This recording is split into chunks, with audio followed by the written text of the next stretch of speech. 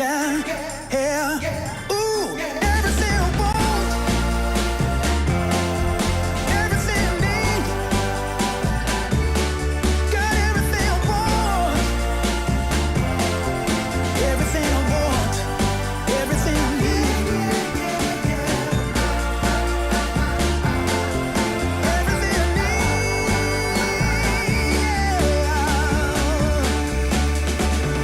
Yeah.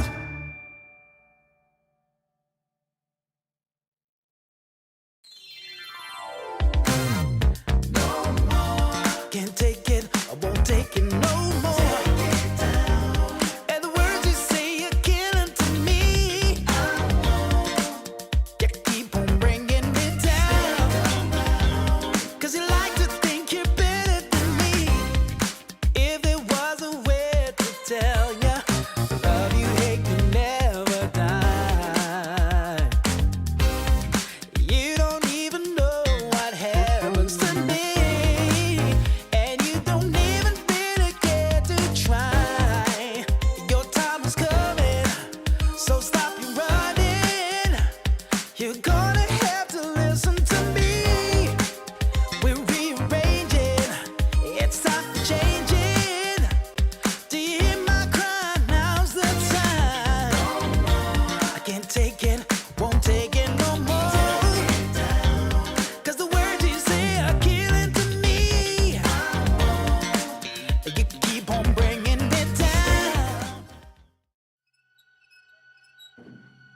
Come play with us.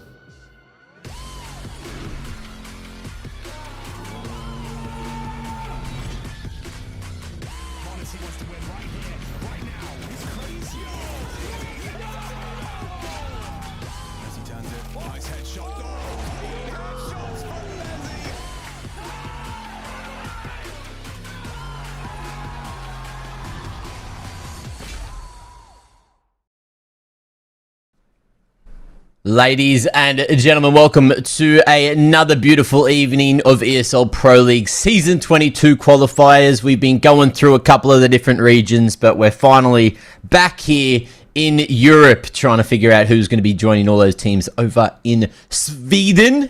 It's going to be a fun time. I'm Mac, if you don't know me. Hey, how you doing? And I'm joined by Grimy Renard, also known as Freddy. Big Fred, mate, how you feeling? I'm doing very good. Also, I appreciate you called me Big Fred because I think compared to you, I look like a bean sprout. So, you know what? I'll take that.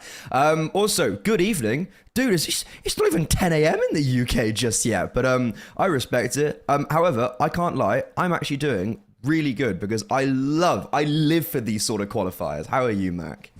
Oh, I'm great. You know, it's been a short day for me so far. As you mentioned, it is quite early still here over in the Europe space. But yeah, I'm keen to see a little bit of European Counter-Strike. There's been some mess that we've covered throughout a couple of the other regions. And I say mess in that sometimes mess is best, but then sometimes it gets a bit too much, the chaotic style of Counter-Strike. So I'm hoping there's some more structure in these games that we're going to be covering today. Yeah, I wouldn't be super well versed with the Asia region, but I was able to dip my toes in the pond over there, and I was very much awoken to what Asian Counter-Strike truly is like. So I'm not saying I'm glad to be back in Europe, but I am looking forward to maybe the more European styled Counter-Strike. Yeah, there's a few names today that I'm keen to see play, you know, especially, you know, Hobbit and such on One Win. It feels like it's been a while since I've had a chance to cover anyone like that. And there's a few new names on that roster as well, which I'm keen to see play. New for me, at least. And then Sashi, you know, there's a few names that have been around for a hot minute. And I believe they've got a good-looking stand-in. Who knows if it's a pickup or a stand-in? I guess we'll figure out once all the roster mania is finished. Yeah, I mean, well, the first off, like with the one-win roster, because the one-win roster is super interesting, but we'll kind of take a moment on that as we'll take a look at the schedule and we'll see what games we have right now and then to follow up. So on stream A, you have One Win versus Sashi, and then next you have Hester versus Alliance, and then Team Liquid versus the team who wins our first matchup. So it's kind of a goblet of fire, right? You win your opening game, and then, well done, you play against Team Liquid. So that would be amusing. And then Parrot Vision versus Ents. If anyone doesn't understand how this closed qualifier works, there's a single elimination bracket, and then you qualify from that into a double elimination bracket. So we're in the first round of the single elim. It's the teams that came through the open qualifiers, and then the 4 lowest VRS ranked teams, and then they have to play another game, and then that's a qualification to then the double elim, which is a very lengthy bracket which only has 1 victor. So whoever wins this qualifier, what is like 24 teams, 28 teams, whoever wins this gets a spot. Everyone else, snooze, you lose. Yeah, the open qualifiers a little bit crazy this time, and yeah, if you're trying to wrap your head around the format, today's games are crazy, but it all sort of boils down to something a bit more normal over the next couple of days. So yeah, keep your eyes on this stream today, those later games, getting to see Liquid coming out of the play break and what they can bring after, I guess, they were disappointed with their performance over at the Major. You could hear it in the interviews. So it'll be interesting to see how they do going back to online CS. And look, one of these teams that we're witnessing here, if they have a good day on the online sphere, then Liquid might get knocked out today. So, gosh, yeah, I know it's a big thing to say, but it's a possibility. Online CS, man, it's crazy. Yeah, I mean, to be honest, unfortunately, I wouldn't see either of these teams being one that challenges the top rope. And I don't think that's actually a negative thing. And because for one win, I just think we haven't got there yet. So you were mentioning the kind of duality, right, of the 1-win roster where you have Hobbit, who's this big name, major winner, Latic, who's also been around on some of the higher level CIS squads, and then you kind of have the Goody, who's been around in the academy spheres for a while, and then ex-1-win academy players Kronos and Ozik. And this is a very interesting roster because it's an active decision from Hobbit to take this long-term project with promising players, betting on the youth, because that's the reality of today's CS. And we haven't seen much of 1-win this year. Like, I think they only got a VRS rank in March, and to be honest, they haven't done much with that. They did win an online event, I think like the Exort Series 8, but that was an unranked event, so it doesn't actually really matter, unfortunately, in the grand scheme of things. But the fact they've qualified for this event today already shows to me, Mac, that this project is moving in a good direction. Yeah, I'll agree with it as well. And like as I said, I have to agree with it. I haven't watched that much of it, so I'm keen to see what they can do up against the likes of Sashi. Sashi, they've been around for a fair while. I think they've made a couple of roster swaps over the last few years. But yeah, they overall are one of the core, Danish teams that are trying to keep Danish CS together. And of course, it's one of those non-international rosters, a national roster, I guess you could call it. It makes more sense, wouldn't it? But yeah, they're colloquially known as a national roster. Yeah. But yeah, the Danes here, it's good to see that they're able to keep it together. And let's have a quick look at where we are going to be playing this series. The Veto is ready to go, and I wouldn't be surprised if we're sending it to Anubis. We got Nuke up second, and then Train in there as a third if we need it. So yeah, that's a pretty solid map pool. Yeah, it's a pretty solid map pool for Sashi, I think. Like, Nuke is honestly just their bread and butter. Like, they've always been good at this map, even though I think there's been obviously quite a lot of roster changes with this team. Nuke's always stayed as a pretty consistent, and so is Anubis. Way back when, I think they qualified for EWC, was it last year, on Anubis. So, they've definitely, they're very proficient at these maps, and 1-win, you just have this unfortunate sentiment.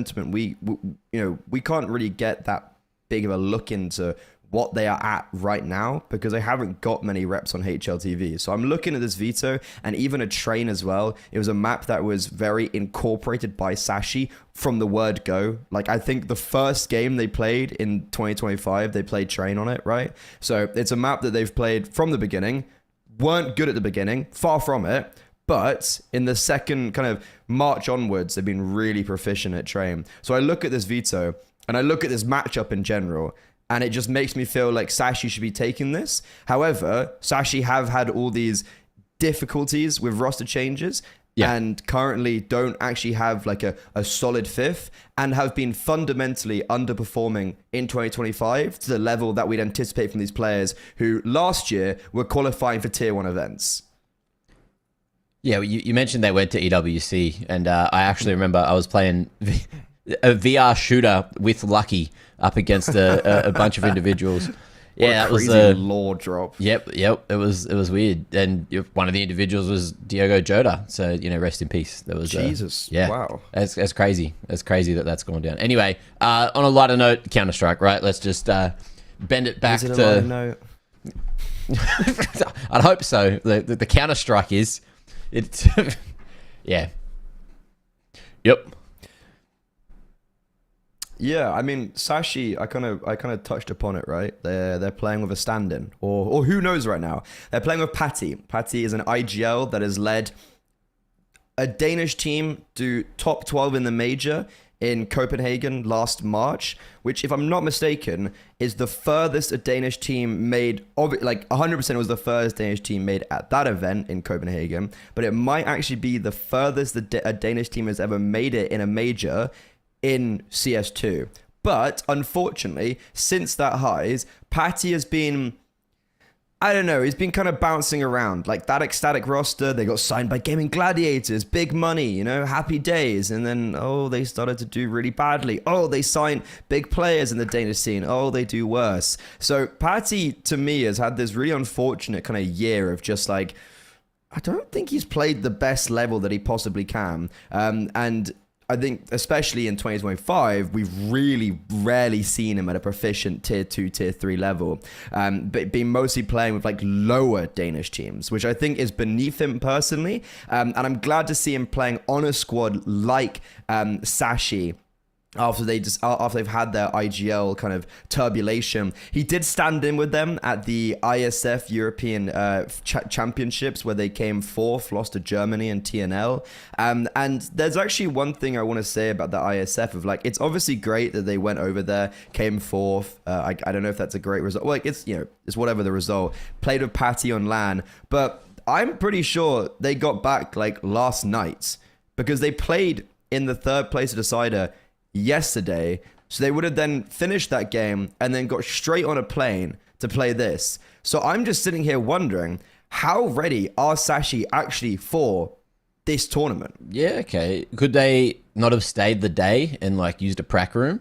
Like that's also another way that it could work. Yeah, tournaments unfortunately don't like that. Yeah. It depends on tournament to tournament. Yeah. Yeah, I've never actually heard of a tournament actively allowing a team to stay. I've heard some pretty interesting things with tournament organizing letting people stay. But I guess regardless, I think the sentiment of Sashi playing this like LAN event over the space of a week and then now moving to this event, I'm just kind of like wondering where their head's at for the team. I think, well, you've been playing pretty decent Counter-Strike. You can use it as a boot camp-esque sort of thing. I feel like it's a positive, the more Counter-Strike, the better. I feel like maybe off the back of a travel day, they're feeling a little bit rough. But you said it finished like yesterday if they got on flights. And it's also Europe, so the max flight length isn't too incredible compared to what I'm used to dealing with. So I feel like everyone should be A-okay, ready to play. And then on the one-win side of things as well, like I'm just keen to see what this collaboration of these individuals is going to look like. Especially, you're talking about Kronos and Ozik coming up from the academy team. Yeah, I'm keen to see what they're capable of. Yeah, the reason why I'd be like kind of most excited to see this Ozik and Kronos and even Goody as well is because there's such a selection of youngsters in the CIS region. Like there is no shortage of talents. Yeah. So the fact that I'm looking at a roster with Hobbit, with Latic, with Sanji as a coach as well, which I think is a very important thing to add. Mm-hmm. Like, okay, maybe people memed on Sanji as his individual skill. Dude's played a major final. Like, He's played. He's won a few tier 1 lands here and there. Yeah. When I look at the fact that they are playing with these youngsters, it really makes me believe like, okay, there's something here. Because if there wasn't, they would just be replaced. And One Win have been they very obviously have been turning over players. There's been a lot of turnover this year. Shai Gio from the Aurora Youngblood roster, who I thought was a really big talent, only lasted a few months. And then Latic ended up replacing one of the also kind of like younger academy AWPers. But when I look at Kronos and Ozik, it feels like they have such a high ceiling, but it's just the inconsistency. And even though they may not be like young players by age, you know, Kronos is 21 and Ozik's 19, which is quite amusing to say that a 19-year-old's not young in Counter-Strike. We're so used to like 15-year-olds playing. Yeah. But by experience-wise, you know, they haven't got much in the tank. And when I look at these players, like, okay, you can see some of their stats against some good teams, crazy high ceiling.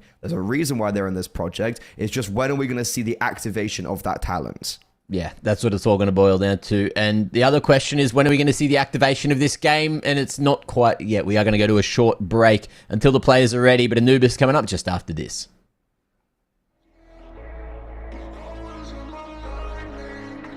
We're back in 209 minutes.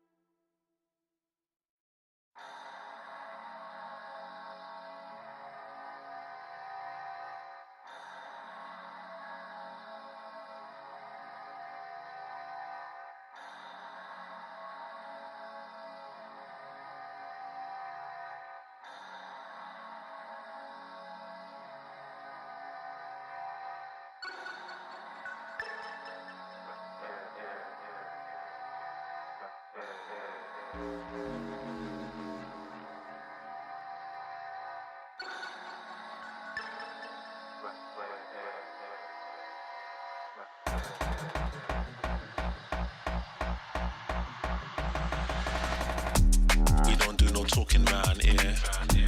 We don't play no games round here. We ain't never slipping round here. This another level, this one over here is very rare. We don't do no talking round here. We don't play no games round here. We ain't never slipping round here. This another level, this one over here is very rare. Rhythm got me skanking, had me feeling like I'm Fred Astaire. Bread was kinda short, but I was smelling like a millionaire. Claimed their opposition when we stepped in, they were running scared. Man, we're louding up the atmosphere. Too much chatty, too much catty. I just lit a fatty and it came from Cali. I'm already here. I was in the clouds, I don't ever take the stairs. We don't do no talking round here. We don't play no games round here. We ain't never slipping round here. This another level, this one over here is very rare. We don't do no talking round here. We don't play no games round here. We ain't never slipping round here. This another level, this one over here is very rare. This another level, this one over here is very rare.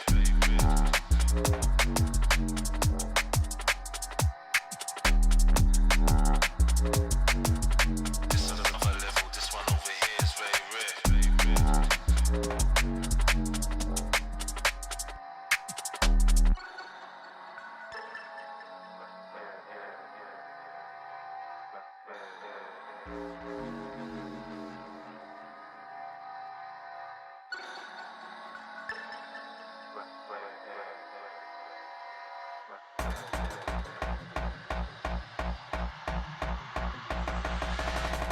I was in the corner sweating till the lights came.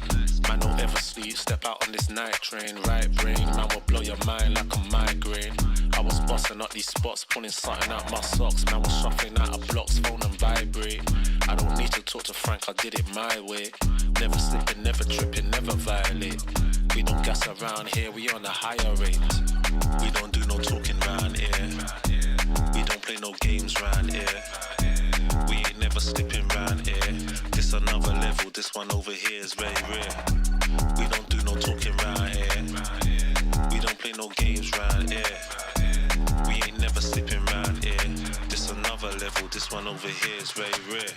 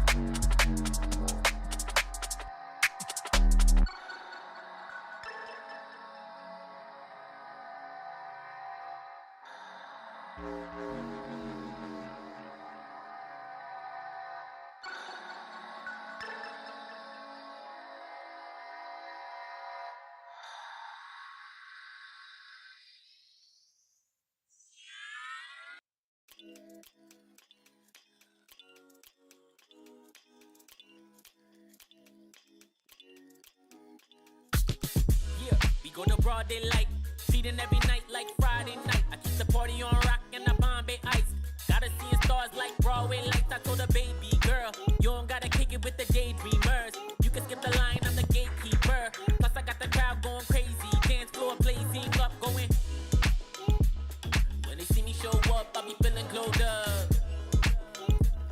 When they see me show up, I be feeling so. When they see me show up, I be feeling glowed up. When they see me show up, I be feeling so. With the VIPs in your city, getting litty as a BIC, huh? Yeah, screaming life's a gift, so we live to the fullest till we DIE. DJ, put it back on, keep it hype, we don't wanna hear no sad songs. Everybody up in here just wanna celebrate. Sip a little drink, get the dance dance on. That's all, listen, everything good over here. We don't want no problems, we just want cheers. Toast to the good life, wine, liquor, beer. Haters getting blocked if they trying to interfere. Swag on 100 and my drip too fresh. Certified stunner, need a big blue check. I don't got no time for no BS and no negative ideas in my vibe, cause I'm just too blessed. Run it back. When they see me show up, I be feeling glowed up. When they see me show up, I be feeling so, feeling so. When they see me show up, I be feeling glowed up.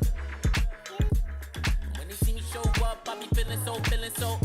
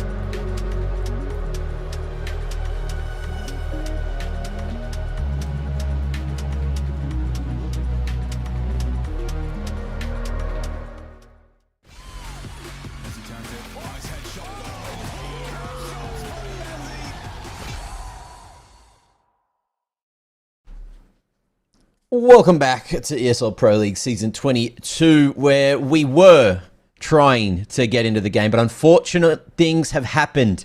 Yes, One Win have had to forfeit map 1 of Anubis, so we won't be playing that one. And the reasoning being there was just some technical issues. They were struggling to get something sorted and just didn't get into the game in time. So 15 minutes elapsed, and unfortunately, rulebook says, bam, you have to forfeit. So one map has been forfeited, but it sounds like we are not too far away from jumping into the action on map 2, which will be Nuke. So let's see if Sashi can win this in a 2-0 fashion, or if One Win are going to make up for lost time and try to swiftly make their way back in here. Yeah, it's a bit of a shame because how I was proposing this matchup and like the kind of one-win journey in the ESL Pro League qualifiers for season 22 was, this is One Win's opportunity to prove themselves. You know, they haven't really had many of them because of invites and also just, you know, at the bare bones of it, like kind of mediocre results. Yeah. So it's like, you know, they've qualified for this pretty impressive tournament, and they didn't ready up on time and forfeit their first, like their map pick in a game where they're already the underdogs and in a single elimination bracket. So a little part of me is just sitting here just like, this was your opportunity, and it's just completely by whoever's own volition that you didn't ready up on time. Yeah, it's sad. It is sad, but look, this is where you can certainly, you know, I guess get some revenge, you know, vengeance even, you know, whichever way you want to look at it. It is just you fighting against yourself, really. There is still a chance that they can 2-0 from this point. Arguably, it's a reverse sweep on paper, but like it's not really. It would still technically be like a 2-0. Just the rule book says, nah, one map already happened. And yeah, that's just the way that it lies sometimes. Look, it's better that than us sitting around waiting for an hour for them to try to get the issue sorted. And fortunately, you know, we didn't have to wait that long. They did get the issue sorted, but you can't tell the future sometimes. And look, there was a world where they never got it sorted and we never got to see either of the teams play, at least in this game today. And one of them would have been straight off the play liquid. So yeah, we'll see what ends up happening from here. Nuke, though, should be an interesting affair. I'm keen to see what both of these teams have in store for us here.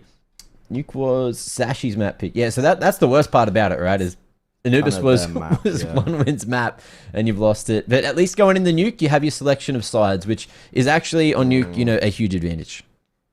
Yeah, I mean, like I'd obviously agree with you because fundamentally, like, that is correct. But when I look at the kind of comparisons between Nuke, like Sashi, bread and butter. Nuke, kind of their go-to. One Win, they've played Nuke twice this year, and it was actually in this month, so in recent history at least. Play against Whopper, a lower Danish team. A few familiar faces to these Sashi players. You know, you got Prime on there, I think, still. But yeah. Actually, no, he doesn't even play for them anymore. But Quez does, who used to play for Sashi. Yeah, they got 6 rounds in 2 maps against Whopper. So you kind of compare and contrast, and it's like, does the selection of map picks really matter at all? And even though we got confirmation during the break from Bertha, lovely Bertha, thank you so much. She's she's close to the Sashi team. She reached out to us because I wasn't sure if Sashi were playing in Kosovo, or you were saying maybe they're playing in a prac room somewhere still, or if they had flown home yesterday after their third place decider match at ISF European Challenges in Pristina. Turns out they're playing this game in an internet cafe in Kosovo because they had to delay their travel day because of these qualifiers. So that's certainly something, isn't it? I like it. You know, I like all it. boot It's camp, it's, right? it's Boot kind of like camp. boot camp-ish. Everyone's probably still, hopefully, if it's like the right kind of internet cafe, they can get the 5 PCs next to one another. It would be funny if they had to Yeah. play, you know, at 5 different randomly plopped PCs around the Or place. there's some fella next to them. There's just some random Donny next to like Becky or something on the far left. Just some dude in a random Face-It game screaming at his teammates at the same time as the game's going on. Oh, you'd They're love playing it. Pro League qualifiers. Oh, Lord. Oh, well. We'll see what we get from Yeah. this one. I don't know what the quality of internet cafes are in Kosovo, because like I'm thinking about, you know, Nexus, the like Nexus hub in Copenhagen, the Astralis place. Like, you know, tier 1 teams go there to play. Yeah. I'm Is sure it going there's... to be the same quality? I'm sure what are the there's PCs like? What are the somewhere PCs going to be like? They should be good enough. Look, we can figure this one out. If they're stuttering around and going all crazy in the server, then look, I feel like we can get a good tell on it.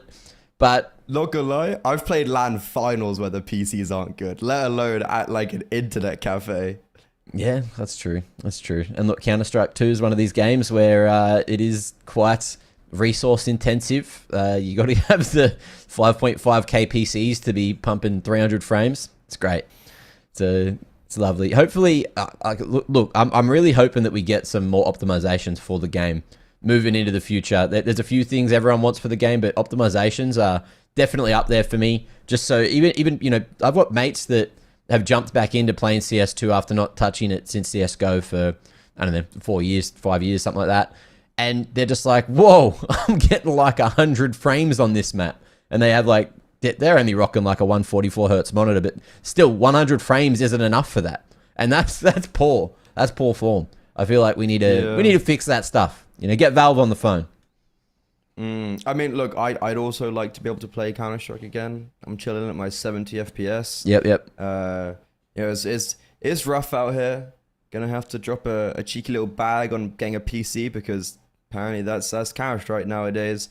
But we were talking about this because, you know, this is the never beginning game, which is for you. I actually think you're the cursed Mac, because It could you be, were yeah. saying about how you've had all your troubles in APAC, and then you come over to Europe, and well, it's if anything worse. So I'm blaming you here. Oh, Okay. okay. We- So okay, so obviously you guys can't hear that because it's the voices inside our head. But production has just kindly let us know that Sashi, who had paid for an internet cafe in Kosovo to play for today, they've won. They've just they readied turned up. They did the impossible. They readied up and they have won 2-0. We aren't sure what happened to one win in Nuke, but the reason for their forfeit was they didn't ready up on their map pick of Anubis, and now enough time has elapsed that Sashi are the victors of your first game in the ESL Pro League Season 22 European Closed Qualifier, and they'll face off against Liquid later today. Yeah, that sounds like a pretty solid one. And yeah, we are. I think we're going to be having a relatively large break. Next game's at 2 p.m. CST. So yeah, I guess thanks for coming. Thanks for waiting around and listening to the podcast. Oh, pause. It's been a fun one. Yeah, I mean, like, I know we haven't spoken in a while, Max. So it's nice to, I guess this is our prep for the next match. But yeah, I mean, if you guys do want to go watch some Counter-Strike, Sangal are playing Mix over on the B stream. I think you've got beautiful Trav and Hayes are taking you through that one. This is a really cool squad because Sangal, if I'm not mistaken, have just signed a Russian team. They've got the kind of 4 ex-Aurora players, so Klax, Nori and Patsy, and then I think is it Kenzie standing in for this event? One of them is not fully signed, and then you've got Danist as well, who for anyone who doesn't really know Danist, back at the beginning of CS2, he was playing on Bet Boom with like the likes of Nathany, you know, and he was this kind of random kid that no one really knew. Yeah. But he's back now in like a kind of competitive team, but he went from rifling on Bet Booms, now AWPing on this squad. So he's had a whole little career progression. But if you do want to go check out Counter-Strike, it's live. You've got that Sangal team versus Mix, who came through the open qualifier with Big Up Vault. And that was a very interesting team. But our next game, as you mentioned, is Alliance versus Hester. That's going to be, what, like an hour and a half, basically? Two and a half. It starts at 2 p.m. So 2.5 yeah, hours. we got a big break. It's all right. It's okay. Yeah. But look, you guys, you have plenty of Counter-Strike to watch over on the other stream anyway. So don't fret. Just jump over there, watch a bit of Sangal gameplay, and we'll be back shortly in 2.5 hours with Hester against Alliance. See you then.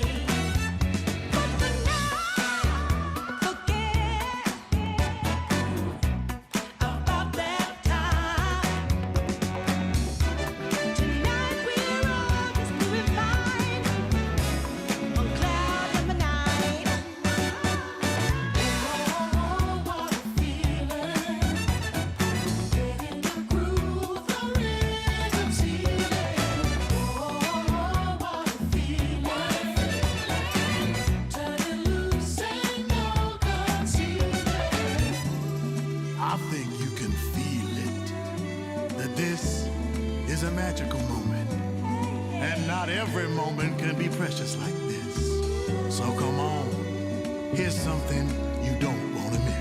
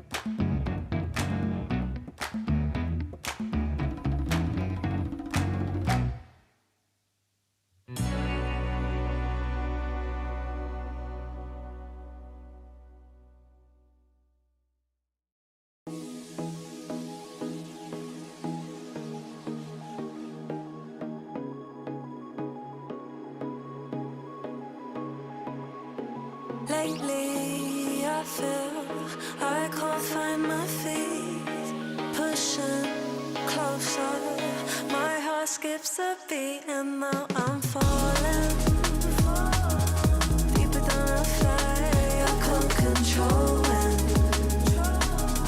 Dark against the sky, it's not so black and white. It's like I told him, there's things that I can't fight. I just keep going. I just keep going. In my time, I've been dreaming of a space to really find my place. I wish she'd sing what I had dreamed. Before these darker days, I thought I found my way. Quickly it fades, losing the race, closing the page. In and out, I'll move myself again.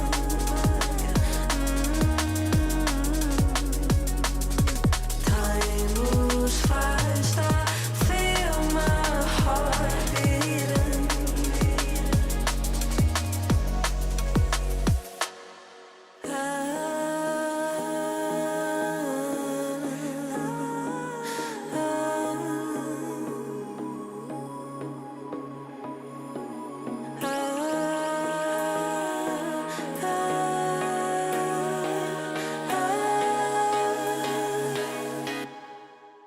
And now I'm falling, deeper than a fly. I can't control it. Dark against the sky, it's not so black and white. It's like I told him, there's things that I can't fight. I just keep going. I just keep going. I just keep going.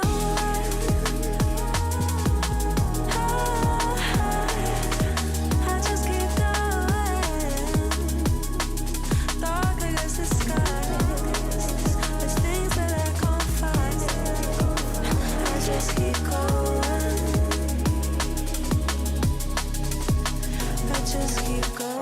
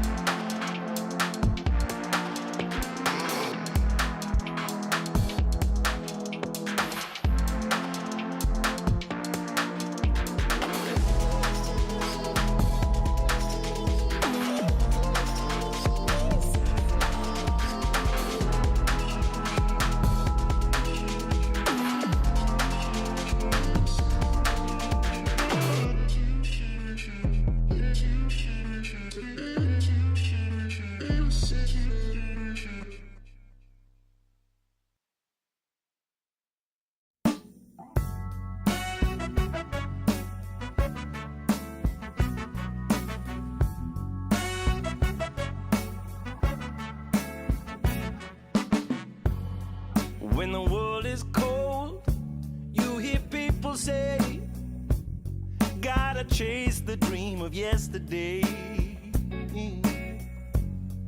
But the stories told, the golden memories, ain't a truth but just a fallacy. But there's hustlers, stealers, liars out on this road, and they'll feed the fire and watch it all explode. Gotta put those flames out before we burn it down. Gotta plant new seeds in this ground. Don't let yourself be troubled or think on yesterday. Keep on moving, come on, don't stand in my way. Some people wanna pull you under. Some people wanna make you cry. Some people rolling in like thunder. We gotta fight the feeling, we gotta do it right. If the hustle and grind breaks your stride, do your turn and blame the other side. If the hustle in your mind makes you decide, it will crack and strip you of your pride. Oh, but there's hustlers, stealers, liars out on this road, and they'll feed the fire and watch it all explode. Gotta put those flames out before we burn it down. Gotta plant new seeds in this ground. Don't let yourself be troubled or think on yesterday. Keep on moving, come on, don't stand in my way. Some people wanna pull you under. Some people wanna make you cry. Some people rolling in like thunder. We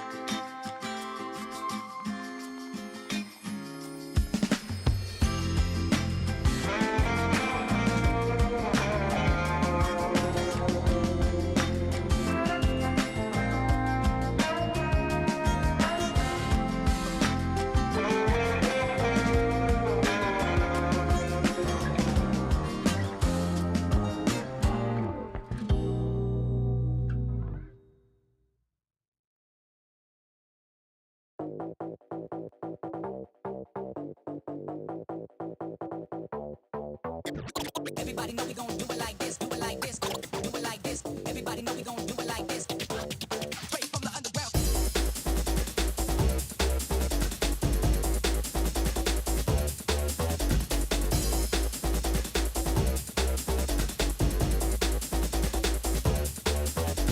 Everybody know we gon' do it like this, do it like this, do it like this. Everybody know we gon' do it like this, do it like this. Straight from the underground. Everybody know we gon' do it like this, do it like this, do it like this. Everybody know we gon' do it like this. Straight from the underground.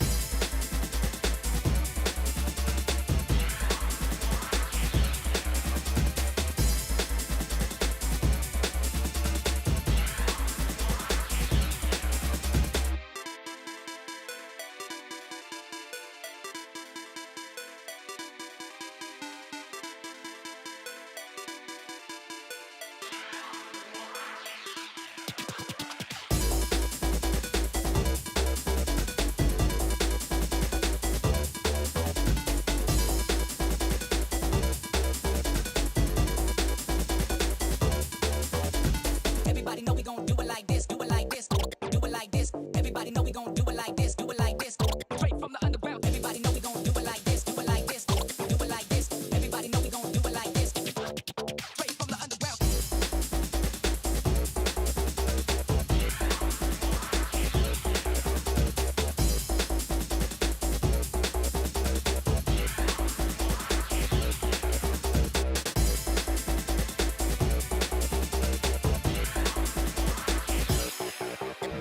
Everybody know we gon' do it like this, do it like this, do it like this. Everybody know we gon' do it like this. Straight from the underground.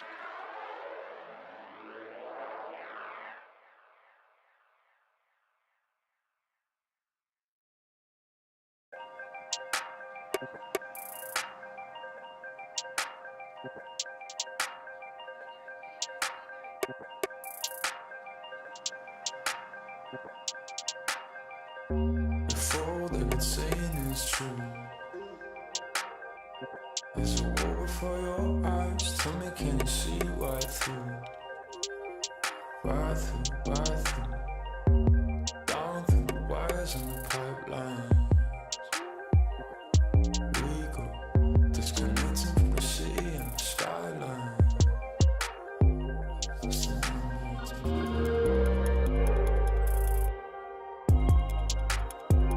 is the numbers again. The fights, the fears, the fear. This is the numbers again.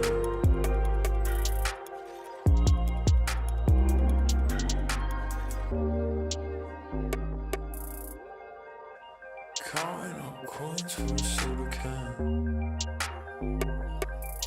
And there's nothing going on, no game plan, no plans. So I'm jumping out the fire, back into the frying pan. I'm trying to disconnect from the stats and the spray tans. Just another piece of data. Just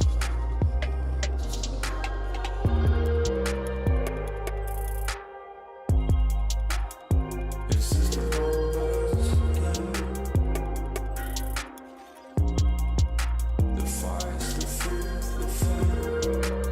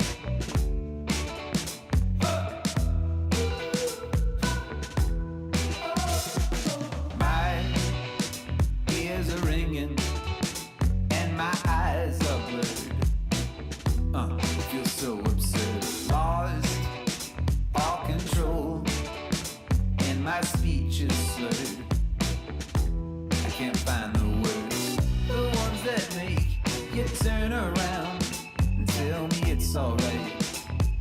A little bit more to keep me going. Feels like my feet have left the ground. Oh, nothing can hold me down. There's nothing I can do.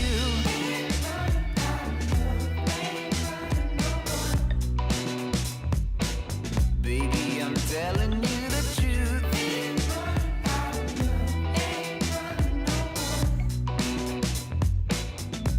And if I can't be with you, take my heart, you can have it. You knew what you were doing. You knew what you were doing all along.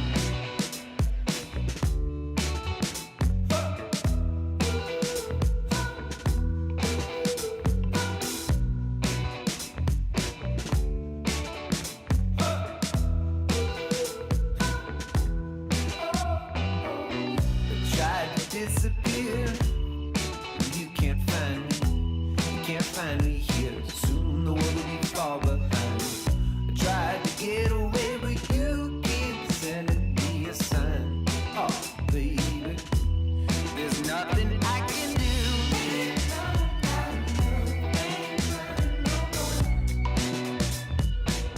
Baby, I'm telling you the truth.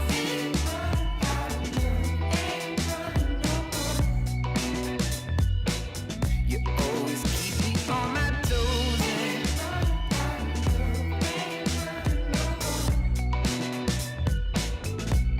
Don't wanna keep on going.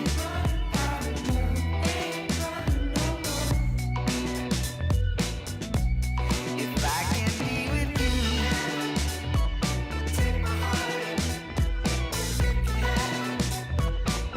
You knew what you were doing. Take my heart, you can have it. You knew what you were doing all along. Take my heart, you can have it. You knew what you were doing. You knew what you were doing all along.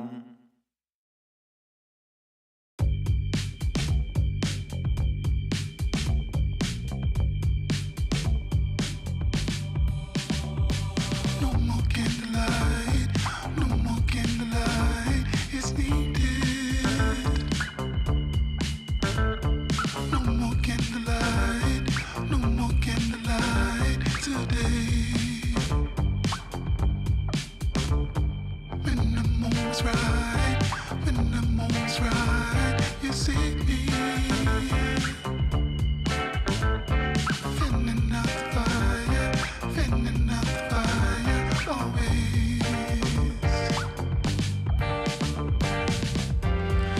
Bring me out,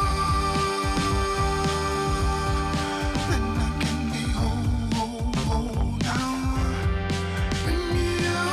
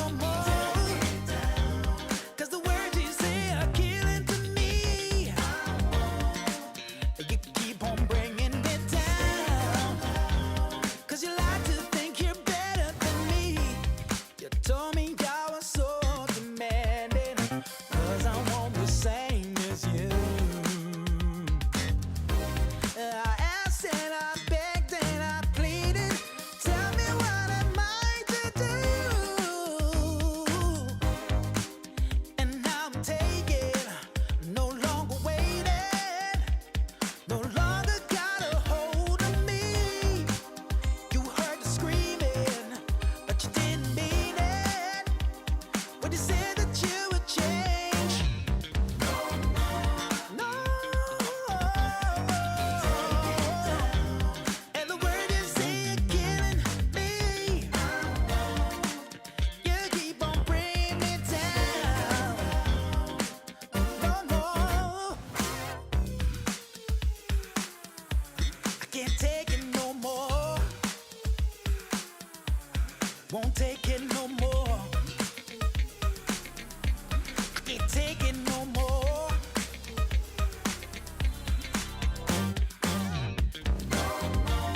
No. 'Cause the word is saying they're killing me. Won't let you bring me down. Even though you think you're better than me.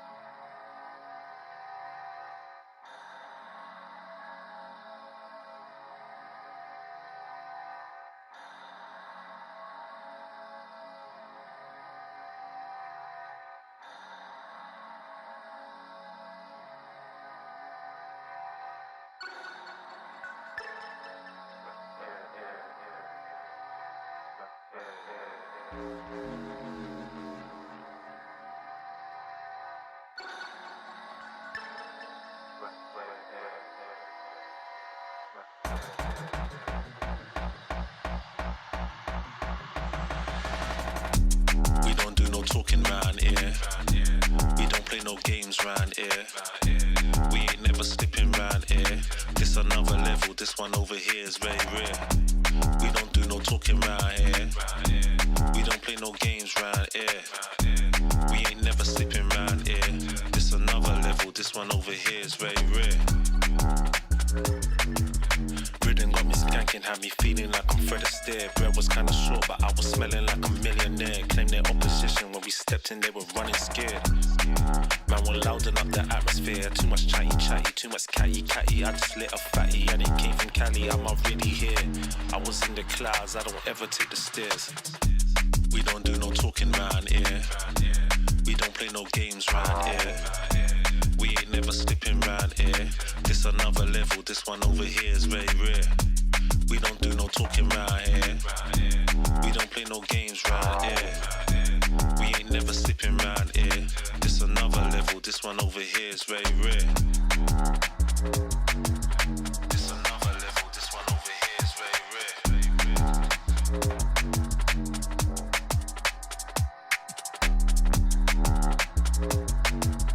This another level, this one over here is very rare.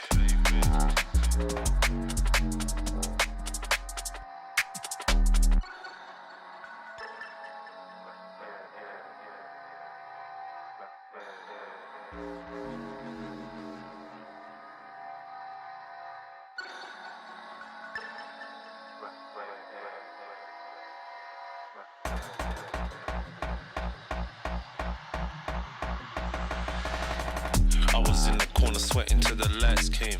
Man, don't ever sleep, step out on this night train. Right brain, man will blow your mind like a migraine. I was busting up these spots, pulling something out my socks. Man was shuffling out of blocks, phone and vibrate. I don't need to talk to Frank, I did it my way.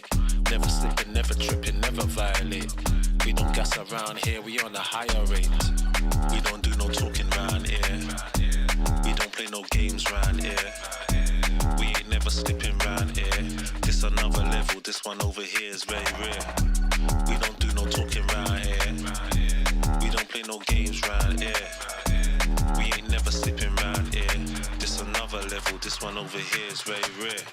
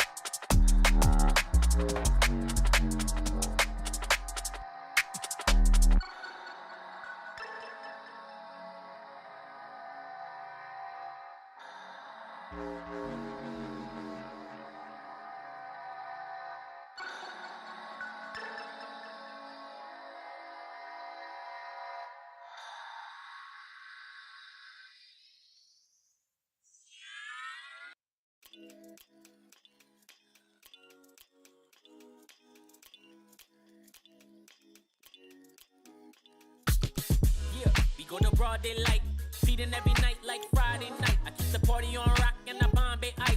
Gotta see stars like Broadway lights. I told a baby girl, you don't gotta kick it with the daydreamers. You can skip the line, I'm the gatekeeper. Plus I got the crowd going crazy, dance floor blazing up, going. When they see me show up, I be feeling glowed up. When they see me show up, I be feeling so. When they see me show up, I be feeling glowed up. When they see me show up, I be feeling so. With the VIPs in your city, getting litty as a BIC, huh?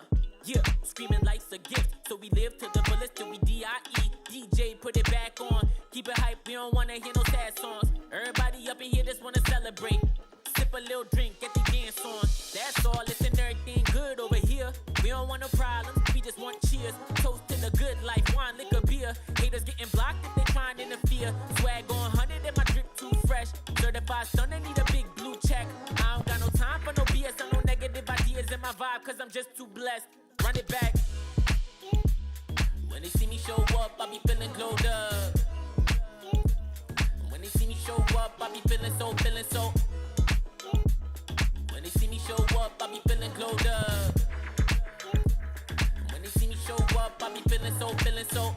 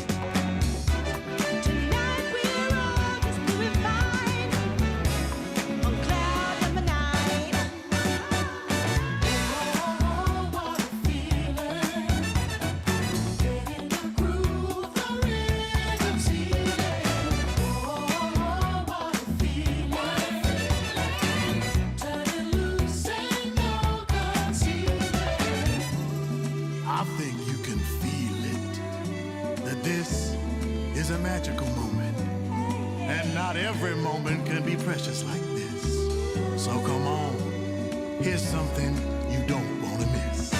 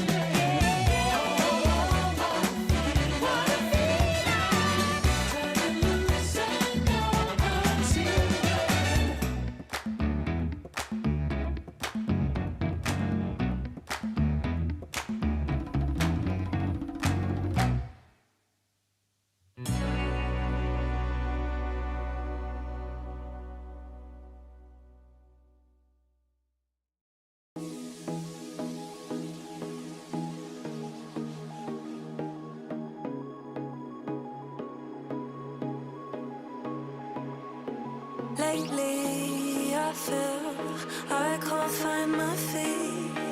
Pushing closer, my heart skips a beat, and now I'm falling. Deeper than a fly, I can't control it. Dark against the sky, it's not so black and white. It's like I told him. There's things that I can't fight. I just keep going. I just keep going. In my time, I've been dreaming of a space to really fill my place. I wish she'd sing what I had dreamed. Before these darker days, I thought I found my way. Quickly it fades, losing the race, closing the page. In and out, I'll move myself again.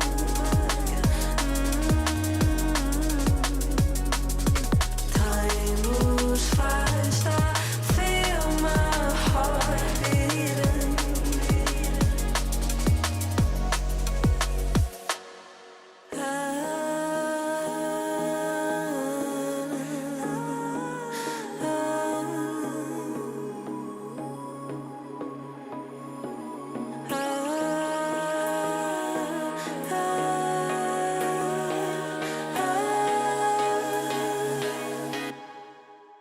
And now I'm falling, deeper than a fly. I can't control it. Dark against the sky, it's not so black and white. It's like I told him. There's things that I can't fight. I just keep going. I just keep going. I just keep going.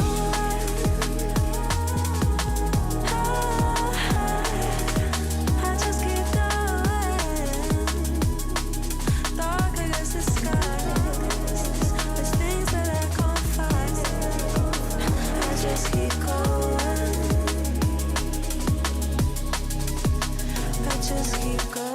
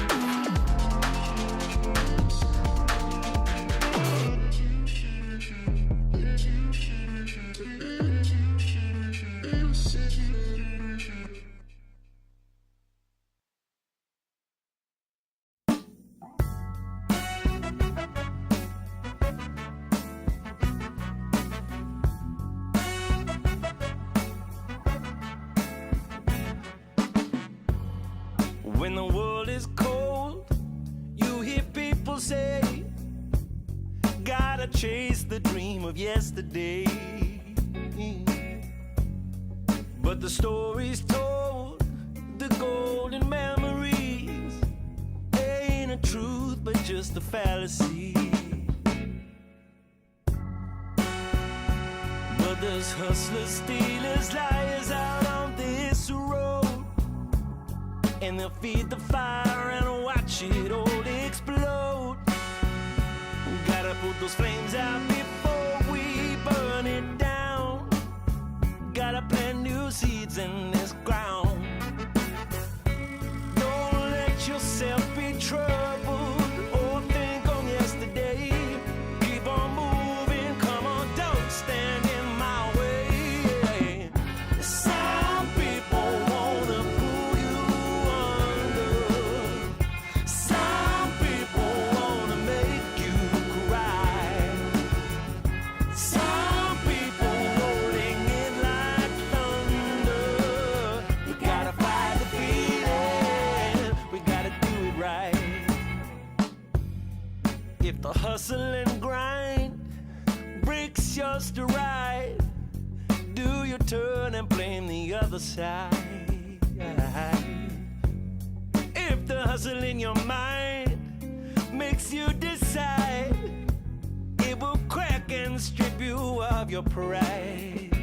Oh, but there's hustlers, stealers, liars out on this road, and they'll feed the fire and watch it all explode. Gotta put those flames out before we burn it down. Gotta plant new seeds in this ground. Don't let yourself be troubled or think on yesterday. Keep on moving, come on, don't stand in my way. Some people wanna pull you under. Some people wanna make you cry. Some people rolling in like thunder. You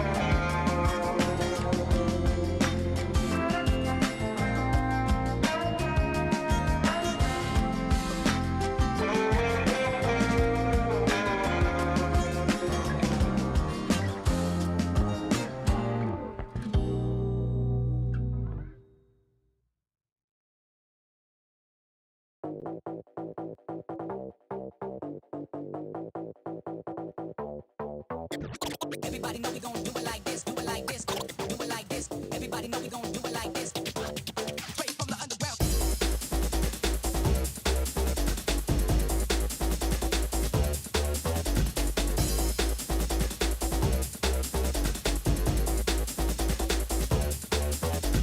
Everybody know we gon' do it like this, do it like this, do it like this. Everybody know we gon' do it like this, do it like this. Straight from the underground. Everybody know we gon' do it like this, do it like this, do it like this. Everybody know we gon' do it like this. Straight from the underground.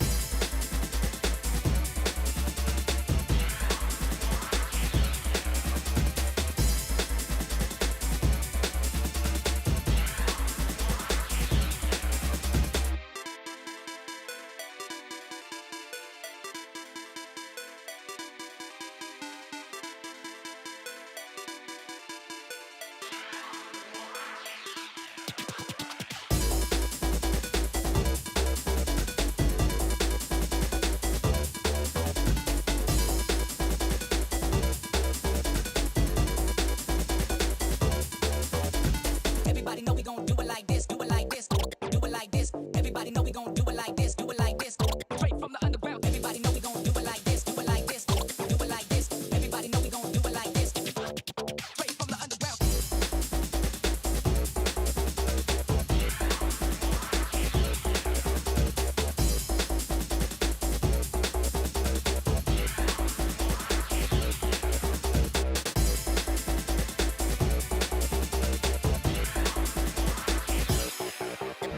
Everybody know we gon' do it like this, do it like this, do it like this. Everybody know we gon' do it like this. Straight from the underground.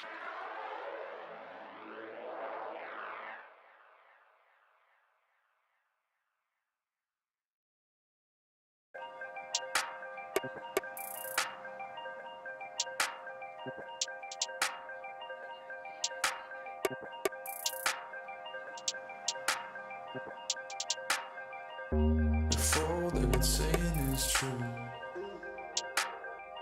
there's a war before your eyes. Tell me, can you see right through? Right through, right through.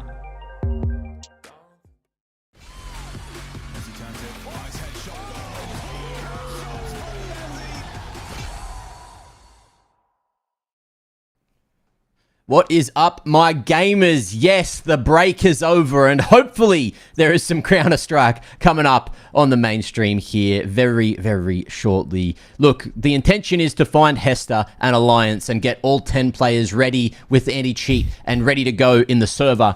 But mates, we'll see if we get to that point. I'm keen to have a quick chat first, and I've got Grimy Renard here, aka Freddy, to have a quick chat about what we should expect going into this game. And what did you do with your break, Fredstar? Oh, I had a great time. I went and honestly just kind of chilled outside. Like, made food, made another cup of coffee. Like, I can't say I did anything like too extravagant. Just kind of like sat outside and just took in the scenes. What about you, dude? I enjoyed the nature. I enjoyed some heavy metal in the sense of not music. Actually, I did listen to some heavy metal, but also went to the gym real quick. So got that out of the way, and now I'm all pumped up. And we have no cameras to prove it, but you just have to take my word for it. Yeah, I'm gassed. I'm glad we don't have the cameras on, because I'd look like a twig next to you. I would be quite, if anything, not pumped up. But I do trust you. But yeah, we've got some interesting gameplay, because we had the unfortunate well, it was great to have in the podcast, but our first game didn't even happen. So we've technically already finished one of our games today, but we didn't see any Counter-Strike. That was Sashi beating 1win by process of elimination. And what's amusing is that the game that started at the same time on the B stream is actually still going on right now. Sangal versus Mix. They are about to go to overtime. Yep, there you go. It literally just ticked over to overtime on map 3. Oh my lord.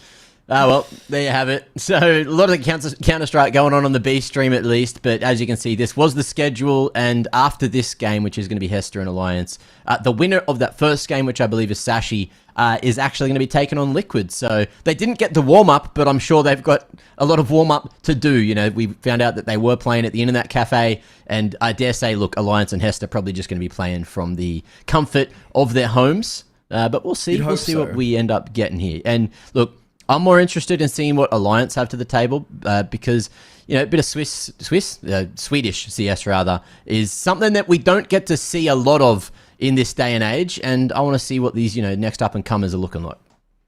Yeah, it's perplexing, the Swedish scene right now, because in all honesty, I think Sweden internally has arguably the best infrastructure for Counter-Strike. Yeah.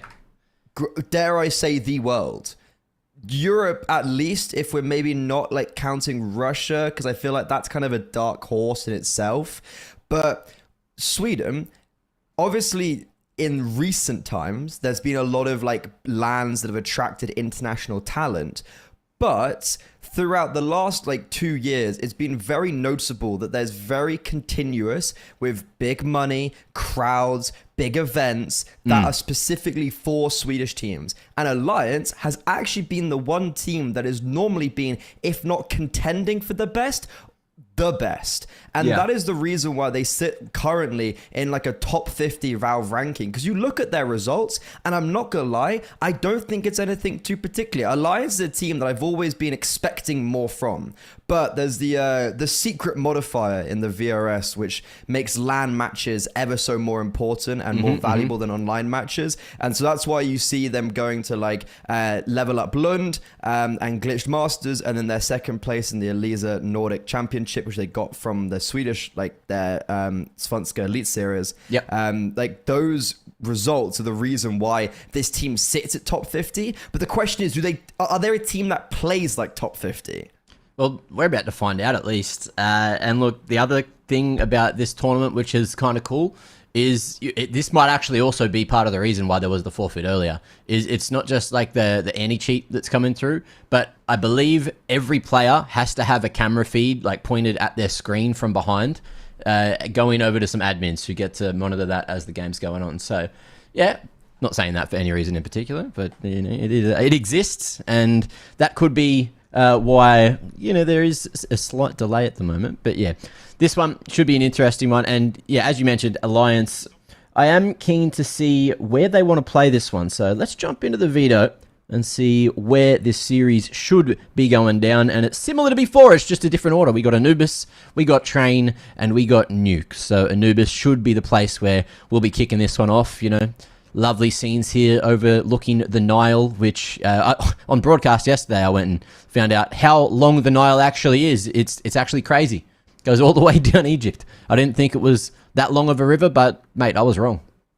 Oh yeah, isn't it it just goes through the whole of Egypt, right? And then does it go into any other countries? Like it's connected to the Mediterranean, which is, you know, where Malta boards where I am. And then I think it just goes down into the, what's that? Not Atlantic, the Pacific? Is that the Pacific? No, that's not the Pacific. Indian Ocean. I think it's the Indian Ocean, yeah.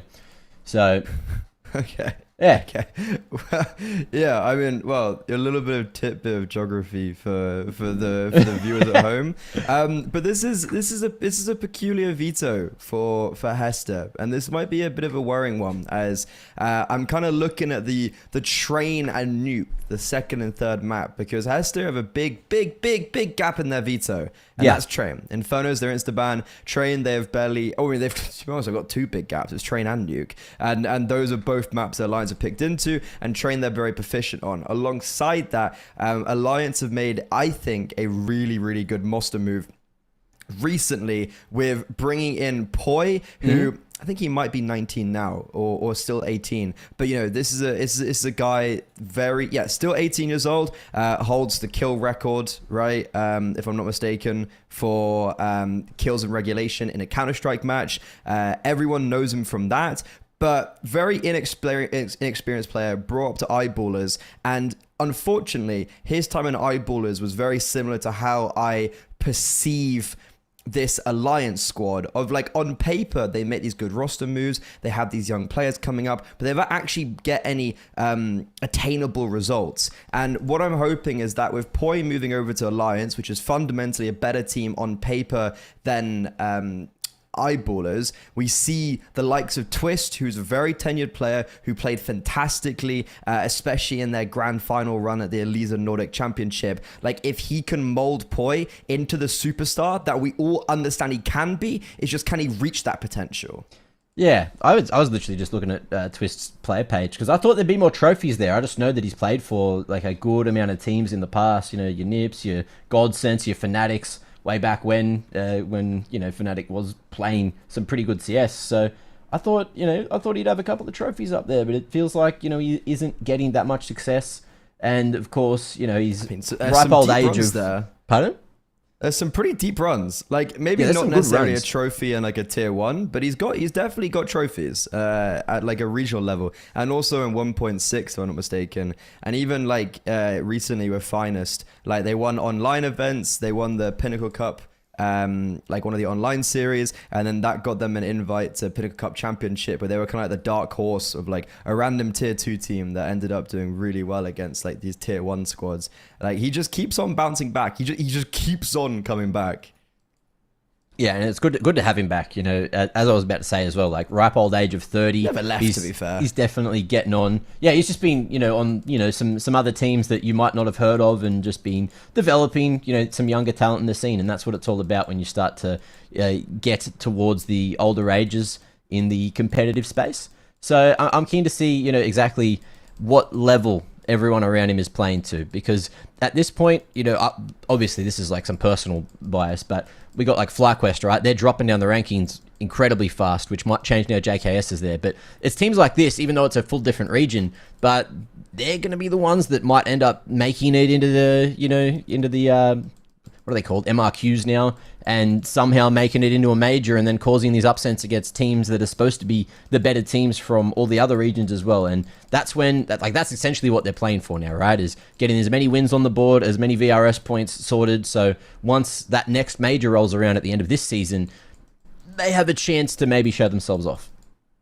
Yeah, and that's the reason why Alliance have booked their tickets as well to go to Epic Lounge 45 in Kettering next week. Like, they'll be traveling over on Wednesday to go to that BYOC LAN, because their VRS caps at 10 LAN wins, and there's the multiplier on there. So Alliance have got a very good cognizant in like understanding of the VRS structure, which is very common within the Nordic countries. Like, it feels like these general managers actually know what they're doing, unlike in some areas of the world.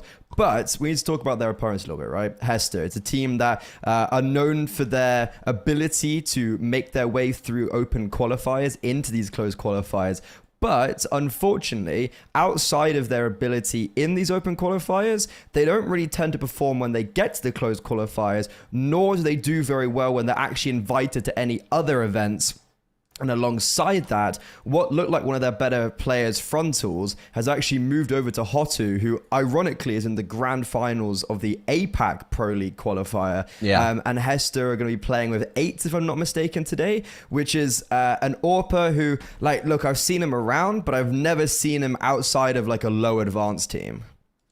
Yeah, I'm keen to see, everything that this team has to offer. I've heard, many things about it, and we've just spoken about how good Alliance can be, or how, good they might not be, and this is going to be a solid test. Who does the winner of this one play? Because They play Navi Jr., which has Jr., okay. Matios playing as well for them, which is very interesting. He's a guy I've had my eye on and I've known for quite a while. Yeah. And very funnily enough, we were... it feels like a bit of a missed opportunity now, but I remember at the end of last year, the team I was coaching, we were gonna trial him. I wanted to trial him, but we decided not to. And then a month later, Copenhagen Wolves signed him, and now he's playing with Navi Jr. in the Pro League qualifiers. So someone who individually, mechanically, is one of the best mechanical players I've ever seen in my life. Okay. And it's going to be so much fun to see him playing with this ex-Navi Junior squad, which I was also very intrigued by the wording from his agent, because they didn't use the word stand-in. They used it as like a loan. They used the wording like loan, I think. Yeah. Which made me think, you don't loan someone to a non-org team. And I'll leave that there. All right. Yeah, well, we'll see. We'll see. You know, maybe that's one of the cool announcements that could be happening. It is, you know, it's one of the situations as well, right, where, you know, when they were Navi Junior, they were still doing a very good job, but unfortunately with the ruling, if the org has those two teams, you know, one of the teams isn't going to be allowed to play for the major, so the VRS points kind of just get capped and they have to pick one or the other, and obviously you, if you're Navi, you're sent to the main team. So, yeah, maybe there's a new pathway for the young individuals with your mates coming through there. So, yeah. Yeah, I mean, well, like, from the conversation I've had with Krabeni, it was very clear. It was like, oh, yeah, you know, we could have played in the MRQ, but we couldn't. Oh, Yeah. we could have played in this event, but we couldn't. Like, they were very eager to have that opportunity, and it's like there's just sadly no real place for academy teams in the Counter-Strike ecosystem, more so than there were previously. Or sorry, less so than there were previously. Yeah. And with a team like Navi Junior, it's like, you know, they're owning Ents in grand finals, winning 300 grand. Like, they've obviously proved it, but they didn't have the opportunity. The question is, can this squad still perform without Makaze? Because I think a lot of people put a lot of emphasis on Makaze because of his stats. But if you actually watch them play, he's just consistent. Which is, he doesn't, you know, he doesn't hard carry them, which I think a lot of people had it very misunderstood. So it's but they played so well as a team. Like, that's why I wanted them to stay together, because it was like, you could tell these five were good together. So it's gonna be interesting to see if they're able to actually continue that, and how long Coolio's had with Mathios to get him conditioned to this close-knit group. And also, like, Dazoogs literally just won ISF yesterday. So he's probably top of the. He's probably sky high. Yeah. It's always good to, you know, get a couple of titles under your belt, especially when you're still, you know, in your earlier ages of your career. Helps you definitely want to, you know, commit more to the scene, which is what you want from the youngsters, right? You want people who are going to be here for a while, not just here for a short amount of time. And, you know, that's how the development goes. It's great when you have teams and orgs that, you know, going for these younger individuals who are promising, are hopeful, and, you know, they're getting in their early 20s and stuff. They're the ones that, you know, you don't realize are going to be the next big thing, as long as they play the right way, as long as they keep their mechanics sharp, and there will be space created at that top level. Like, all right, let's use G2 as an example, right? They are a big org, and, you know, you've just benched Snacks. You're trying to figure out how to make a team with what you've got currently, and, you know, who do you look for? Do you turn into a bit of a developmental sort of squad at that point? Do you experiment with a few things? Because obviously, you know, you bombed out of the major, you're bombing out of lots of tournaments left, right, and center. You need to change something when you have that much prestige. And I feel like aiming towards some of the younger players that could be potentially, you know, your next Nikos, your next big things, they're the ones that you want to try to find. Yeah, I mean, it's they've certainly proved themselves, and I like, because it's on topic with the Swedes, like, I'm kind of waiting for who's going to be the next Swedish player to come through the region, because there's a lot of very young players in Sweden. Oh yeah, what's the one on Johnny Speeds? Malil. He's actually just signed to Metasport alongside Draken, if I'm not mistaken. How is he 14 now or something? I think he might be 15, but he's in crazy. that, like, he's in that, like, kind of region. Yeah, I mean, that guy, like, yeah, ridiculous, right? But he's gone from, like, I can't remember. I think he was playing from like Godsend Academy, and then he went to Johnny Speeds, and then I'm pretty sure I saw something about him going to Metasport, but I could be just completely wrong. I did, he's on Metasport. Okay, yeah. Male 09, and he joined alongside Jacquinho. Yeah, Jacquinho replaced Draken. Or no, who did Jacquinho come and replace? Either way, yeah, so like the Swedish, but like the Swedish scene in general, it feels like there's a lot of very young guys. There's a lot of people with a lot of potential, but I feel like they get bottlenecked playing in these regional teams, and they don't, and we don't see them develop to what a potential that I'd anticipate when I first saw them break out. And Alliance actually has those players, Arvid and Upe. Like, these are players that I've had, especially Upe, I've had my eye on for a long time, and I've just struggled to see in recent time maybe what I'd anticipate from what I originally saw in like the Prodigy Sweden back in 2023, alongside Jakob, alongside TVS. Like those guys, Jakob's, gone on to play an NIP, for instance, and he showed that he's really can play at that level. But Upe is like, sometimes I struggle to see his consistency, and if anything, it's a bit of a detriment. But then I'm like, I know he can be good. Like, where is it? That's a good question. Where is it? Where's the potential? But also, where's this game? Just to fill you guys in on why we are in full podcast mode. But it seems we're having similar issues to the first game. So, yeah, I wouldn't say it's too much longer before we either get into the game or a forfeit is going to be awarded. And if it's a similar issue, hey, my money's on potentially us not casting a game at the moment, Freddie. I'm getting those vibes. I'm feeling like this is looking like an FF. It shouldn't be taking these teams who are, professional level teams this long to get everything sorted. So, hey, look, maybe I'm in the wrong for saying that. Maybe it is a difficult process, but come on. You've had 2 hours knowing you're going to play, at least, if not longer, to get yourself ready for this one. What's great as well? What's great? Sangao mix is still going on. That's crazy.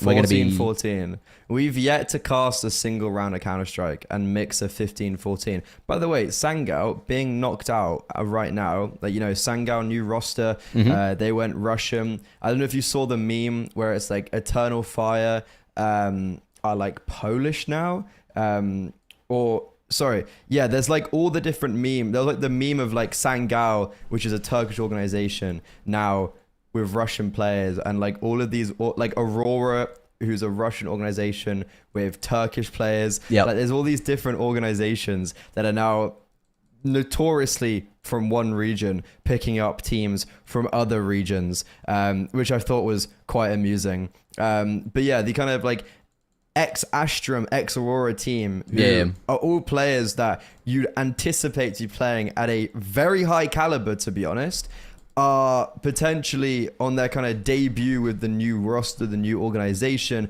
losing to a team where, well, it's literally in the name. They're a mix.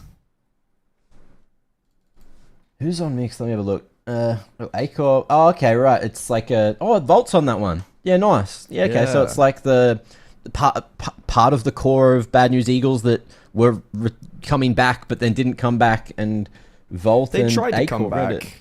Yeah, I don't know. B&E tried to come back. I think they did a last dance at ISF, and it was not a great last dance. I mean, they just had no VRS points. Like, there was just no, like, they weren't doing well in open qualifiers. Like, nothing was really going their way, and it kind of just was one of those things where it was like, what's actually the point?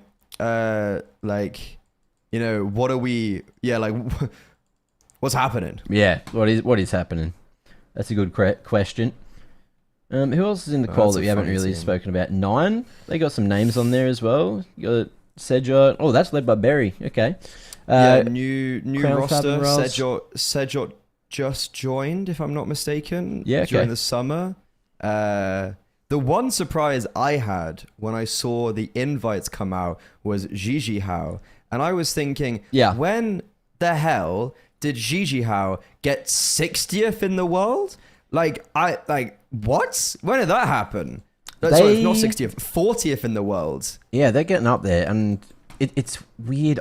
With the region that they're from now, I guess they are European. Because the VRS just like recently changed to say like some of those Middle Eastern teams, because they are able to play in Europe, ended up being like a Europe thing. And then I know Gigi Hao as well. They've been playing. They were in Challenger last season. I don't think it was going well, but they've had a couple of roster swaps over that time. But yeah, some of the names that they have on that team are actually really solid names. I remember Boros got picked up like not long ago, so that's probably one of the reasons why they might be finding more success. He's got that firepower when he is taking the game seriously. Osamas is a decent name.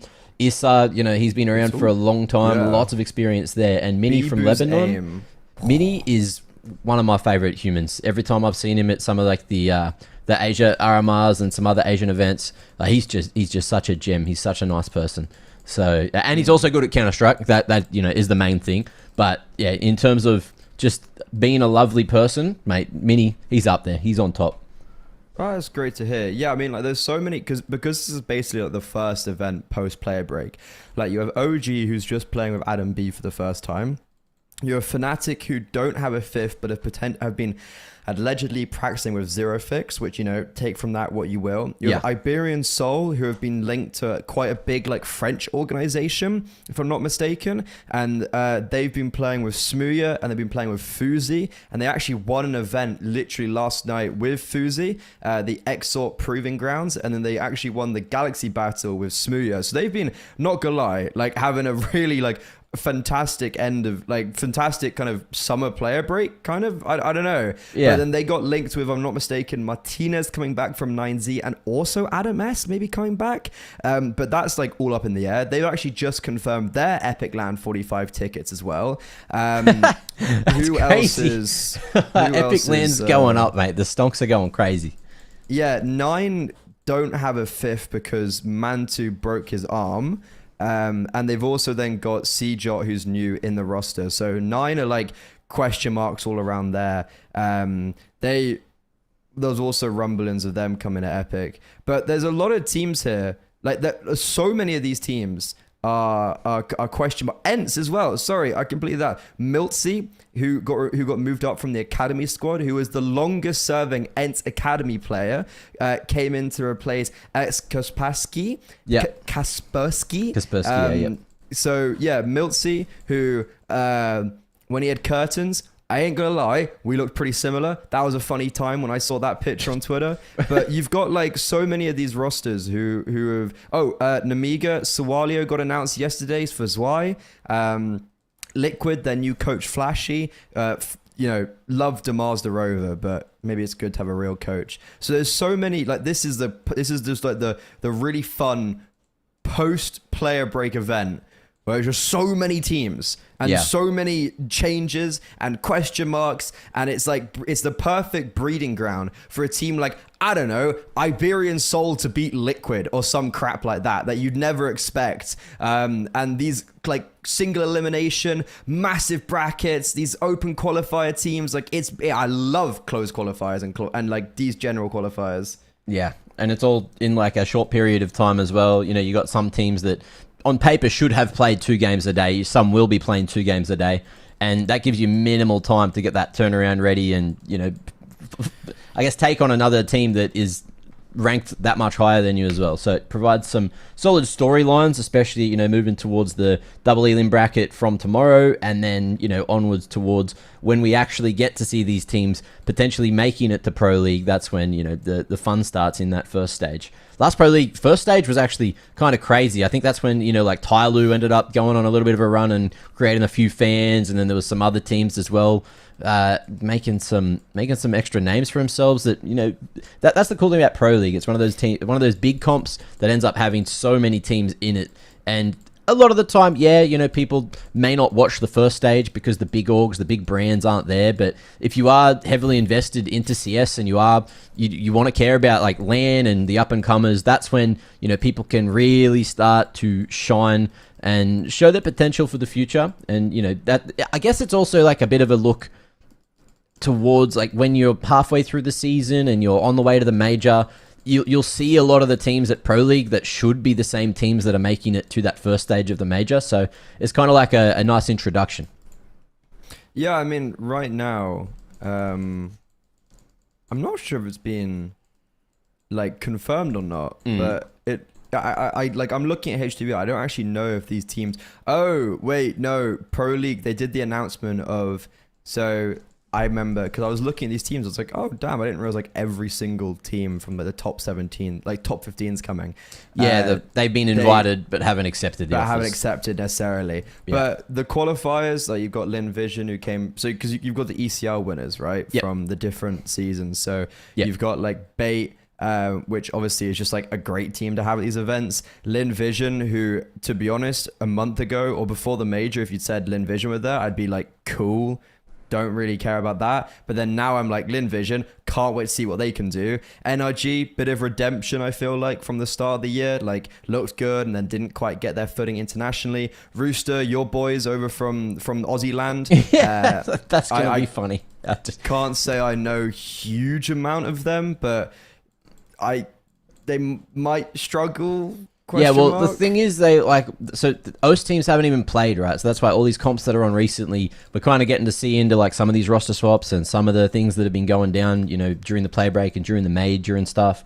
But like Rooster, I casted them winning Challenger months ago, and I don't know if they've even like changed their roster or what's going on there. But they've had a fair few changes, and obviously after losing Nedic to FlyQuest, That's like a big hit to their firepower. He was one of the more solid performers. And yeah, I'm keen to see what they will be able to do internationally with the roster that they currently have. You know, there's a couple of names on there who I don't think have really had that international experience, or at least impact internationally, as opposed to, you know, some of the other things. Oh my lord, we have good news! Ladies and gentlemen, we are starting the game. We are going on in here. Hester and Alliance. We got Counter-Strike.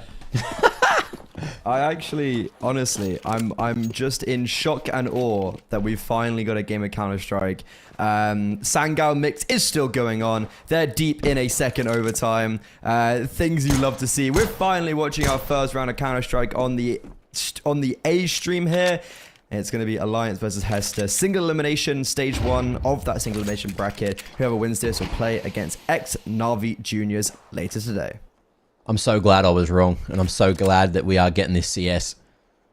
Well, Alliance going to be starting on that T side here. 3-2 split, aiming towards that B side. Hester with 3 players at the ready. Ants with the counter flash. Ready to go. Left side smoke, right side smoke, and it should be hard for the CTs to really stop this bomb from getting planted. Nice molly on the right side, clearing out the pillar. And it's looking good for Alliance. Able to find one there through the smoke. There's space to get this plant down. And it's going to be planted for main. Oh, Mukos. He's got his knife out. He's gone for a couple of swipes. Doesn't pick up the kill, but there's damage going towards Hester's side. And Alliance now on the 4v1 should be able to mop it on up. Lovely shot out of Mukos to get 1, but yeah, too much to deal with there as Alliance take the T-pistol. Yeah, surprised when Hester had 4 players there. Because so they had 3 at the start, and then they had very quick rotation. So the bomb went down, and it was basically a 5 versus 5. So I'm really shocked that not much else goes their way. Like, that felt like a very one-sided affair post-plant for Alliance.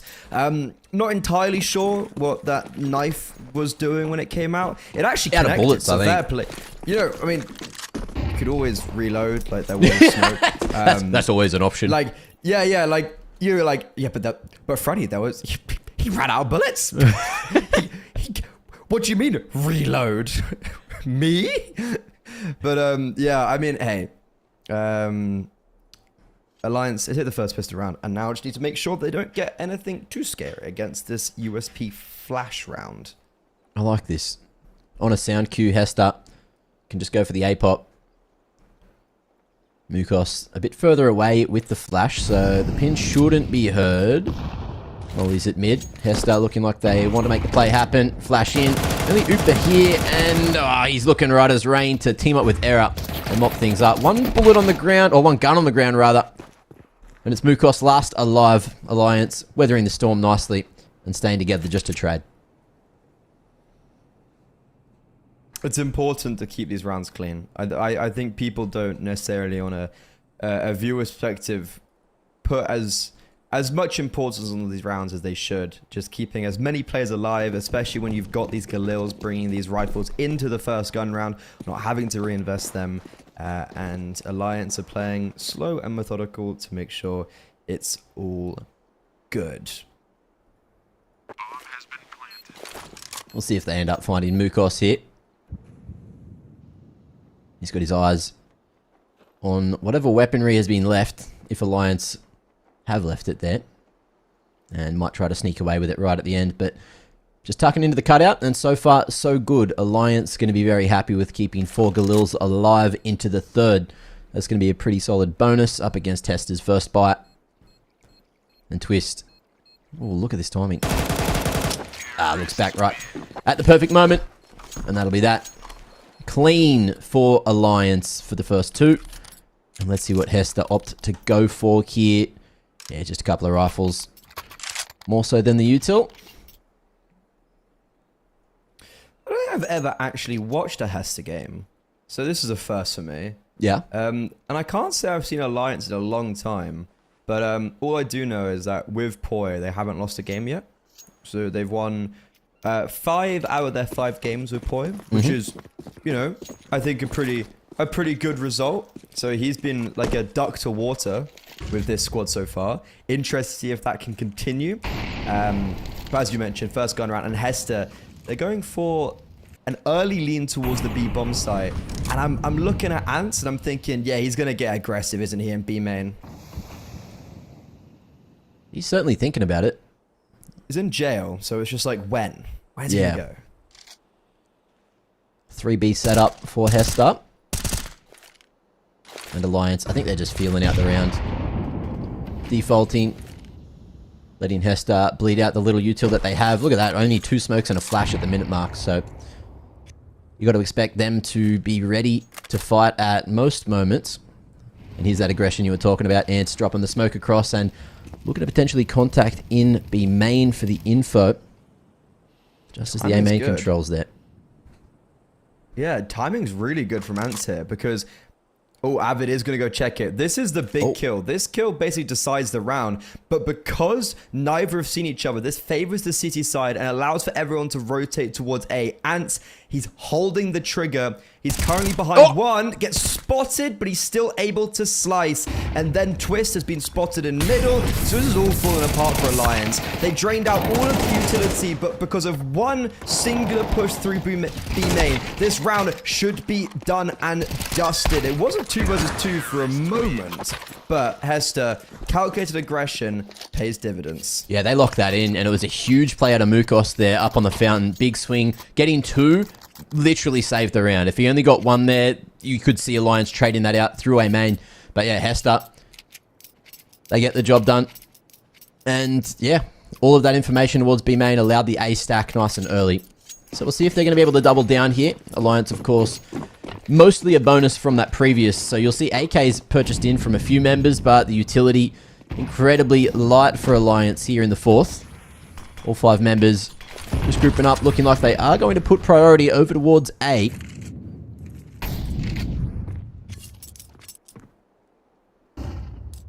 Flash at mid. 8's just hunting for a little bit of information, and there is going to be another flash. Ooh, what a nade. To set Mukos up, but ooh, close range Twist. He's just going to be chasing this down with the Tech 9. Lovely shot out of Slaxajez to survive, although it's traded. There's Poi, there's that firepower you were talking about. I mean, I've seen Poi drop some pretty dirty games on Anubis. He's got the kill record on this map in the whole of the game, for instance. And yeah. That double entry, I mean, that made the round basically lost to, oh, it's a chance now. Unfortunately, this post plan, it's not looking too hard. Upe dancing around with the AK. Oh. He's able to dispatch of 1, but the Molotov sizzling him. Avid trying to edge the smoke, but that was a 4 versus 3 retake that Hester took very comfortably. They're going to be happy with that for sure. Upgrades to the AKs. You love to see it. If you're a Hester fan, Tactical going to get used as well, just to figure out how they want to utilize the lack of finances brought in here. Still definitely at a pivot point. If Hester lose one of these rounds, their economy is no well, not in too healthy of a state. And Alliance, on the other hand, they're just going to go for a couple of cheeky upgrades on the pistols. Just look for any financial damage, and I wouldn't expect them to win a round like this, but crazier things have happened. Although we are in Europe now, I've just been losing faith in any buys from any teams because I've seen some crazy stuff over the last week, mate. You need to like detox. I really do. I need a Yeah. Asian CS detox, and that's why we're here. I mean, to be fair, this is maybe the one game that I could say that. To be honest, I'd hold your horses on said detox. But yeah, you need to have like a kind of detox. Like, I suppose is probably the word of just like, okay, they can't hurt me. The Deagles aren't gonna just hit 5-1 Deags, and Hester aren't gonna overpeak. They're not gonna throw the rounds.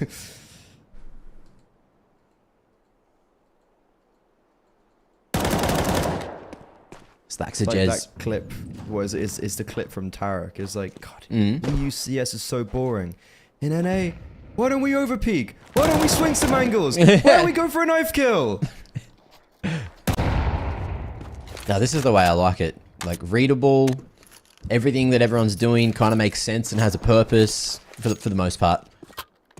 Yeah, For the most by part. large. Yeah, there's a couple of those rounds where it's just like, oh, get info on that one player, run him down. Bit of a scratch of the head there. It's like, what was the game plan there, sir? Great timing on the con smoke. Flash in is effective. Ants forced off. And maybe there's a world where this one gets cracked open. Dink onto Ants, and now he's in between a rock and a hard place, but there's lots of eyes on Con here. Many members of Hester all tucked away on the back of site, and with that bomb down, the round is clean in the end after the little worry for Ants. But Hester taking the lead on the CT side, 3-2.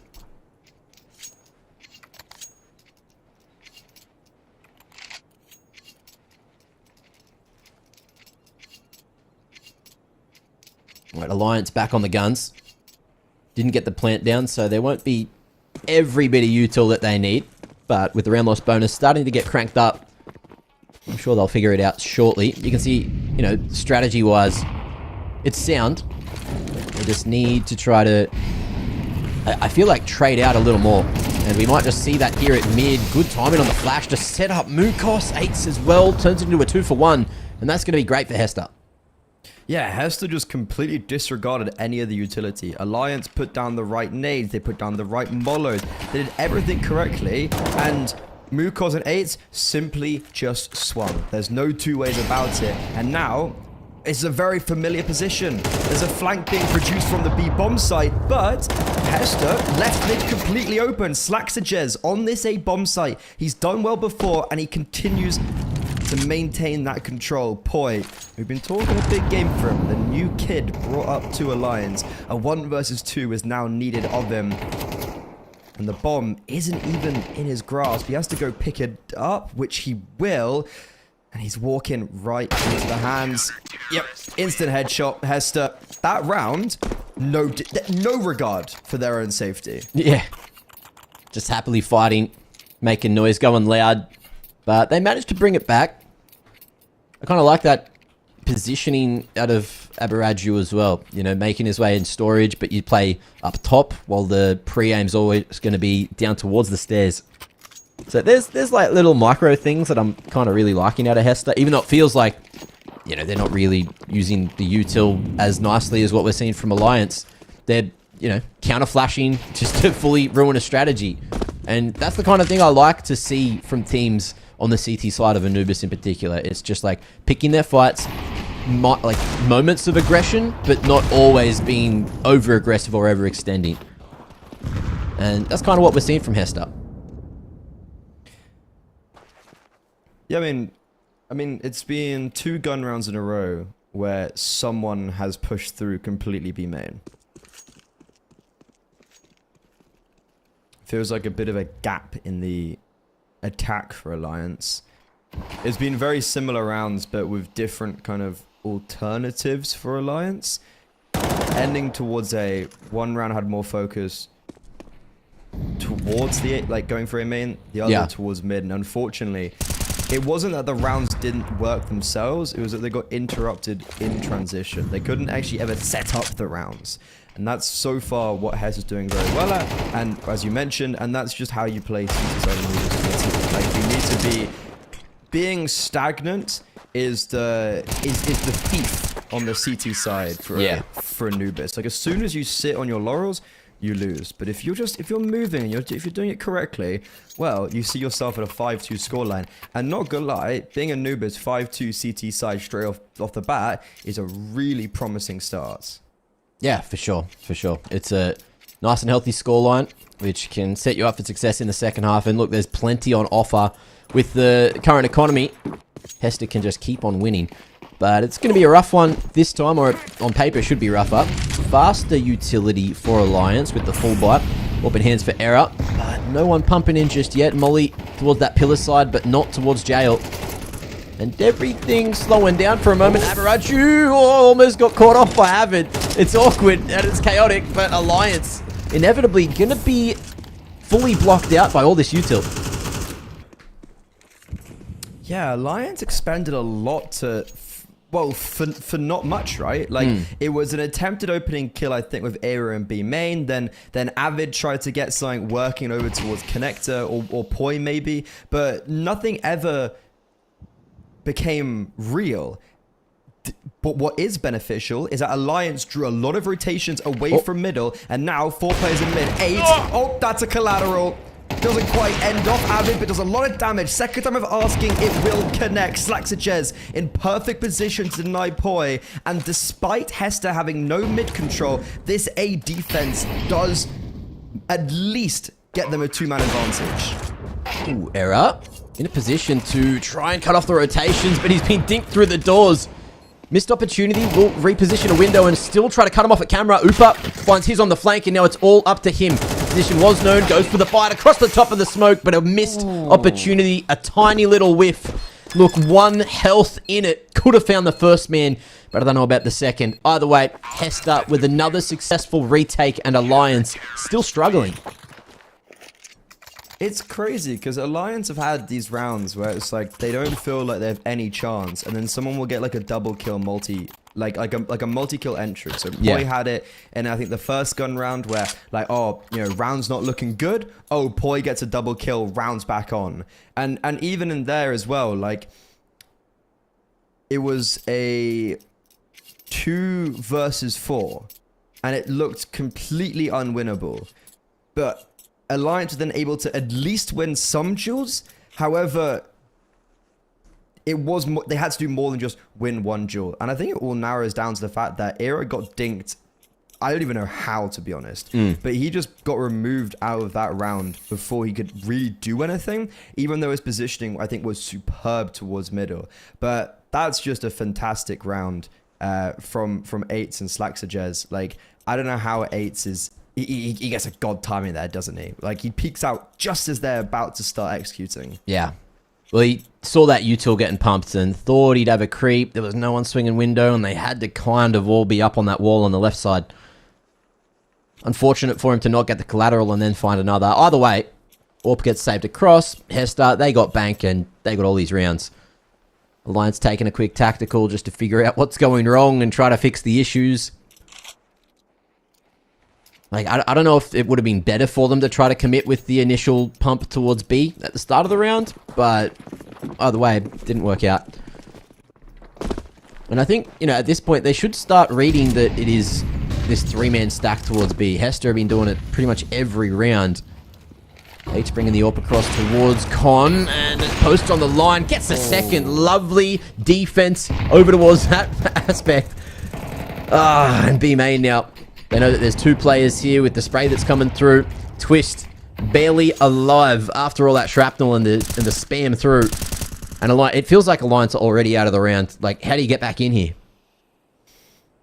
The thing is, they are changing things up. Like, it's small, but they are sending 2 players fast connector, for instance, that round, while also throwing the lurk smoke out beat main to try draw attention away from connector. Oh, the AWP has started towards B, and Mukosh has started over towards middle. Like, they're moving this AWP everywhere, and he always seems to be in the right position, but this maybe is a lifeline. Era, he's disconnected from the rest of his teammates, but he snuck out onto the A bomb site. Unfortunately, that timing, he wasn't able quite to grasp a kill. Slacks Jez just a lot of damage with that grenade, and Era, his team is just so far away. So 8 is even coming in now, and Alliance, they've pulled off some magic, but this is going to have to be some witchcraft around. Let's see what they got here. Ooh, Era. Okay. Nasty little shot. Almost another onto Ants, but we're down to the 2v2. Twist essentially on 1 HP. And that Molly's gone over to Avid. So Twist wanted to play point man, but Avid's going to be forced out into the open. Has to fight here, and oh no, 1 bullet can seal the deal, and it will. 8 gets it done with the 3v3 on the retake. It looked so good for Alliance, but they just weren't off site. And the util was used to perfection. Hester with 7 and just trudging through so many of these retakes. I mean, yeah, this is exactly the point I was making right before of like Alliance actually make it look like competitive in a round that never should be, but then at the final hurdle in like the 2 versus 2 just can't quite connect the shots. So Alliance on paper have made these rounds look competitive because only 2 or 1 player alive has been have been staying alive. But I think that's very misleading. If Hester have looked like from the get-go, every single round, they've won the early interactions. And Alliance, they're 2-7 down, and it feels like they're being absolutely flatlined.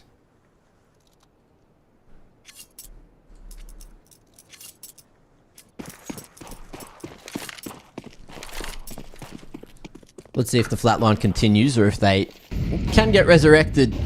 Because, look, 5 is the number that they can really hope for here on the T side. Oopa. Just going solo and maybe even dry into 8's AWP. That's not what you want to be doing. Don't know if the scope was heard, but in comes the progression utility towards a main. Hester respects it. Over towards mid, though. Mukos at the ready. Saw that flash coming and knew that there'd be a twist to follow.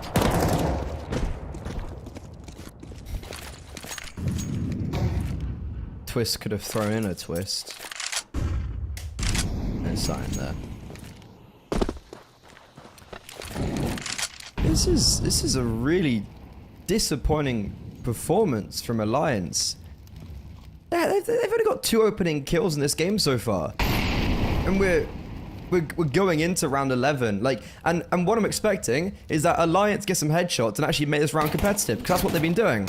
Yeah. They've been putting themselves in these 3 versus 5s. They've been having an awful start, and they hit a few shots. They kind of thin down the numbers a little bit, and then, oh, on paper, it's a 2 versus 1. But actually, for one of the first times, Hester, they get the opening kill, they start strong, and they also end off the round, keeping 4 players alive. They go to 8, and this map may as well actually already just be done. 8-2 on the CT side, and in the manner they're doing it, it's just hard to come back from.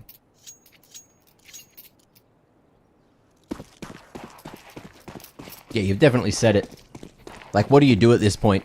I feel like, obviously, it's a map of 2 halves, but this is the one that you should still be finding a bit more success on. Maybe Alliance Answer's just walked. Sorry, Answer just walked at 1:43. He's just walked through the B Lux smoke. Yeah, I think he got in front of it and saw that there was no one waiting. But it's the confidence. Like, they just don't care. There's no regard. And Hester, okay, they're actually not really on the A-bomb site, and this could be a little bit difficult if the utility's correct. Oh, okay. Heaven Smoke blooms at the right moment, but there's so much damage already done. And Hester just constantly fighting, constantly re-peeking. Error. Yeah, okay. You aren't winning this game. Not an Ubis anyway. This map's over. What I was saying there is, like, when you have 3 players mid, or 2 mid and 1 A, if you have camera smoke, Mollo on headshot, smoke on heaven, and just, or like, and then like, I guess a Mollo default so they can't jump out. Yeah. If you have good flashes, it's actually really difficult as a CT site. Despite you maybe having like 3 players coming out of camera, for instance, if they're just coming out into Mollos and flashes, like, they actually can't do anything. They're rendered basically ineffective. Yeah. With Alliance, it just felt felt like the utility wasn't quite there. Like they were peeking before the smokes are landing. No one seemed blind for Hester, and we're 9-2. One of my favorite things that I don't actually see many teams doing is with that Heaven Smoke, you can actually boost a CT across on like the safe side, not the pocket side, if that makes sense. Like towards storage. You can boost across the top and actually hold the line over to Fountain. And it's easy to get like a pick and set yourself up for a retake. To an AWPer, yeah. Ooh, in window. Twist with an opportunity. shot. There you go. That is the third opening kill for Alliance in 12 rounds. So maybe this brews some level of success. Hester as well don't have their usual control out of B main, but what they are going to do is claim it mid control. That's then going to force Alliance to go faster through A main, which they're not ready to do, but Poi saves the day with a crazy double entry. Lovely couple of shots, but we'll see if Hester can do it from the man disadvantage. Last round of the half, so they're going for it no matter what. Flash in, announcing some presence. And Eights is looking to trade out Ants, who wants to go first here with the AK. Alliance giving them absolutely nothing. No information. Smoke. Okay, smoke on the bomb. The tap will cause a level of doubt, a level of worry. First player spotted, and an opportunity. Eights, though, that time is ticking away, and he needs to hit everything, but he won't. Avid, nice late trade, and 3 for Alliance at the half. Let's find out after the break if that's going to be enough. Disconnecting from the city and the skyline.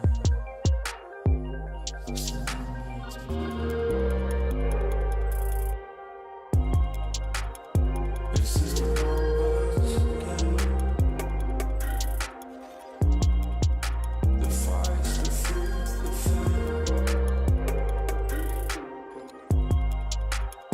This is the numbers again.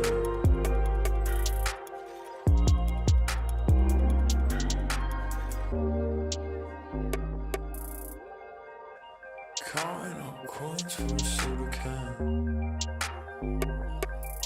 And there's nothing going on, no game plan, no plans. So I'm jumping out the fire, back into the frying pan. I'm trying to disconnect from the stats and the spray tans. Just another piece of data.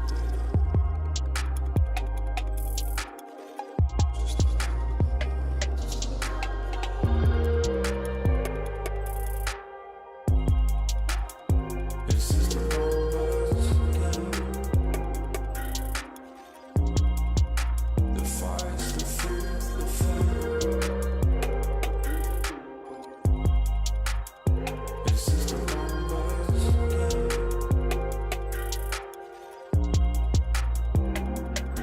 It's just another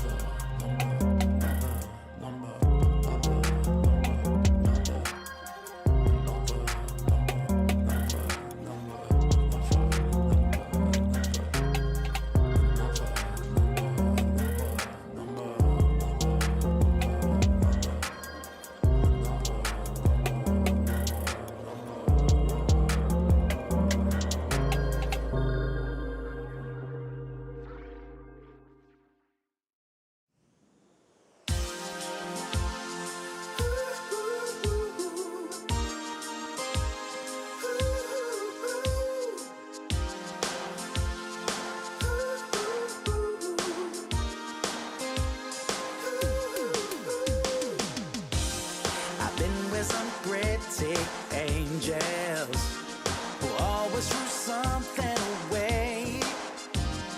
Could I be desperate, crazy, or is it that they never see things my way? Around the world keeps turning, waking up day after day, hoping to change my story, or maybe see things.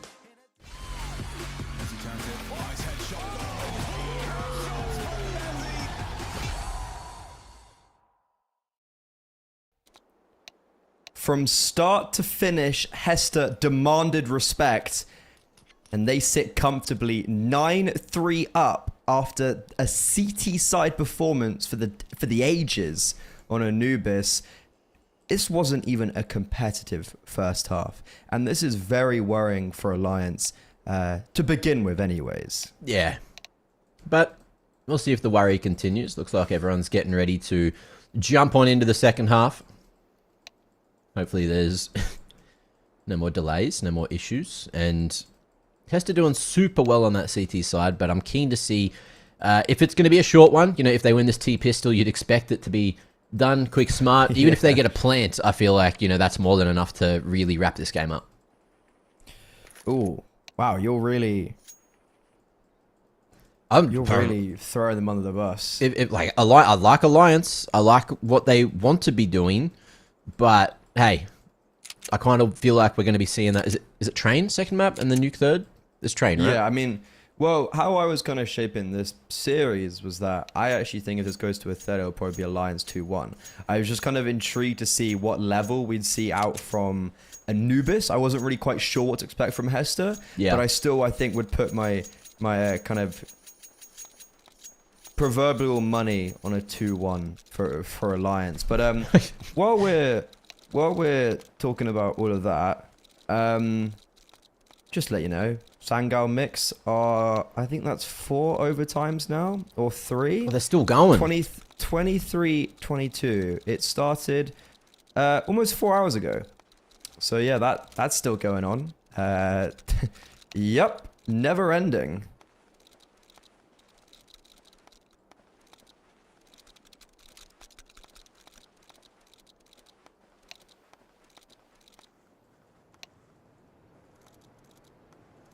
I'm just listening to the frequency of typing.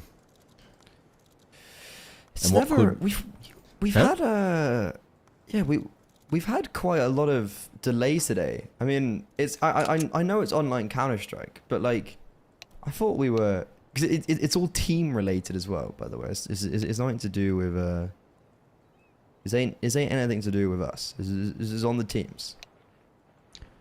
Whoa. His hand's going wacky. I don't think I've ever watched this animation for that many times.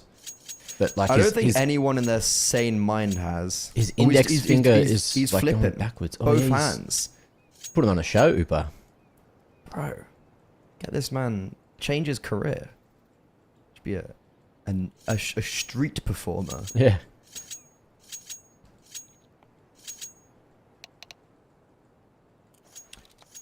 Mr. Lefty. I don't left-hand gamer. I was for a while, but since they changed this like switch thing, and I don't know, it's just weird. Like, you got to get a button to change it. I just can't be bothered, so I just leave it on the right. Sometimes I would accidentally go on the left. You know, like there's random times where like CS just resets your settings. Oh yeah, it's happened a lot. Like, it's something about like you need to put it in the auto exec. And like, because I have to change my sense every time I like boot up CS. Yep. Which is really annoying. Yeah, that's a bit annoying. I haven't got like the full auto exec since CS2 came out because everything changed, and there was like new settings and stuff. So I don't have the unblind all and then rebind everything in my auto exec. I kind of just like let it be. So most things are fine, but then there's something like randomly H is apparently the default button to switch hands, and I didn't know that, so I just randomly go left-handed, and I'm like, what the hell is going on? Like, what's going on? I didn't do anything. What's happening? Yeah. Just like accidentally fat finger it when I was like dropping a gun or something, and then all of a sudden be left-handed. But also, I've just seen that Smooya's confirmed to play with Iberian Soul in the Pro League qualifiers. Oh, he's going to be on that. On the Spanish He's played Meeks. a few games. He's played a few games with them. But I don't know. They played with Fuzi last night and won, and like beat Paravision. So I was like, that's a big win. I was like, yeah. I was like, Fuzi played really well. I was like, wouldn't they just? I don't know. It's like, I know Smooya's played with some. Oh my god! It's gone to another overtime. That's just ridiculous. Okay, well, this half, in the second half, is resumed. Hester 9-3 up. Sangal Mix 23-23. The never-ending game. My thoughts and prayers go out to Trav and Hayes. But we're back at least with our game. Our second game for that matter. Yeah. They're on their first. We got a slow approach, all things considered. Hester hoping that Alliance make the move, but Alliance happy with the stack, just playing off the info from Error on A. And with nothing really happening, Hester now going to go the path of least resistance if they do just commit to the contact through mid. So we could be seeing an A site retake come our way very shortly. It's going to be a full retake. Twist has there's also no information towards mid. So you can see that like Twist is kind of peering behind CT. You've got Upe on the B bomb site, like holding towards Temple. Flashbang's fantastic. I don't think it was even really necessary.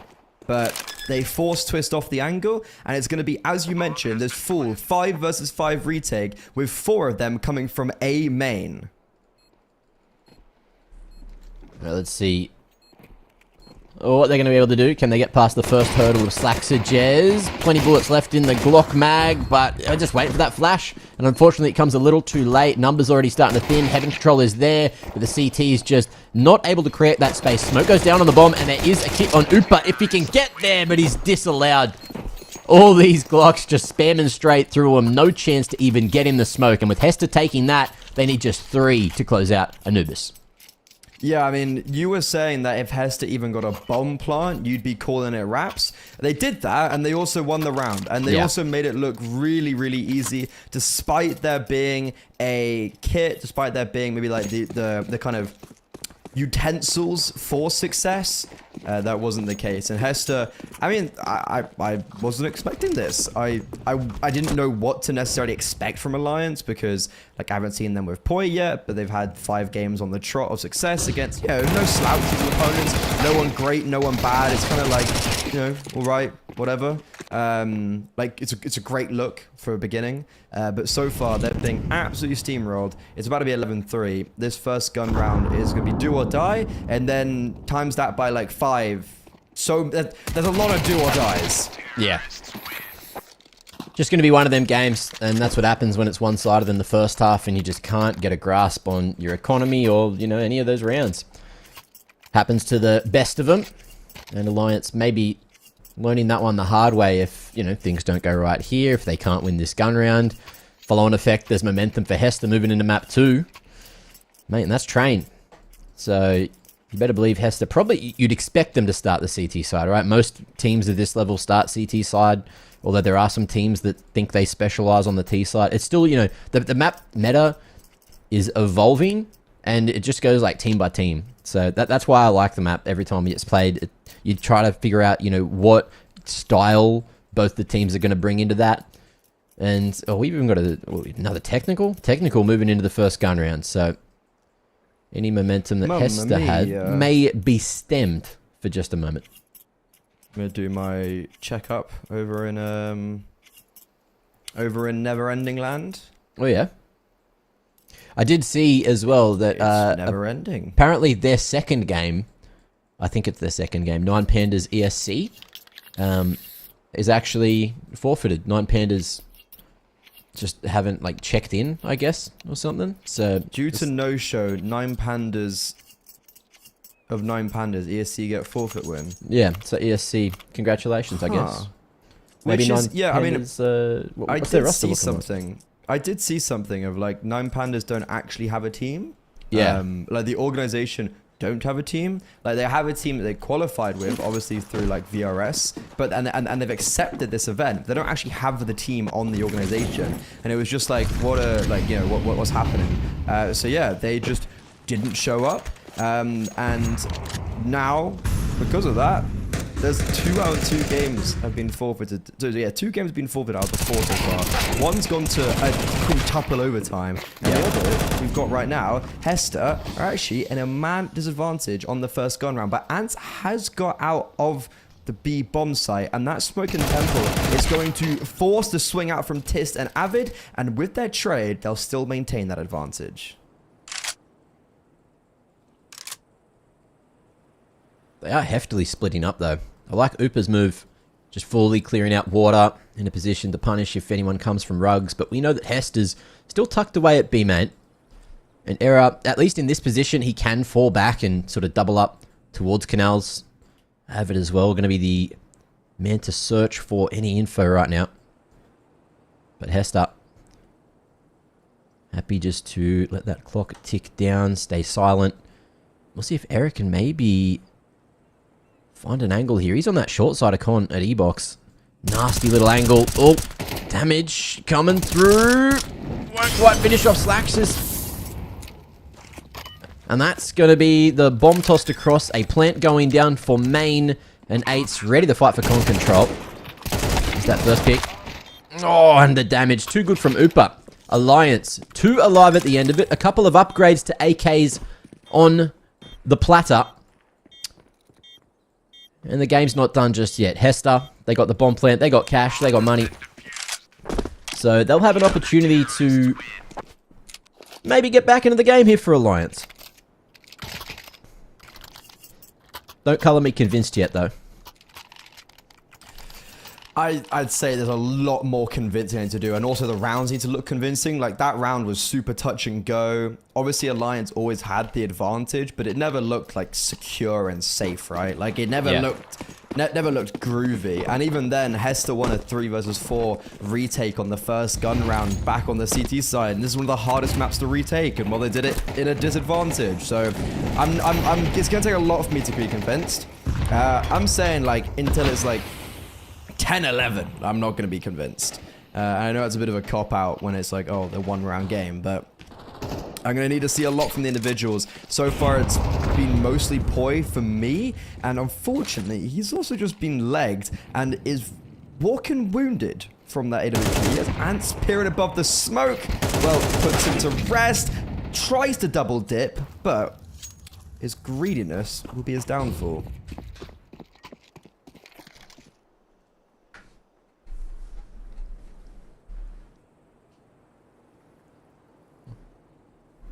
Hester happy just to rotate back towards 8.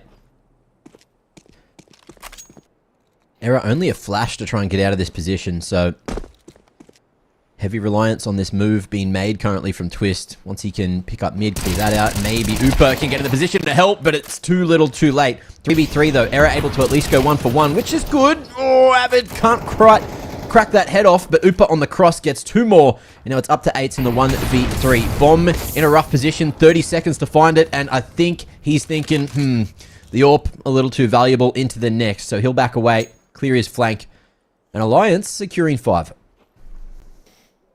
Okay, I mean, like, the round looks certainly a lot more convincing, especially when they were in the 4 versus 4. They were able to shut down that A attack. 8 will save the AWP. He'll slink off into the darkness, let a tail tuck between his legs. And this actually creates a bit of an issue economically as we head into round 16 for Hester. Of how do they choose to play these rounds with 8 being on the AWP, lost bonus, can't buy next round? Does he just try and double save? Maybe. You can just cop the L, you know, maybe try and find an opening, set up one of the pistols, or, you know, the good thing is if you can't find the opening, it can be recycled, and essentially you can have 5 AWPs, although it will be playing 1 by 1. There's many ways you can do it as well, like, you got Slaxer with a Glock, right? Send him in as a, you know, human flashbang, take him across a line, try to set the AWP up to get a trade or something like that. There's many just little tiny things you can do as a team to try and find success at least. But it's going to be the first approach. Pre-scoped, angling to try and find an opening. Boost across the top. Should be spotted by Upa on this side. Yeah, easy peasy. Recycled AWP, but it's still there. He hears the shots. He knows there's a third. And probably the grouped up Hester. Mid-flank gets a dink, but no real damage. An error could fall here as the rotate comes back towards the B side. Okay, M4 down at mid. But you look at the position coming out of Twist. He is so deep in T-spawn. It's a great place to try and retake B main or even B site if it's necessary. As Abaraju's going to be able to get his mitts on the M4. For how long? Not long. Yeah. Bye-bye, or shall not be saved for anyone. So this then does just raise like the complication for next round of like, what does 8s do? 8s is on 2500, the rest of his team are on 4400. I honestly, I know this sounds really bizarre, but I wouldn't hate them just going for another save. Like, you've got so many rounds to play with. There's no need to like force the issue. Just buy like maybe like one hero AK, buy a few Tech 9s, like nothing too crazy. You have 2900 loss bonus. Like, I know it sounds to be silly, but I'd just be like, there's no point in rushing it. There's no point forcing the issue.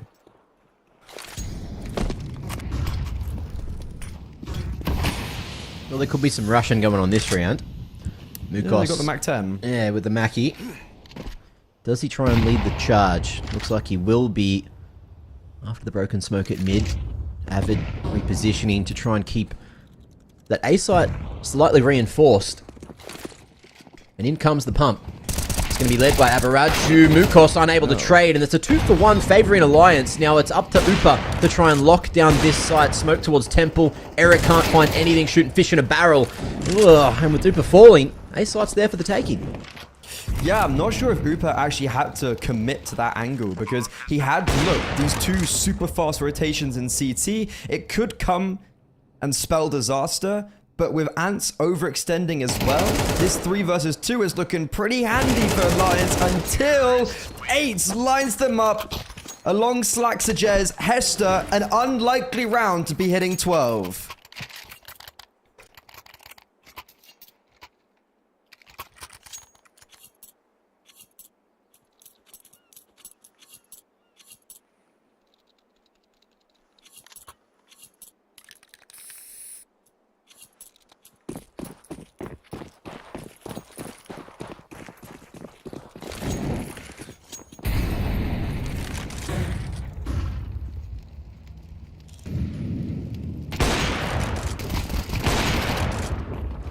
Okay.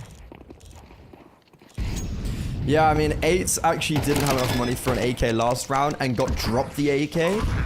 And I'm starting to understand why they're giving him the big weapons. Because this man, he's very crafty with it. Slaxages as well. Behind, deep, tucked in enemy lines. He's found one. Doesn't seem quite aware of Era, but like, it doesn't matter. Look at where Avid and Era are with the bomb half ticked. There's no kit. There's a smoke, a Molotov on connector. Like, there is no way in God's green earth Alliance are going to even be able to get through this choke point, and they don't. Hester, I was not expecting that. They come out of the gate swinging in this series, winning their map pick 13-6.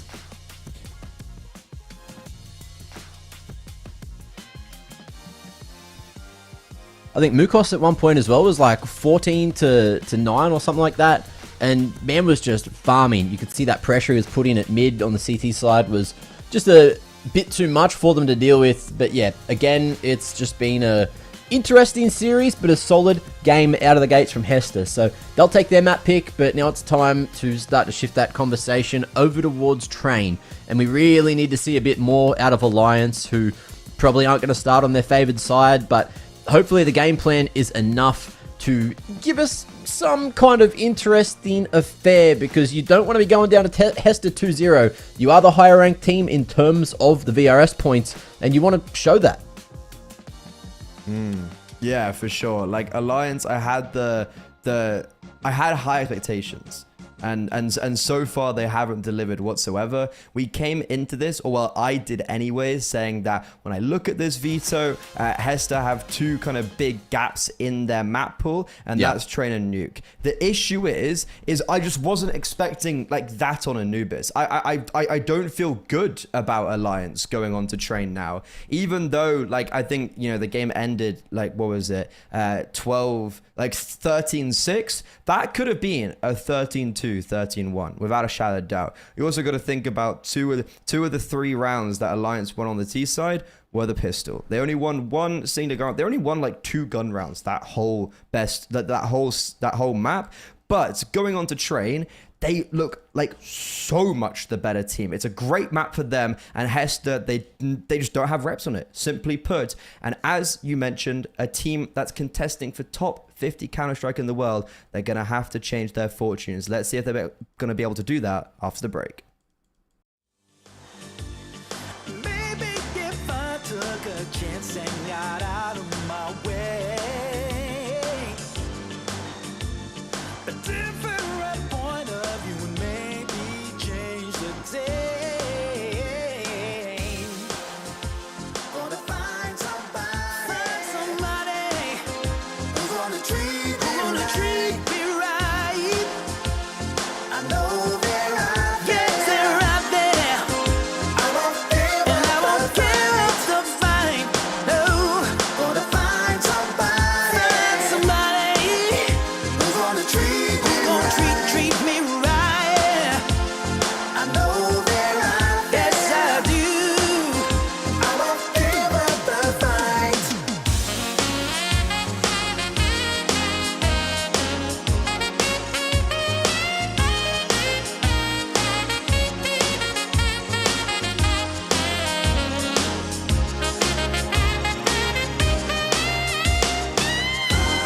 It's not about pretty faces or something that's clever to say. I'm looking for someone special who speaks to my heart in a spiritual way. Gonna find somebody who's gonna treat me right. I know they're out there. I won't give up the fight.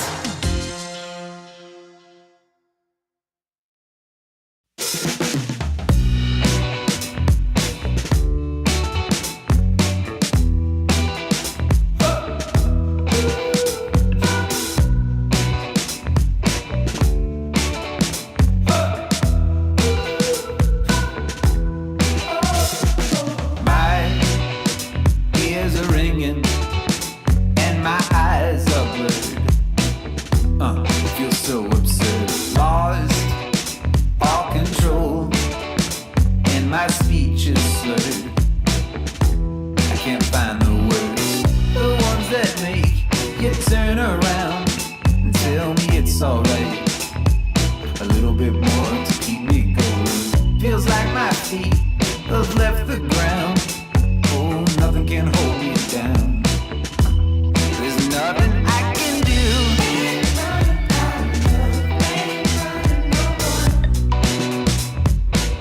Baby, I'm telling you the truth.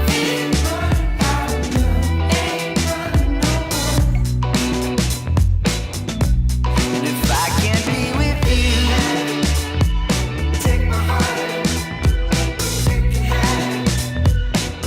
You knew what you were doing. You knew what you were doing all along.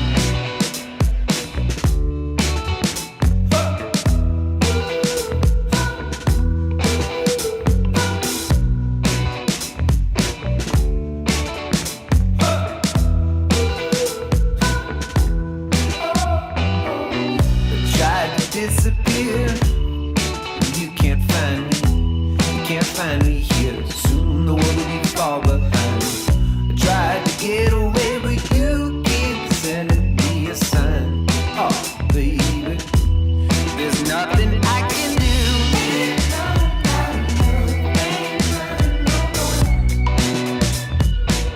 Baby, I'm telling you the truth.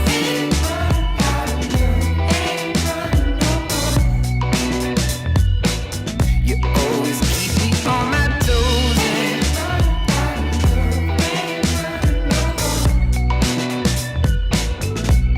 Don't wanna keep on going.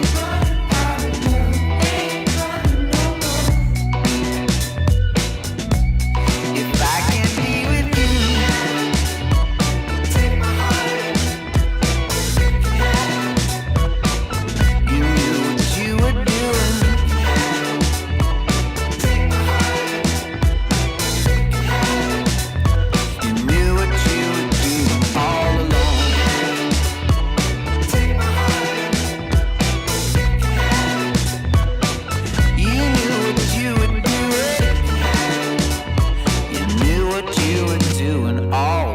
on.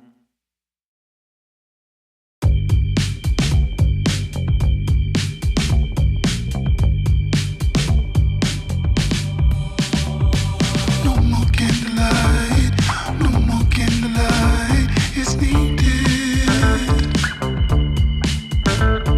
No more candlelight, no more candlelight today. When the moon's rise.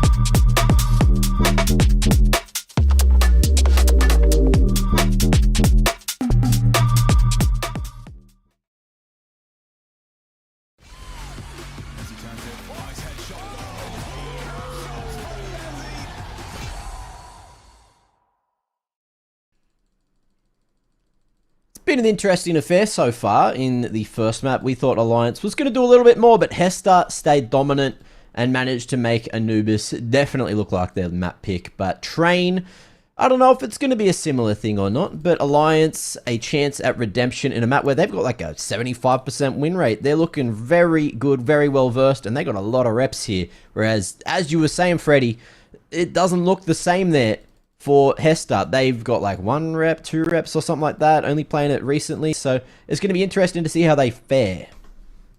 Yeah, the only time Hester's played it within the last 3 months was against a team called Rage, a Kazakhstani team, who, I'm not going to lie, are kind of ass. So that win to me means nothing. Like, absolutely nothing. Like, the Rage were a team, the only reason they got invites because they did well at like a regional LAN. They came to Europe and got slapped around. They were really bad. Dang. And outside of that, they have played it as a core this year against Eyeballers and Leo, but they have had roster changes since then. So it's very hard to kind of gauge where they are at on train. Eitz did, though, their newer player that's standing in. Don't know if that's like a confirmation, if he's going to play with them any longer. But he did honestly do really well. Issue is, Alliance have been flawless. Ever since they lost to NXT and dropped Plessen the next day, they've won against Ruby, Whopper, and Energy Ultra, all while using Boy, and outside of that as well, they've been very clean on this map. Issue is, this pistol round is not going so well, as they can't even really get out of A main. Yeah, it went quite quickly indeed, didn't it? So we'll see if it's going to be a similar affair for Alliance. Man disadvantage. They've been struggling at winning from these positions. And what do they get done from this point? Okay, big dink, big info. Aberaju whiffed opportunity to try and make it a 1v3. And in comes those shots. Avid going to be able to take the head straight off him. One player still towards the back of Bomb. And they know that the old Bomb player has rotated because he ain't showing face. But, can't stop the cross back. And it's double con for Hester. And a chance for Alliance to get site control and plant. Which seems very unlikely considering the beginning. Tap is perfect. They tap the bomb, they play it patiently, they wait for someone to overextend. That's exactly what happens. Now, from what I think was a 2 versus 4 to a 1 versus 1, Eights, who, as I mentioned, a fantastic performance on the AWP on Anubis, crucial to the success of Hester, has to try and figure out where Upe is, and he is looking in the wrong direction. Has no idea that he's slinked off towards Pop. I think Eights maybe doesn't realize that Upe had enough time to actually get towards Pop, and that's why he's just diffused, completely exposed. I'm not sure if there was miscommunication, if maybe he thought he saw something, but he was fixated on the wrong area. Yeah, weird little situation there. But hey, you'll take it if you're Alliance. Getting that first round on the board is crucial because you can get that taste of a lead. It's something they weren't allowed to do over on Anubis. And now they can play from the front as well as have a much better buy moving into the second. Hester, though, will force. So we'll see how they opt to play this. It's going to be 3 towards the yard, getting real aggressive, looking for that pop dog control. And a slow push from Mukos as well. Just keeping eyes, making sure that the other CTs can make their way forward. Swing in through the molly. Doesn't go super well. Actually, it does. Mukos gets that trade in. And now you got the man advantage.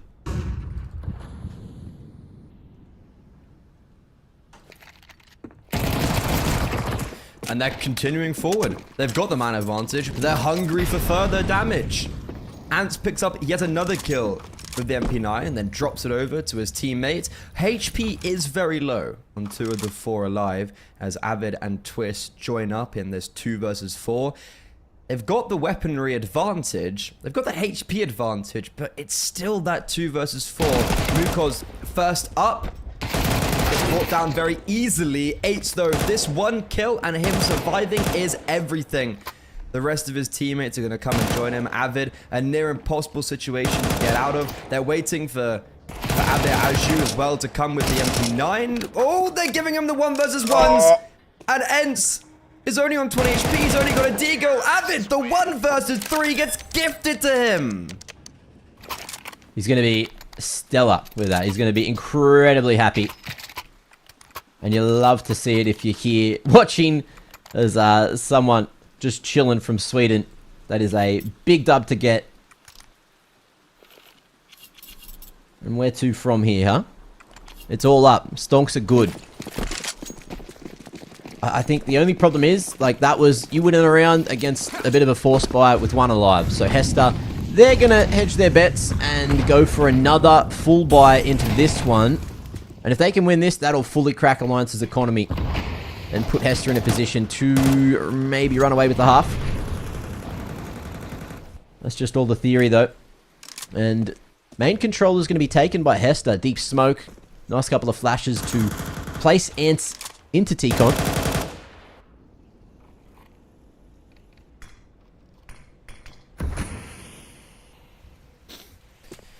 Alliance not too interested in it, though. Starting to slowly make their way through white halls, over towards brown halls. And it could be Mukos that gets put under fire soon. Yeah, I've got a feeling he will. There's nice baits being produced from Era. I've got a feeling he's expecting 8. Oh, yeah, he's seen an arm. Oh, apparently he didn't. Okay, I thought he saw an arm from 8, and now this puts Alliance in a very sticky situation. They have to get going. They have to move fast, and you can see that spur onwards actually puts them in this awkward position where they're not ready to execute. There's no utility down, and they are just walking into people without any support. Now Upe and Avid, another clutch has to be called up from them. Unfortunately, nothing on the rifle this time, as Ants actually at long range gets 2 with MP9. And that round is just completely the fact that 8 gets the 1 kill on Era, and Alliance, they don't reset. They just go, we have to go straight now. And has to read it.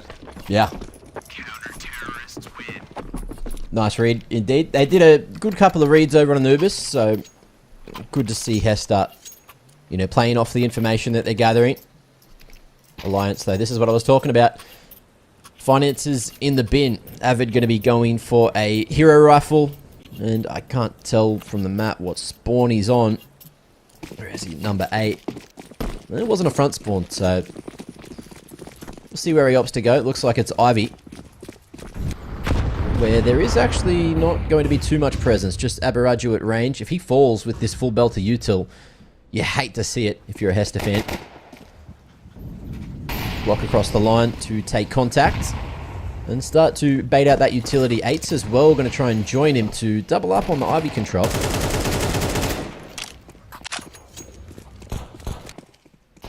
And you can see that Hester still searching, still hunting for these picks.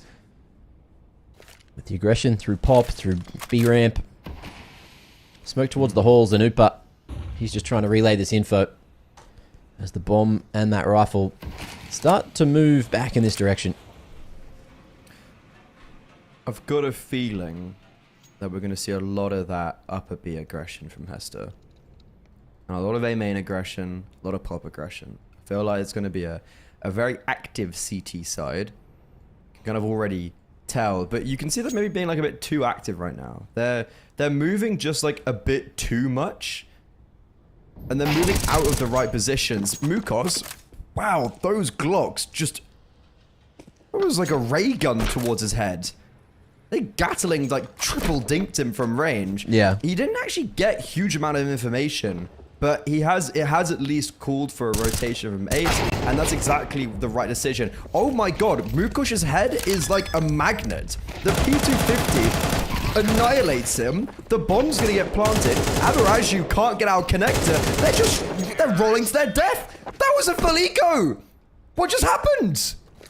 I don't know. The hero rifle works. The pistols get a bit of damage. It all boils down to the timing, and Hester, yeah, I guess it just was... It goes from a really good read to, I guess, a bit of a misread, and just... Alliance are going to be happy. I feel like that's the positive out of everything that's gone down, and with the tactical, we might see Hester force up again because they love it. Are you okay? I'm just so... It's like, you know what? Like, for Mukosh, unlucky dude. Like... I think he got dinked like 4 times by a pistol that round. Yeah. Unlucky. You know what? Like, unlucky. Unlucky. 8's seemingly got insta one-tapped or first bulleted by Avid coming out of lower. and Avid gets 3 in total, but the 2 he gets from Connector, like, they're just running out. No util. Hester, it's against an eco round, and for some reason, they're just moving, like, way too much into the point where it's just... It's not good. It's actually regressive what they're doing. Yeah. And I think that's like I don't get it, to be honest. And I don't know why they're playing so and then defaulty in the late round against ecos. But regardless, Mukosh is by himself is being a bit of a nuisance in upper B once again.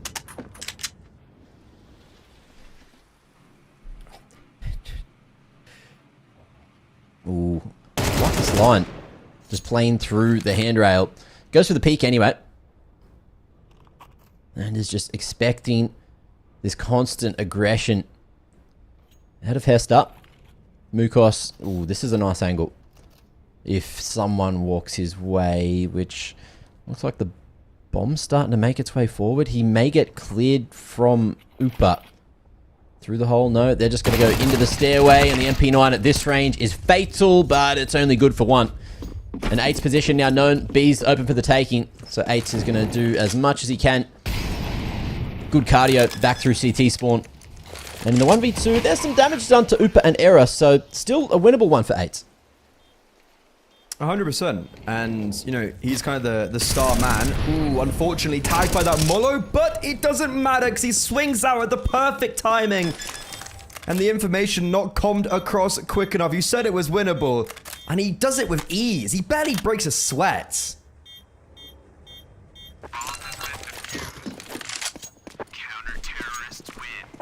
Okay, second on the board for the CT side.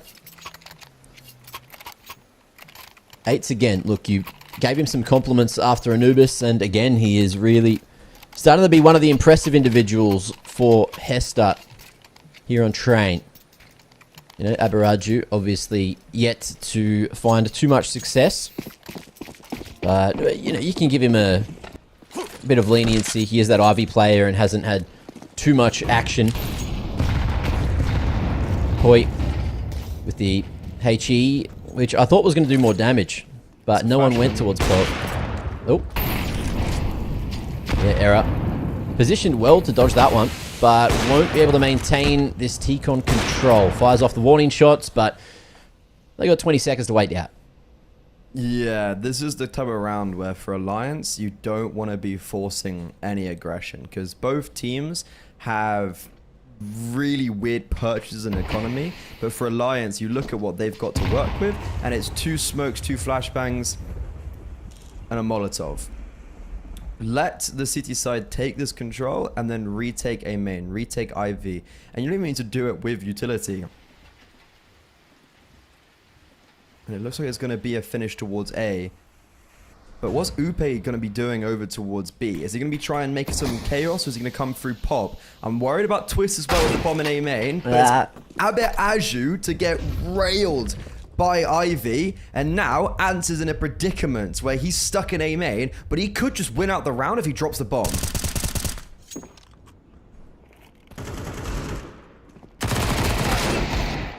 Okay, keeps it alive. I was worried. Yeah, I was worried as well there. See if Mukos can pull off the unthinkable.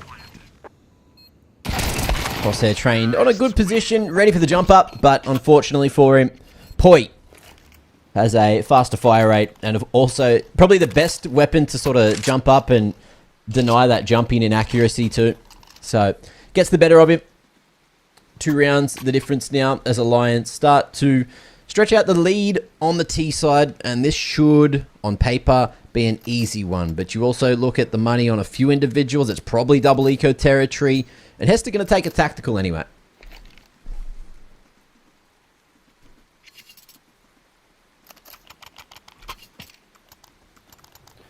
I don't know, Hester, like...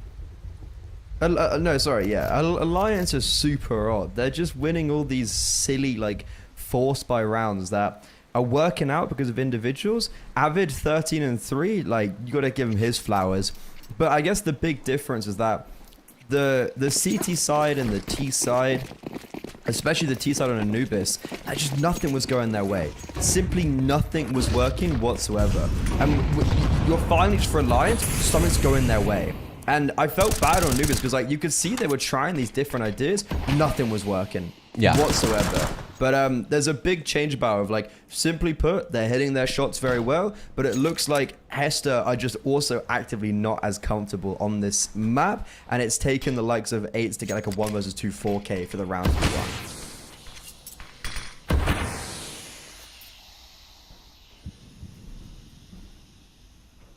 Sneaky push through the smoke. And Hester, they're going to take the stack elsewhere, realizing, okay, maybe it's a wrap through CT.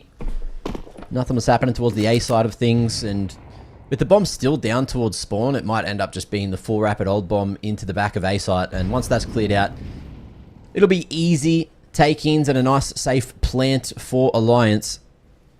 Backside clear, nothing spotted, and they start to read that it's either pop that's dirty or maybe that whole B side of the map.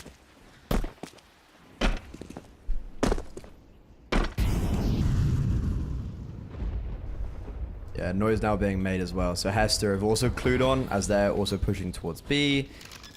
So it's just a matter of, can rifles be saved for Hester? Can Alliance keep it clean? Replay on the MP9. Can he start to farm for a little bit? Era, like, #1 priority is to not lose this AWP. Yeah. And I doubt he will. Unless something quite silly happens.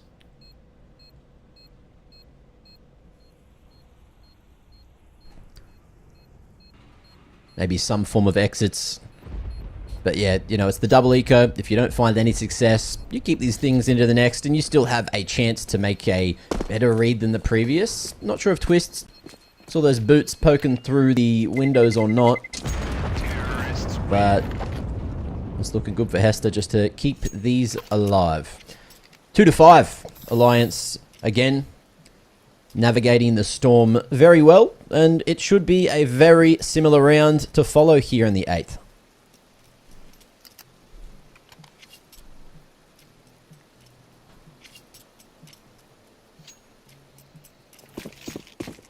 Yeah, this is much more like it from Alliance. It's kind of what I expected coming into this series. But I'm very impressed about it. I kind of mentioned it already. But I'm liking it a lot. And it's the signature Hester aggression. This time it's over towards Ivy. And Avid needs to be careful. He's throwing all the utility for his teammates right now.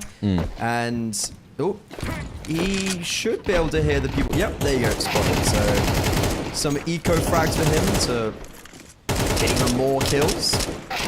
Not like he needs any more. Yeah, that's true. Sorry, 3 players decided. Oh my god, 3 players. But no, I'm not gonna run out A main. I'm gonna fight the guy's Ivy. Ooh, Mukos. Oh, he gets held. That's actually quite funny. That's unfortunate. Unfortunate for him.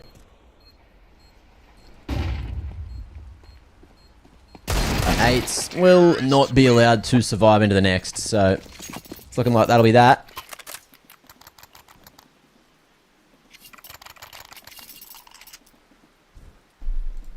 What do we got here? Alright, full buy finally coming online for Hester.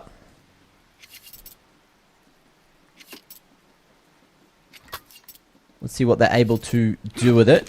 If they can finally find a third round.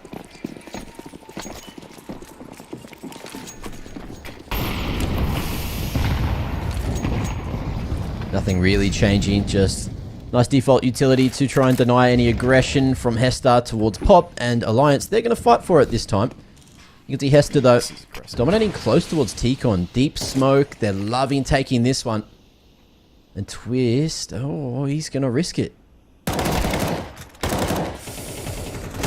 I'm not a fan of seeing Twist go for that, but Poi kind of rescues him a little bit.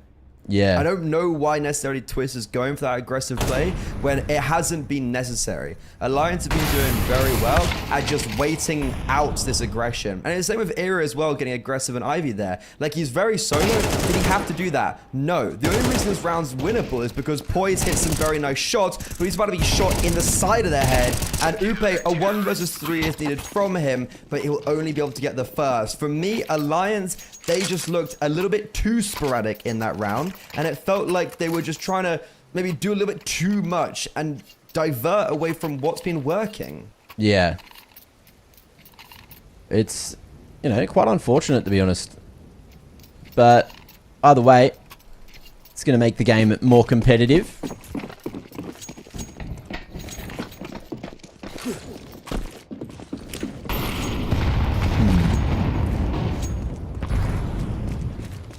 I feel like, you know, there's certainly a difference in the util game. I feel like that might be where Hester are lacking, or theoretically should be lacking in that second half. So far, they're just doing it real basic. Like, brawling for control, throwing the choke smokes, nothing too crazy. Poi going to be at least able to find one there. Mukos on the trade game. But in a 4v4, you'd usually still be favoring the T side. And with T-Con control, they're happy to go for the early stack towards B. You know, sending 3 there. Abaraju decides to draw attention back the other way as everything slows down. There's nothing out on the B side, and the Ivy Lurk is about to activate. How's the clearance? Oh, good enough. The dink is there, but unfortunately, it's just not enough for the pick. 3v4, but still very winnable for Hester. They have to anticipate Ants. Okay, Cheerio. Slackshares, he just has been owned. Avid's 16-4, and he just continues to get more confident. But as I was mentioning, I probably should be expecting Ants to be an A main, and I think that's a bit of miscommunication. Upe thought that his A main was being held by Twist. It was just a little bit belated. But yeah, Ants has been getting himself into A main most rounds. It's been very calculated. It's been very, it's been very obvious for Alliance what's going on. Hester haven't really had much of a kind of a different plans. They've been doing a lot of similar stuff, and yeah. Well, the Flying Swede just denies the Mukosh, and to me, Alliance feel like they're just going to tap this one home.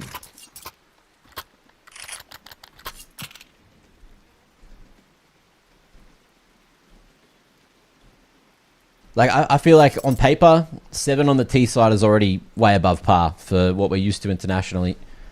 But yeah, it's tough to say what exactly is going wrong. It feels like, yeah, it's probably just reps, you know, reps and prep. Alliance just playing nice and slow, dealing with any weird aggression from Hester, and then again, Hester, when they're not playing aggressive, they're kind of just getting flopped over and getting red.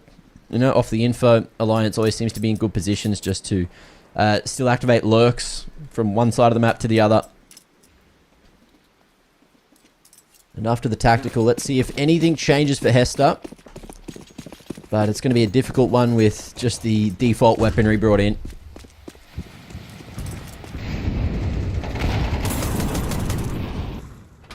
I respect Slacksajez trying to return spam with a USP against the AK. God loves a trier. Yeah.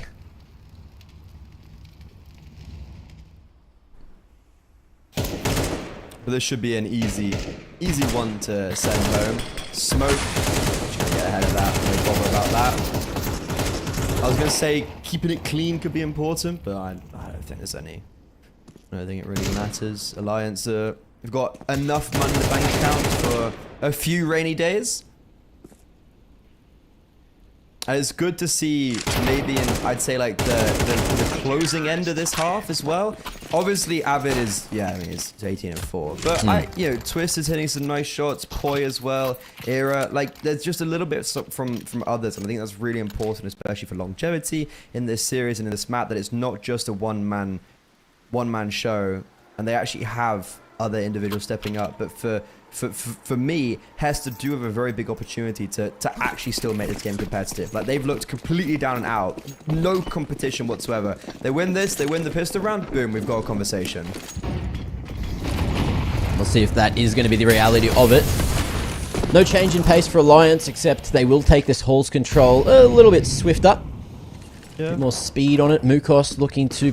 Well, he was thinking about going through the smoke, but opts against it. If that gets broken, he could be dumpstered, but Ants is just getting utiled to death. The final bullet, nail in the coffin. Manages to get it done, and Mukos falling is going to warrant a full rotate out of Hester. 2 straight through Con, only 8s to try and lock down Ivy, which he should be able to find Avid here. Yep, little snout of the AK coming around the corner first. Signals his position, and it might even just be this full rotate. Harder. Oh, yeah, what can they do? This is insane! 1 bullet is all Upe needs to close out such an oppressive half from Alliance. 9-3. This is very different from Anubis.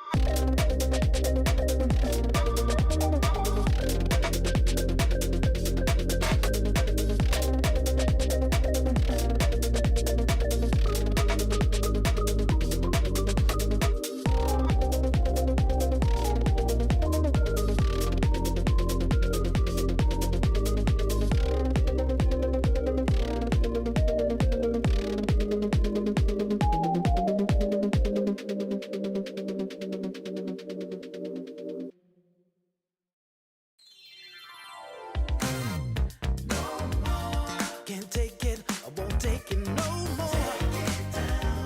And the words you say are killing to me. You keep on bringing me down. Cause you like to think you're better than me. If there was a way to tell ya, love you hate you never die. You don't even know what happens to me. And you don't even really care to try. Your time is coming, so stop you running. You're gonna have to listen to me. We're rearranging, it's time for changing. Do you hear my cry? Now's the time. I can't take it, won't take it no more. Cause the words you say are killing to me. You keep on bringing it down. Cause you like to think you're better than me. You told me I was so demanding. Cause I want the same as you. I asked and I begged and I pleaded. Tell me what am I to do? And now I'm taking, no longer waiting. No longer got a hold of me. You heard the screaming, but you didn't mean it. When you said that you would change. No. And the word you say are killing me. You keep on bringing me down. No, no.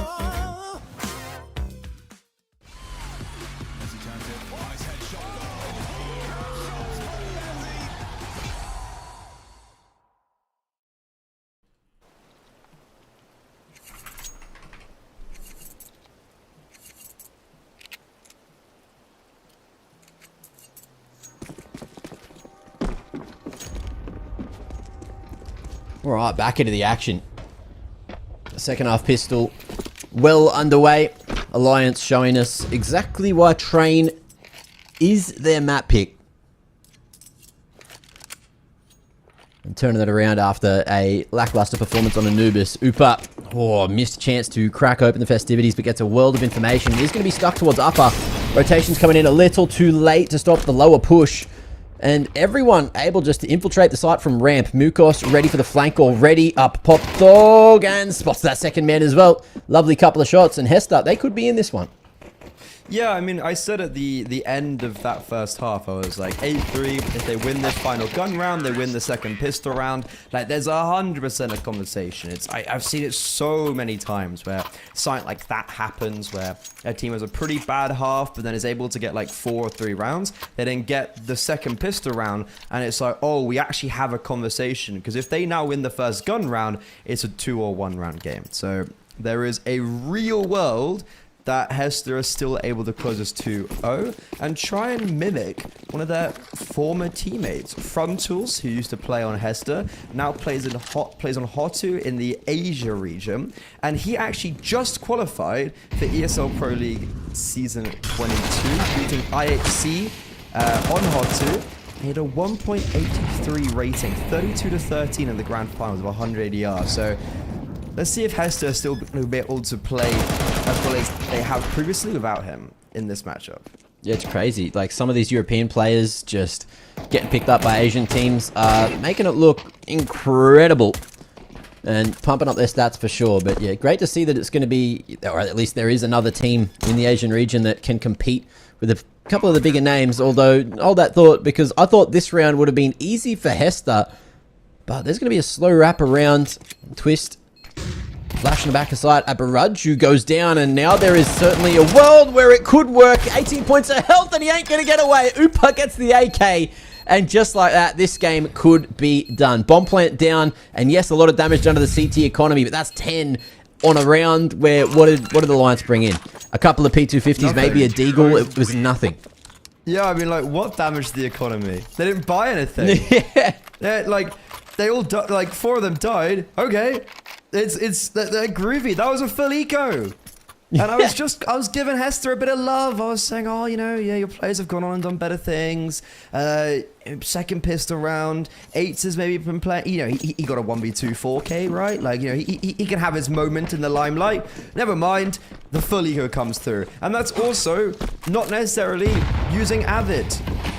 It's the others stepping up. You've got so much young exuberance on this roster, and right there, one of the older guys, Era, and the opening kill in round 15 as Hester.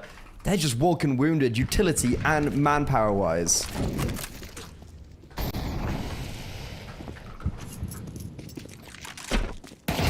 What's the change up here?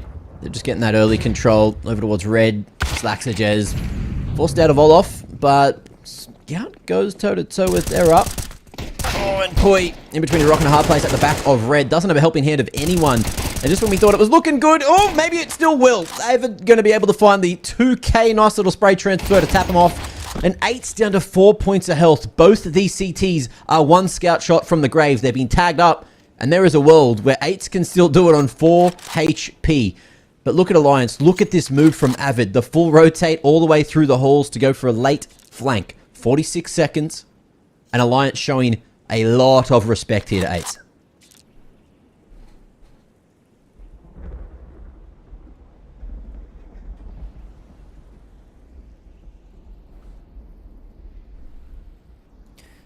If he had anything else, I'd give him a little bit of hope. But 4 HP and a scout, your tunnel visioned in and your periphery can get a bit clouded. So for Avid, it's actually just super easy. He goes up and rises to 21 kills as Hester. That was a force buy. Now they're on the. Now they're on an eco. Yeah. Well, what's the answer? What do they do to try and get back into this one? I don't know if there's much. I don't know if there's much at all. 12 should be going up on the board unless something catastrophic happens. And this Deagle and Glock combo makes it work. Oh, still going for it. Run boost. Gets him across the line on the timing. Incend only buys so much space. And Abaraju even going to be walking into it, signaling that the T's are close here, ready to fight, and the Deeg at range ain't going to do much. Easy little mop up to put 12 on the board. And Alliance, they want to just get this one over and done with and take us all the way to Nuke.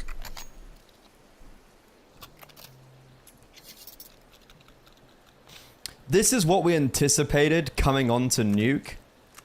But there was always in the back of my head after watching Anubis, there was like, oh, you know, Hester just objectively were better on Anubis. So there's always a possibility of like, how are they going to play on Nuke, even though they're not too familiar with it? I've still got my hopes. Nice little fast A main smoke being brought out by, I think, Poi that was. Instant smokes. Little nerdy tactics being found. But Hester, look, they've got a rifle round. We saw Alliance get a bit of... they remembered how to win a little bit at the end of Anubis. So maybe we get the odd round for Hester, but I think it's only a matter of time. And that's Era picking up another opening frag with the AWP on the city side.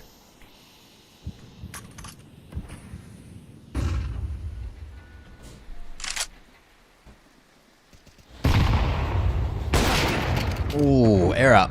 Missed chance. Lovely movement from Slacks to Jez. Outside upper. They push an Avid. Waiting with open arms.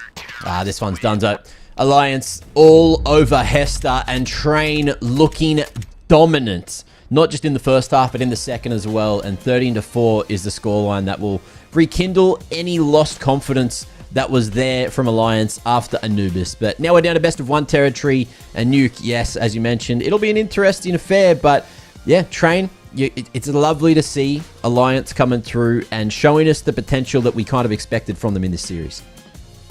Precisely. And especially from Avid as well. I feel like I have a lot of my question marks about some of these individuals on the Alliance roster because of just maybe the time they've had in this team and the lack of performance I've seen from them on results. And then also, yeah, like individuals not maybe performing. I think Avid and Upe sometimes are kind of like in those proverbial crosshairs for me. And Avid, yeah, he takes the cake. Alongside that, there was great performances from kind of everyone. And it's a really good look. But it's been a very one-sided series, as you mentioned, for both teams on their respective map picks. I would love to say that Nuke is going to be a middle ground where these two titans can test their mettle against each other.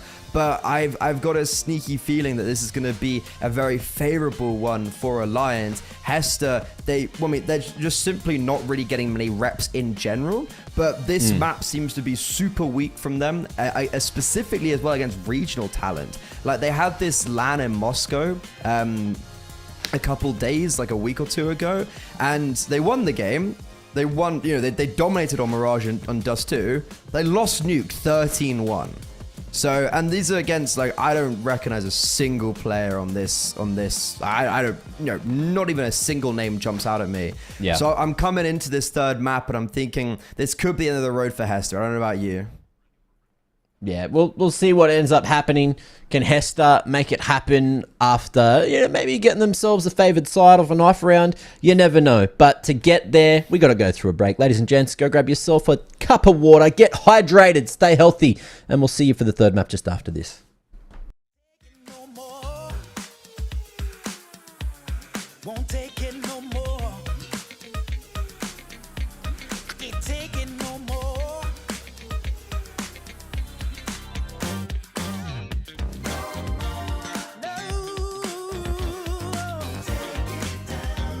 Cause the way you say they're killing me won't let you bring me down.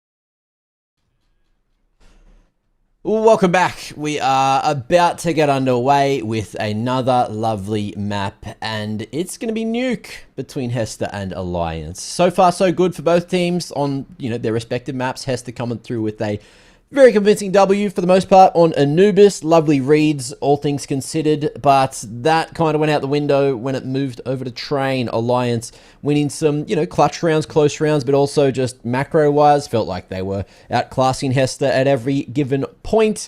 And looking at both those stylistically, I feel like Nuke is probably leaning more back towards a Train than it is towards an Anubis. So on paper, I'm leaning towards Alliance here.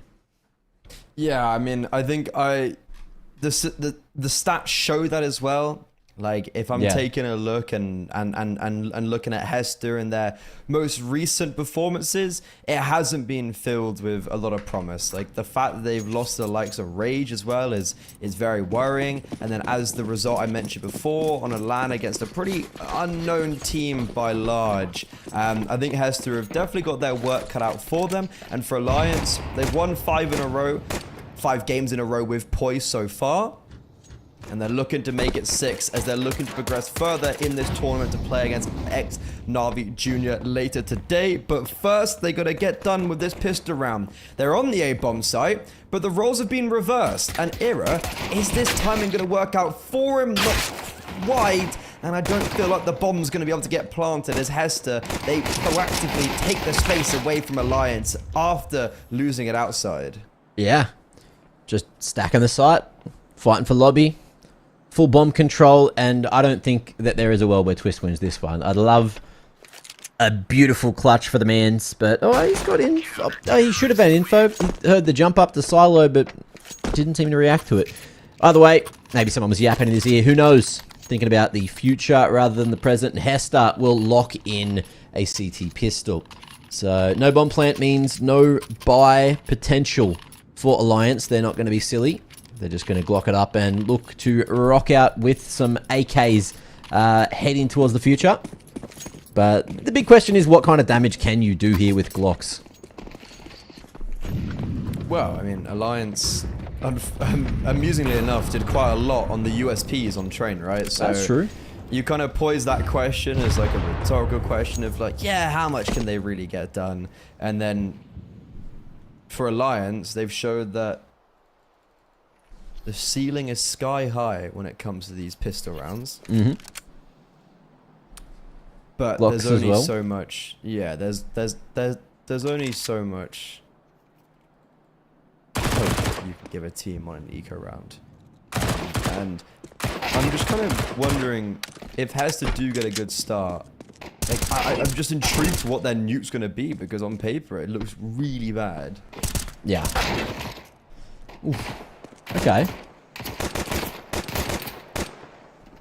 Cheeky bit of damage, but not enough to get that second kill, and Mukos walks home with 1,800 bucks, and Abaraju as well, able to find himself the upgrade back to the A1S, tossed across to 8. And Hester now moving into Alliance's first gun round. They got plenty of util, but they will still have, a pseudo bonus with a couple of MP9s brought into the mix. Helmets for everyone for Alliance, and an okay amount of utility. Smokes all quite there. Looking like they are going to get tossed across. What kind of wall are we rocking here? No wall, just some yard wraps utility. Mukos, look, this is not the tool for the job. MP9 at that range, I don't think about it. Flash outside, no one swinging off the back of it. And Hester, they're just going to turtle up, essentially, over towards ramp. Yeah, this is one of the most crazy mid-rounds I've seen in a while, where there was a big portion of time where the A-bomb site didn't even seem to care about it. Slaxajez was over towards ramp, I think. But now he's at least holding the fort down towards A. And Hester have some really good space in lobby. Upe is going to potentially catch them off guard. Oh, he gets a perfect timing. Ants literally cleared the corner, and then Upe comes around. But he might not realize Mokosh is there, and Slaxajez somehow gets away with at least one there. Upe holding for potentially another player to push out, and this patience, if he holds it, will pay dividends, as Hester are just very scrambled in this first gun round. I think that's the right word for it. Yeah, the Like, just official look at where term. they've died. Yeah. Ooh, it's awkward for Abaraju here on 8. Tucks way back towards lobby. Can isolate a fight onto Upe. What's going on? Uh-oh. He's looking for that AK. 8's in the meanwhile. Might be able to catch a timing onto the Heaven member. Abaraju. I don't think he's going to be allowed to play with that AK, but look at the timing. 8 comes from the Heaven, drops the bomb, and with minimal time remaining, forces Error to make a huge mistake. And Hester, what was that, 2v4? I don't know if that was well played from Hester or an egregious misplay from Alliance. I'm leaning on the ladder. Yeah, I'm leaning on the ladder because that was like a 2 versus 4 where you just never ever expect it to be lost. Or sorry, 1 for Hester. Like, I just don't understand how Alliance have lost that round. They did everything right, and then maybe they lose it by hesitating, I suppose, like not just committing somewhere, and that's their downfall. And then it's a good read from Hester as well, because both those players were at the lower bomb site. They then move kind of at the best possible time together upwards. But Hester, the fact they're sitting here 3-0, they're gonna be counting their lucky stars because there's a divine hand over them.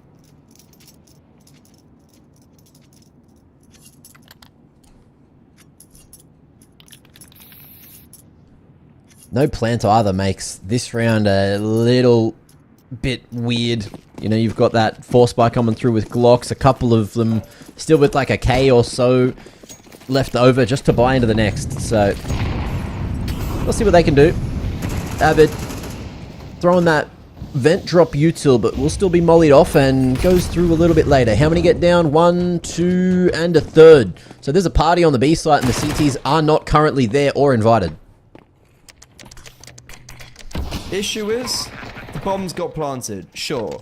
Hester weren't invited, but they're still gonna barge their way in. They're like the bullies in the school playground. They're invited to every party they choose. And these pistols, maybe a few kills would be nice. Avid does get at least 1, but as anticipated, it's gonna be just this defuse coming through. Upe maybe trying to get a bit cheeky, but 8 is very actively holding that smoke, understands the gimmicks, because he's like, that's what I do. You can't play my own game against me. And for Alliance, the fact they even got the bomb down and kind of in that round, I feel like is a success in itself.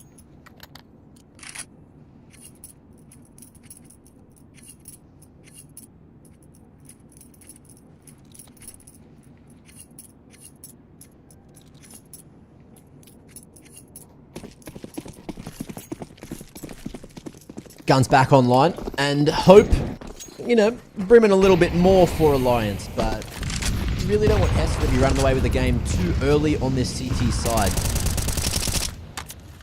So we'll see if the narrative can get changed sooner rather than later. See if Mukos gets cleared, but in the meanwhile, Stassage is going to be able to find 1 for Upa, and Mukos only goes for 1. So trade game, good for Alliance at the moment, and it's brought back to the 3v3. Poi still yet to get activated here on Nuke after, you know, a very decent couple of maps for himself. You've spoken him up the whole time, you know, gassed him up even. But this game, not a lot of success just yet. Yet. It's the operative word. Yeah, okay. It's been a weird start for Alliance, and then this is another round where it feels very familiar to the previous gun round, where there's just a big lack of distinct direction. Regardless, Twist is able to get a very nice shot onto Abaraju, and that's Twist now on the board.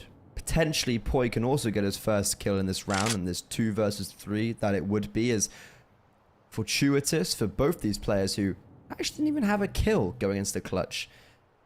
And so far, the moves are being made correctly. They're trying to walk in towards A. They need to get a move on though, because Twist shouldn't be shot in the back. But look how fast Answer's going to be in main. I don't think Twist is going to expect this, but that Molotov was placed perfectly. Poi, he hasn't seen someone, but he at least has his first kill. And now Ants I did mention he was here very quickly, but spotted towards main. He's lost that illusion. Picks up a Molotov. It's going to be very difficult to place that Molotov correctly on the back of the bomb site. It's only incendiary. Like, Twist can just play around it, and yeah, it's not going to phase him whatsoever. The 1-2-3 peek came in, but Ants was able to get around the corner in time, and with no kit, he's going to attempt to try and save the AWP from the ground, and Alliance on the board, and with 2 players in the 2 versus 3, getting their first kill of the game. Uh-oh. Uh-oh. Awkward scenes. Good hold from Ants, though. But it's a round on the board for Alliance, and that is what they've been more interested in. Getting the confidence of being able to win a round can certainly lead to a few more, but the economy, after losing every single piece for Alliance, can instantly flip back in Hester's favor, especially after the rounds they've already won. Orb saved in the previous. Everyone can purchase up here. So it's not going to be an easy second for Alliance off the back of that first round win.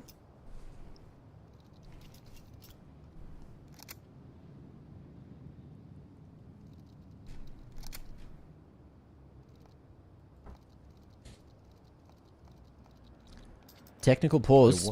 It's worrying. It was like, it was so hot that they had to chill it out for a second.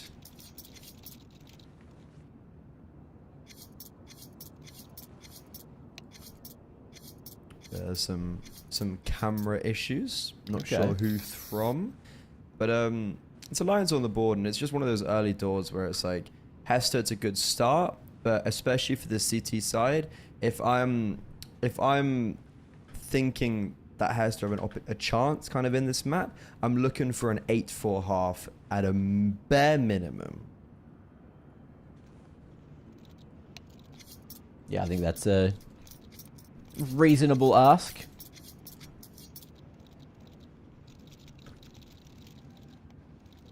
Hopefully they're getting these cameras sorted sooner rather than later, but time will tell.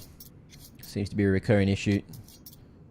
And you never know how they've got it set up as well. It's one of those things where, you know, it could just be someone's phone set up. The phone dies, you got to charge it, you got to send the feedback, get it all sorted again. All the technical back-end boring stuff that I know you guys don't care about, but I'm just, you know, layering out the insight as to, you know, why we've got the technical pause. It can be many, many things. Most players do opt to use like a phone as a camera or, you know, a secondary device because, especially with CS2, you want every little frame you can get, and having to send like another feed from the PC not only brings up the chance of there being like lag that can be incorporated by sending the video feed, input lag as well because you're using your GPU for things that don't necessarily need the extra heavy load, but integrity is the cost.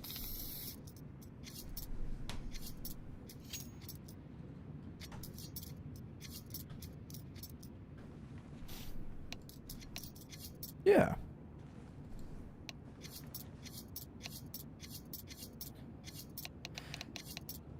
Orb being saved, and I'm hearing a lot of tippy tappies, so it's making me hopeful. And that, there you go, live. Orb being saved by Ants at the end.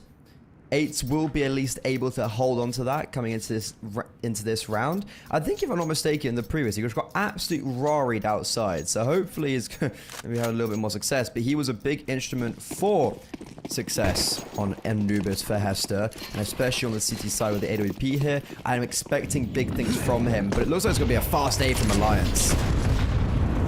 Yeah, right on out. Into the action. Avid gets dumpstered by the HEs, but still finds 2 before the final blow is blown. Ants from Heaven going to be able to try and get the trade and at least dominate one side of the site, but there's bullets getting shot through every bloody thing. Mukos going to be able to get huge damage before falling. There's a man back from Upa, and Ants can't make his way to site. 8s. He's on the right line, and with the X-ray off, you can see Alliance. They've just managed to avoid the danger for the moment, but that bomb is still down towards default. And with the rapid hut, they may catch a timing. 8s. He's waiting, but he's not going to be looking at the right point this time. Upa gets it done, leading out of hut, and Alliance finding a second. This time with 2 alive at the end, so the finances, they'll still be okay. Less to be desired. I say okay. You know? Yeah. Okay is a pretty broad term. actively goes against picking up Yorp as well, which was interesting. And a tactical timeout to everyone catch their breath. Alliance, one thing I am liking is that Twist, Avid, Poi, I look at these individuals and it feels like anyone can just open up a bomb site. That's definitely a sign Alliance has going for them, that I feel like there's so much capability for a strong entry fragger. Like, very sharp on these individuals. And that, look, that's sometimes what you pick up these young guys. Because they're not going to have the most insane experience or probably have a, they'll probably have a good mind for the game. But that's not inherently maybe all the time. Like, it's gonna be this brawn and this pure aim. It's exactly what we're showing. Hester, though, I got scared there in the 1 versus 2 because 8, he silent dropped, and if he was holding towards Hurt, I don't think, if he was in a good position in the back of the bomb site, I think that could have completely caught Alliance off guard. That wasn't to be, and now Alliance making it competitive after early success from Hester, and this is not a great sign for Hester, because as I was mentioning, I feel like they're gonna have to, if anything, run away with this first half for me to have some belief. Mukos with the banger at the ready. Sends the troops in. Poi caught with util out, so he'll fall just to the USPs. And Twist wants a little bit of engine for his fallen teammate. Error in a solid position with the right tool for the job against the unarmored CTs. Jumping around the corner. Should be able to mop everything up here. Mukos spotted. And the chase is on.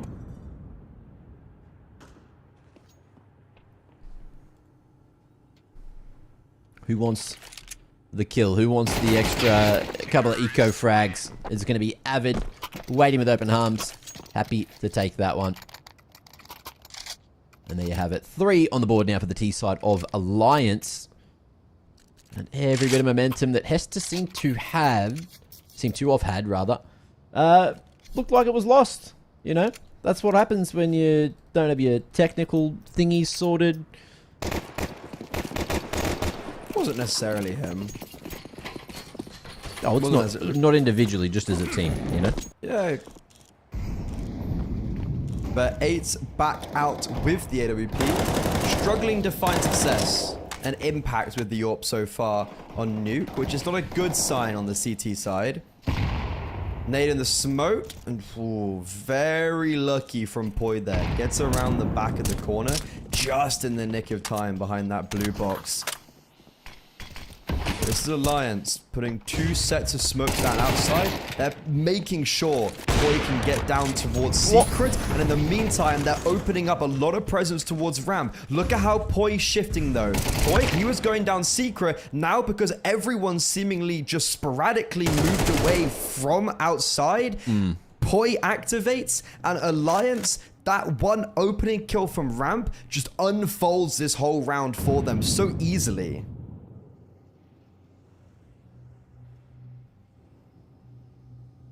How's this timing going to go? Apparaju sneaking up Secret. I don't think he's going to find a timing, and it should just be a long old save towards the end of this round. Alliance, they are like almost overplaying this. They are so lost as to where he should be playing from. And he maybe gifted this isolated fight onto Poi. Loses the timing, but there's a lot of footsteps coming his direction. Almost ends up going for the transfer. Poi takes him out. And that'll be the equalizer. 4 for Alliance, 4 for Hester. And anyone's opportunity to get 8 into the half. I actually really love that type of round from Alliance. Like, that was really beautiful, kind of proactive Counter-Strike. Like, you can see the game plan changed because of the opening kill they got from Ramp. It also could have gone in favor of Hester if 8's had maybe hit his AWP shot towards Ramp. But it's how Poi activates outside. It's how the lurk in lobby starts to activate towards A. Like, Hester, you can really see maybe the inexperience potentially, because they just absolutely scramble. Like, they lose that kill on Ramp and the whole round just blows up for them. Like, they just go everywhere. They're like headless chicken. But Alliance is the really nice proactivity to also understand what's happening and then maneuver themselves off that. This one round, this pandemonium, It's actually going to cause Hester to take 2 tactical timeouts on the trot. To me, that's a worrying sign because the round didn't look great, and then to take 2 tacks, I feel like is a very worrying sign because not only are you bleeding your resources with them, but it really shows that there was an evident issue there. They're trying to kind of fix maybe on the fly as Alliance even up the scoreline coming up against this eco.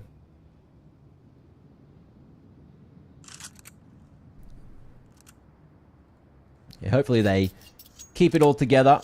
You know, there have been a couple of opportunities and a couple of moments where things go a little sour, a little more costly than they would like. And I don't think that they want that to be happening this time. Change in pace, maybe. Some bodies over towards ramp side for Alliance, but we can see it's just going to be the aggressive maneuver. Mukos saying, send me in, Cobber. Ooh, and he's got the crosshair in the right spot. Her twist jumping up towards the top side. Big damage onto Poi, who will trade eventually, but that's big damage. That's huge out of Hester already.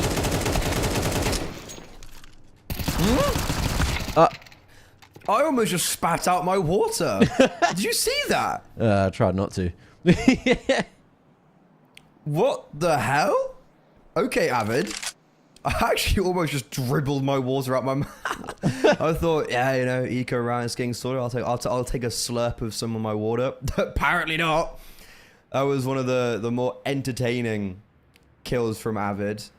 Just fully running, like 1 bullet left, just flies to their head. But Mukosh, you know, that was I respect how much damage he got outside with the MP9. Sorry, the MP9, the 5.7. And it actually could have been a worrying round if maybe someone else had also put pen to paper, but that wasn't the case. So it's going to be 8s. Moving off into darkness. He's got an AK in hand. He's going to be saving this as now the Swedes take the lead on map 3.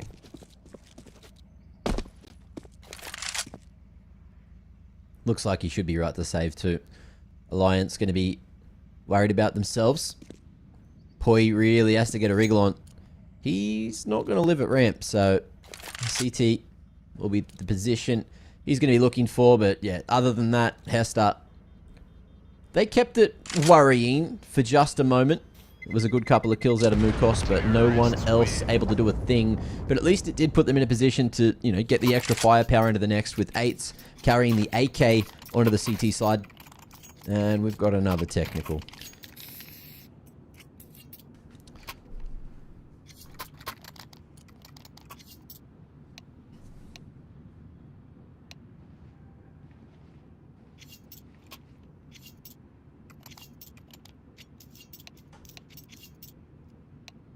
Quick typing going down.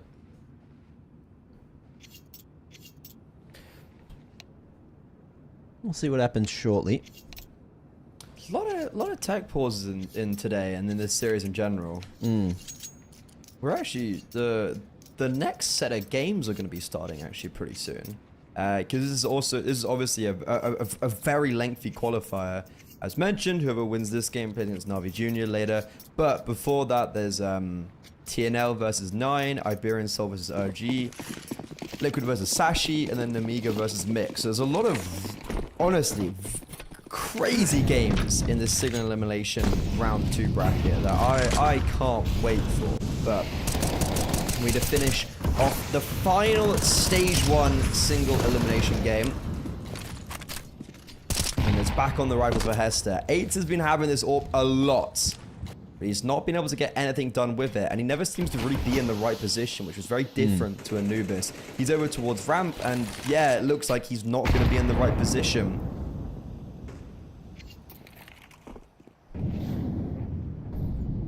Mukos. Hey. This is something. This is a choice. Ooh. Yeah, decided against it. Didn't want to go too much further with it. I think he knows that Poi had made his way down secret. In the meanwhile, it's going to be a bit of a chaotic one. Avid going to pick up his, and also in the meanwhile, awkward moments going left, right, and bloody center. But it is going to be Alliance managing to weather the storm after a awkward moment at outside with Mukos. It's just 8 again, last alive, and this time he's looking to keep the AWP across to the next. What's he got? No kit, no smoke, no chance at a ninja, surely.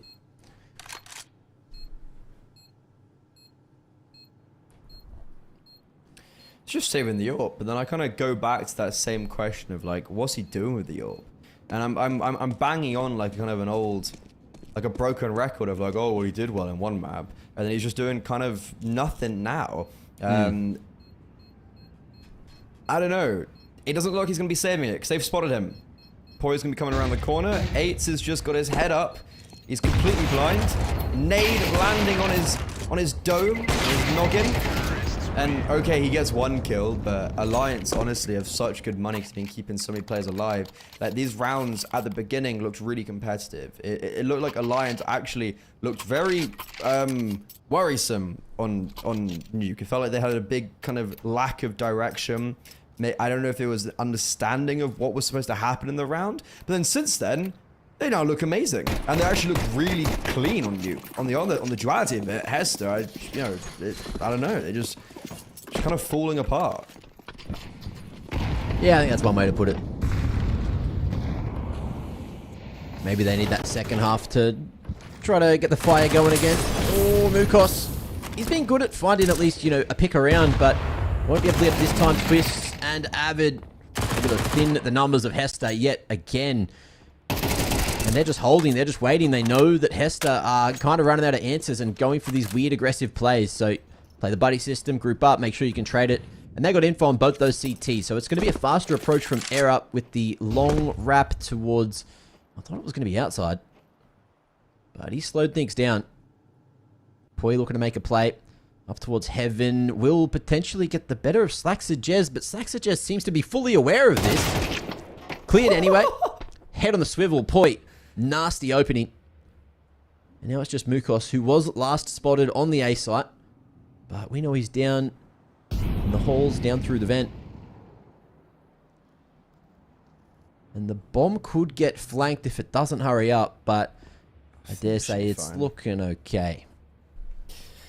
Yeah, the luxury if it does get flanked and then drop forward, etc. But that's just another example of Alliance. Look, they have the firepower. I think they're actually a really dangerous team when it comes to that pure firepower. And like, I don't simply understand how Poi hits that instant headshot on Slaxajez. Like, that's a risk breaker. But Mukos, like, he's got no kit. He has to save. And that's 7 for Alliance. I would have actually already said at 6 that this is probably already gone past the point of no return. Yeah. Wow. Great minds think alike. Gotcha, mate. Look at us. Like, you've already kind of got past that point of like, oh, I don't know if Hester will be able to get 6 on their T side. And that's just extending further and further and further. And the percentile is just dropping like massively every single time Alliance win a round from this stage on. And even then, look, like we're going to the final round of half, and Hester didn't even save a rifle. Like, it's just, nothing's really going well with them. Eights, well done, you got another AWP out. What are you going to do? You got 1 kill in the last like 10 rounds. It's not even with an AWP, I don't think so.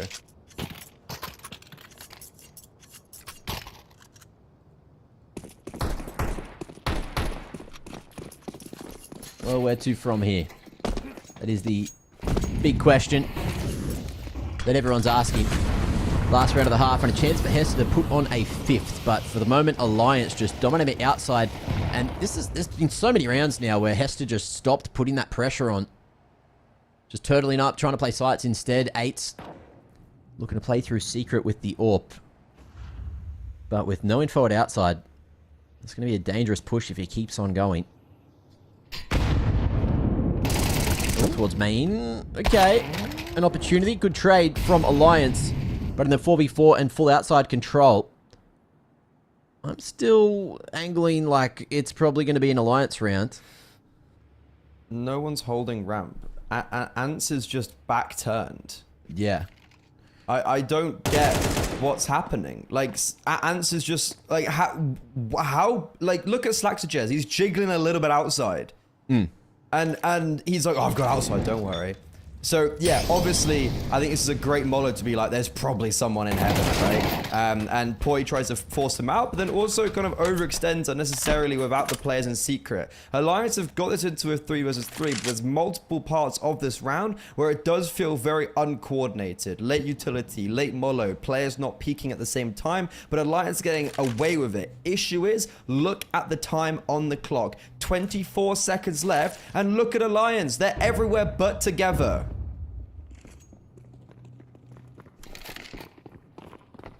Okay. Yeah, it's getting weird, but just sometimes you just got to let some things happen, and it's happened again. Hester, it's dangerous, it's chaotic, but it is another round. 5-7 at the half. Let's see who wins this series after the break.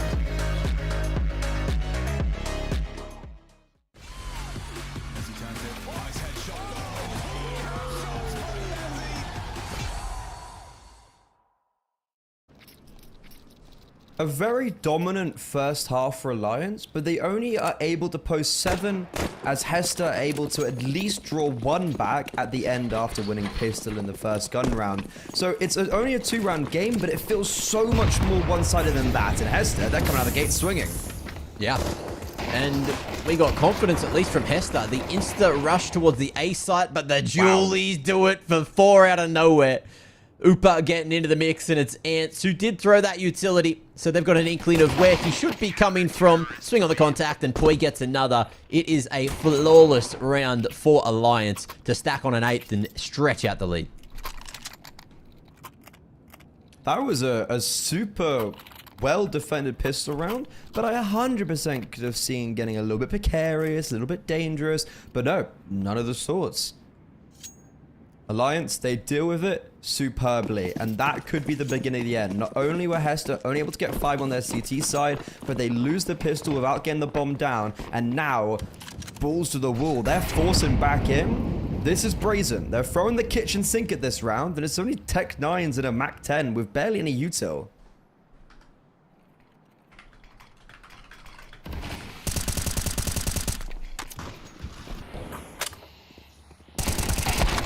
Oh, okay. Right. Bam. Only good for so much there. Things get a little bit awkward and the Tech 9 start to run over the A side. The numbers getting thinned again. Error. He is so happy to keep on taking the fight to Hester. And they can't stand up to him at all. Twist's going to be coming through for another little pick.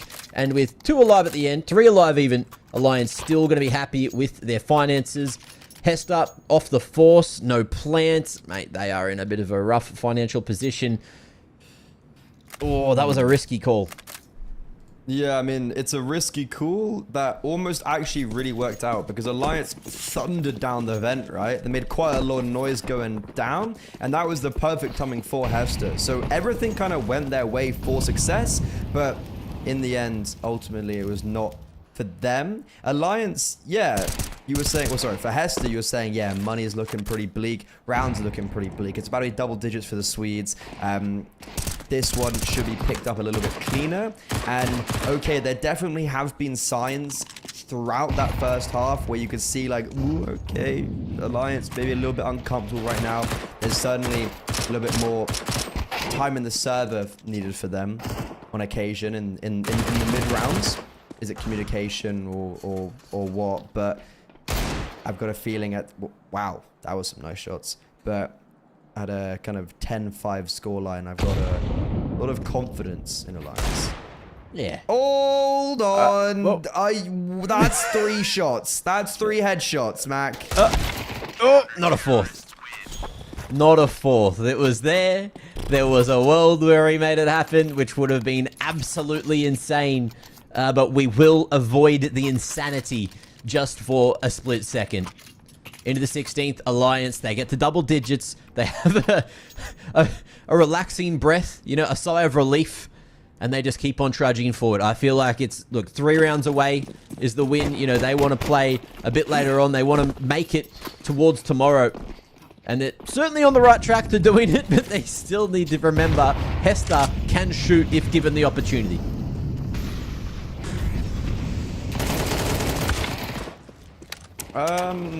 That's certainly aggressive. Ants just gets the fight taken to him. Ira spots ahead, and I actually don't know how that didn't hit. He's still staying up here, by the way. Ira's still playing around this smoke. I mean, fair play to him. I wouldn't have. But he's able to at least get 1 before he falls. Already having more impact than 8s on the CT side. But it's a man advantage maintained for Alliance after this squalor outside. The pressure's still being applied. Look at this. Avid, he gets the kill outside early on and is now peering through Secret. That's an awful smoke being dropped by Hester. I wonder if anyone's crossed. No. And the bomb's there now. Oh, weird. It's just weird things going on. No one even flashing with that one. Okay. What's the point of the smoke? Yeah, the util game is far superior for Alliance. Let's just put it that way. And the shooting game at the moment seems to be as well. Abaraju, they know that he's still here, tucked towards red, and the spray at that range is probably not the best thing to do. Twist punishes him. A1S, nice and tight little spray pattern, which can definitely work better at that kind of range. And it will put on an 11th. Minimal reinvestment coming through for Alliance into the 17th. And Hester, I think it's getting to the point of, yeah, as you mentioned, no return. And they just can't get the ball rolling in this second half. Alliance, they must just be that much better on the CT side. Even roll it back to like Anubis, right? They just felt that much more comfortable, trained that much more comfortable. They're one of these teams which are more rare these days that seem to be, you know, more proficient on the CT side, at least from the small sample size that I've watched. Yeah, we've crossed the Rubicon now. And like that last round, I agree.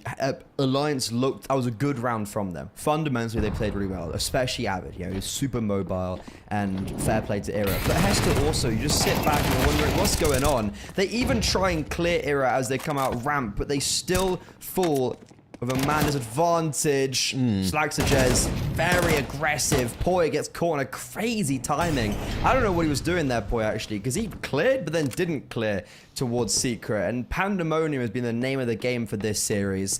And once more, Hester living up to that name in the 3 versus 3. They're going to attempt to get the bomb down this lower bomb site. Avid attempts to deny, but maybe overextends slightly and now pushes this round out of possibility because of that overextension.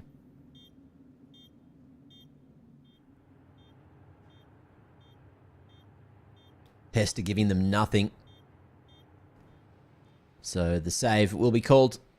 And if you look at the money, it's probably for the best, you know. Twist still hanging around towards ramp side to try and fight an exit, but Hester, they know better than that. And they're going to Secret, but look at Upa. He's coming this direction as well, over towards red.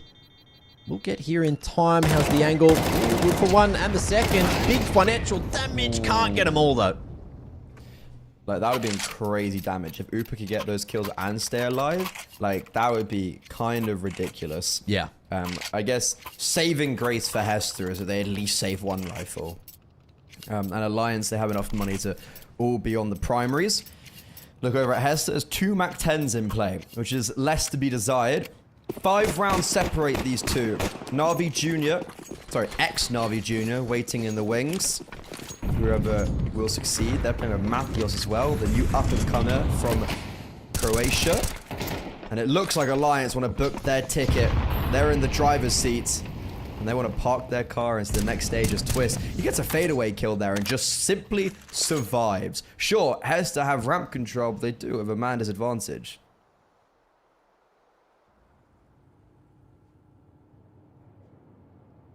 Smoked off at ramp, regroup back to lobby side. And we'll see if the A site is where they end up. Poi going to be able to snatch another name away from Hester. As Upa will fall as well. And the attention looking to be drawn towards lobby. He smoked to... Ooh, it's at the vent drop, but Ants is just finding error with his head not quite thinking straight. And just like that, Poi may be able to at least save the day with the 12th on the horizon. One on low side. We got Hell. We got Default. And Hester are grouping up to try and fight this one together. The trade game's good for Abaraju, but needs to find the CT's audible sounds coming from the vent. Draw his attention away from Heaven, and Alliance at least play that well. After a couple of little hiccups, but 1 round, all that's necessary now, and 6 big match points to play with for them. This is why I'm struggling to see the future in this tournament for Alliance. Like, they're better than they're better than Hester. That's been proved very evident, but they're getting away with murder because of the negligence of Hester. Like, they're making a lot of these small mistakes and getting away because of individuals and whatnot, and that's exactly what's happening. Avid, look at this. He's just swinging behind. He lines them up, drops the bomb. How does he even hit the headshot there? That is ridiculous. 3 kills. To stamp his approval, not only on this round, but in the whole series, as Abaraju is the final player alive.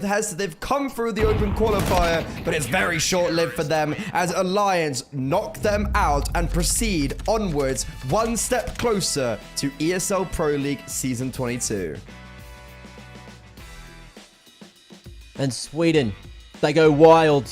They go crazy to at least play later on today. It's great to see some success coming through, but yeah, Hester, look, solid map on Anubis, but even after that, it just got confusing, it just got a little weird, and then it felt like they just weren't talking to one another. So maybe they're just not good on the endurance side of things, which you need to on a day like today, right? You're playing this best of 3, then you have a short break, and you jump into another best of 3. And it's going to be the same over the next couple of days. You've just really got to lock in, or you don't take those opportunities. And Hester, they unfortunately don't have a fallback plan now. You know, it's no double elim. It's still stage 1. It's this weird single elim thing we got going on today. So Hester will be leaving us, but at least, look, they showed everyone what they can be capable of when they're feeling it. And I think, that is something that they can certainly take away as a small success in the loss that they've had. Yeah, like they looked really good on map 1, but then the series did go just exactly how we'd anticipate.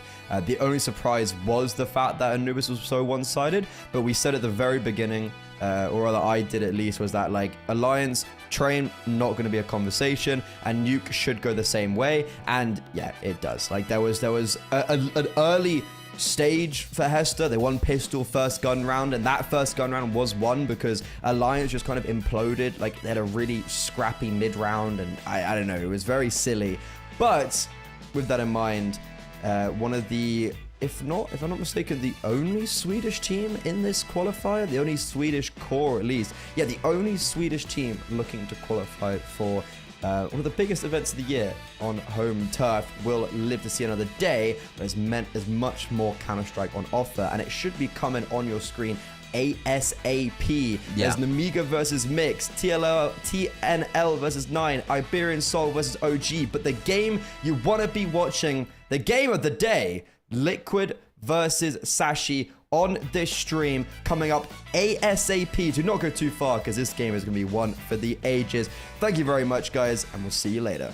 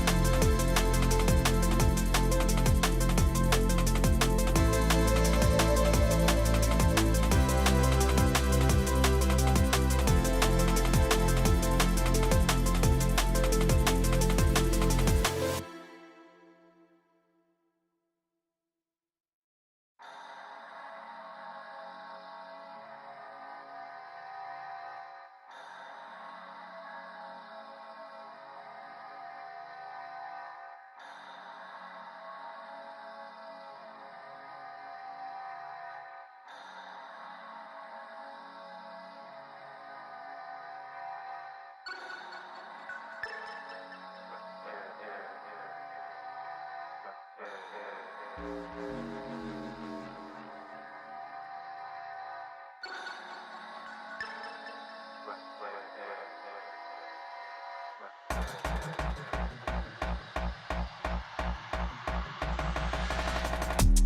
don't do no talking round here. We don't play no games round here. We ain't never slipping round here. This another level, this one over here is very rare. We don't do no talking round here. We don't play no games round here. We ain't never slipping round here. This another level, this one over here is very rare. Ridden got me skanking, had me feeling like I'm Fred Astaire. Bread was kinda short, but I was smelling like a millionaire. Claimed their opposition when we stepped in, they were running scared. Man, we're louding up the atmosphere. Too much chatty, too much catty. I just lit a fatty and it came from Cali. I'm not really here. I was in the clouds, I don't ever take the stairs. We don't do no talking round here. We don't play no games round here. We ain't never slipping round here. This another level, this one over here is very rare. We don't do no talking round here. We don't play no games round here. We ain't never slipping round here. This another level, this one over here is very rare. This another level, this one over here is very rare.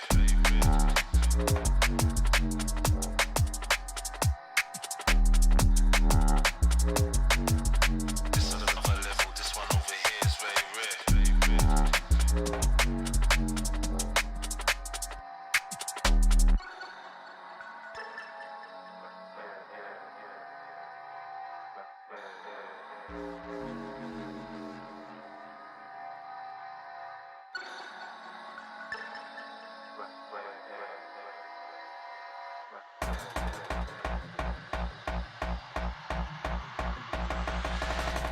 I was in the corner sweating till the lights came.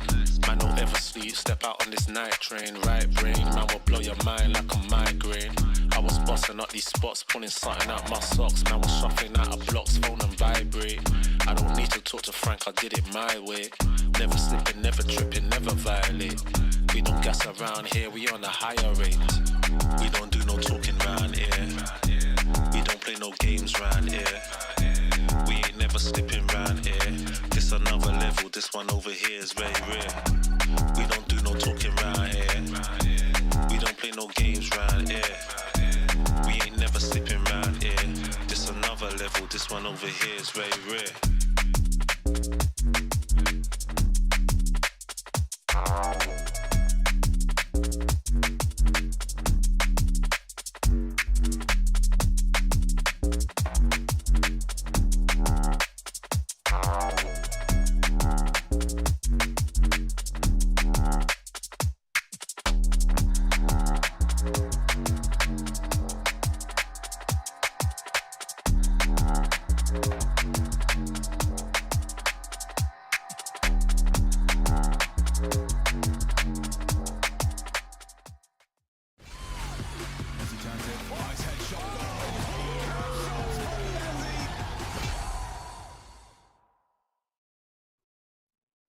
Hello everyone, and welcome back to the ESL Pro League European Qualifiers, changing the guard as we get into the afternoon/evening games. And Brandon, this game that we've got coming up here in the A stream, I think this is the game of the day. Absolutely, it is. And to recap what's going on here, obviously this is the Europe Closed Qualifier for ESL Pro League Season 22. It's a bit of a wild format because we're in Stage 1, single elimination bracket. You win this, you're through to Stage 2, which is a double elimination bracket. You might be thinking, well, Brandon, how many Pro League spots are on the line? 1. So the format is wild. You have no room for error, really. And if you're one of Liquid and Sashi, you're looking at this thinking, for Liquid, it's an absolute must-win. Liquid would be looking at this thinking we need to get the Pro League spot regardless. And for Sashi, it's if we upset immediately, that'd be fantastic.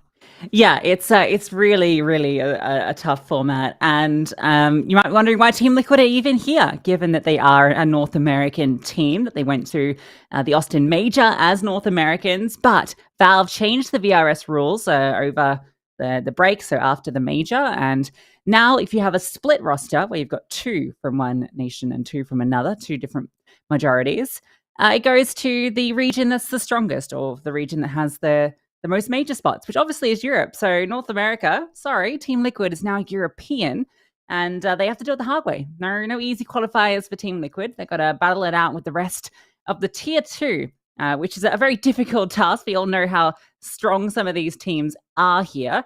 And so we'll see. Team Liquid are going to have to do it the hard way, and it's going to be a good test for them coming into the season. Yeah, look, we'll talk about Team Liquid in a moment because we can bring up the schedule. We've got 4 streams going on at the same time. As you can see, this is the schedule for the A stream. Sashi got a forfeit win after 1win did the veto and then didn't show up to the game. Don't know what you're doing there, Hobbit. Alliance have just put down Hester 2-1. We've got Liquid versus Sashi as mentioned. And then we've got Paravision taking on Ents as our final game of the day. And of course, the most notable news for Liquid, to be honest, is the fact that they've not made any roster changes. Instead, it's been a change in the guarded coaching. Damars DeRover is now back as an analyst. And we've got Flashy coming in, who had experience on FlyQuest Red. He then moved to Na'Vi and was the analyst over there for a little bit. And now this is his first proper role in a head coach in Tier 1 Counter-Strike. This is really exciting for him. Yeah, and I mean, his time on Na'Vi, it wasn't just a little while. It was their major winning run. It was that entire basically 9 months where they were in grand finals, either winning them or not winning them. So he played a massive role in their success during that period. So really excited to see what he brings as the head coach of Liquid, who have been without, I guess, a more natural coach in that role for a long time. So yeah, it's going to have his work cut out for him, as this team obviously has had a lot of moving parts over the last 6 months. Let's see where the game was going to play out on. If you already looked on HLTV, you've probably already seen the veto. It's pretty standard, I think, for both teams. Sashi will always pick Nuke if it's available for them. They are Nuke specialists. It is their best map by far. And then Mirage for Liquid. They've been struggling on this as of late, but you got to remember this is in the Tier 1 scene. They're playing it. And last time they played it was that double OT versus Mouse, so they got eliminated from the major, if I'm not mistaken.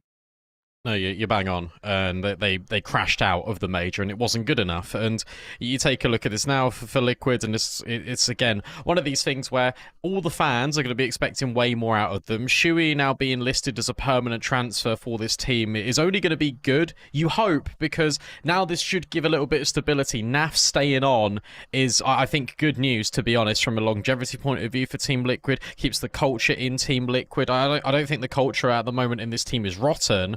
But with that being said, we need to see a step up from NAF. We need to see a little bit of a step up from Ultimate, even though he was really good in that Mouse game in the O2. I still think we need to get a little bit more out of Ultimate. For Sashi, it's worth noting that they're probably still in Pristina at the moment in Kosovo because they were competing in the European Esports Championships over there.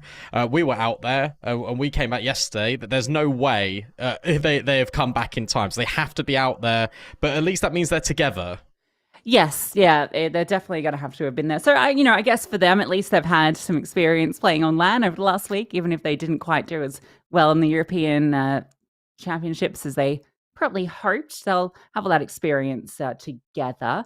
I think the Liquid roster question is really interesting because of the VRS change, right? There was the choice there, right? Do they want to, if they're already having to play in Europe, change out some of those elements, change out, a struggling NAF perhaps. But they decided to stick to the guns. I like the call, right? Because Shui's fairly recent to the roster. I feel like it's only been, maybe 3 months at most? Like they only really had a few events at the tail end of the season with the squad. And so it'd be good to see what this team looks like with more time with him at the helm and, kicking off the season online. You imagine they're all probably boot camping together at the moment in Europe, given they have to play in Europe. So they'll be using the opportunity to really bond together.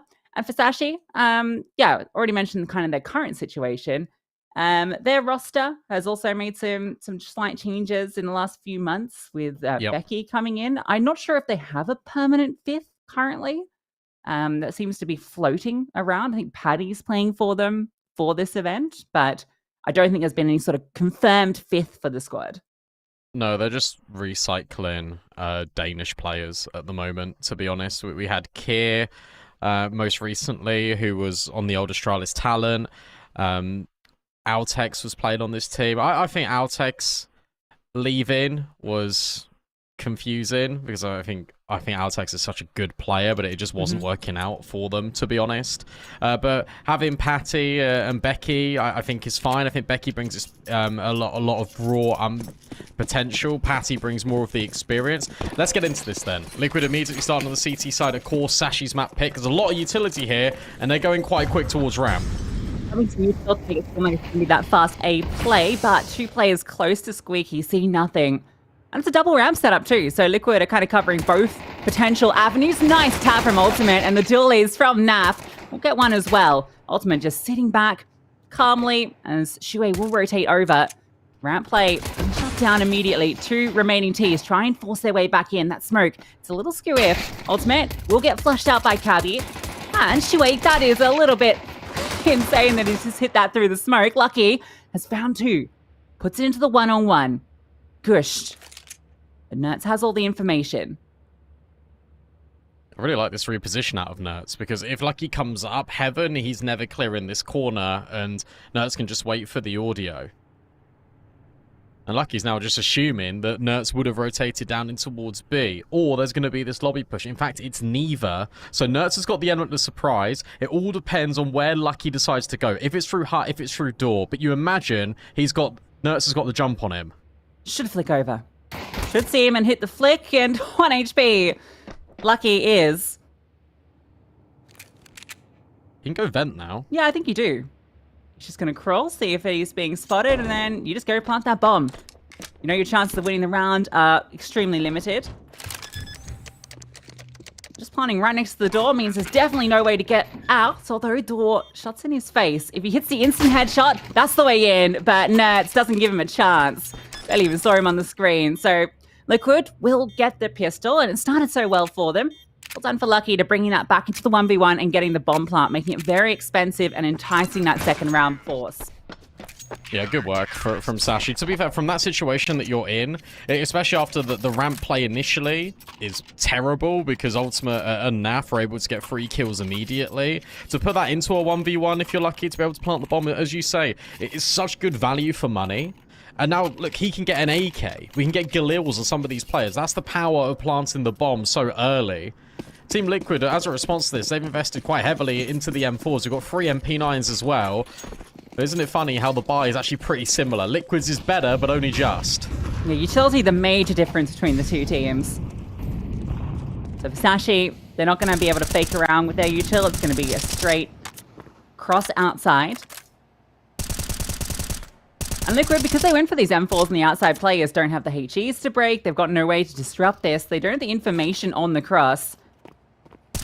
Imagine they're fully aware of it, but where's that rotation? Where's the rotate then? Yeah, is anyone going where down? Is it? You've spammed enough to the point where there needs to be a reaction. Ultimate and Nerds are now just together over at Hell.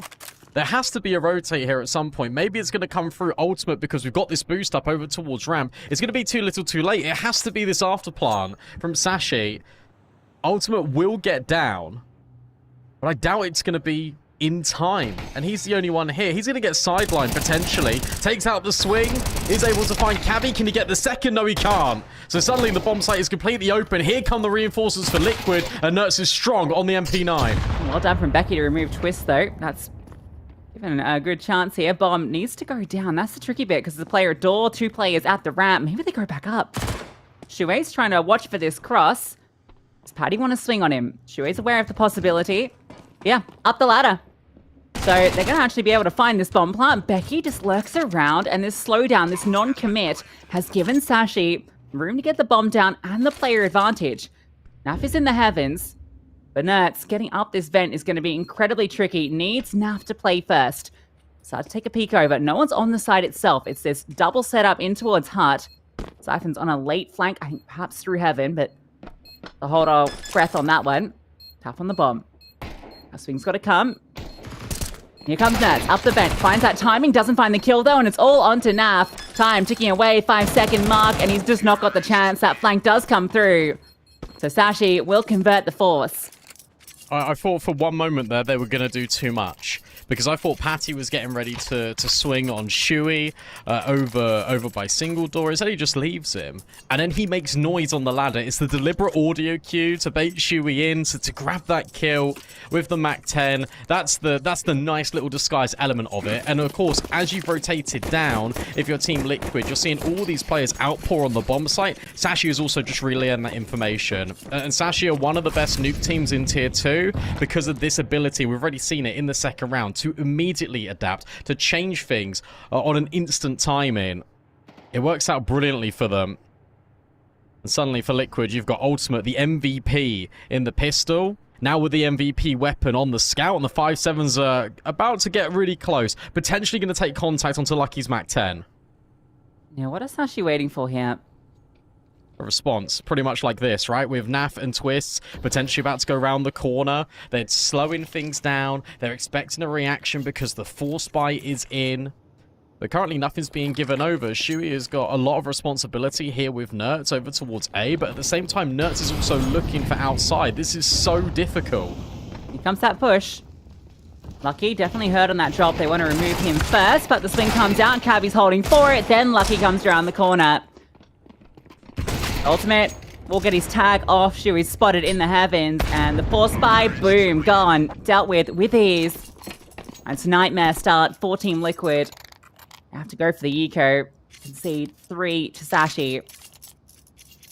Really enjoying the pace of Sashi again here, because for a moment it looks like Liquid are always going to catch them on the timing, but it's just the presence of mind. Just throughout all 3 of these rounds, even though Sashi lost the pistol, the presence of mind has been there throughout for them. They really are taking their time. Whenever someone is checking the flank, there's also a player immediately ready to be a first responder, ready to trade immediately, and that's not really been required yet. But it might happen in the next coming rounds. A classic stack over towards Hell for Team Liquid. Zyphon's going to potentially feast down on all of these ecos. He sees all of them, and he immediately disengages. Yeah, doesn't want any of that. Maybe Ultimate can get the Zeus. Will anyone walk past him, or will he be hard cleared by a player walking Hell? Oh, no. It's a little they weird. have no idea. Lucky's it here. doesn't matter, but... Oh, I think he might have... No. End of it. Oh, well. Yeah, bait him into the Zeus. No, hits the headshot at least. Couple of USP dinks, but this will be clean. And Cabby can get the 10 involved. They know what's on the line. They don't want to risk anything. Get these players to T-spawn ASAP. Naf's just going to be a nuisance. Maybe tap that bomb and draw some players back, but... Or not. Or just try and chase. Anyway, that's the 3-1. We'll get another chance. We don't have the ult for ultimate. General money is a little lackluster. Utility will be scarce across the board. The head armor is kind of feeling good right now because there's a Galil, an M4, and a MAC-10, and you know these weapons were there because they got kills. Utility, too much for a premium to let go.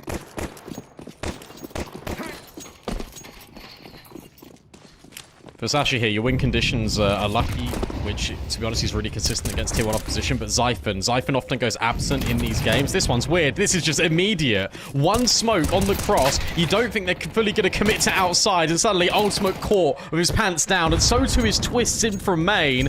The Garage player is also wounded a little bit. This is a complete disaster. Naf is now rotating just straight into 3 players. That's round over, and that's Sashi getting the first gun round. Yeah, I love that. I was watching Lucky throw that smoke, and I thought, oh, he's only throwing one of the smokes. Has someone else got like a fast lineup where they've thrown the close red smoke? But no one threw it. So it was just to kind of catch a player off guard, like we see, because you expect when that first smoke lands that the next one's going to come and then they'll cross. So just to throw the one and then just run across, really nice way to go into the next gun round for Sashi, knowing that Liquid have just reinvested. Pull out something a little cheeky like that. Catch them off guard. At least if these 3 rifles are safe, which they will be, Liquid will be able to reinvest. They didn't even get to play that round of Counter-Strike, basically. It was over before it started. And then exactly what you were saying in the previous round as well, by the way, the fact that, look, they haven't got head armor. It's still relevant for Becky, at least, because he's got an M4. Galil's still on Patty. Like, it's now starting to be a little bit touch and go. Liquid are immediately using one of the free timeouts just to calm down a little bit. Because what's been happening is they've tried to get a little bit inventive, especially on the force buys, for example, but they've played right into Sashi's playbook. Sashi have currently got all of the control. Team Liquid now need to decide what they want to do. They need to set up either a little bit more passively to sort of allow Sashi to be these players that are going to take the fight towards them, or maybe you're going to be the ones that are going to be assertive. But at the moment, it just feels like Sashi are one step ahead. They've got a really good read on the situation right now. And for Team Liquid, I know Flashy, as an analyst, he would have definitely been watching all of the demos. There's enough tail of the tape for Sashi on Nuke directly. There's also a fair amount for Team Liquid. So you maybe should be expecting a few of these plays. But for example, that gun round, I've watched a lot of Sashi over the last month. I've not seen them throw that. So that's really cool that they're just adding new elements to their game. Yeah, I mean, you come into this knowing that this is going to be, you know, the big game that you have to win. Because Liquid is the best team here. You know, if you just look at the VRS rankings and just name value and all the rest. There's some strong contenders in the list, including OG, ENCE, Paravision, Fnatic, although got a temporary fifth as Mattis has departed that squad. It's basically Passion UA now with Blame F. True. Crims hanging on for dear life. Bless him.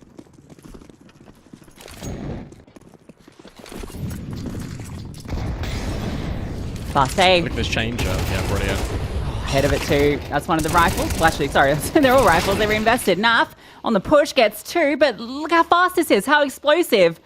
Nertz arrives, wonders what happened to his team. And if he walks through this, Patty should have his number. Look at that little gap. The source everywhere as he's lost in it, but he will find that space. Oh, Nertz is good for these. Has to isolate these three fights. Gun barrel spotted on the first CT vent swing. He's ready for that, but the cheeky little tuck back in to allow Lucky to play. Becky does not overextend. Nertz has a good read on the situation, but an unwinnable crossfire. Fantastic. Again, let's talk about game management. Let's talk about the fact that Liquid have just taken a pause. Firstly, to discuss finances. Secondly, how do we want to accommodate for Sashi? And Sashi's immediate read is, well, look, let's just go for an A rush. Let's completely flip the script. We've been going very extremity-based Counter-Strike right now. We're going ramp, we're going outside. Immediately, let's just hit them. With a fast play in towards A. Twist, you can see, he basically had his knife out, completely underprepared for that situation. Patty wanted to go fast into main, but instead he just spams out Twist. Twist is getting absolutely destroyed by Sashi, and Ultimate, who brought out the AWP, mind you, just gets owned by Lucky and Garage. It's unrelenting. It's so fast-paced, the starts of these rounds, and it's the same situation, but worse. There's no multi-kill coming through for NAF. No one gets a thing. I mean, it's such an unlucky start to that because the flash is thrown in towards, door and misses the mark. And so they actually get slowed down. I think it was Patty then goes for the spam just through the smoke. It was never the kind of intended opening and then just gets the player that's standing on there. Yeah, I'll be honest with you. I think Sashi completely changed their game plan based off of that opening kill, though. I think the idea was for Patty to throw the flash in towards main, try and scale over towards the vent. If he sees anyone at Nitro wall, he'll take the shot. But otherwise, it will probably just try and get down vents. Instead, because of his flash, he's able to get that pre-spam on Twists. Lucky finds his kill outside, and they just split into A immediately off the back of it. Unbelievable call out of Sashi again, even if it was a little bit inadvertent. The response to the situation is telling. And Liquid are just stranded. And they're struggling to fight against this wave of pressure. This feels like my just Prem so games. Consistent. When I queue up and it's like 30k on the other team, just a bunch of like 5 solo queuers, and they just start running at you everywhere. Killing you through smokes. You're looking their profiles up on Faceit Finder.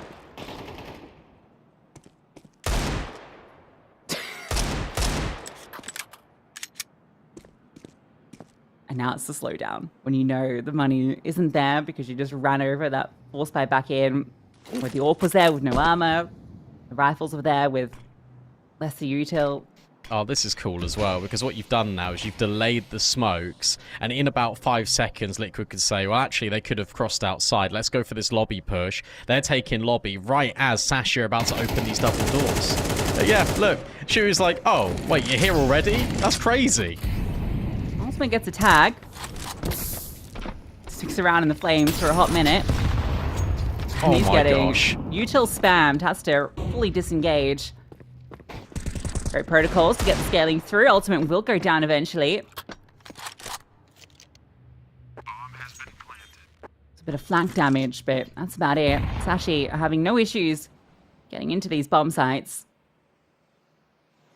If Becky gets Shui here, that's just like so locked in. Like to be aware of the potential push from that side. Oh my god. Just jiggling these 2 angles. Like Shui's like, what is this guy doing looking this way?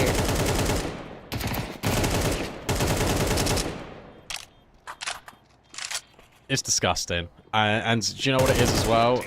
Oh. It is just... Liquid needs to take a pause. Liquid needs to take a pause right now.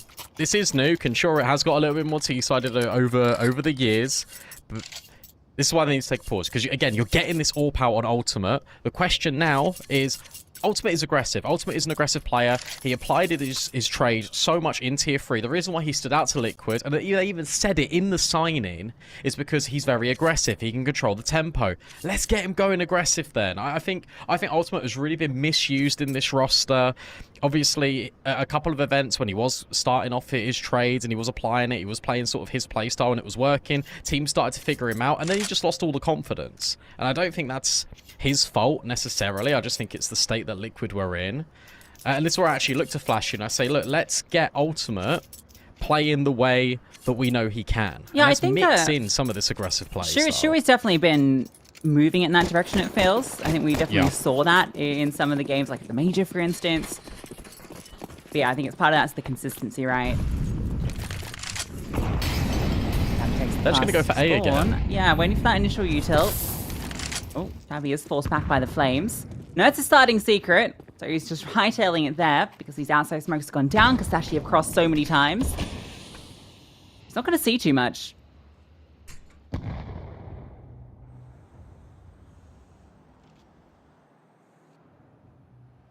A chance for an opener onto Zyphon. Ultimate actually gets the first kill. Can be caught out. I'm not sure how that kill's come through. Nurse has the info. Only one player is outside. Yeah, it looks like it was like in towards Hut, maybe. I think, again, Sashi read into the fact that the only possible reactions that Liquid could have would be starting down Secret, breaking these smokes open. So I think they were waiting for Zyphon's contact, and they wanted to move in towards this A bomb site. Instead, it hasn't paid out in the manner that they anticipated, and you've got this double rifle setup with the AWP. This looks good for Liquid. Shui falls back as the smoke begins to fade. He'll get the information on that jiggle. Calling perhaps for a flash. No, Dry peeks out and gets eviscerated.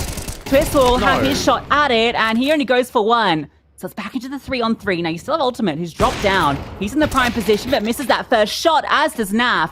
You know Ultimate was here, but he's taking the shots behind the silo, dancing around, looking for the multi, can't get it. And he's the only one still standing. It needs to be all Ultimate, and they're going to swing together around the corner. Zyphon goes flying. Brilliantly crafted from Sashi as Liquid give them 1v1s, and they're happy to take them. That's so frustrating. That's actually really frustrating to watch if you're a Liquid fan, because Shui gets that jiggle and he doesn't shoot, and I'm thinking, oh, this is brilliant. He's going to get a flash, he's going to go together, maybe he's going to wait for Ultimate to come over, because you just see Ultimate drop down immediately as he gets that jiggle in. And no, he just dry swings and then twist dry swings. Like, come on. This is really frustrating. Like, fundamentals shouldn't be this bad. Should not be this bad from Team Liquid. Yeah, because I mean, I'm sure Shui would have been spotted as well. Like, I think that information definitely would have gone both ways. Maybe he thought the molly was coming and felt like he gets ahead of the swing. Anyway, at ramp, bit of aggression. Ultimate goes to the peak with the 5-7, but gets brought low. Flash will come this time. Smoke as well, and a chance there. Naf will take it. We got Ultimate, and CZ peek into Hut, ambitious. I think this is a real great example of one team coming in hot and one coming in cold, because Sashi come off playing the European Esports Championships as Team Denmark, where they've been playing every day. They've been playing on stage, on LAN, building that energy together. And sure, Liquid have, been practicing together, boot camping, all the rest, but, coming just off the player break, their first official. It's an incredibly slow start. Liquid, more like solid, as it is glacial.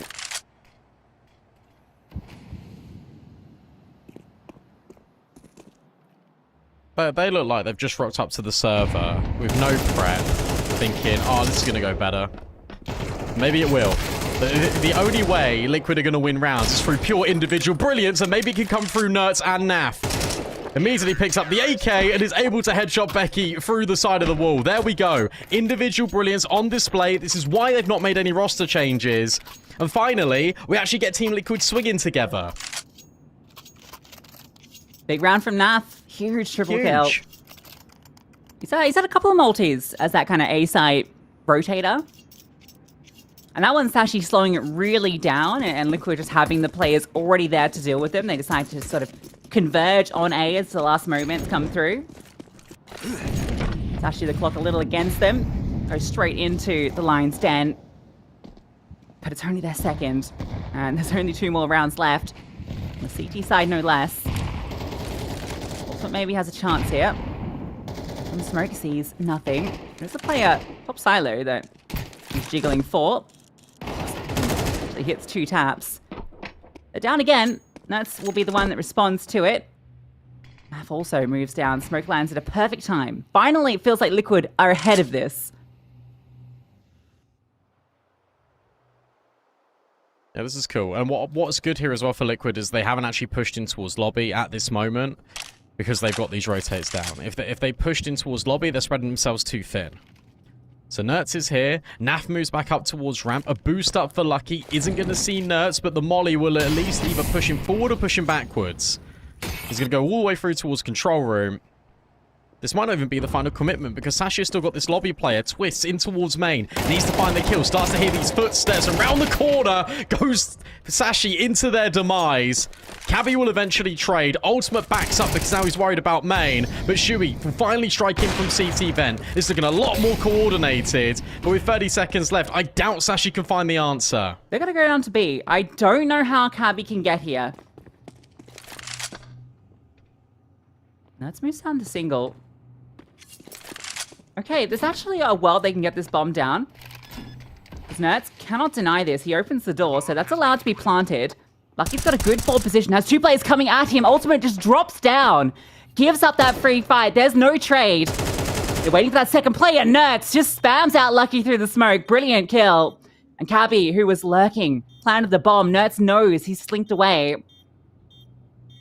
It's planted for double, so assumes that he must have moved around this way, but Cabby goes back single. Now this won't be accounted for just yet, and Shui spotted out. No idea, but Nerts comes out over the top. Is the kit easily retrievable? He picks it up. It is on the bomb. He's lucky it is, because that's going to be milliseconds on it. Just about gets it. The Liquid save face after Sashi almost recover that. Yeah, that was a sly little maneuver as well from Cabby. And good decision-making again from Sashi here, because you've got Cabby that was over towards main. Lucky's able to get this lurk kill of all things, back garage to hell, picks up the M4 and just hightails it. Immediately hightails it. You know about the ace setup. You know there's multiple players there because of the early information, because Shui is also just taken a life there towards CT Van. The fact they're able to get the bomb down in that situation, but Nerts has done everything. Faster play, yet again. Ultimate creeping in. He's not going to be ready. He's not going to be ready for these players, and Cabby just sprints out. Cabby sprints out and completely dissects A.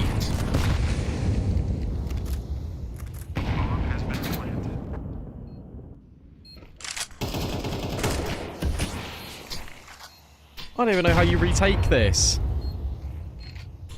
It's hard. There's a space up the vent. Nerts will slide out. Twist is waiting in heaven. Naf just spams out Zyphon. That's a freebie. It gives the space to maybe get in, but with Nerds getting caught, yeah, it's done. Now spamming out. And that's going to be a 9-3 half. Sashi dominating Liquid. The huge T side.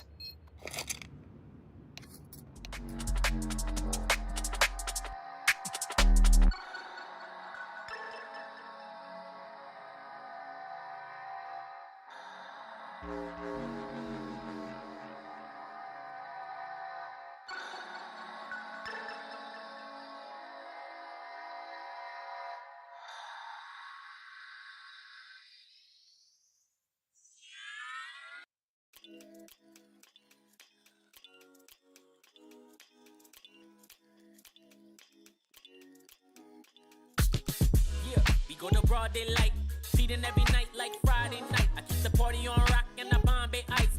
Gotta see stars like Broadway lights. I told a baby girl, you don't gotta kick it with the daydreamers. You can skip the line, I'm the gatekeeper. Plus I got the crowd going crazy, dance floor blazing up, going. When they see me show up, I be feeling glowed up. When they see me show up, I be feeling so. When they see me show up, I be feeling glowed up. When they see me show up, I be feeling so. With the VIPs in your city, getting litty as a BIC, huh? Yeah, screaming life's a gift, so we live to the fullest till we DIE. DJ, put it back on, keep it hype, we don't wanna hear no sad songs. Everybody up in here just wanna celebrate. Sip a little drink, get the dance on. That's all, listen, everything good over here. We don't want no problems, we just want cheers. Toast to the good life, wine, liquor, beer. Haters getting blocked if they trying to interfere. Swag on 100 and my drip too fresh. Certified stunner, need a big blue check. I don't got no time for no BS, I no negative ideas in my vibe, cause I'm just too blessed. Run it back. When they see me show up, I be feeling glowed up. When they see me show up, I be feeling so. When they see me show up, I be feeling glowed up. When they see me show up, I be feeling so.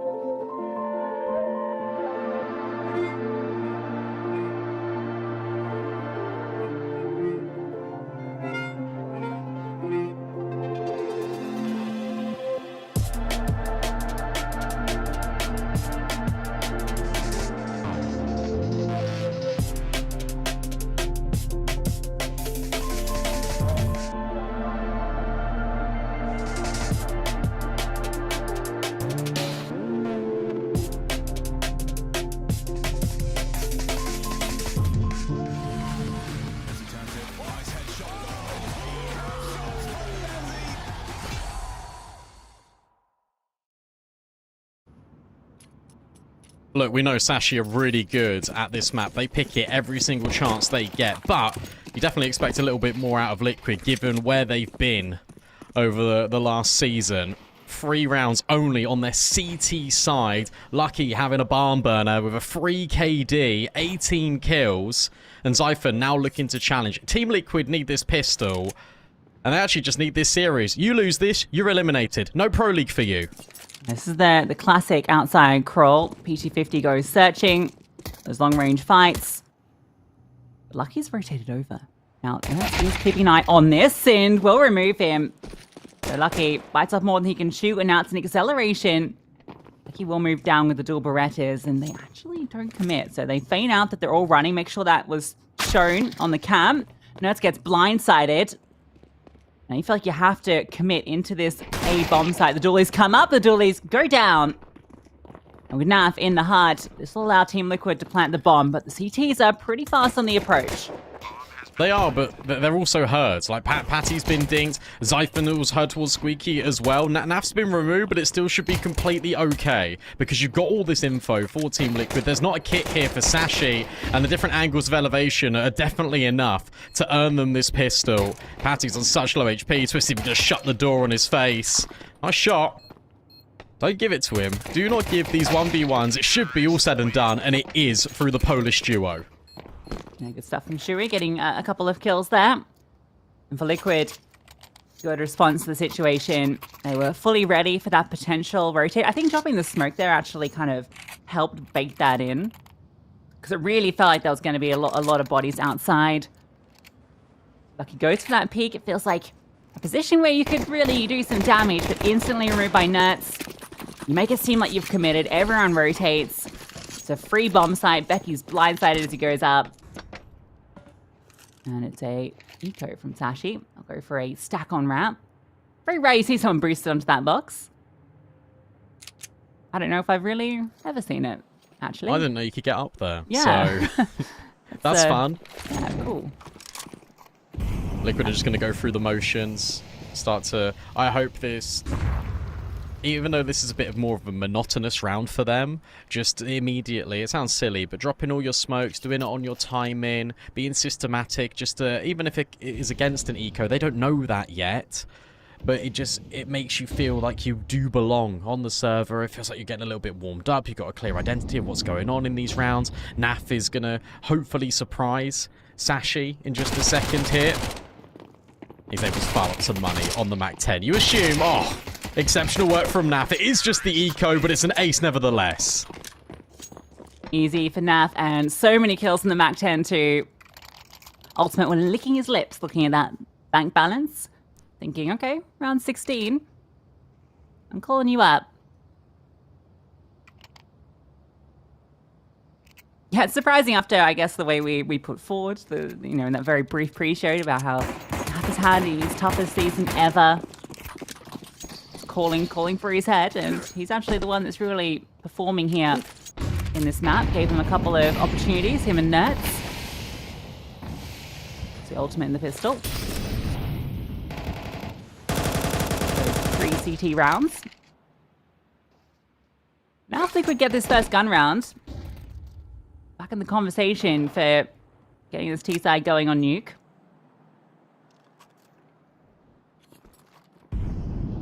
Harder to set the pace on the CT side.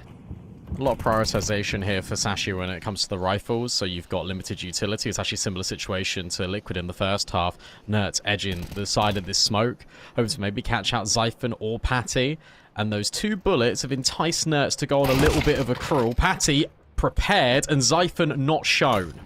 But Liquid are down, at the very least. And with this pressure that Shui is applying, that will at least keep the A anchors rooted. Lucky at the off angle, though. Means Cabby can fully commit down. Store be opening. They're waiting to see if Wrap can be established first. Nice little swing out, but Lucky's spray, even better. Gets both players, and then Cabby will strike from above. Just trades him out. Bomb plant, perhaps, at the very least. The Paddy's fast on the play to door. Loud about it. Doesn't actually overcommit. Gives Twist the chance to tap, but they don't connect. With too many players. Anyway, Lucky, the big 3K, that double on Wrap essentially secures the round. Means that player on site and Cabby has free reign to get his. It's a really nice little setup from Sashi as well, because as we mentioned, look, they don't really have all the utility. So what they do is actually play elongated crossfires. So Zyphon's responsible for outside, but he's holding that with Patty. If Patty receives contact on main, Zyphon will swing from Unbreakable. And in the same breath, you've got your Heaven rotate that's actually playing in towards ramp. As soon as those outside smokes are dropped, it gives Cabby the leverage. And because Lucky does so well, he finds that multi-kill. No one is prepared for Cabby to be down there. So a good double setup in both extremities here for Sashi. The guns come out, and now they've got all the utility behind them after that round win. I'm surprised they actually don't go for the AWP here. Definitely had the option too if they wanted to. I mean, he's 21 and 8 on AKs, basically. You might as well just let him do his best work. Well, on both sides, I mean, but yeah. Oh, true, yeah. That is curious. Flash play. Commitment slight behind it. Nice molly at the same time. Yeah, it disrupts, but it doesn't matter what. Patty still swings and gets the kill on main. That was a really nice utility combo. The flash, the molly, everything about it to try and upset Patty. He goes down with 1. That's will as well. Wait, what is that setup? What is that disengage? Lucky got the kills in towards Heaven, and then he's suddenly in CT spawn alongside Cabby. Oh, Sashi are just in complete flow state right now. The fact that Patty's able to run out of the molly, half blind, get the kill on towards the main players. I really like the idea from Liquid, because what Liquid do here is that they recognize, okay, that was the setup in the previous round. Maybe they'll just run it again. Let's add a little slight variation. Let's up the tempo of our timing. We'll drop the smokes a little bit earlier. We'll flash through them. We'll hopefully be able to get these kills with that combination of you two, as you were mentioning. And yet somehow it just doesn't work out whatsoever. 11-5. No money for Liquid. So essentially, they're going to be conceding map point and 7 of them. Doesn't feel great, does it? Searching with the dig. Does not connect. Patty seeing the shadow and seeing the shooting. And they're just so good at playing off each other. One by one, each will support the other. One casualty. The bank balance is burgeoning, and so is Sashi's round count. As mentioned, 12-5. Last time out for Liquid. As Nuke will slip from their fingers. I really want to give a lot of credit to Xiphon, especially ever since he's joined Sashi, but most notably more recently, because Xiphon of old, I don't know how much Tier 2 Counter-Strike you guys have been watching, obviously over here on the ESL stream, but for Xiphon, he's really undergone a lot of change. Really aggressive player, would often overstep quite a lot, and then would rely on his aim to bail him out.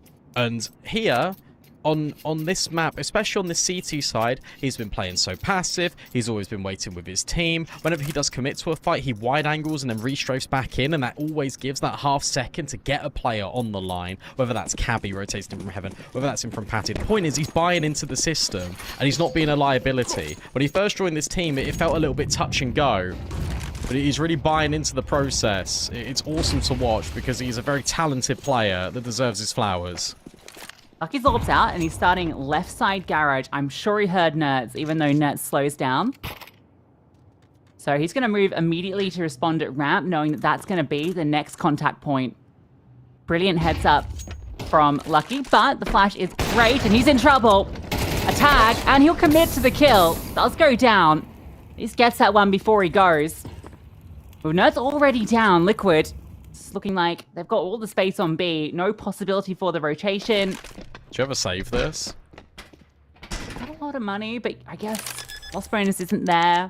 You've got lots of rounds to work with. I think you do. Yeah, clever. Can you recover the orb? It's going to be a little bit tricky, right? Because that was on just the mouth of ramp. So like a halfway house between B and A, so I don't think they'll be able to get the sniper, but Lucky's got more than enough money. So a really good decision here, and the reason why they're doing this as well is because they had no space outside. They didn't have anything towards secret either, and it's not like they could have rotated down vents, and if they did, I think they recognized that Nerds was going to be there, because as you mentioned, the information was gathered so early. Good timing on the pop from Liquid. It's whether they can keep doing this in a consistent manner. For now, we're looking at Team Liquid just building up a few more rounds here to look competitive, save a little bit of face, and then feel confident going into their map pick. Yeah, Nuke has been a difficult map for Liquid over the last season. Obviously, that they had a great win over Mouse on it at the major. It was a 13-4, so it was actually quite dominant, but they're on a long loss streak before then. Mouse as the team was exceptional, is exceptional on this map under Shuei was. It might just be a matter of integrating his ideas. Or pace, twists, charge forward, ahead of it, and it's Shuei that gets the opener. Off the back of that, they can just continue to scale down. Ultimate's holding for the swing on door. So the pace, again, comes out for Liquid. It looks like it'll find success. Yeah, really cool. Again, this is a nice call out of Shuey, because all he says is, look, guys, that worked out so well. This time, let's just have 5 go ramp. We'll just get the trade.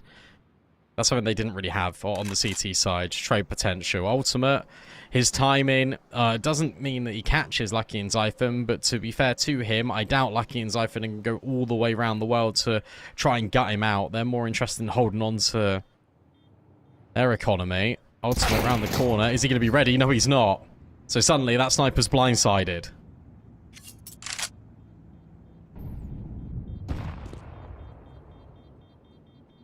Even got a hunt. Only Becky here.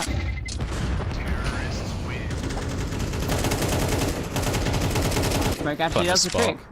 Yeah, he can just hide behind the barrel, put his head down. So that's what, an AK, an M4, and an AWP save. That is dream scenario if you're Sashi. Finally going to take their first tactical timeout. And by just keeping 3 players alive every round, you can make this really difficult for Liquid. You can make it quite excruciating. Just because every round there isn't going to be a break. It's always going to be a gun round. It's always going to feel that little bit more difficult. You don't have the luxury of just going against pistols, running into like the MP9s, for example. And it feels like there's always going to be an AWP. Whilst that threat hasn't yet been needed for Sashi, it can still be the X factor, especially with the way that Lucky is playing.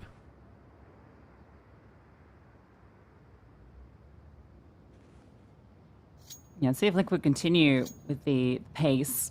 Ultimate has a nice little spawn if he wants to peek anything. Got a pick at door too long ago. But no, he's going to be mucking around with utility, so won't be taking any of that.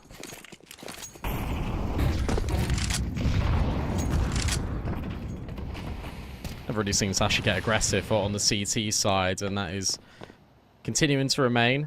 This is the most advanced Zyphon has been outside. Back garage, which is a little bit of a statement, isn't it? A break on the smoke, trying to disguise that Zyphon is still remaining over towards Unbreakable and Credit Card. Liquid don't need to fight him, but if they go in towards garage, that's where the nasty surprise is going to be. Once more, electing to have a little peek, a little looky in towards ramp. That means you're going in towards Cabby and not the sniper. Lucky's over here. Yeah, Nert's sent to lurk, so he'll get down. This one's going to be a very conventional T-side round where you get a player down, secret, and then the rest will make their moves through the ramp. Cabby will spot out ahead. Engages off it, dropping the utility, wants to stay alive, and a little lost as the flash comes through, but still allowed to get away. And immediately pounce. Now they start to move. Want to get behind the silo in time. He does. A head seen and a head lost, but it's his. With Nertz holding down the vents, Liquid have again found their way down to B. It's going to be another one of these rounds where they don't go for it. Immediately in spawn. There will be a point where they eventually go for it. But it won't happen here.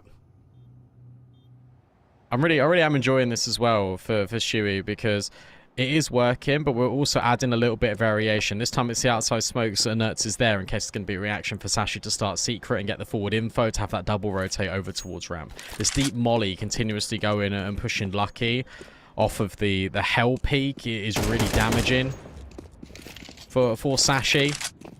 And what's good about this as well is eventually Liquid are going to get to a point where they want Sashi to start 2 ramps so they can immediately go for an A play. They can immediately just send 5 players outside. It's all in the art of conditioning.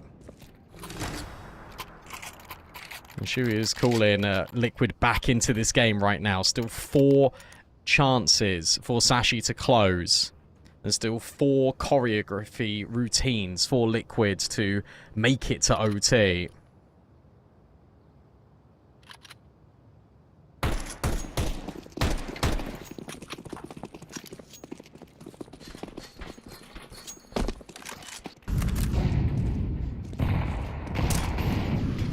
Similar initial salvo, this time more players outside. Nertz notes how little response he had on the previous round. The early break. There is players starting down secret though. Cabby is arriving. Could be any sort of flash. Doesn't look like there is one on towards Zyphon, so Cabby can't really extend. Shuey can. And Zyphon peeks into him. Aware of the possibility of Nertz, there's a shot through, and the timing of Nertz's swing is great. Fuel comes back, and now Nertz is playing a really annoying position, but this is when Cabby decides to move up. Spots out Twist, and will remove him. Ultimate manages to get by. Paddy's in main, and I think he might be in a lot of trouble. Oh, did the barrel get Oh, seen? the No, it timing! didn't. Oh, that's brutal. Ultimate will at least trade. You still know about this player in towards Secret, and Naf starts to activate his lurk out towards the squeaky door. Becky tucked in back sight. Naf thorough on his clears, but there's so many different angles to take a look at. It all comes down to timing, and once again, Becky is prepared. Incendiary drop forward, that gives the audio over, and Ultimate cannot find that trade. Sashi will close, and Team Liquid, unfortunately, have got no further say in map 1. Yeah, decent recovery on the T side, but they just had nothing to work with. It was such a dominant first half from Sashi. 9-3, just the amount of variation they brought through on the T side, the different aggressive plays they had. It just felt they were running rings around Team Liquid, who come into this qualifier cold. You can see that Sashi have the fire with them, and they start this series with a bang on their map pick, a map they always pick into, one that Liquid hasn't had as many reps on. Mirage is next round, and that is Liquid's map pick, but it's one they haven't won since January. Yeah. What do you reckon? I think it'll be fine for them, genuinely, because we did see right at the very end there, Naf, Nerds coming online a lot. Ultimate was having a little bit of impact on the AWP. This map in general is going to favor them a lot more because we haven't got the tactical nuances where you have integrated a new coach. Obviously, Damar's Rovers now step back into the analyst position. Sure, it's the same players on Team Liquid and the structure will be relatively the same, but this is just the bread and butter for Sashi. I do think Mirage will go a lot more convincing for Liquid, but hey, if Sashi are able to 2-0 this, a lot is the very first game of the season, mind you, but still, question marks will start to be raised. Indeed. So for Sashi, they're one map up, a chance to eliminate Liquid in the EPL closed qualifiers. We'll see if they can do it after this break.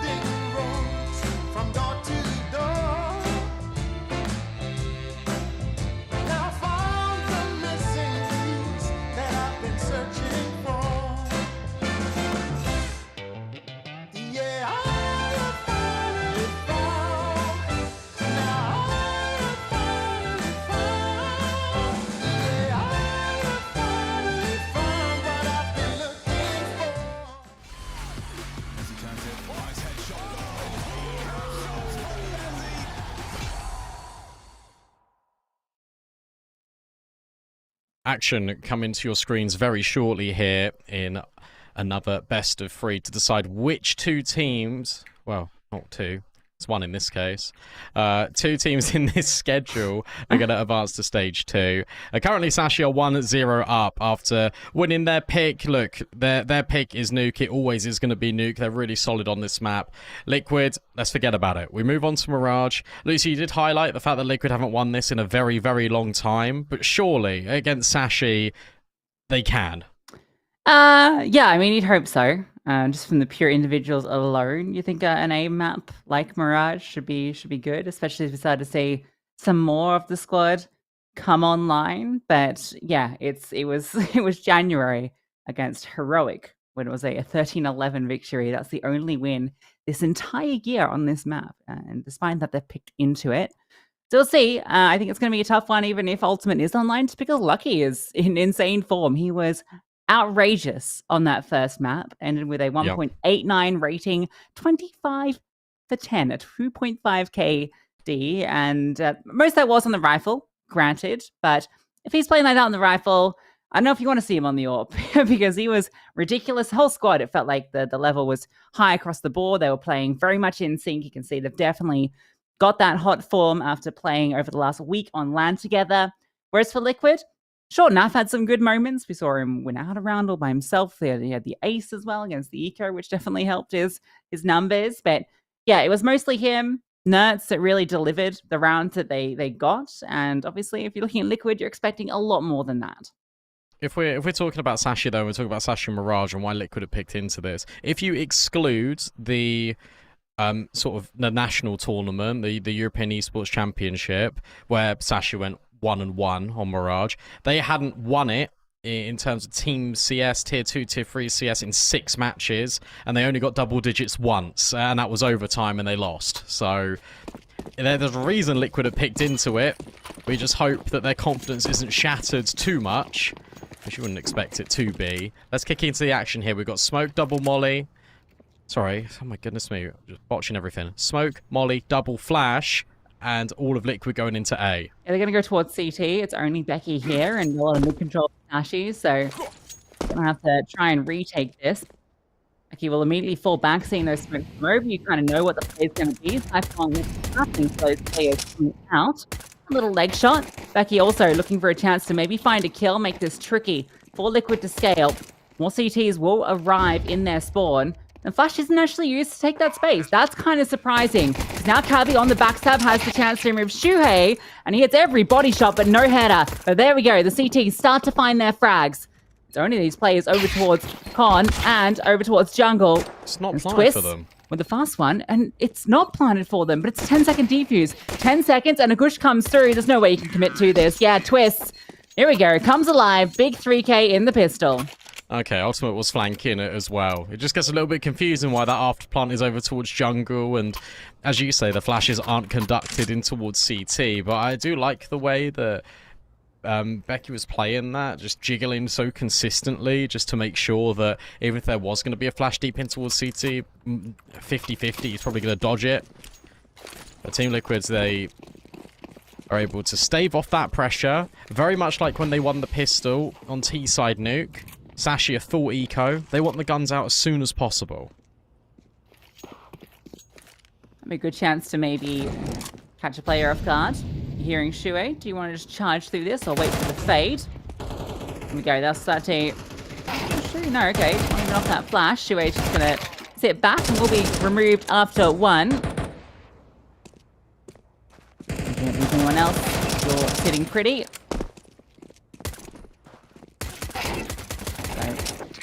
There we go. 2-0 starts. Close. It was all rifles into that, and they lose 1. No big deal. T-side and nuke is where Liquid started to get their mojo back. Yeah, so that makes sense. It makes sense as well, right? Because look, Nerds, Naf, like Naf's really good at lurking. Nerds was being deployed to be a little bit more active, just sort of on his maneuvers on extremities. And Twist's coming alive early is really good as well, because Twist's individual form has definitely been under scrutiny recently. Yeah, normally it's such a reliable piece for Liquid. A lot of scrutiny in general on this squad after Austin. Sure, we'll spot a player out, but it's Twist with the opener. He's just strolled into this A bomb site. Lucky removes his teammate, and then he's out in the open, has to commit to the open fight, will go down. Cabby gets the further information. Ultimates remove Xiphon in short. So Cabby needs to disengage, still has Lucky standing mid-side. He's been spotted. Looking at the shoulder and reposition. Bomb is scaling up towards short, so it's Patty. He's currently given a bit of space because of the smoke, and Nerds walks around the smoke on A. A lot of chaos being caused. Lucky, be ready for this elevated angle. Nerds, surely. That's his number, peeks up, and yeah, will convert that kill. Looks like Liquid. Searching for kills all across the map. We'll be getting that third. First gun round under their belt. Yeah, played that really well, did Liquid, to be fair to them, because Lucky and Cabby chiming in with equal opportunities on A. The overextension comes in from short, which is a player that was initially in towards ladder. Feels like off the back of the chaos and the Cabby spam back in towards connector. Maybe he can profit off it, but a good hold and good accountability being taken by Ultimate, just making sure that these players can't be pounced upon. They got a good idea that Patty's in towards the apartments, and they'll be bang on the money, so nothing saved, nothing gained for Sashi. And Team Liquid will find this third. And we're literally speaking about Nerds on the extremities, and he's able to walk through connector and just completely carve a path to Liquid to get that round.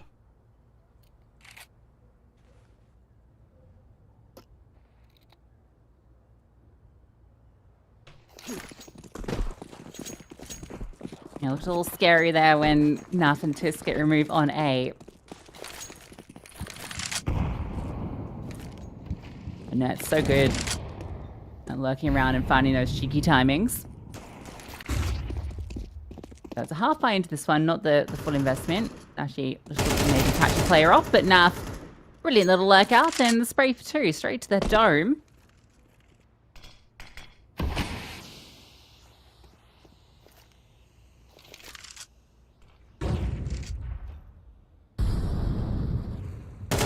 Surely will be spotted out by Nerds. Yeah, that ain't gonna cut the mustard there.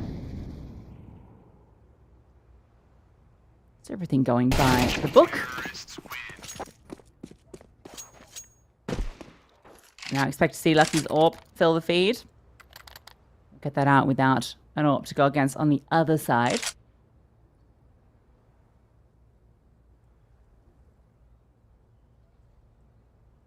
You expecting Sashi to change much up into this gun round? I think they'll keep doing what they're doing in terms of playing a little bit more passive. You saw it on Nuke with deep crossfires.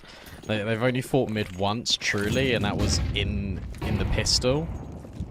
The fact that Xiphon's in towards window, I was going to say, will be enabling Cabby to boost in towards ladder quite quickly. Change of pace, perhaps, for Liquid. Taking a page out of Sashi's book. Lucky is here, and Twist has got to be careful. Yeah, I don't think you know the AWP's here at this point, but he'll fall off before he gets the chance. He's super careful. Jump spotting with the AWP. Yeah, you never see this. But he's lost his support in towards short. He is in trouble. Players everywhere for Lucky to deal with. Flames at his back. He's forced forward, and he'll be forced down. He felt like he was a bit bewildered. That's so weird that he did that. Like, why didn't he not just hold the line? Like, it makes had a no player sense in for him to short. be jump spotted. You got the AWP. Yeah, it's so because it's the same goal, like, but the AWP is gonna get the kill. I'd only understand if there was a player close balcony and he was jump swatting to like bait them in, right? That's Yeah. the only one. But no, that's a bizarre one. But as foretold, Liquid do change up this pace. They're able to get the openers. Twist just scales and he's with his teammates when they're ready and raring to go. And it's another one of these rounds where Liquid know that Sashi want to save. They've been saving an awful lot on the CT sides just in general. And yet again, Sashi are being removed pretty convincingly. Only 4. That's the difference. 4 players staying alive for Liquid. 4 players with kills for Sashi. Patty gets to hold on to his gun, but it's coming at a great cost.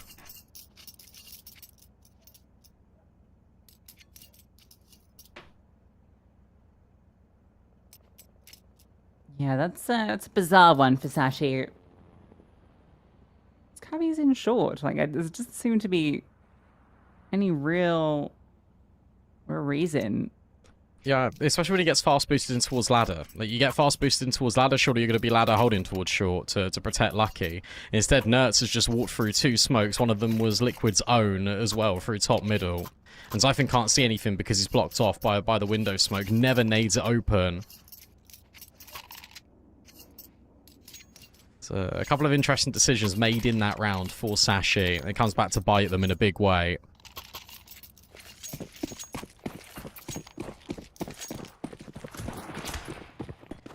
Nertz loves a smoke push, doesn't he?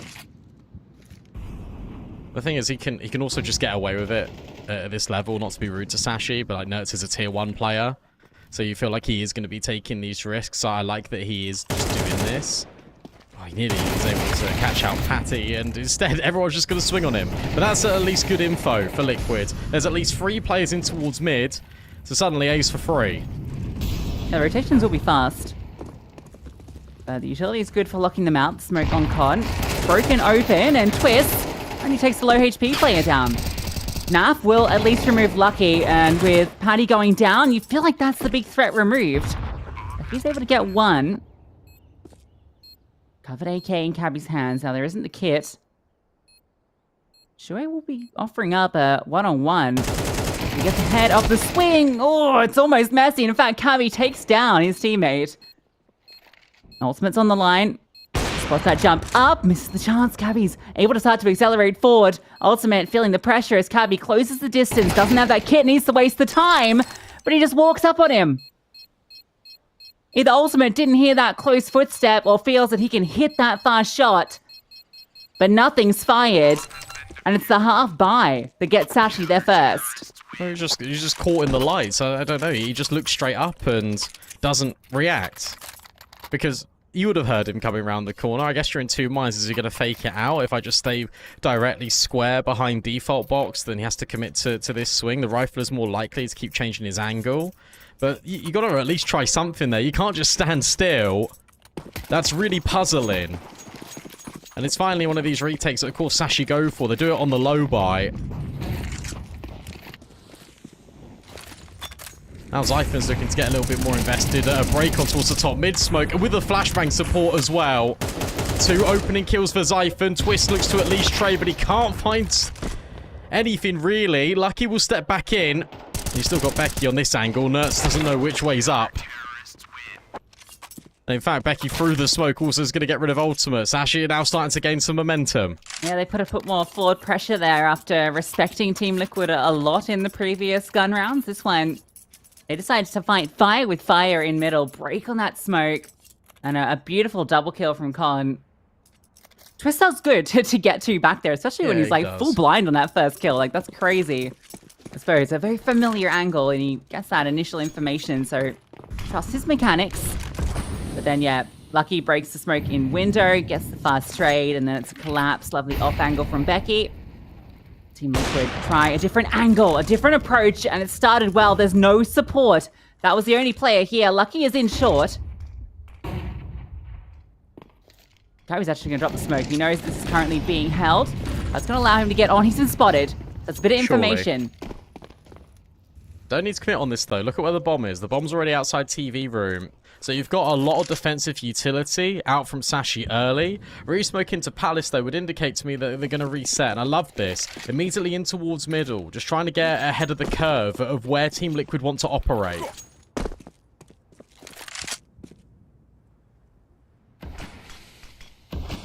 This underpass time is going to be everything. Because either Zyphon turns around based off this flashbang play that Shui's putting down. Oh, and instead, he gets caught by the second one, and then Nertz takes his time in. That's beautiful from Nertz. And now, Naf holding for Cabby. He's looking really good coming off the player break, actually, as Naf.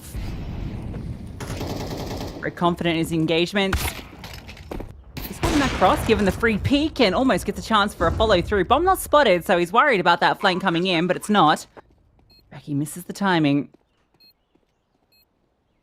Still might catch a different one as he's crawled This through onto time the it's side. No one's seen him. Finally, he gets revealed and Shui deals with him. That was the only way into this round.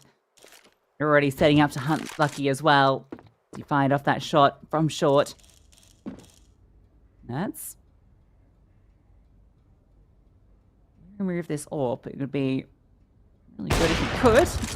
Lucky looks to try and hold on to it. Liquid are going to throw bodies at the problem. And Ultimate will remove him. So Liquid, emphatic round after that fight in mid. Looks like Sashi have got some good forward control, so a good idea on how the round's playing out, but the flashbang play to set up Nertz was brilliant. What was the most convincing about that round for me is the fact that everything had a purpose. Okay, we're going to start Ultimate over towards B to get an opening kill. The bomb's deliberately being left by TV because we don't want to commit on it. We're hoping for over-rotations. Then you get that mid-play, as you've said. Oh, and now you just got Shui just removing Zyphon. He wanted to get ahead of this. A really fast jump in towards short, caught in transition. Another opening kill for Team Liquid. And now Naf is yet again hunting and hoping someone just walks into his crosshair. So it's Nerds that will find the next pick. Peek into Cabby. And Naf, Rage goes through. Lucky's desperately searching for something. Almost had a chance on the headshot there. That's all walk to his demise. Lucky will get that kill onto Naf.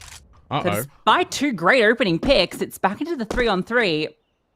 Good B news is is that no open. one's on B. Yeah. So, and Ultimate's actually taking all that space. Twists is now walking to give Shui a little bit more confidence that he can walk this bomb through apartments because Ultimate sees nothing. So, only consideration is that players could be in towards B apps. Now, the next question for Ultimate is how far does he want to go? He just tries to no scope.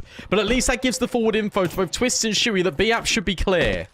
So drop down, throws that smoke forward, and looks to maybe swing ahead of it, but can't find that kill immediately. Shui spam through on that attempted cross. It's on to Twist. Reloading player dealt with.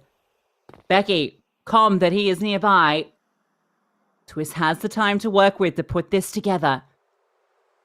Question is, where is Lucky? It's the AWP, so on some level, Twist knows that's not the immediate threat. About finding Meki with this rifle, who's moved into market. It starts to make noise, and off the back of it, the swing comes around, the headshot comes in, and then Becky with the USP swings another shot. Twist had a good read on the situation, but it was that left-right crossfire, the timing of it that doesn't work out.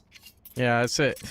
Again, you can understand what Ultimate is doing there. And the reason why he's trying to cross the right-hand side of the window is so the players can come through apartments. Because if he's holding a deep angle on the left-hand side, even though he's not exposed, his teammates are. So he has to go for that. He then gets caught completely off guard by Patty. Just don't think he really expected there to be nobody on the B bomb site in its entirety. And I love the way Becky plays it as well. Just make sure that he is consistently staying alive to enable and facilitate Lucky's rotate over towards short. 6-3. This would be a good look if Sasha are able to equalize this. Yet again, we've got Nertz lurking through underpass on a much more advanced timing than before. This is going to be a quick A split. Actually have some decent info on this because they've got full control in apartments. So Lucky is going to hear this contact. He's got a player in towards Sandwich.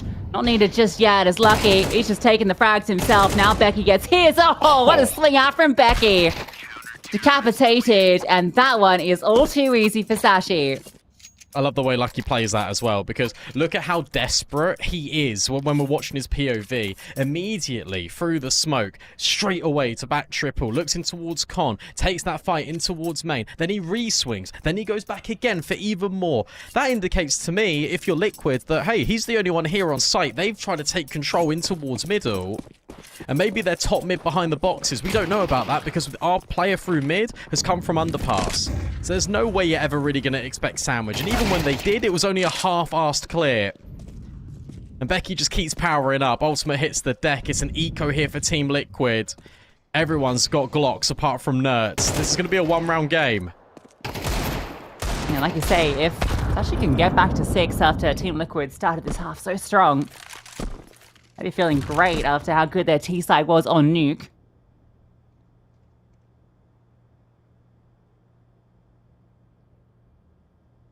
Some of their players coming online. Lucky actually getting to use the AWP. He barely had it on Nuke. Oh, okay, Nertz. Offering up a little bit of something. Looking for another onto Lucky.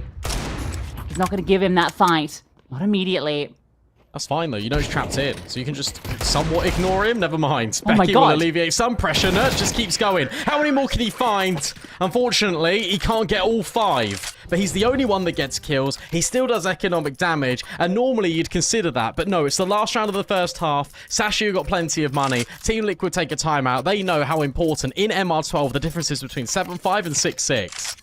Just imagine if one of those kills had come through on like the A side, if Becky gets caught out by Nav. How quickly these anyone. rounds can escape. Great shots from Nerds. Just reminding you of who you're up against. Yeah, first time out, Liquid want to walk away 7-5 at the half. That small slither of breathing room.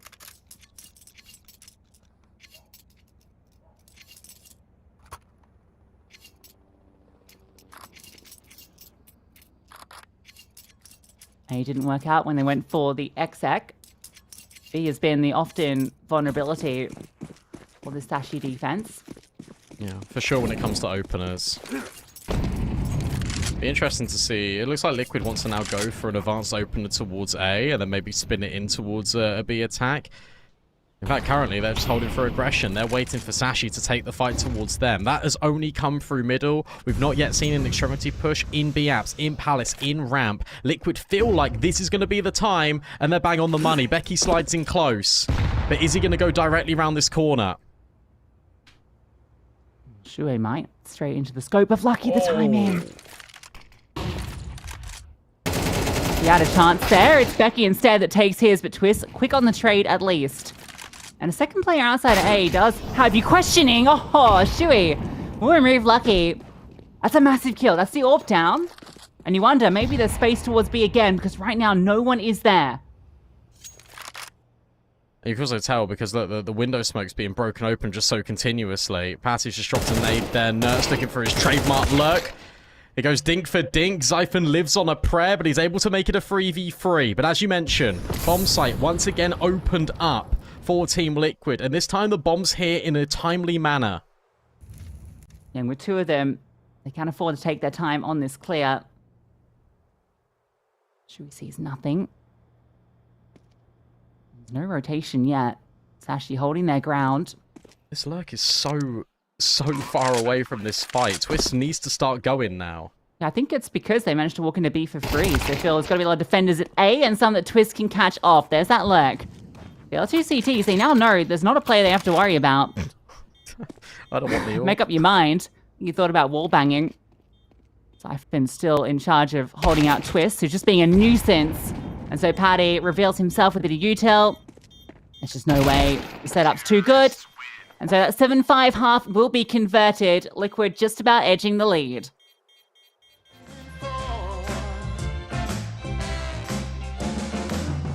I've been all over,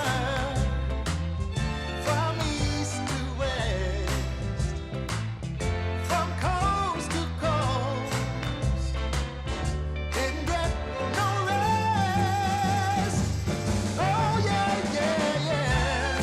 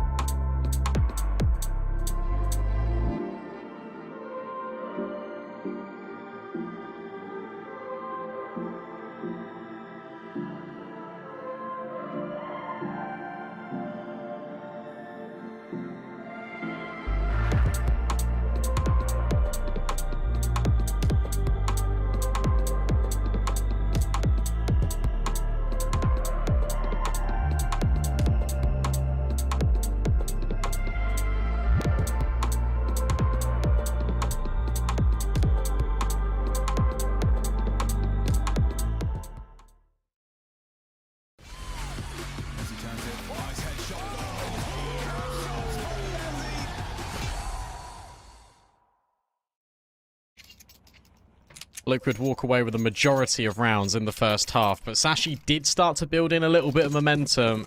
I really like the fact that they take a pause. Team Liquid, they're able to at least stop and bridge the gap of that momentum for Sashi. Now it's the CT side. Sashi are going really quick here. Ultimate sees a couple of players, but is he going to be ready for the speed? Because they're both splitting in towards Connector and Short. Everyone is everywhere for Sashi. What is happening? A crunch on towards Jungle. Ultimate needs to try and stay alive. He's doing such a good job of that. 2 kills immediately, but Zypher and Lucky are fighting back. Bomb needs to make its way over. And Twist and Naf are both trying to deny. And with Zypher removed, surely this is going to be the round for Liquid. I don't know why Siphon swings there. Kind of gives up the whole round, it feels. Smoke will go down. It's not great, it's though. not good. It's really not doing the job. Too deep. Lucky has his work cut out for him in the 1v2. Sees that crossover. Naf in the distance. Just looking for that head, and it's Twist that finds it. Another brilliant Twist pistol round. A 3k in it. With that, Liquid take both pistols on their map pick and set themselves up to force a third. Let's give credit to Ultimate as well, because he gets split on from Short to jump in towards the window. 2 players up from Con, completely ignore A-Site, and they're all fighting Ultimate, and he still gets 2 kills. That's really good work, considering that that's such an unorthodox pistol round. It's designed to catch off the window player, but he's okay. Okay, again, we see this eco. Objective bomb plant for Sashi, and Nerds and Shui are here with SMGs. He actually gets a kill with that P250. And Zyphon as well finds a frag. That's a chance for a bomb plant. Maybe not. Twist doesn't want to allow it. And anyway, Ultimate will get it. I'm not sure. Did he jump up on the boxing con? Something to give him that little angle. He owned him. Definitely owned him. That one's over and done with quickly. That's what you like. No bomb plant means a few flashes are missing, but Sashi still have what they need. So it's good in this map to see Shui stepping up. It is good to see, obviously, Nerds carrying on his consistency. Twist is a vast improvement than he was on Nuke. Nash drops off a little bit, but that's fine because the rest of the team is performing. Let's give the same credit to Sashi. Lucky's doing well. So is Becky and Zyphon, but Patty and Cabby have been pretty absent. The whole floor needs to raise here, otherwise Mirage is going to come and go quite quickly. Cabby finds the first, but he gets hunted down by Nerds. And allowed to get away, and with that space towards top middle, Sashi need to make a call, need to make it fast, because Liquid are already continuing to flank. Shui needs some support. He's completely alone on this bomb site. Tucks in towards Ninja. Now Nerds will arrive, and they want to set up a crossfire. Shui at least gets one before he goes. Nerds in the open, and they deal with him. It's on to Naf on this flank. The timing of it looks brilliant. This could be the impact he's been hoping for, and that kill is offered out. Becky is low. The spam through. Naf, it is perfection. The flank timing, superb. All the chaos caused by his teammates, allowing him to slink through to finish off the round. Pretty surprised that they aren't ready for that, Sashi, because they've been so good, especially on Nuke, at being prepared for players to come through the back lines. And yes, it was a really good lurk timer, but if you think about it, the fact that the player in Cabby was hunted in top middle, and they sprinted all the way up mid to find him, that's why Sashi reacts so quick over towards A, because they're expecting the rotation to come in through connector, but surely you have to consider that one player is going to come through the back lines in towards ramp. Maybe it is just the speed of it, but it's only because they were so good on map 1 at being prepared for the back lines, and that felt like the most obvious one of the lot. But Naf will take that all day long. Just said he wasn't stepping up to it and having the same form as he did on Nuke. He certainly elevates himself here. Liquid double the scoreline of Sashi, and they look to send this to a third quite quickly.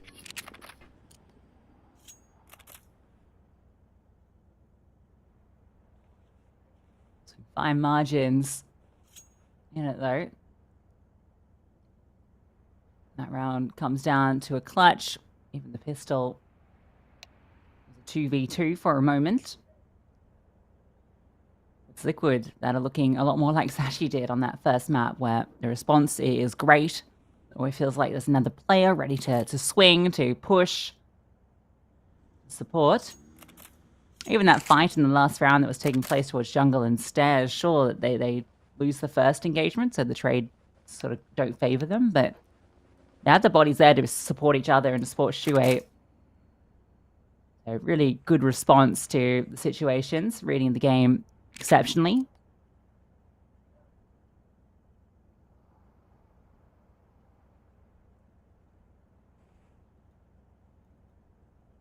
Inferno should be an interesting one. Sashi had some up and down runs on that. For Liquid, very similar to Mirage. There's one recent win that was in Dallas against FaZe. Another map that they've had some struggles on in the last couple of events. Was historically pretty good for them. So I think if they can exit Mirage with a dominant scoreline, they'll be feeling very good into the final map. Yeah, I think so too. And I think for Liquid, all it takes maybe is just like a couple of wins. Even if it comes through map wins, they just need to sort of get the engine wear in. They need to remember what it feels like to win. Especially, I feel like, especially in games where they feel like they're the favourites, I feel like they struggle more. Whereas when they're underdogs, the pressure's off a little bit, and that they do punch up a little bit better against some of the top dogs. But these, especially with how the VRS is working, the fact that there's only one spot here at Pro League, you take a look at all the teams that are expected to play in this tournament. You have Liquid very high up on that list, and you'd expect them to qualify all day long. So anything else, I think, certainly would be a disappointment for this squad. So it's nice to see them respond immediately after the way Nuke went. I've got some score updates as well I can provide, because OG have equalized against Iberian Soul. That second map went 13-4 in favor of OG after Iberian Soul quickly dispatched it of OG on map 1. TNL and 9 need a third map after that goes to overtime and 9's able to edge it out. And Namiga are taking on Mix. Obviously Mix is Juan Flatro, Rigon, Synopsy, Acor and Volt. And they've currently won the first map against Namiga, and they are down 8-7 on the second. Yeah, so a few upsets kind of presenting themselves. As is the nature of online Counter-Strike. I think obviously that mix beating Namiga would be, I suppose, an upset. Although, you know, again, this is Namiga without Zwei, right? Obviously, he's moved on towards Team Spirit. So that's a big player to lose on that team. So a mix, a good opportunity to provide that upset. The Iberian Soul win on that one is crazy, by the way. 13-2 over OG on Inferno. I'm not sure how that's happened. I don't also like that Iberian Soul is playing with Smooya. Yeah.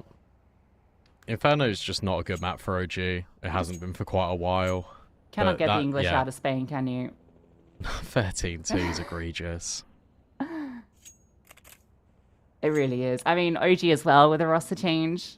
We're really seeing a lot of teams making moves over the season. I'm surprised, actually, about that roster change. Like, Adam B's a great player, don't get me wrong, but Buzz was one of the most consistent pieces for OG. So yeah, he had a bit of struggles at the major. I don't know, maybe they just felt like they needed something to take it to the next level after they did, I guess, surprise at the major. But, yeah. Yeah, Iberian Soul using Stododo.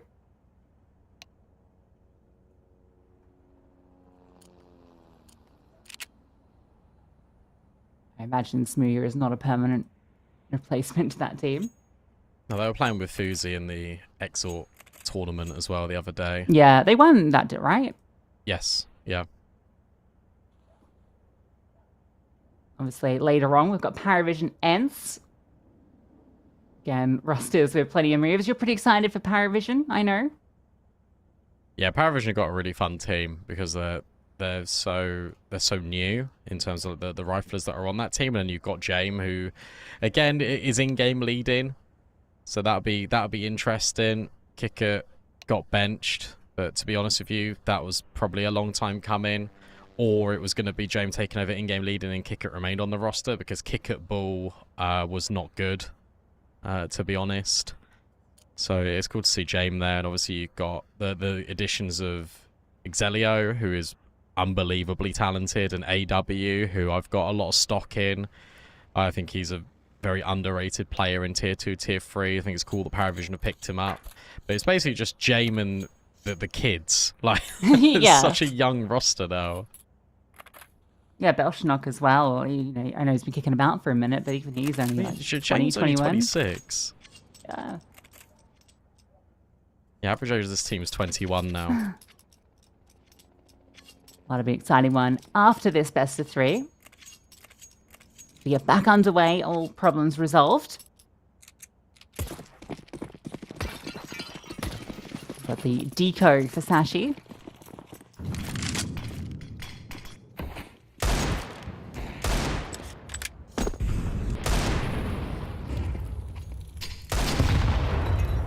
Just begging. That was a chance. Yeah, if you find one of these kills that you can then scale off, you got armor on these players, you can maybe scoop up a rifle. You know, that's where the threat comes. Naf acknowledges he can't give up his life so easily. Especially with twists in towards ladder, so not in a easily respondable position. This is nice. At least they're getting a lot of util out here, Sashi, without really doing too much. They fired off a Deagle. It's outside B apartments, so we've seen smokes, mollies. Now go over towards A. Twist has a little bit of a peek and gets destroyed. Oh, no. And now Cabby finds Nerds. Uh-oh, it's a 5v3. Now, those rifles aren't easily obtainable, but Lucky has a chance on the Shuei, whose shoulder spots out as he climbs up the ladder. Oh, now Naf's stuck in between two angles, right? Because both those kills came in towards middle. And it's not going to be a crunch. It's going to be a straight assault through these apartments. Zyphon trying his best to get by undetected. Naf now knows about it. And suddenly all these players are just going to pour out. Naf needs to try and live. And his head gets completely removed. Oh dear. Well, get decode, I guess.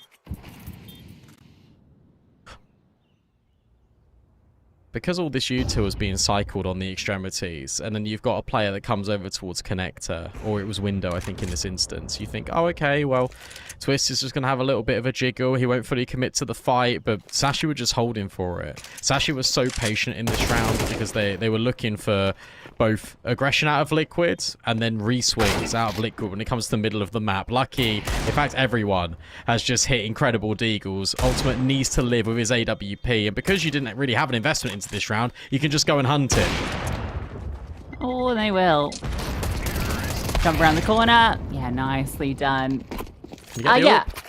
In that last moment as well, the reason they go to B there comes off the back that Shui's seen climbing the ladder, because if there was only one player in A, they would not climb up to that position. Like, you think about where the op can be, right? You're in the 5-on-3.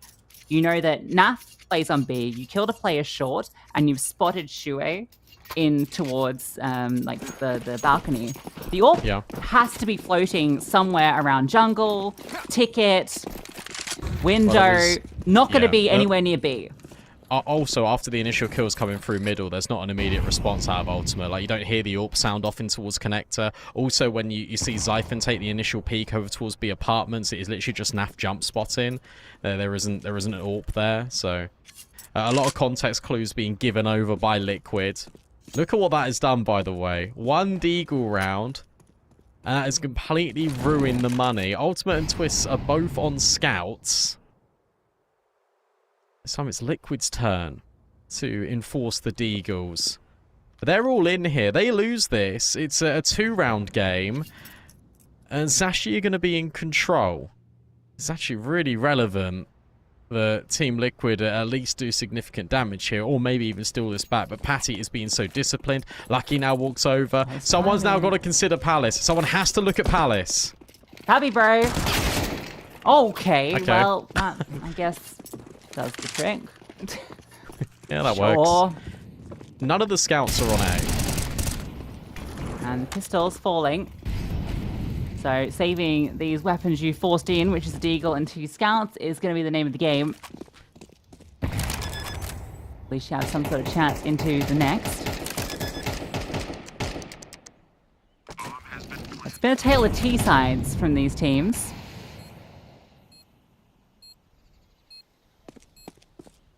Sashi obviously starting on the back foot into the second half, allowing Liquid to establish a very solid lead. It's even more impressive that they're doing all of this just in an internet cafe. yeah. I mean, we assume that's the situation, right? Yeah, they are. They spoke about it. They are there.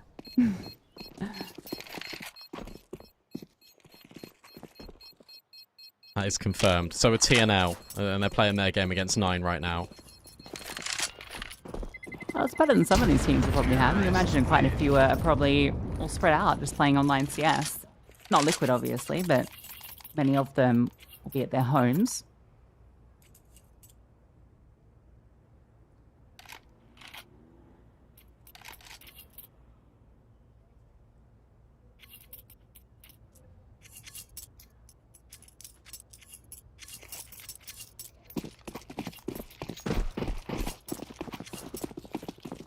Right, so Sashi have another simple round ahead.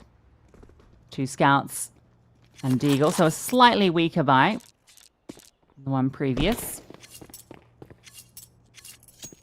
And so it makes sense when you know you're not up against the best weaponry. Take this middle space, which they get easily.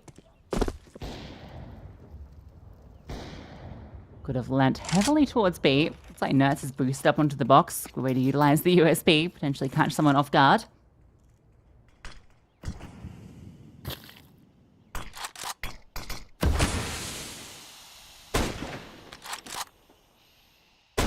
Just no info. There's just no info here at all, to be honest, for both teams, but Sashi will feel more comfortable. I don't even want to say it gets dangerous if they go B. It gets dangerous if they go B and the time is low. Time might be the biggest burden here because Liquid are not giving Sashi anything right now.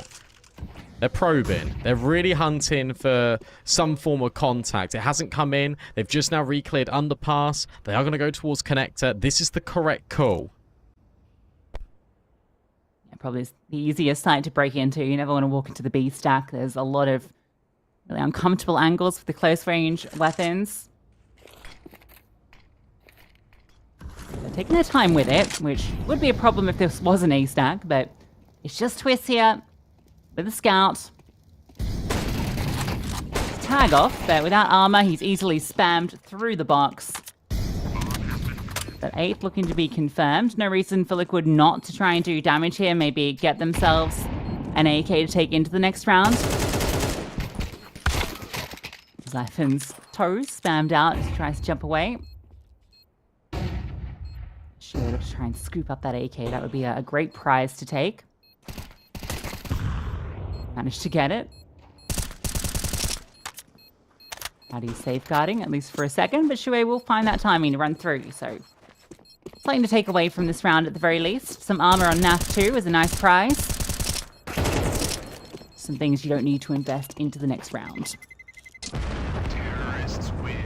And 2 players die. Yeah, I mean, okay. look, they got loads of money, right? But if the point of the round was to do economic damage, which it absolutely was, then I guess you succeeded. 1 player lives, and that's it.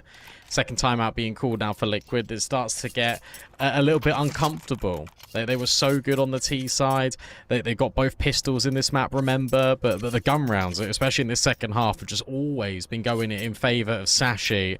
And of course, that low buy, that Deagle round, it has really flipped the script and rubbed salt in the wound. Considering how cutthroat this stage is to qualify through to Pro League, especially stage 1 where it's single limb, you can't lose this if you're Liquid. Going out in stage 1 would be... Oh, I don't want to think about it. Yeah, it's not the nicest way to start your season, is it? At least around, stage 2 is double elimination, so you've got a few more chances. Could get there first. Yeah, highest C too. It's actually on the VRS rankings at the moment after a rough couple of months. No, it's found the opener. That's lucky remove too, so that's a massive find. Contact up. Ultimate gets the tag off with his scout. Cabby starts to scale out and whiffs the spray. Twist punishes. He finally finds a kill back, but the HP on 2 of these players dwindling. There's already this push from Nerds. He's gotten aggressive towards top mid. Now Zyphon is holding for this. If Zyphon wins this fight... Oh, this angle from Nerds though. Zyphon going to go up over and clear this. There's just no way. There's no way at all. So Nerds will win the round. With that, you imagine, even though there is that trade, the HP so low. This is fun though. They're going to try and get the bomb to go back over towards A. Patty's going to try and take this time in, but Shuey is in the best spot. Oh, never mind. Oh, that was the chance. That's a low HP though. That betrays Patty. So Shuey's able to grab that kill, and now you've seen the guy lurk out of Palace. You start to think, it's probably going to be this A play. Becky will retrace the footsteps of Patty. But given where the time is, given how far advanced NAF's pushed in towards B, this will be Liquid's 11th.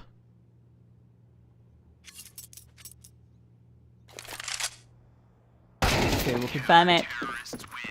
Even when he's running away, it still looks back just in case and just about deals with Becky. As that damage done earlier, as you mentioned, tag from Ultimate. Had the scout into that round, kept over from previous. Upgrades to the AWP. And yeah, I think that was just a nice little spam from Nert through the top smoke. It's just nice to see him getting aggressive. It's nice that Liquid have, I think, got that flexibility to allow Nerds to go hunting. Same with Ultimate. Twists is in flow state, especially in this map, so he can be a reliable piece to depend upon. Say if that Nerds fight goes differently, but there's supportive utility. This map feels there's a lot more of like a togetherness for Team Liquid than there was on Nuke. Communication definitely a lot more free-flowing. Of course, Sashi will rebuy into this, but no AWP. Lucky's had to forego that to drop over an AK. Yeah, I think he would have had the option to get it, but I think they want to have enough money for the next round. Given that they know that if they lose this one, they will have to buy into the next. Sure, he might have spotted something there. Nerds this time is punished as Zyphon pulls his trick against him through the smoke. And Shui, what? Just spams one out. Twist has found a kill too, and Ultimate jumped upon by Cabby. Shui's still low. Quick response out of the Palace has given Sashi a way into this, but Becky with the bomb is in an uncomfortable position, gets that first kill. It's onto Nap, and he can't get past Becky. 20 frags as Sashi, after losing the fights in mid, back and forth, they burst through A and catch them off guard. Yeah, really good time in there, and it all is predicated off that contact from Nerds. So as soon as they're able to get the kill on Nerds, notice how the top mid players immediately fall back. They know the reaction will come in through connector, and immediately 2 players out ramp, 1 out Palace swing, and they're just able to garner these trades. It's really nice to see new Danish talent coming through. It feels like it's actually been a while since we've had a Danish prospect. Becky, certainly one of them. 20 kills in this map, continuous multi-kills. And whilst it is a little bit touch and go that he's got the package, he's able to deliver the goods for Sashi in round 20. That hurts financially for Liquid. An A stack because it's been so consistent here for Sashi. Maybe Liquid can steal one of these away. Couldn't do it with the slightly better buy. This one got Nertz's 5-7. Liquids, their economy has not been great for the tail end of this half, which has allowed Sashi to get these rounds going and likely bring us within 1. Don't want to stumble. Keep spotting out players and finding another multi. This one is just against the eco. It still adds to the tally.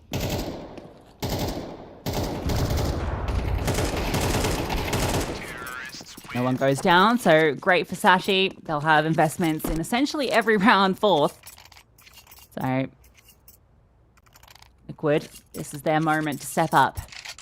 They've also just invested this AWP. Twist has now dropped it to Ultimate. Haven't really seen Ultimate go for many of these openings. He's actually been playing trademark South American Counter-Strike all the way back in like 2023, early 2024, where the AWP has been starting over towards Ticket more often than not. He's been deployed as more of a turret. Here, he's got all the responsibility. Liquid look to take this fight in towards middle, so this AWP's got all of A. Yeah, all the spam there, just to make it seem like someone isn't getting aggressive, but Shui is, and Zyphon had a chance there on the spray, but he's the one that gets caught, and now the split comes through. Becky, again, but can't convert that spray. So much damage done, but not the kill found. Cabby, again catching out Ultimate, though. This lurk through Palace, as in finding the space for Sashi time and time again. And Nertz feels like he can't extend. Abby hasn't moved. Naf is in CT, moving with that AWP very slowly. Secondary one for him. Is that peak coming from Nertz? He's been on this ladder for so long. Yeah. Oh, the molly goes too deep. Uh-oh. Molly's gone too deep. Yeah, like he's got no idea. That's so free for Nertz. This should be the 12th unless Cabby can craft something. Wants to start to walk on the position, but Naf's now holding this cross. And Team Liquid will lock in map point. Yeah, they should have realized that Molly wasn't doing the trick, and I'm not sure why there's that disengage from Cabby. He falls back to ramp where there's just no ability to support his teammate from any angle that gets swung. Yeah, it's tough. You feel like because the smokes come over Con, they dropped some molly initially in towards jungle, and then the swing didn't come in from stairs. Oh, he's not here. Maybe we've got this timing. And if you can plant open enough, maybe there's also that possibility to go all the way around the world with your after plants. They were just trying to get set up. It didn't work. Nertz played it beautifully. Now Ultimate on the line to punish once more. Yeah, ready for this swing, isn't he? It's very wide, though, so a chance for a trade. Oh, he's actually going to get aggressive. Good timing, like, on this. Not great, but he hits the leg shot. So, equal damage exchanged, essentially. Rifle can't finish the job either. Oh, what a nade. 2 nades have hit Paddy this round. He split the play. Naf secondary AWP. They know that's in play. They should be somewhat aware of it because he did get that final kill last round. This is nice. This is good from Liquid. We're not really seeing this. It's double extremity push. They're going to walk on the fade. Shu will leave Nertz to his own devices, and that frees up the riflers to move over towards B or middle. Naf will be revealing this AWP shortly. Ultimate with his. Low and removed. Paddy finishes Cavi's job. Now in towards his B side. Naf completely alone. A lot of angles to deal with. Scopes off as they come round, but comes back for the kill onto Cabby. He's the one with the highlight reel with the AWP as he takes down 3. Might even find the 4th. He sure does. Naf locks it in for Liquid. 13-10 on their map pick. Yeah, shout out Naf, because it really felt like that was falling apart for Team Liquid. I'm really surprised the fact that Shuey doesn't leave Nertz in that scenario. But no, instead, Ultimate's the one that gets caught out towards middle, and then Naf just completely destroys Sashi, who felt like they had all the map control. They did have the right read, they just weren't ready for the double AWP. So that's going to see us to go to this 3rd map. That one's going to be an interesting one, right? Because it's Inferno, if I'm not mistaken, and that's, I think, pretty good middle ground for both of these teams. Obviously, Liquid, again, not really won it, but the caliber of competition they've been playing against, you can kind of see why. Losses against Na'Vi, Mongols, Maus, Aurora. Whereas if you look on the other side of things for Sashi, losses against Nine, an Iberian Soul, NIP, decent teams, but not at the same caliber of opposition that Liquid have been playing. Yeah, that's the thing. But with a decent resurgence in that second half, at least it inspires some confidence. And you look good, so don't want to write them out yet. But Liquid on the run to reverse sweep. Can they convert? We will find out after this.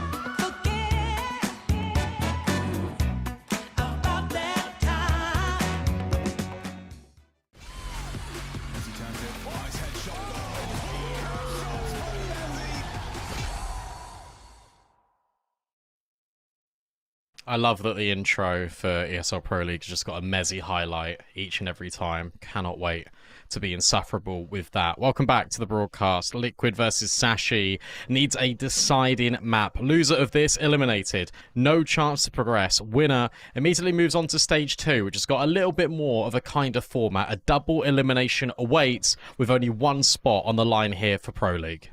Yeah, and Team Liquid, the team that you look at when you look at the entire roster of invited teams, do you expect to be at least in the final fight for that spot? To lose out on day one would be a massive shock to the system, but a huge boon for Sashi. So their eyes are on the prize. They came into this with a dominant nuke. It felt like they were just running rings around Team Liquid. Mirage, actually, there was a real chance for them to come back into it, but Liquid winning some key rounds and forcing us to this decider, which kind of put together before we went into the break. Fairly even ground between these two teams is Inferno. Both have had their struggles on it in recent times, but at very different tiers of opposition. Liquid obviously plays in the tier 1 circuit, whereas Sashi, they're grinding it out with the rest of them in the tier 2 of Europe, but that does give you a lot of reps on the server. So a lot of different ideas. We saw a nuke, how many variations they had, and I think Inferno is a slightly more comfortable map for them. So I'm expecting them to put up a pretty decent fight here. I think Zyphon's going to come into his element a lot more on this map than he has previously. And also, I think you're right. That the thing is, stylistically, and from like a tactical point of view, I think Sashi have just been the better team overall in this best of 3. And I really do think that Inferno is going to lend such a helping hand to them in this. For Team Liquid, you've got to rely on what's been working. Think about what's been working. Really aggressive posturing from Nerds, from Twists, even Chewy at times. Just taking these fights to Sashi, not letting them get set up in their basic protocols, playing some really disruptive Counter-Strike that's been working really efficiently because, look, you've got the firepower to overwhelm Sashi. Every single player on this Liquid team has got more output than Sashi. The only one that is really comparable currently has been Lucky all series long. So you take a look at this and you start to think, okay, Liquid, on the base of it, should be winning this game. However, from a tactical point of view and from a macro point of view, Sashi have looked a hell of a lot better, which gets you worried because it's Inferno, but you really hope that the likes of Twist carries on performing the way that he was. The fact that we're getting a much better resurgence out of NAF is really important, and I hope it just carries on, because otherwise Liquid are going to struggle.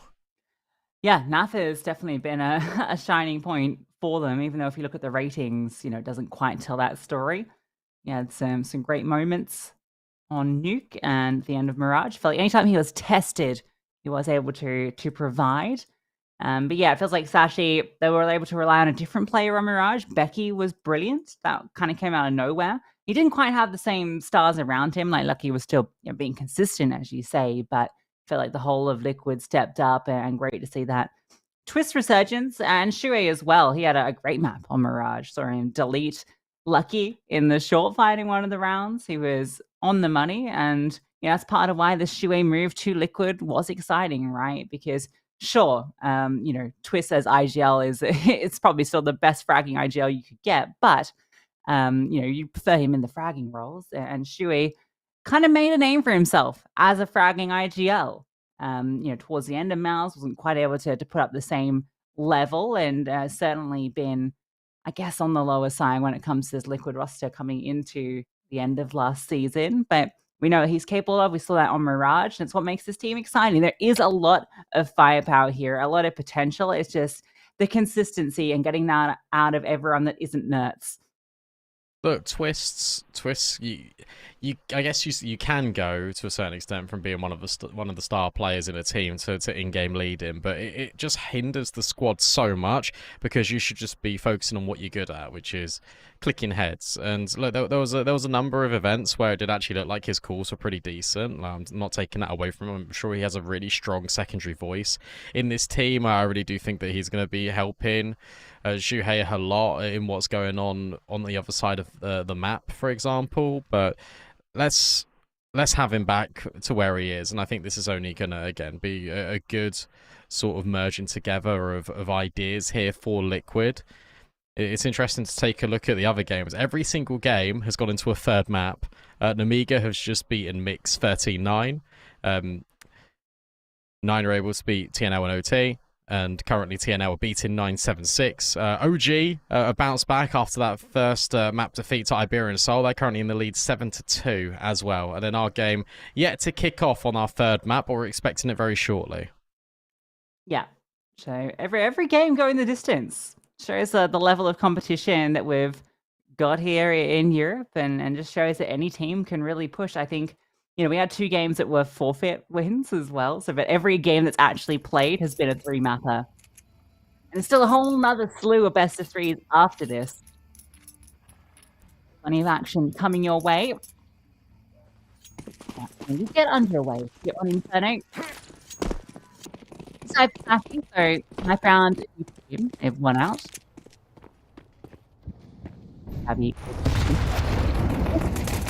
Nana, and the deep smoke helps them out. Now we'll stab one back, so a lucky return.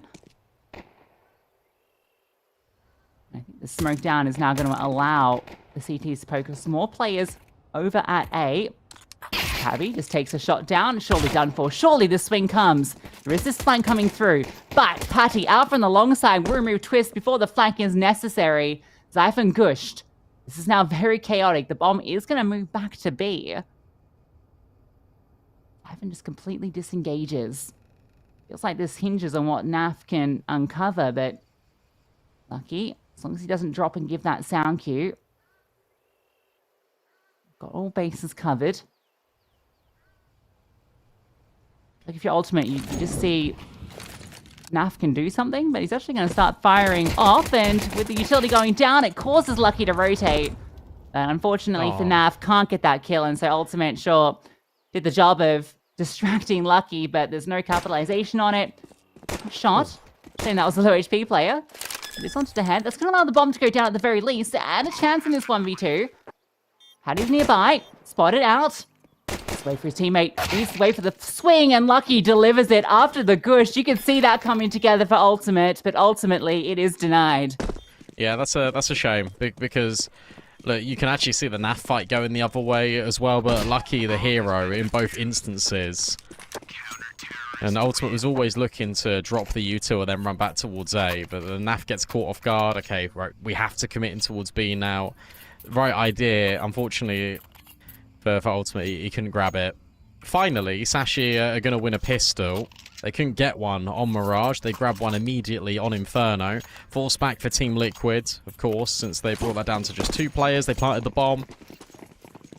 We also got Lurks on Lurks. That was a very frustrating round to be a part of for all parties involved, because you're being backstabbed wherever you go. Utility is going to be the name of the game for Sashi, and very much like it was in the pistol, it's effective down Banana. Yeah, bomb plan allowing the force fight. Oh, Paddy, careful. Again. Player's getting hounded. Naf is stuck. Oh, and that smoke is just not going to do the job. That is unfortunate, to say the least. And now you can rotate a 3rd player over. You've got a boost up as well. Good little headshot. This should just bait them in, and oh, under, hello, running through. Nerds is in the back lines, and Zyphon has to disengage. Lucky gets one on the site. Still the advantage for Sashi. The bomb down, Twist and ultimate in the clutch. Yeah, this is winnable. I like the fact that ultimate's already repositioned just as the smoke's fading. And CT Twists doesn't really get the same luxury. Gets caught in transition. And now ultimate, I love the fact that he goes forward, but he gets caught off guard. And Twist, the spray is good. But unfortunately, there's just too many players for him to contend with. Sashi will upgrade all of their weaponry, and they'll defuse the bomb. But once again, you can see that coming together. And what's good here is, even though Liquid are losing these rounds, firstly, they're close. Secondly, you can see the ideas. Everything feels a lot more structured.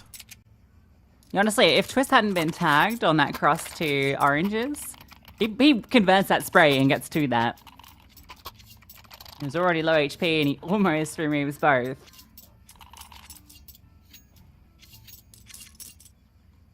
Yeah, and they were also all brought down, like 3 of them brought down to like half HP before they even kind of went for the play.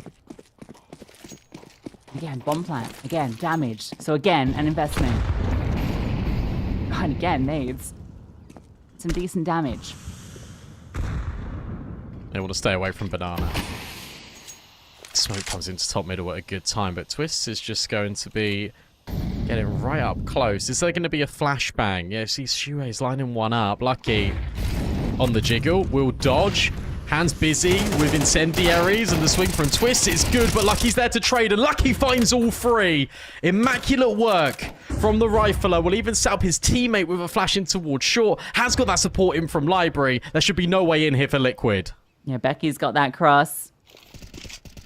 Now that's the line if Lucky swings into it, and Lucky's happy to swing into it. Ah, Lucky with the ace. The second of this series, but this one against guns. Counts for a little bit more. The fine form we saw on Nuke continues into Inferno. Lucky, indomitable, as he sets off with an 8-1 start, and Sashi 3-0.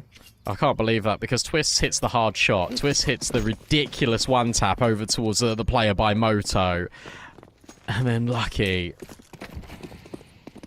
very much like he did on Nuke in that first one, he just holds his spray. He just continues left click just in case there's going to be these players looking to trade. That is a ridiculous shot from Ultimate. Can they get the gun? Oh, nade stack they did was fun too. Got 2-2 split, so Liquid only have armor and 2 players. They haven't picked up that gun.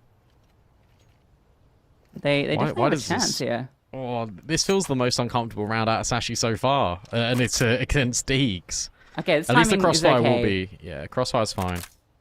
And Naf's not getting active. He's going to play late. So, crossfire.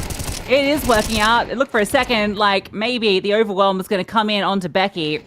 Does eventually go down, but stays alive long enough. Get success. Rifle picked up by Naf. He doesn't have the armor. Ultimate does, but he's low, so he'll plant the bomb. Securing that at the very least. Liquid have been consistent in getting that down. 3 out of 4 rounds. Kits on 2 players. 1 incendiary, so they can clear out pit as they move up from short. You know that's not a threat, and this is the chance. Ultimate hits that shot. Moves back around, and it's onto Naf. Recovered AK, full HP, no armor. And he would have needed it. Headshot comes through. Cabby swings. Considering that was just some deagles into that, only armor on a couple. Liquid bring that down to 1 player standing, so good damage, but Sashi's round nonetheless. Yeah, and look, you got to talk about, firstly, timing. Good from Sashi to actually be able to support Becky over towards short. Cabby moves over it in a good position. But considering Liquid make the most out of that, considering they are able to make Naf's luck work, they're able to get the bomb planted. The fact that Ultimate's able to get Zyphon, it feels like Zyphon was given about half a second to react before Ultimate just rips his head off. 4-0. Again, another advanced fight here in towards B. Oh, just the utility is just so oppressive, but Nerds, he'll deliver the kill. Both him and Shui are so ridiculously low. It is tantalizing to go back in for this swing. And potentially, Zyphon will be offered it up. Leo top in the smoke has that space. I don't know how Nerds is just able to stand there. It felt like he was going to burn out, and he did burn low. They want to give this a go. A double setup. Zyphon spats this. Yeah, Nerds on that jiggle. Give his life over. Flames go to the right side. They really want to fight this. Oh, stuck on each other, but Zyphon still swings. Shui low HP. And it's Ultimate's turn to have a shot at it. Can he take down both? No, that was the chance. That's the bomb given over. Not out of the woods yet, though, as the nade will remove 1. Naf has a chance. And Twist in the 1v1. 2 single fights going forth, and Naf wins here. So the bomb can be moved back over to A. And Lucky's going to be far too late. He's still sticking his ground on B, clearing top banana where all the bodies litter the floor. Twist does slow down. Lucky's position was never known, so this time will give him something to work with. Still a very unlikely clutch. Picks up the AK. You've heard him now. He just shot bottom banana. I don't know. They don't feel like... I don't think they know. They were still moving super slow. He's got full util. Everything you could need to pull this off. Naf in the pit. HE would undo him completely. It's going to be the smoke to split up these positions. Incendiary, in fact, on towards the Cold Zero box. And it's the HE back the other way. Head spotted. Lucky had the chance of it. Twist is repositioned. Nate goes forward, doesn't quite do the damage. It almost takes him down. But somehow these Liquid players staying alive, and Lucky gets lost in it. Brilliantly navigated by Twist and Naf to bring that one back. I'm really surprised that I think the player over at Short, as soon as he got caught off guard, I think it was Becky underneath Porch. I love the way that Naf plays it because he just charges at him. He just knows that in that position, Sashi are going to be playing really passive. They don't want to give over a fight whatsoever. Naf feels like he's got the opportunity to just remove him. I love the way they play that in the 2v2. Yes, leading with utility. Naf gets close just for a moment. He catches the attention of Lucky for half a second, disengages. That's the important point. He disengages, and that gives the flexibility for Twists to group over with him. So they're always together at that point. It was nearly separated fights, but it wasn't to be in the end. Liquid finally will break through and stick the landing on one of these rounds in the first half. And given how expensive some of these rounds have become, Sashi have been relegated to a few MP9s. There's a 5-7 in the mix, and the guys that have got the A1Ss have got one smoke between the two of them. Yeah, it's not the best for a map like Inferno, is it? You kind of want all of that util. No incendiaries on Inferno. Sashi's economy is burnt out, so they want to get aggressive. Cabby just moving with pace. Moving with purpose. The flashbang comes to at the perfect time. Back's turned. And at the same time, Paddy pushes. They collapse onto Liquid. The lesser weaponry, the lack of util, normally a burden, they use it to set up their round. And Naf and Nerds need to put this back together. Sashi do not rest on the advantage. They continue to poke and prod, to push, to clear. Finding nothing in second mid. Bomb on Naf's back. And he might just get caught out here. Or he's the one that catches. This timing looked good for him, but Lucky just about adjusts. Naf didn't get the instant kill, and Nerds will just swing to his demise. A brilliant little round to call for Sashi. It's all the timing on the flashbang, because I think Twist might have heard one footstep, bang, he's just instantly blind, and you can't see or hear anything. One player's lining up utility for Team Liquid. Communication breakdown, but also just the sheer volume of nades being dumped into Banana, and that's always been a consistent feature piece for Sashi's defense. But now this mixed flare, we've seen a push in towards apartments a few rounds, we've never seen them directly go down middle. And it's Cabby, a player you don't normally associate with such aggression. 3 players this time starting very strong over towards B for Sashi. For Team Liquid, they've got one more buy. And then maybe it's bye-bye. They need to grab this one.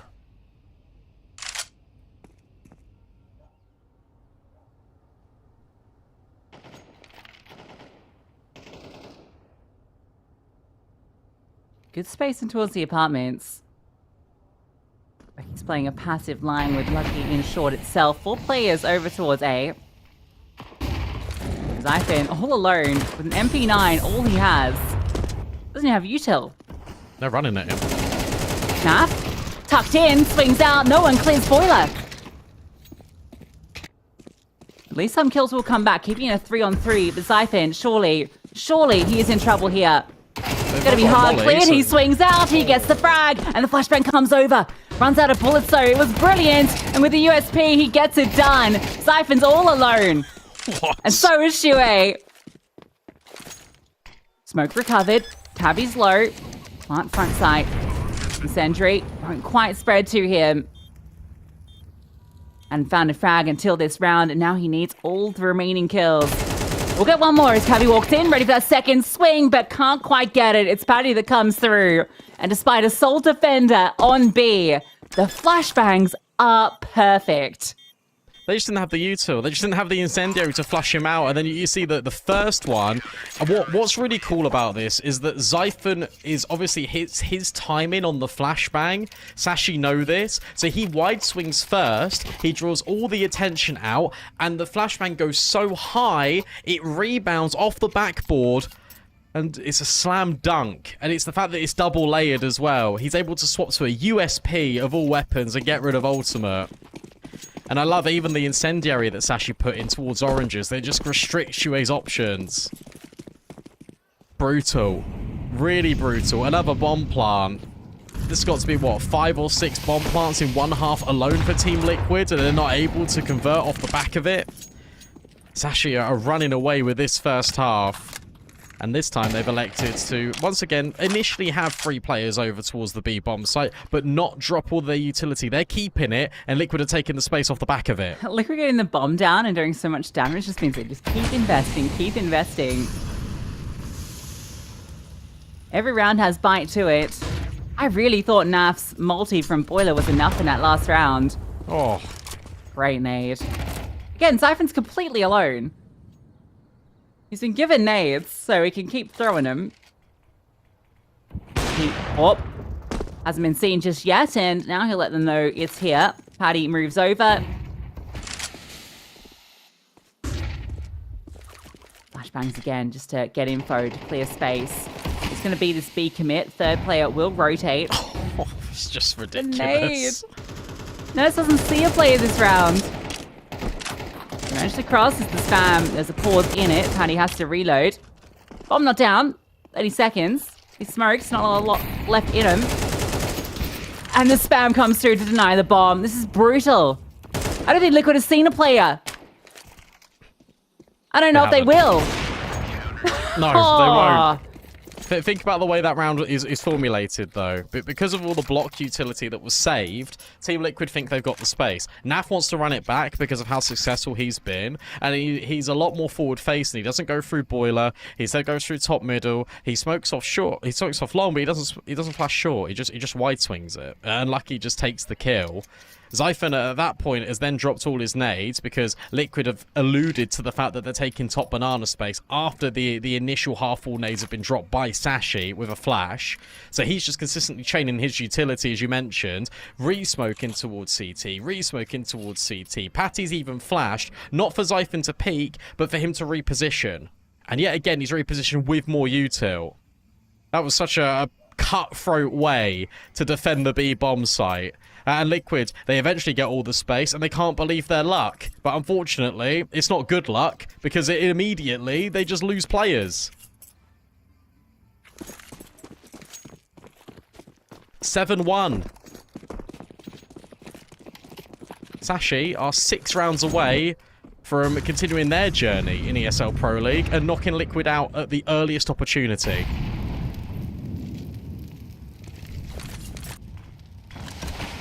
Dominant first half, much like on Nuke. Liquid struggling to find answers on the T side, which on Inferno is normally being one of the stronger halves of Counter-Strike in CS2.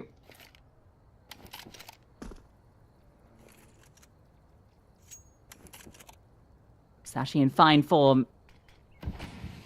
And test Lucky's off again. Are you feeling lucky? They will walk into him. Is there going to be another flash? Timing. Oh, this timing. Oh, he's going to go down and drop off his position. I hate this. This is It's still awkward. swing. Oh, Lucky. All right. And now Cabby comes in towards top mid as well. Lucky's just hitting every single shot. It doesn't matter. It doesn't matter if Becky falls off the position because Lucky does not miss a beat. And now Nert's heart's beating out of his chest. He can't even grab one. 8-1 for Sashi. This CT side is unbreakable. Even when the timings are terrible, Liquid can't pounce upon it. To be fair, that was just the Tech 9s, but still, they had the perfect moment to strike. Lucky on site with the AWP. Some difficult shots for him.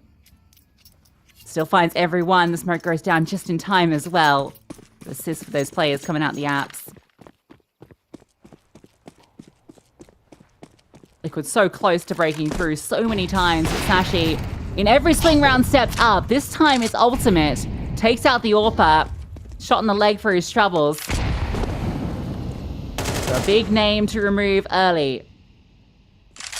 Didn't remove the AWP though. You see, Becky's picked that up immediately. Now he's the only one that has got the sole responsibility of this A bomb site, and there's so many angles to try and manage. Flashbang's good, but Patty never reveals himself. Break on the smoke for Zyphon. Nertz nearly has that chance. But all eyes on this Orpa and Becky, because Team Liquid are alluded to the fact that they want to go A. Swing down banana is good for at least one, and then Becky swings into twists. He's holding the line. The rotates need to come in now. Well, do they? Becky's hitting all the shots anyway. After his Mirage, he's still feeling hot to go. Ultimate was ready for that. But is he ready for Cabby? There's no way. Knives out. Goodbye. Oh, no, What? Cabby. No. What have you done that for? Oh, my God. How on earth have you messed that up? What? Oh, there's no way. He wanted to get two, Bro. but Get one. oh. How, All right, Becky, how can hold Becky up. recover this? The rifles are all in banana. He's got an AWP. Oh, the shot down, that was the chance, and he's been brought low. Oh my God. Cabby. Buddy. Oh.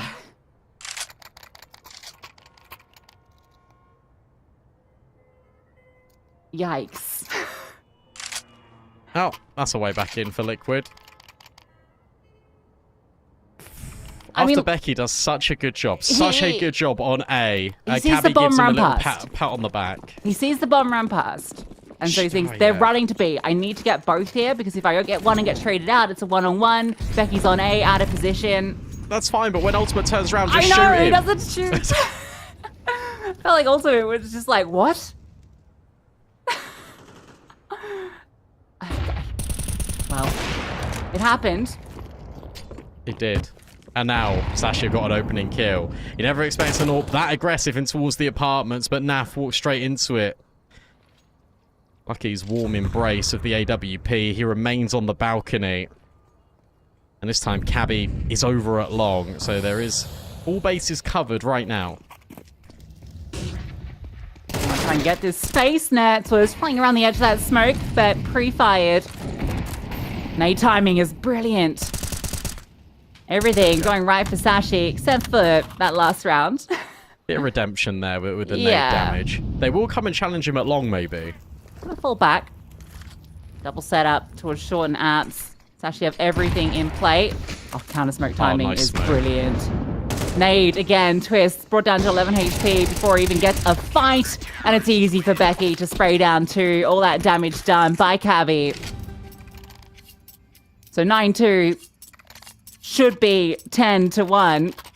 Yeah, you But laugh it 9-2 off, still though. feels 9-2 good. is still good. Yeah. Yeah, 9-2 is really good. Like, it's got the capacity to be 10.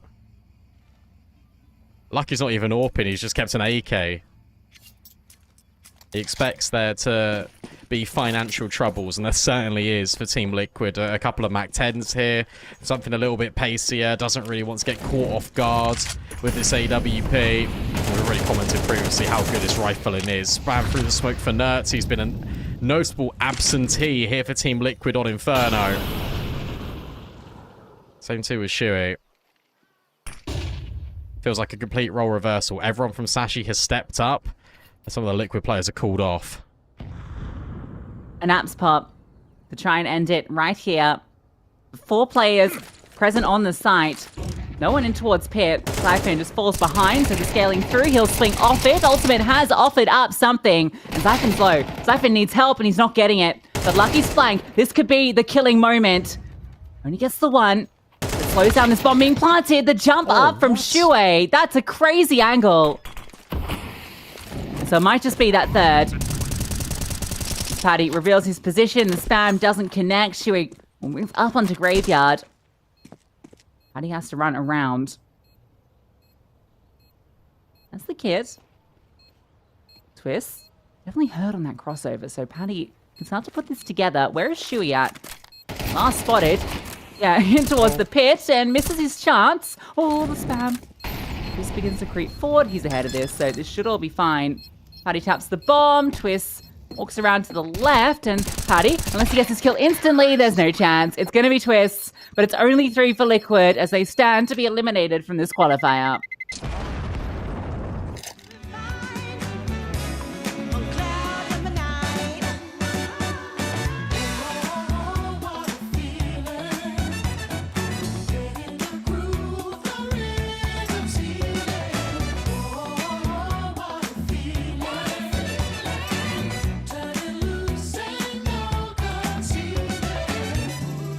I think you can feel it, that this is a magical moment. And not every moment can be precious like this. So come on, here's something you don't want to miss.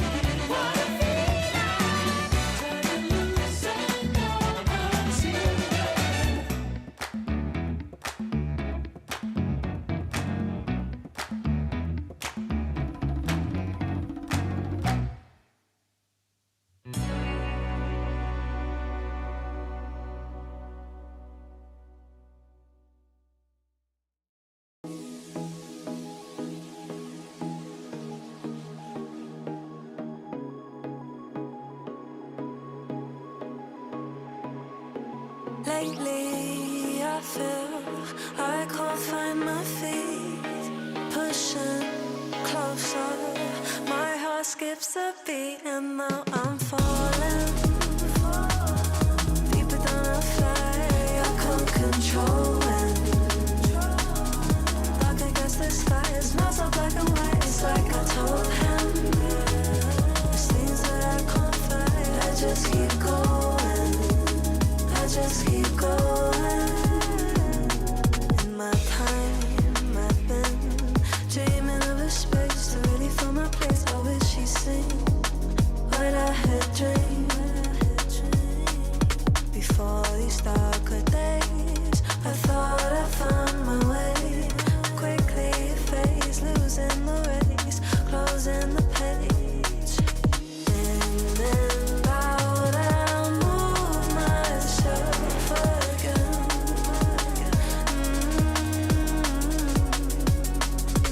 Time moves fast, I feel my heart beating.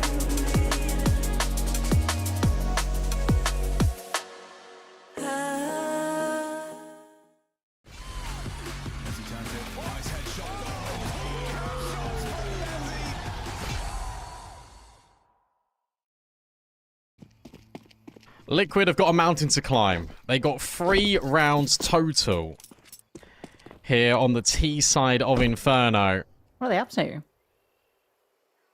Waiting Just waiting to see what the response figure out is. where to go. Yeah. Yeah, they peaked each extremity, and then they got everyone just waiting in spawn to respond. They're still waiting. This is... it's kind of based, actually. Yeah? Yeah, I quite like it. Alright, sure he's got flashes. There's 4B. Okay, well, everything here that they need, flashes ready for the swing. Everything is set up for Team Liquid's success. Have to be good flashes. And they are straight through, but Twist deleted. And Becky, he's removed 2 of these stacked players' nets. Right in the back lines, trying to hold on, but it's Shuey that actually offers up the frags, but is it too late? The 4th player active on B is the first to get kills. Ultimate seeing 1 and 2nd oranges. Now he's known, and with so many players, surely they can just swing in tandem, and off each other they do. It was an interesting approach from Team Liquid, and it looked like it was all going to come together. Everything was set up for success. The flash even hit the mark. But Becky hits a little harder. Yeah, that was cool. Like, I rate, again, like, I actually think some of Liquid's ideas throughout this best of 3 has been pretty good. I just think the Sashi have just been playing CS a lot more consistently. Obviously, they've been competing at LAN. They're still together as 5 right now off the back of that. But 10-3, again, it is still a ridiculous scoreline. It's about to get worse. It is about to be 11. As this was a full eco out of Team Liquid. Naf, the only player now left standing. And he can't even find a kill. It's flawless from Sashi. Hasn't even faultless on the server as well. This could all be done by round 17. Yeah, it feels like Liquid just been nullified. Like, only saving grace offered up by Ultimate.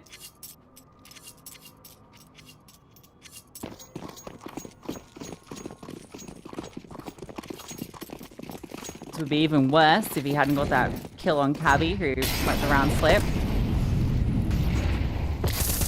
Flash forward is good for Twist, but can't get the kill, and he's burning, he's being chased, and Cabby gets the kill. But Naf steps in from short side, hyper-focused on long. He's the one that steps in and, well, split upon. The pace is here, the bomb is long, that is the big problem.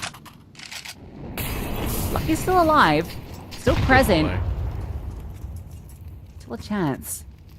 Nerds spotted out, removed, Lucky. Trying to pick them apart, pick them to pieces. Becky slides in. Lucky moves up to take a look through second mid, and Becky removed, but you know Lucky's the one that got the kills. And up from above, can't deal with Shui's swing. Nice try from Lucky to try and recover, but it's Nath again stepping up when needed.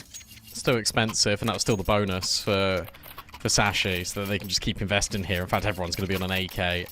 You're right. Good multi-kill. I like the fact that Ultimate disengages through that smoke. He nearly got caught off guard. In fact, it was Nertz that the one that was caught in close long. And good presence of mind as well. As soon as you look at the kill feed, you identify that Lucky isn't there.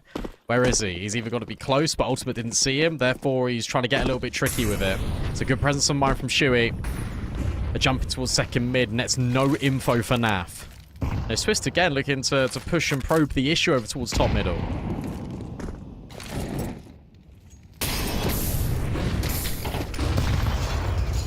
Forward and into the nade, but Shui still gets the kill.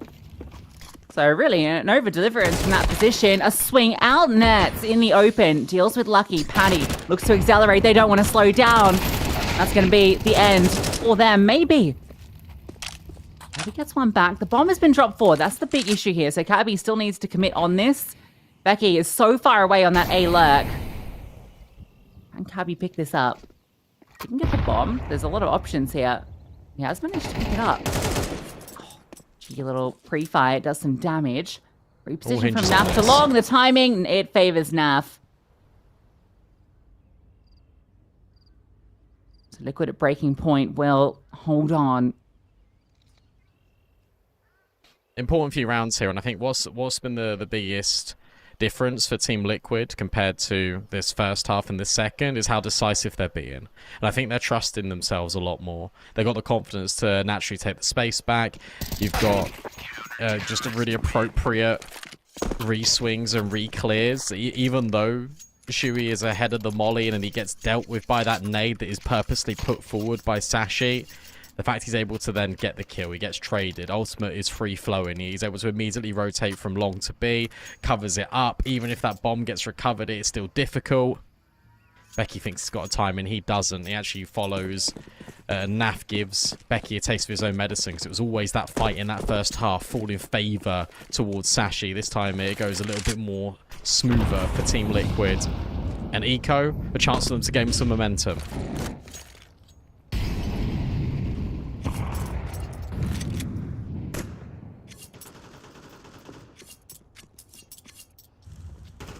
Yeah, very much needed. Kept 3 alive in the last round too.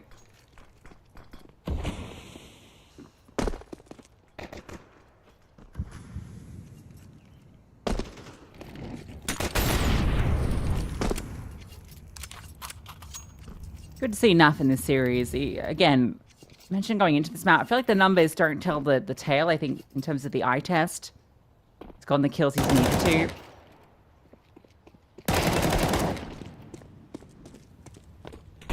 Now builds up some confidence against the Pistols.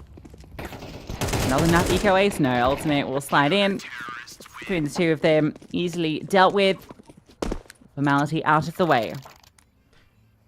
Yeah, hello, I appreciate what you're saying, but at the same time, I test or not, they're losing 11-6. So Yeah, just naff. Just naff. I don't want to naff, extend that across the board. I think the rest of the pieces. Yeah, Nerds is really don't know what- struggling. It's interesting because all these players, I think, in isolation are very good. It's just they're just not working on this team. But they've given themselves another season to trust the process. So let's see how it goes. Flashbang good. And yet again, Twist gets caught by this molly. He's down to half HP without any reward. There was no favourable trade for him there. It's just all net loss. Yeah, same sort of way they got that first gun round is through that aggressive Time peek. in. Oh, ultimate. Oh, it's so good. 3 backs turned. Only 1 kill found.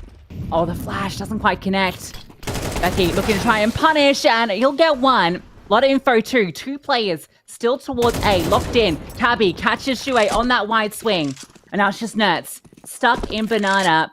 Pressure from both sides. Needs to fight his way out, and Cabby dodges the flash.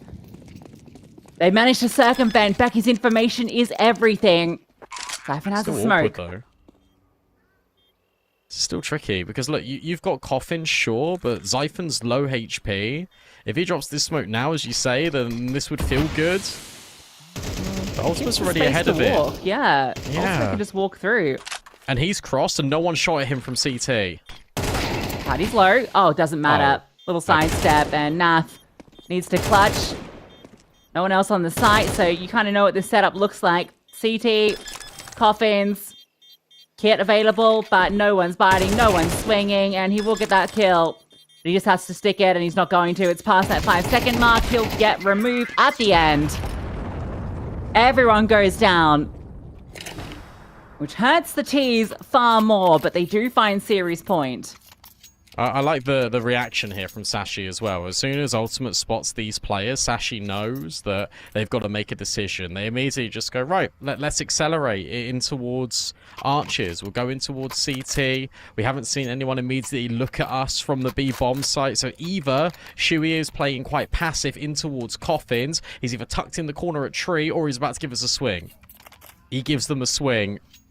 It feels a little bit unnecessary, but it also feels like Liquid needs to get this advanced info. And then Nertz is stuck between a rock and a hard place because he's in the middle of top banana. He doesn't stand his ground. He instead elects to fight forward. And it's an easy flash dodge for Cabby. And again, it is good fundamentals out of Sashi. 6 chances to close against Team Liquid. 6 chances to eliminate Team Liquid's hopes and dreams of them ever qualifying for ESL Pro League Season 22. Yep, do or die. Single elimination for the opening stage. The first best of 3 for Team Liquid this season. Starting the way they hoped. Oh, and it's not continuing the way they hoped. Mac 10! A Mac 10 ends this run from Liquid. They go home. A fast final round. Sashi eliminate the favorites of this European qualifier and continue their run into stage 2. That's salt in the wound. That is salt in the wound as well. Zyphon ends it 19-10. Cabby with a really big resurgence gets 19 kills as well. Lucky was very close behind all of them. Really good out of Sashi. Definitely felt like they had the superior game plan coming into this. It felt like Liquid in moments were very underprepared. It felt like the communication wasn't really quite there on Nuke. Mirage felt and looked a lot better, obviously, but Inferno, they could never get things going. The early to mid round, fine, but the afterplants lacking. The aggression from Sashi was so deliberate. Everyone was on the same page. That's the key headline. Everyone was on the same page for Sashi. Liquid still with a lot of work to do. They bomb out of this qualifier. Yeah, first game of the season for them, and it starts slow, does not build up. Even Mirage, 13-10, their first win on it since January. But even that, there was a real chance for Sashi to come back in. That's a 13-10 with Liquid taking both pistols. So Sashi almost had a chance to do this in 2. They came in hot into this qualifier, playing on LAN all over the last week, and you can just tell there's a real difference in the server between these two teams. Hot and cold. And for Liquid, it'll be a cooling off as they look ahead to the season. It won't be at Pro League. Sashi advanced to stage 2. And we will continue. We have more games. There's still another slew of best of 3s. We have Paravision versus ENCE coming up shortly. We're slightly behind, not too much though, so you don't have to wait too long before we get into that game. Don't go too far because I expect that one's also going to be a very exciting affair. See you soon.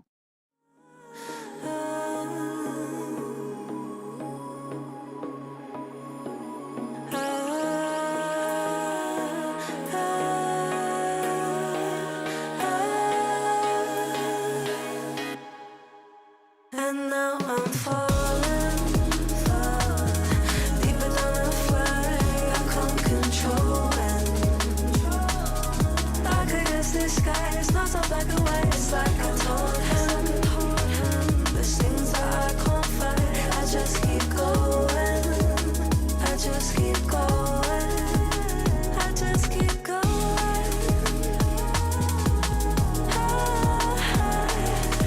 I just keep dark against the sky. There's things that I can't fight. I just keep going. I just keep going.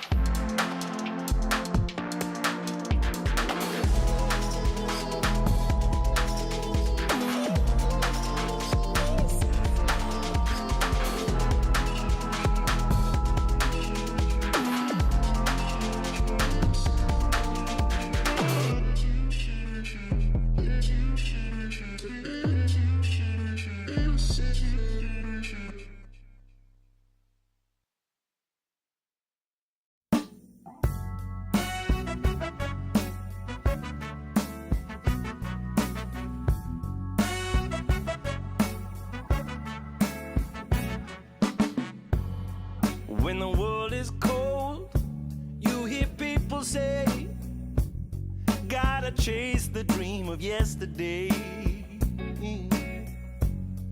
But the stories told, the golden memories, ain't a truth but just a fallacy.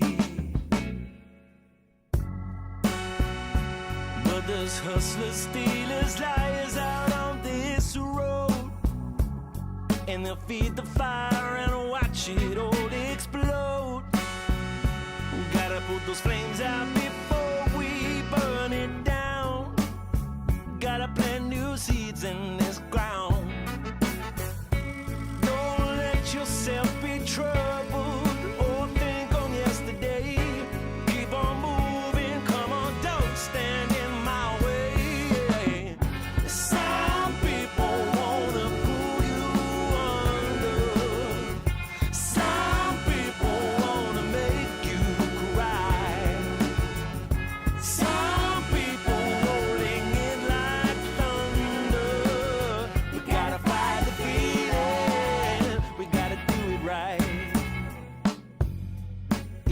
hustle and grind, bricks yours to ride.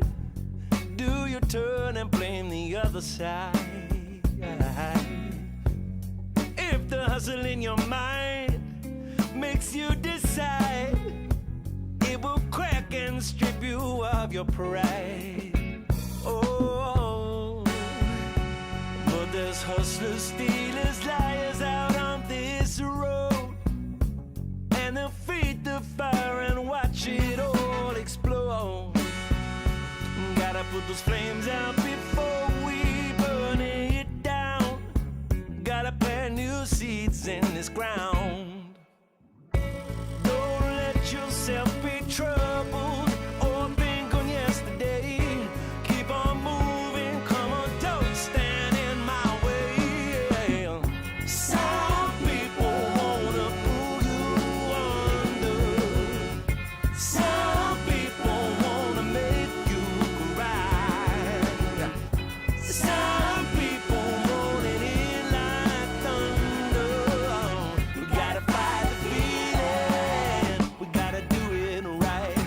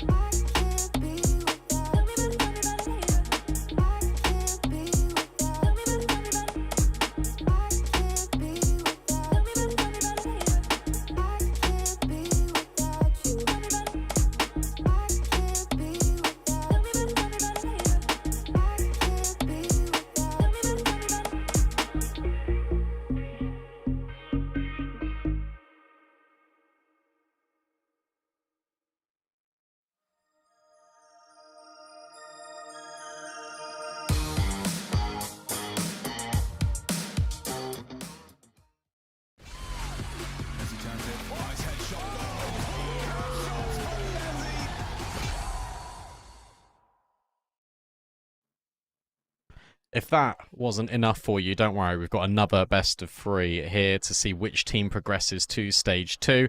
Of course, this is single elimination format. Parivision take on ENTS, and there's been notable changes in both rosters. Exilio, AW, join Parivision. James takes over in-game leading, as Kick at Ball was not it. And Exkapersky goes back to NIP after he got transferred to ENTS from Young Ninjas. And it makes you think, okay, well, what was the point of NIP's academy team if you were going to promote him eventually after selling him to ENTS? But he's gone that way on loan. And Miltzy has been promoted from ENTS Academy to join the likes of Poddy as academy graduates. Yeah, it's actually really funny because it's kind of like Mouse as well with Shuei, right? With the way that they give away him and then they buy him back and all the rest. So yeah, it's funny how that happens. You don't know what you got till it's gone. And for ENTS, they lose a key piece. They promote another young gun and hoping that he'll fill those shoes, but it's going to be a difficult task because we've got a lot of young players in the server actually for both these squads, right? Because we're talking about it, coming into this series that Parivision, it's old man James, is kind of now a tenured player in the circuit, particularly in his region, has these 4 young guns under his banner now to kind of shape and mold into what he wants. Him and Dustan obviously united to do that. So it's going to be interesting to see what James does with these 4, because you were saying to me before we went live with this that these are 4 players that are very different to the players that James worked with in the VP project that had so much success. Don't VP them, is the honest answer here. Exilio has got an awful lot of talent. AW is really good at being aggressive. And then you've got Belchinok, who is, again, very consistent and very good on his lurks. Nota, really aggressive player. Please don't take their identity and mold it into VP 2.0, because I'm telling you already, it won't work. We've got the veto. We can slide up on the screen. And as you can see, Parivision pick Mirage, completely expected considering the players that they've got. ENTS pick Anubis. They quite like picking Anubis against Parivision, but I think, to be honest, this doesn't really favour ENTS at the moment just because you haven't got Exkapersky. Ancient has decided too. These are very ENTS-centric maps, but for firepower-wise, you definitely favour Parivision. Yeah, and I think both Mirage and Ancient, I give Parivision the edge on regardless, just because of the pure aimers they've got, even though when you kind of look that ENTS have some pretty decent results on both these maps recently. It's just the pure firepower that Parivision have coming into this on maps where you can just let your firepower players be loose with it. Anubis normally, yeah, you'd be really happy with ENTS here. It still does feel decent on paper. It's probably the best map they could have picked into, just looking at their pool, just because of what Parivision's map pool looks like. And it's one of their weaker maps, certainly one with the least reps on it, and one that I don't think they've had a chance to even really play yet with the new lineup. So yeah, it's a bit of an unknown element for Parivision. That said, you look at the T side of Anubis and you feel that, yeah, these youngsters have all got pretty insane aim. Jane can maybe just tell them to go kill, and it might just work against an ENTS that's missing a very key player on that map. Oh, I just went to the HLTV page just to have a look at the vetoes, and I just saw Fnatic with the Ukrainian flag next to their names. Obviously, Zero Fix is standing in from them. That's a nice little surprise.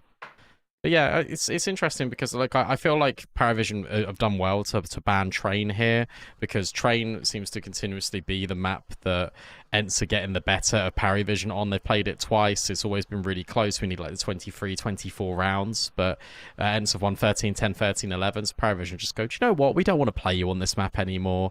There was a period where Parivision and ENTS were playing all the time. They played twice in May, haven't played since. Obviously, we've had player break, so a nice early reunion of what is becoming a lovely rivalry. Yeah, both teams played only in the last event, which was Export Proving Grounds. That was an online European event. The Parivision used Iberian Soul in a 3-mapper, and on 9 group stage account. Parivision come in fresh off a very good run with new faces, and in this pistol round, a great call from Mr. James. If they go now. All right, Still James. fine. right, James. You gonna call it? There it is. Just Milty. Block for Ents, and as his work cut out for him, a smoke will block his vision, which allows Paravision to get full control, even a player scaling close market. This feels good in the post plant, and there is a kit on Glaive. That's the one thing for Ents. Yeah, they gotta wait till the smokes fade though. Belchenok up close. James even holding for a deep lurk. 4 players over towards short. Belchenok's gonna be overwhelmed in the second here. Let's see if he can take any to the grave. Glaive to swing first. Belchenok slides out, and then the contact comes in for the rest of the players, and Belchenok just deletes Miltsy. SDY and Poddy left, and they are running for the hills. SDY can't scoop up the kit, so it's minus $400 for Ents. And what a round. I love the fact that they swing off the back of Belchenok's first contact. I love that second kill he gets up onto the boosted player. That's commed over. He just pre-aims the angle, hits it clean. Belchenok, a player that I was really excited to see kind of making waves at the start of the year. I felt like on Aurora it was going to be a great move. He returns back to Paravision after that period with them at the end of last year. I feel like he was kind of going back and forth between his different squads, but always felt like a player with a lot of potential. To see him back in the Paravision team with a bunch of similarly hyped young guns. Now this team's really cool. I said it earlier. I'm really invested in seeing this Paravision team. I thought it was fun before, but now you've added AW and Zelio. This is, it's spicy. Immediately, deep. That's a really deep connector smoke. SDY still can't see anything, though. That gives a little bit of leverage for AW. A smoke into ladder. This B split has got legs to it. Yeah, full time for Ments, too. Keep that in mind. They're going to full rotate into this. So a massive gamble call. You can see Natio's taking the space. Paravision don't commit. Yeah, they're waiting to see if they got any sort of response. So James pauses. This is worrying. Yeah, he's got the bomb. Uh-oh. Someone watching this? James. Well, yeah. Timing. Gets over. Now, you know... Oh, okay. James will just tap him out. Yeah, hyped up all the young aimers of this squad, but James has still been top of the server for them more often than not. Oh, yeah, he's been the most consistent piece of this team. And I don't think the in-game leadership will actually detract any of his It never has. Responsibility. No. Oh, okay. Now we get Zelio. Glaive will find James. Nature will get one back as well, so it's a little bit of damage, and it's more money in the coffers, at least for Ents, but they'll slink away. Hold on to the 5.7 and MP9. He'd love to have got that gun, but it was in connector, so it's just not possible to retrieve. Force fight, you live with 2. Okay, I know that's cool. Sorry, he can get at the farmhouse, so actually that reposition does allow the scoop up of his teammate's force gun. So it's a little bit of threat into the next round. He can drop a 5-7 over, and SDY, Purdy, someone can buy armor. Probably not Purdy, actually.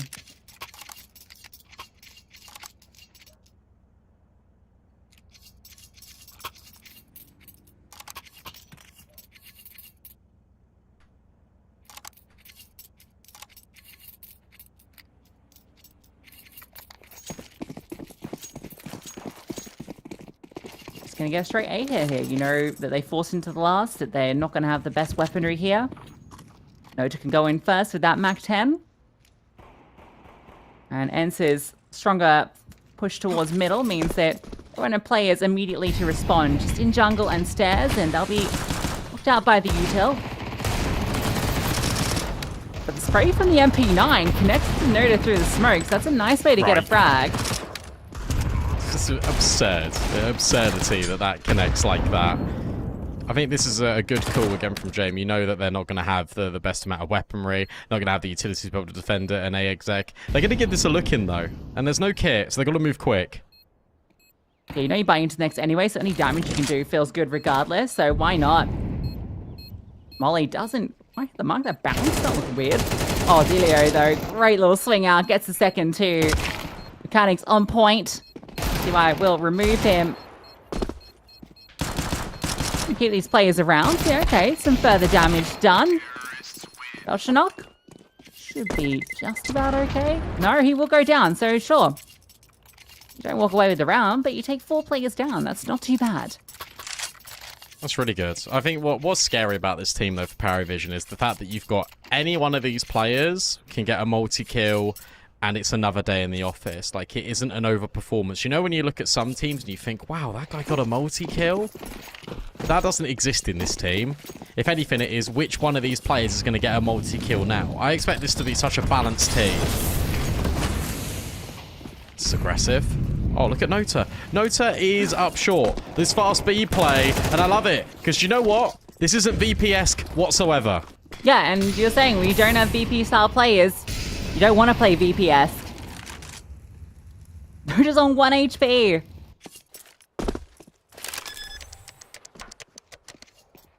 One will go down. Nice little nade. You going for this? Feels like Milky's position that he kind of wants to set up for it, but they just don't have an in. Flames land, and yeah, the call is gotta save. Brilliant timing up short. Completely catches Glaive off guard after he gets that kill. And Nota living with 1 point of HP is the difference between I think that retake happening and the save call. I think you're bang on. Just the speed in which he's up short is the scary thing here for Ents. And that's something that definitely got to worry about. Glaive gets the opening kill, just gets traded immediately.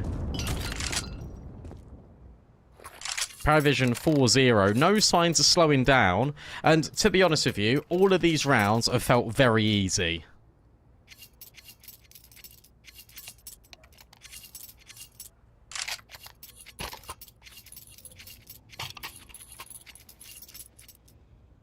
About time for that first tactical. At least you saved 4 players, so you've only lost the round. You've not lost your economy.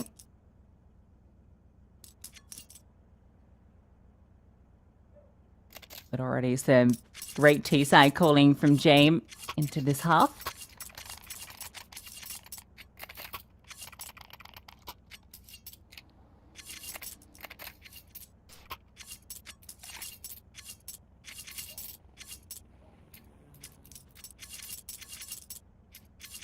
Now watching him, I remember Hayes telling me that it was Casello.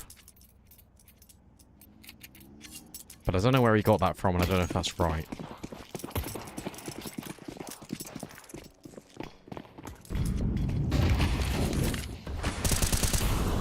But I remember him calling him Casello all the time now. Now I've said it. I think I'm going to roll with that too. Another direct hit in towards B. Look at Nota go. Again, Nota is just creating so much space for this team. He doesn't even care about the player on site. Belchinok will trade it at least. Pody has maybe got another chance for a snapshot. Milsey sliding in towards Market, and out the window he goes. And he's also got this support to help out. This time, Ents arrive on the scene in a much quicker fashion. Milsey caught off guard. James has been able to find a couple of kills, but he'd need every single one in this round. Up and over he goes on the van, but surely footsteps have been heard, and Pody will lock it in. Yeah, that double push in from shot means that, yeah, James, as soon as he's spotted, easy enough to swing on. Nice little swing out from Milsey there, and good damage done on these players trying to enter in.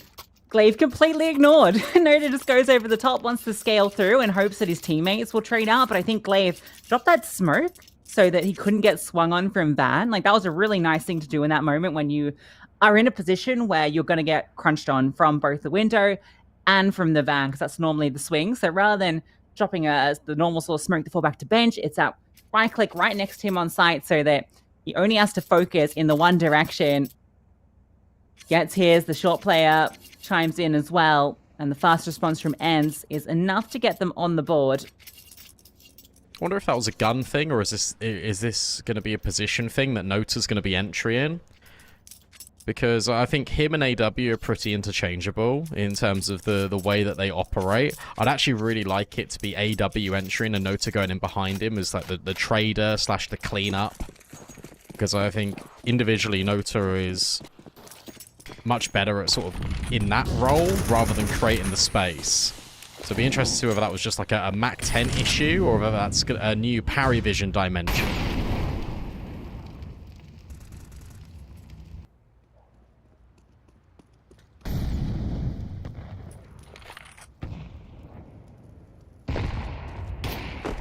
James with the AWP. Looks for the pick on B early. Fires it off and falls back. Purdy is posted up at A, so he's ready for the swing from Nota.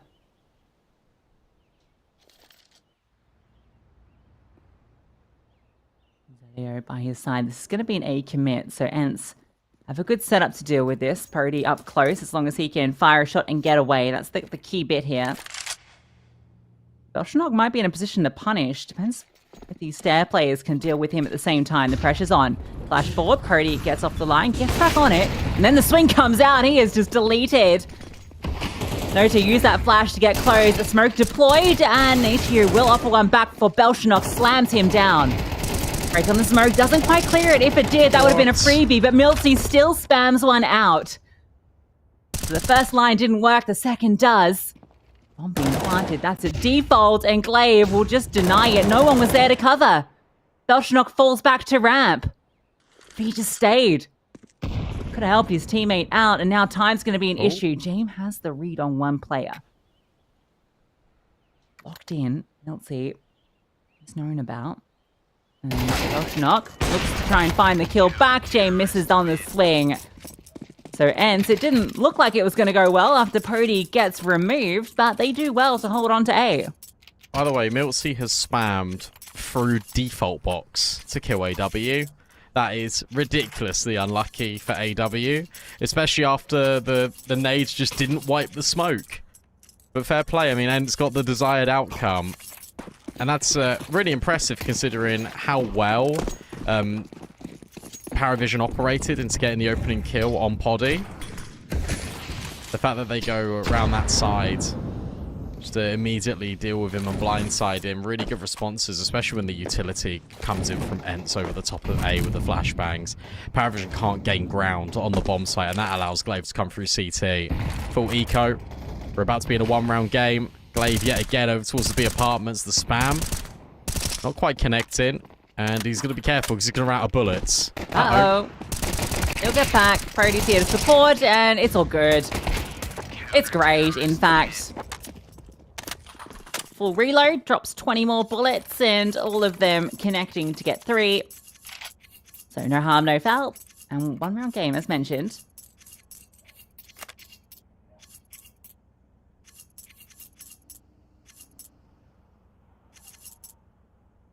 Heavy prioritization on the AWP here, which of course you expect for Paravision, but look at the lacky utility to go with it. They're just dropping smokes on the floor right now. Obviously, 2 are going to go in towards window and top middle, but that leaves them with very limited options for the rest of it.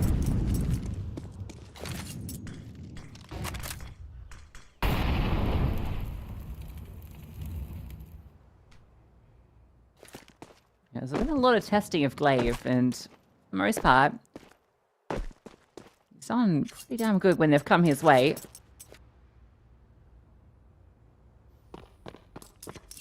And again, it's the same setup as last round. Purdy provides support for his IGL. Irish making moves like they want to potentially run it back. Jane will rethrow the window smoke to allow Nota to lurk. Yeah, you've got 3 players that are essentially on this B side. So Ents have a great setup. Oh, bye-bye, Glaive. Until Glaive starts to move. Oh. He's staying around. Nope, he's leaving. This gives a really big amount of space open here. I like this timing of the flashbang. Oh, never mind. AW's missed it. And that's going to bring Glaive over. Nota's then been identified in towards middle. And look at them all turn on towards the B apps. All because Nota... In fact, it's AW that flubs the flash. This time it works out a lot better, but you're still going to get by Miltsy, and you're going to get by Pody. Pody is not missing a beat right now, and neither is James. 2v2, deep line on the market. Is he ready for Nachu? Swinging up this aggressively. Elevation going to be tricky, and Nachu will at least spot James, and that's given a lot of room for SDY to work in, but James aware of it, and James just keeps on going. Between him and AW, they are stuck in the corner, but Nachu is stuck in the site with Paravision. James finds 4 and gives them a bit of breathing room. Yeah, lovely round from James. That looked like they were walking straight into a death trap. They lose the lurk in middle. It's a 4-on-5, and then Pody's firing up from short. But Glaive getting caught on that immediate entry out, and then just James trading his teammates out to put it into that 2-on-2. sees Nature on the swing and anticipates. That means that another player is progressing from short. That's why they prioritize this AWP. Utility be damned. Even when you know it's coming, it's hard to deal with. I was going to say, it's actually kind of ridiculous as well that Paravision are winning this game 5-3, and you've actually got the 2 entries that are on 1 kill. Like, it's remarkable, really, that that's the state of play that we're in. This is bold from Glaive, but I actually love it because him and Miltsy have both taken control. One's gone under, one's gone in the back lines. James dead. Oh, no. It gets even better. James still might be dead. He should be. Glaive's just won the round. I've got no idea. And they're going so slow. Oh, here it is, Glaive. Miltsy's even found success, so that's set up Glaive even more.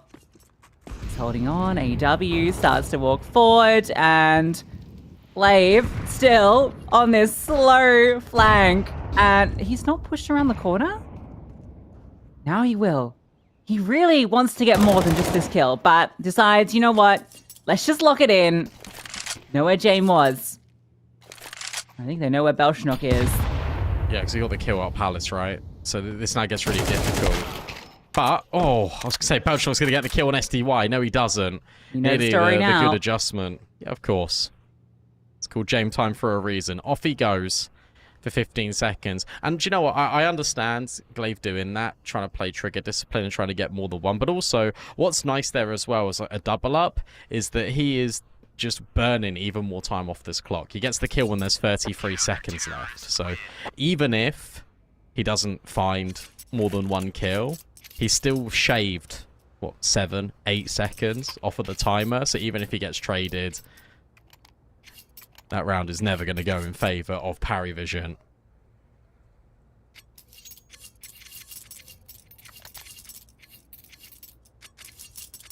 So James keeps onto his AWP, and that's a little awkward because the rest of the squad has no money to invest. So this one's all on James being set up, a boost perhaps to try and find the opener, and he might get a chance. You know the AWP was saved. So if you are Ants, you're not feeling like you need to extend. You sit back, hold your lines. Don't walk into that AWP scope.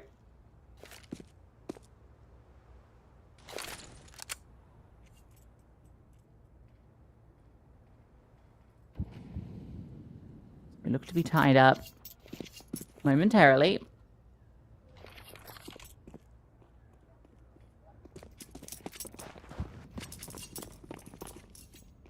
Gonna at least try to get onto B again. One flashbang to set it up. Cody's AWP is here, and Glaive is in short. So, oh, okay. Oh, no. That's outrageous, and now the scaling through. Belshnock can't get the second, so Glaive trying to hold them at bay, but that AWP is scooped up. And suddenly, a 4-on-3, but 2 AWPs in the post plant feels great. AK gets picked up, a smoke now goes down. You're blocking the avenues. Short is now where the CTs look to move from. You're saving this. You can't go for this. You're saving. Yeah, you can't go for it. It's the deagle shot, and then it's Casello just instantly hitting the AWP shot as well. This is a little bit funky for Paravision because I don't think they're going to want 2 AWPs. In fact, they just lob one out. They just go, do you know what? Yeah, we don't want this. We'll take the round, thank you very much, Ents. No way. No way. He's dead. And so is Notap. But they don't care about that, Paravision. The fact that they got 3 kills and they won the round is more than enough.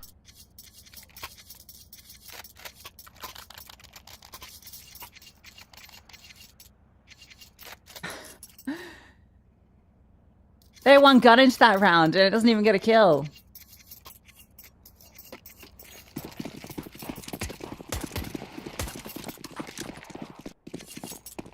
That's what makes this team so scary. So much raw aim.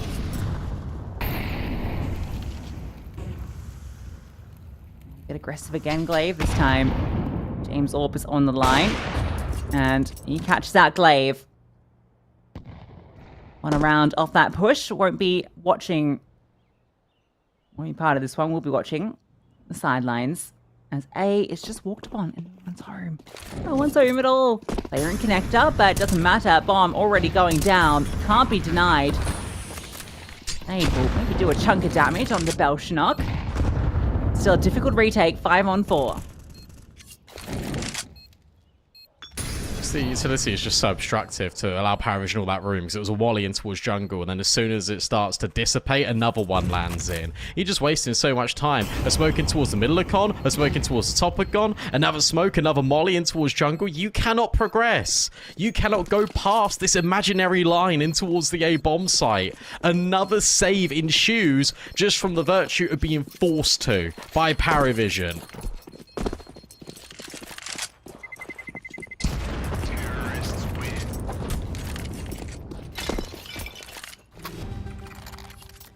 (7-4) Paravision. It looked like Ents were going to bring their way back into this. Should have got that 5th round, and instead Paravision steal that one away and power on through to win out this half.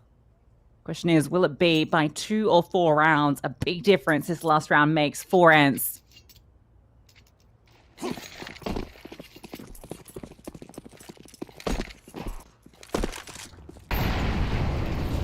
James spots that player on the jump across.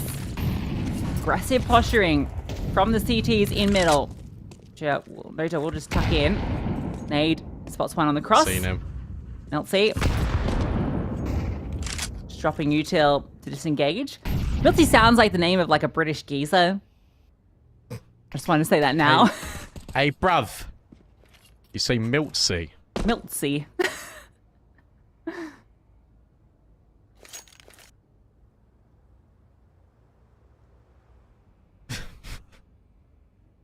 Yeah, that's a good one. I think it's an appropriate disengage from him. And now look at this. 3 players from Ents. All congregated over at ramp. And Belchinock doesn't really want to leave his little dwelling over in Palace just yet. Meanwhile, mid is being taken and uncontested here for Paravision. What does Jane want to decide to call? Yeah, a chance for a kill. Now it's the bomb spotted, but I think it's still the split. Now there is this push coming through from Nate, but is that going to matter if they already take the A bomb site? SDY eats that. The nades have been brilliant. They know you're here. You're in trouble. You're not playing this bomb, are you? What? I thought they knew it was there. What are you doing? Now the swing comes out. Miltsy almost lines them up. Look at the HP bars. Nachu comes back, and AW with low HP, just crouch piece gets the kill. There's still a chance here. Kit on Pody, but he goes down, and it's just Glaive with the MP9 of all guns to get it done. Sees that shadow, knows Belshinock is behind default. But the swing comes out, and the MP9 just not hitting the mark. They will go through, but so does Belshinock, and so it is a 4-round lead for Paravision at the half.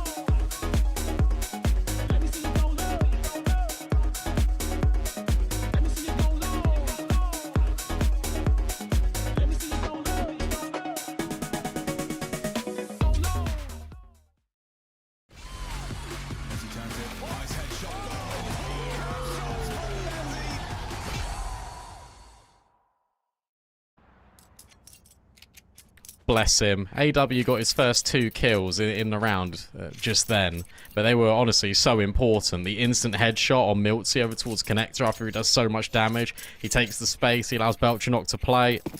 That's my goat for real, for real. Paravision. Playing dynamic, exciting Counter-Strike. Not playing VP paid by the round Counter-Strike. James, you've evolved. I love you. This is so funny, though. Both teams stacked a bomb site in the pistol round, and both of them got it wrong. It's going to have to be retake for Paravision as well. They just spotted out. He's looking for a headshot over the top. Not quite getting it. They're allowed to scale through. Imagine planting front default. Oh! Almost. Miltsy holding for James' flank means that this is one-dimensional. In from CT. No flashbang to set it up. Ents in a good position to start this half with a win. They fight forward into jungle. No, sure, it's just tucked. They're walking on him. Oh, they're working on him. He might have a freebie here. No, the turn at the last second. And the swarm, he still takes one down. Zello's found one as well. Miltsy and SDY getting theirs. There's a kit. Is he going to stick it? I think he might just stick it. The chaos coming through. Can AW defuse in the smoke? He's getting it down. They can't find him. They can't find him. And the bomb is defused. Despite Ents getting the site, the bomb down, the first kill. He even lives and takes SDY down. Forget Harry Potter. We got AW, man. Oh, no. Oh, dear. That was even after Miltsy hit some bangers. Got the presence of mind to wait for Jamie. He just translates onto CT on Casello. And yeah, AW, he fakes out the defuse first and then fully sticks it. And apparently that just works. 9-4 forced by, of course it is, for Ents. SDY, flirting with the idea of attacking Belchanok. What on earth is that? Oh no. Oh dear! SDY will at least trade, but that's still a player advantage for Paravision. And look at AW. He's pushed all of B apps. Okay, so now you got all the information. Is it actually look either at the rotate. lowers? I thought he'd push out the other way, but yeah, you should know it's A now. He wants to fight. And also, by going under, he's now grouped a lot more closely with Casello in ladder. Yeah, it works. It's fine. Everything's okay. Glaive, can you plant the bomb? No. Not happening. So, great round for Paravision after they steal the pistol. They win against the Force, and with that, they see Mirage slipping away from them. 6-round deficit and having to go for an eco into this one. Big Spaghetti-O moment. So games concluded as well. Let me update you, by the way. OG beat Iberian Soul, TNL beat 9, and Namiga were able to beat Mix. Currently, you've got X-Navi Jr. taking on Alliance. Passion UA are taking on GG How. That's 2-0 Passion UA. And it's 9-9 versus Fnatic and Escape Gaming.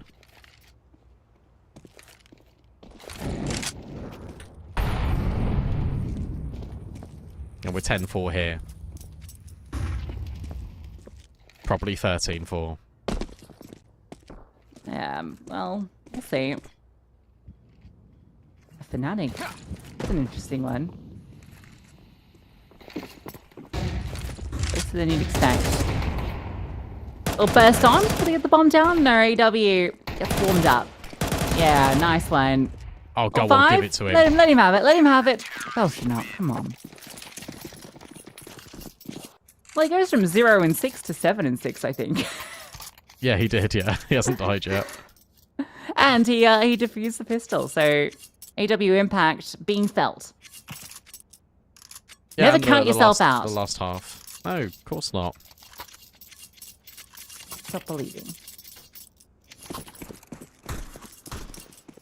Alright, Ents, let's see what you've got. No AWP for Poddy is the notable absentee, but everyone else is just on AKs. And you got all the utility. This is quick. SDY immediately just makes it round to the flit corner, which was made popularized by VP and Jame. Man, I guess flit.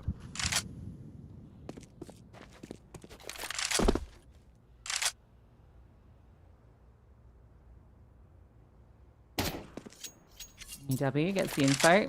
Not going to drop his smoke, though. Not baited out on that. He'll hold on to it. Now, you know, it's not that full commit, at least not initially, and it's reroute elsewhere. They have no space over towards A. So it might still be a B finish, like a split. They've got really many other options. Oh, James falling off the angle. Probably one of the worst times. Smoke goes in his face, but it was all by design to pick up the HE. He breaks it, sees nothing. There's 3 players still on B here for Parry Vision. This flashbang is going to absolutely wreck the defense. SDY around the corner. Can't translate the spray onto AW. AW needs to grab this trade, but he can't do it. Instead, it relies on Nota, who also cannot deliver a multi-kill. Ents breach B. Yeah, big thank you to Glaive for that one. The flashbang wins the round.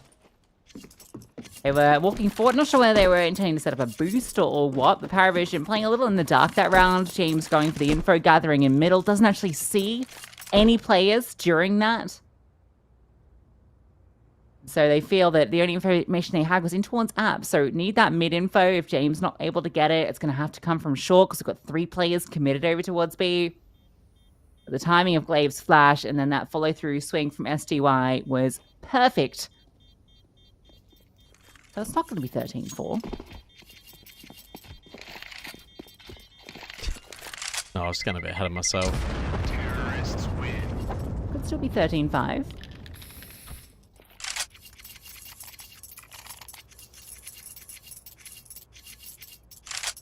It's a change of role.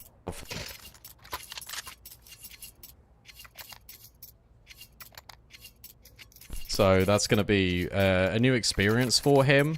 And I think it's going to be a transition period where he's not going to have as much action as he's used to in officials. And I actually feel like that's either going to be fine for him or it's going to be a little bit of a detriment. And they keep applying the pressure here, so at least he's going to get involved. Yeah, again, one try out and speed. AW, good nade. Actually, not as much as maybe you thought, but the second coming in from short bowls them over. AW spot point on the drop down. Delio will hold as well between the two of them. Keeping this site locked down. AW even pushes through the smoke. Will be punished for it. But with Nota finding parity, it's on to SDY 1 versus 3. All CTs in the market. Smoke down at the moment to give SDY some space. 11 bullets in the chamber. Base out James' AWP shot. Allows him to start moving a little more. Paravision is so reserved. Oh, nice from SDY. Swings past Jay and peeks back on him. Starts putting this together. He didn't reload. 4 bullets. Oh, doesn't matter. Timing. Doesn't get to shoot them anyway. And it's really nice that it's Nota to get that kill, because he's the guy that initially in that 3v1 just disengages, and they play that 3 versus 1 all together. They let James lead with the AWP, and then the 2 riflers are going to swing in tandem. Really good work by Nota. Solid by AW as well, just to push further forward through his own smoke to catch out the van player. The fact he gets a multi there just relieves so much pressure. Poddy will have his AWP, at least. But for Ents, it's a very long way back into this map.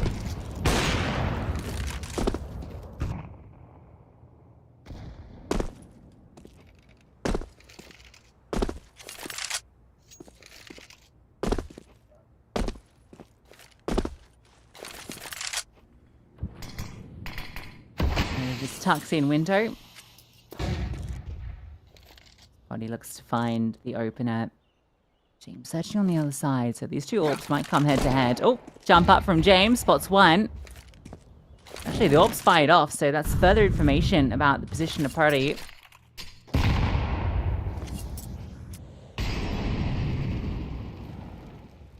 Ents are begging for an opener, but they're just not finding it.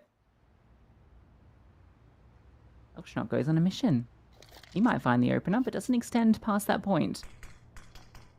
That's literally the point where Nachu comes around that corner and doesn't see anything. So James still going to remain on this angle. That might flex up Belchnot, but it won't, because obviously it's the AWP committed into the angle. Good timing on this smoke. But Glaive might just walk through it. Glaive's thinking about glaving the smoke. Casello is caught between two angles, and Glaive does it to him. That's the B bomb site unlocked. And if you parry vision, let's be honest, you're saving. Yeah, you got plenty of room to work with. So no reason not to. And yeah, Paravision playing a bit in the dark there. The information gathering they have is in towards ramp, which comes up nil. And yet they still have so many bodies over there. And to find the right timing to hit on that B bomb site. One pick's all they need.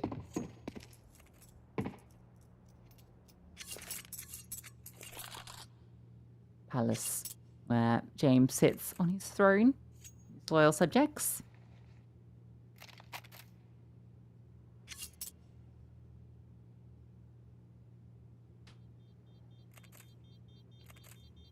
Although, you know, it's Paravision, a lot more action-packed than the average VP game used to be. Terrorists win. Maybe James been learning from Kickert. He hasn't. You don't think so? No, Kick at Ball was like a bit of VP, and then they would just default when things didn't go wrong. Sorry, when things went wrong, right? So, and then Kickert would just try and make all these like little lurky plays. I think Kickert is still a competent player, don't get me wrong. I just don't think his true role is in-game leading. Just got engaged. Kickert, so So congratulations to Kickert for that. Even if shout out. He's lost his role in the team. Job. You know, you win some, you lose some, and that feels like a life-winning moment. You know, there's always another CS team. True.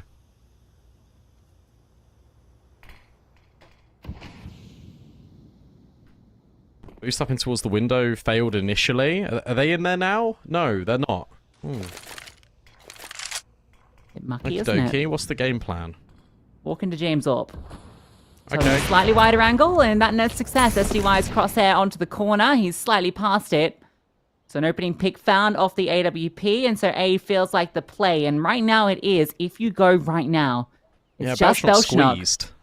Oh, he's seeing players. He's got the read. He saw Glaive and catches out Miltsy, but then that split comes through. Still, one from that position, when he was all alone, it feels pretty good. But if Nota goes down for free, we're tied up. Oh, timing. Look at AW. Timing. AW could potentially deny the bomb. Oh, he's not going to. He's going to miss it, but he'll still not get the plant up, but surely Zelio does. Yep, it takes a second. He's on the angle. AW wins out his fight. You know where this AWP was. You know where this final player is. Throw the utility at him. Keep him at bay. Flames at his back. When he looks to clutch to keep them in it, but he can't do it. AW, another impactful round. Paravision will take their pick of Mirage. Yeah, I love the way AW plays that, because look, he pushes the bomb planter into Casello, and Casello just waits. He buys his time perfectly, and by him getting that kill, yet again, it creates more space. Between the two of them, they're just creating all of this pressure on Ent, and they're forcing them to take further steps back. And what that does is that just breaks the crossfires that they had, and it requires Poddy to hit these instant shots. And if he misses, then suddenly Paravision are just going to keep going, and then immediately just create this retake and put it into bite-sized pieces for them. Exceptional work, all map round for Paravision. You expect that on their pick. Mirage D2, that's been their home for the last 6 months, but Anubis has always been a little bit touch and go, and Anubis has always been a fan favorite for Ents, so I feel like they're definitely not out of the running yet. Yeah, you know, I like some of what I saw from Ents in that first half in particular, right, when they had that runner of CT rounds. It really felt like they were going to just take off and win out the half, but there's that one breakpoint round where the Deagle gets the kill, right, and they get that round with the single AWP that was saved. It wasn't even needed, and from there, it just felt like that absolutely shattered Ents, and they weren't able to build back into it. Half starts slow with that steal from AW. Massive props to him for the recovery. He single-handedly wins, I think, half of their CT rounds, and that's enough to secure it with such a dominant first half. So, Paravision 1-0 up. Reminder that the loser of this is eliminated from the qualifiers, just like Liquid was not that long ago. The winner will go into stage 2 to continue their fight. Will it be Paravision, or will Ents force a third? We'll find out after this.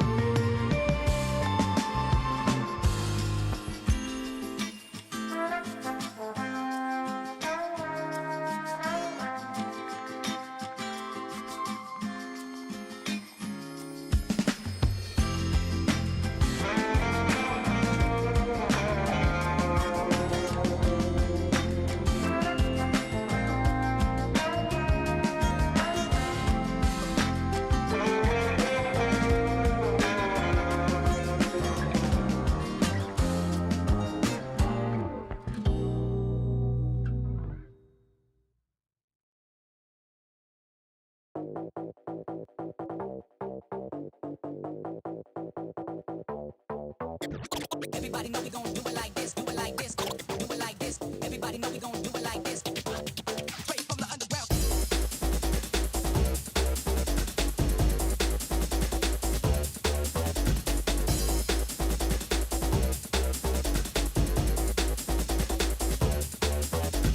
Everybody know we gon' do it like this, do it like this, do it like this. Everybody know we gon' do it like this, do it like this. Straight from the underground. Everybody know we gon' do it like this, do it like this, do it like this. Everybody know we gon' do it like this.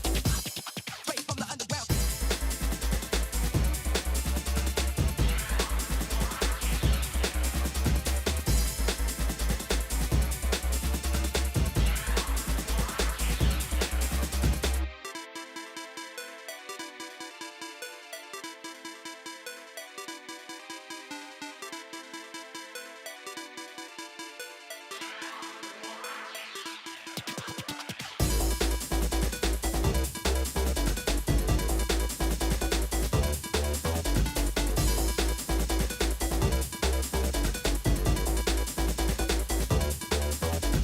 Everybody know we gon' do it like this, do it like this, do it like this. Everybody know we gon' do it like this, do it like this.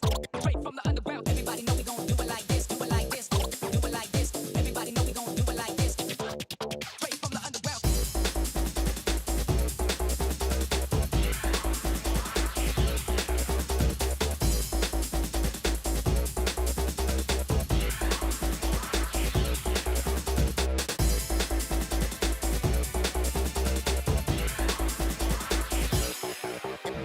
Everybody know we gon' do it like this, do it like this, do it like this. Everybody know we gon' do it like this.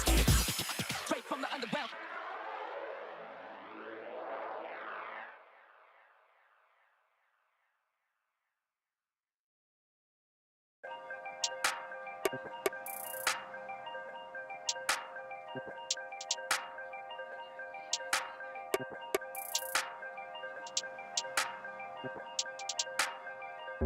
If all that it's saying is true, there's a war before your eyes. Tell me, can you see right through? Right through, right through. Down through the wires and the pipelines. We go disconnecting from the city and the skyline. This is the numbers again.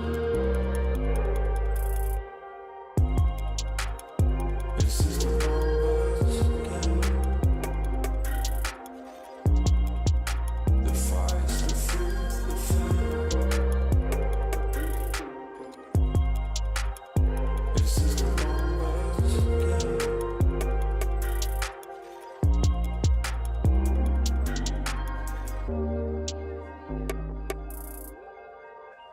Counting up coins for a soda can. And there's nothing going on, no game plan, no plans. So I'm jumping out the fire, back into the frying pan. I'm trying to disconnect from the stats and the spray tan. Just a piece of data. Just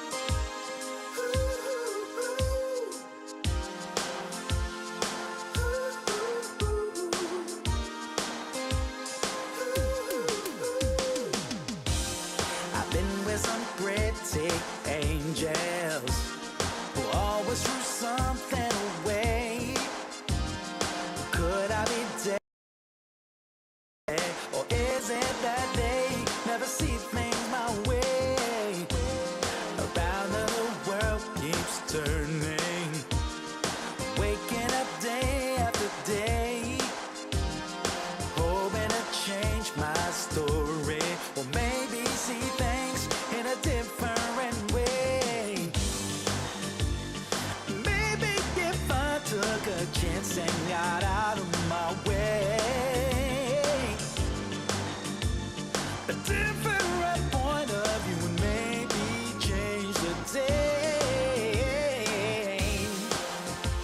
Gonna find somebody who's gonna treat me right. I know they're out there.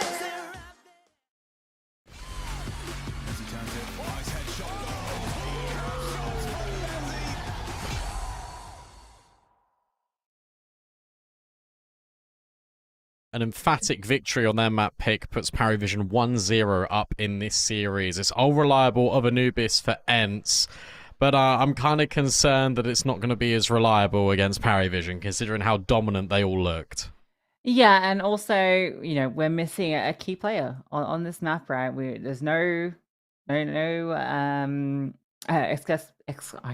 Kaspersky. Oh my goodness. Yeah, he's missing from the lineup, right? And he was always a really solid player. I think he was the second best performer on this map throughout his tenure on it. So to lose him, that's really, really a scary prospect. Obviously, Miltsy, we saw some decent stuff from him there on the first map. Obviously they didn't convert the map, but it felt like he was decent there. They have already, I think, played a game on Anubis that was against Rosie just last week, which Let's just not talk about that. well, they beat them on Anubis, okay, and that was a 1.42 rating from Miltsy. So he's already kind of shown that he can fill those shoes to a decent affair. But yeah, this will be a true test.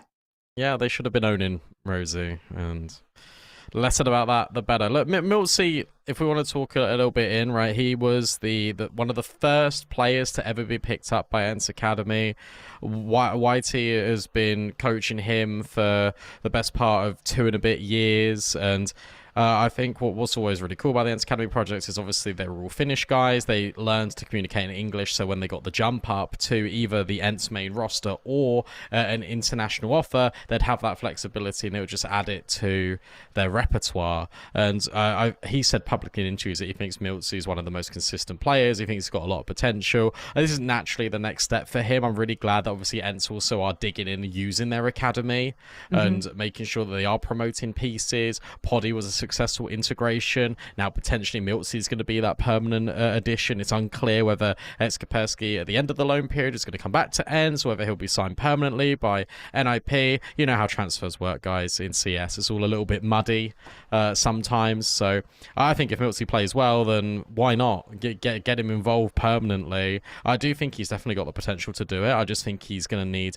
a little bit more time. But Ents Academy, to be fair to them, over the last 3 months, right before we had player break, they were performing and punching well above their weight. Miltsy was a big proponent of that. So I'm interested to see how he develops. I think obviously the experience and the tutelage and playing with Glaive and SDY is going to be just an unbelievable step in his career and his journey. So I think only positive things really out of a upsetting situation for Ents in terms of losing Kaspersky. Yeah, I think Ents have already shown that they can do a lot with a little, and Glaive, is the exact guy you want to be putting together and lifting up this young talent, because what he's done with some of the pieces already has been really impressive. Anubis has their pick. I think what's interesting about this is, despite Ents being great on this map and consistently being one of their best maps, they've actually never played it against Parivision. Like this year, in none of their outings did they pick it. Not in the first stage, and it's been banned obviously in the second stage by Parivision. So I think part of that obviously I think is because they've had the option to go train, right? Which they have been able to win each time, just about. So I guess no need to break something that's working. But yeah, it's interesting because it'll be the first time we actually get to see Anubis against this Parivision lineup. So yeah, it's hard to say exactly what Parivision will bring to the server, but at least in the T side start with how explosive they did look at times on that T half of Mirage, it gets me excited. I can tell you, Casello's really good on Anubis from what I remember. AW really isn't that shabby on Anubis too. I think that was one of his better maps when DMS were sort of playing. There's not a lot of tape here for Parry Vision when it comes to them playing. They only really started picking up Anubis in May, so it's one of those where they're still learning it a little bit. It was actually, I think Kickit, to be honest, I think Kickit was one of the better players, if I'm not mistaken, that was actually doing a lot of the heavy lifting before he got kicked on Anubis, which is kind of sad. So hopefully AW can step up. Yeah, we'll see. He definitely was finding some good impact on the end of that map. So seeing some good stuff from him already. So hopefully we'll be getting our map 2 underway shortly. Ancient's the decider if we need it. That one I think is a lot more brawly, and I think if we get there, I still favor Paravision just on that map. Just with the individuals they have in this lineup now, it just feels like they're really gonna hit hard. I said they did really struggle at the Exort Proving Grounds on it. Maybe Ents, even if they do convert the can job on it. We'll find out. D9 gets away from Paravision, or again Flash in their pockets, and if they go A, there are 4 CTs over here. Sorry, AW, I just checked, by the way. AW has posted 1 positive rating on Anubis in 8 expeditions on it since March, and the positive rating he posted was in a game that they lost. So not ideal. Okay. Sorry, mate. You know what? Maybe this is his chance to change the narrative. I called AW for a reason. It's not AL. It'd just be Al.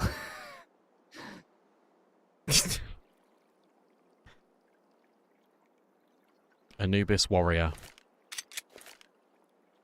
Still 4 players. Oh man, they're done for. Sorry, Paravision. It's just not going to work for you. They're contacting in as well. Like, Nature, he might be caught here. Never mind. Oh, he he's isn't. the one that catches. Yeah, they're going to have no idea that all these players are here. Notice, like, what? He got one. Wait, no. Oh, no, he killed Nature. Never mind. I thought he got the kill on the 180.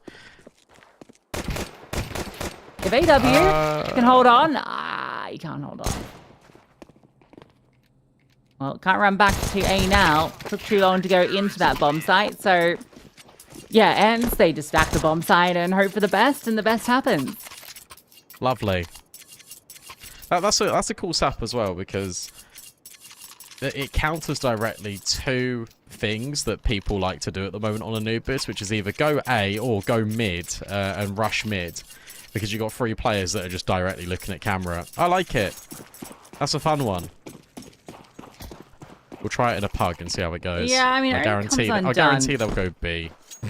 Yeah, if you go B, suddenly you have to retake. I mean, they had the kit, right? That was the they did, yeah. the point of it. So it's kind of like, well, if they go B, we just retake. Smoke kit.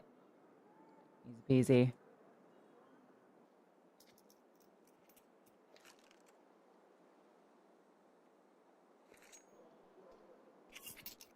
Can they get the bomb down? Can they get by Poddy and his MP9? He wants all the kills. He won't get all the kills because SDY is followed through on J. Belshrock's not got a gun. He's just not got a gun. Already you're done. Fair enough. They can't get the bomb now. Yeah. That was a chance there to get another kill. That would have been nice. Definitely lose an MP9. No bother. 2-0.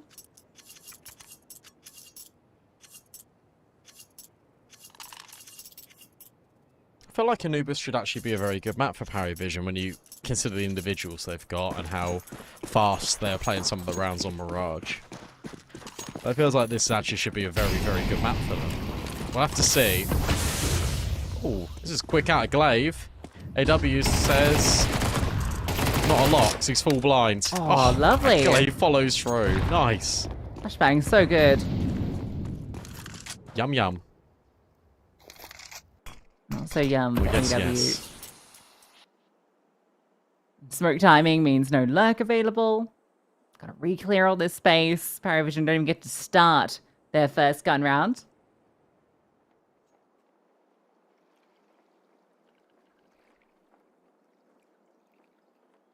You need to get the bomb, guys. Guys, you didn't Bombs pick in it up. spawn. Oh my goodness. Double up in the dark. Dodge knock. Okay. Any more? Oh, that was the chance. Nota blocks his lines a little bit, gets the kill, but he's brought so low. And STY is ahead, so okay. Another chance missed. Wait, look at mid. Yeah, look at Glaive's mid. on a little bit of an explore. He should be able to get Nota here. Nota's actually looking at him as Okay. well. Never mind. He was looking. He stopped looking. Oh, James. And now James is going to go to A with 3 players there. So this is... It's not happening, mate. I've read your book.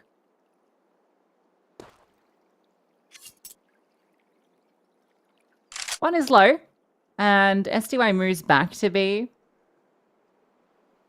So there's the smallest chance that perhaps... Oh, okay, James. Are you ready for this close angle? No, he didn't clear it. If he keeps his gun out there, that's a bomb plant smoke down and a 1v1 set up. Great first kill from James. That was clean. Glaive mops him up.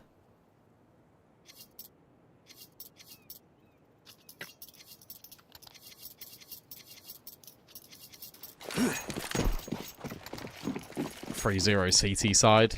Always feels good. No bomb plant. Means you just got Tech 9s here. Paravision looking to burst into B again. And Enter got other plans. They've taken a lot of control in towards water. So Poddy scoped in with the AWP has been dealt with. And Nota also follows through on his teammate and Miltsy. Bomb can go down. Not another one of these rounds ends. Oh, Oh careful. my gosh. James. Got Note up. Pulling Util out. Yeah, he's done for. SDY just walked in. James misses the shot. SDY recovering it. Elshinok misses the chance. Oh, that was uncomfortable watching for everybody. And save face. Why did he pull out Util? I don't know. That makes no sense. You're in that corner to be baited in. James is supposed to be holding the line, taking the shot and baiting you in, and instead he just wide swings with a molly out. Glaive 6-0, SDY 6-0, Ents 4 rounds to the good. That was just the Tech 9s though.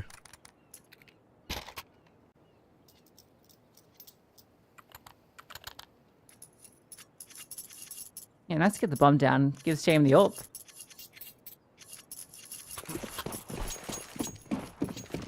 And the smoke.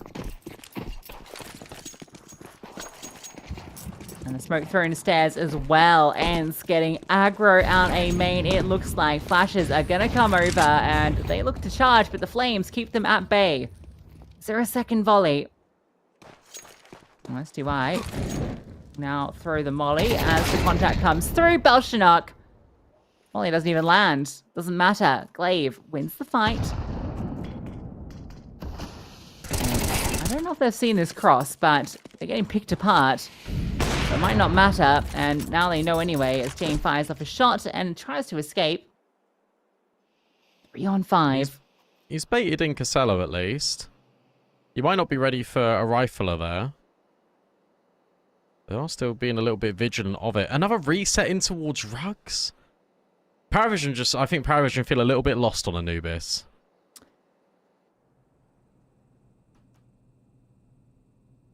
Yeah, it doesn't bode well, does it? Swing by, get the AWP on the line, and the lurk in middle finds success. They're going to try and split onto this A bomb site.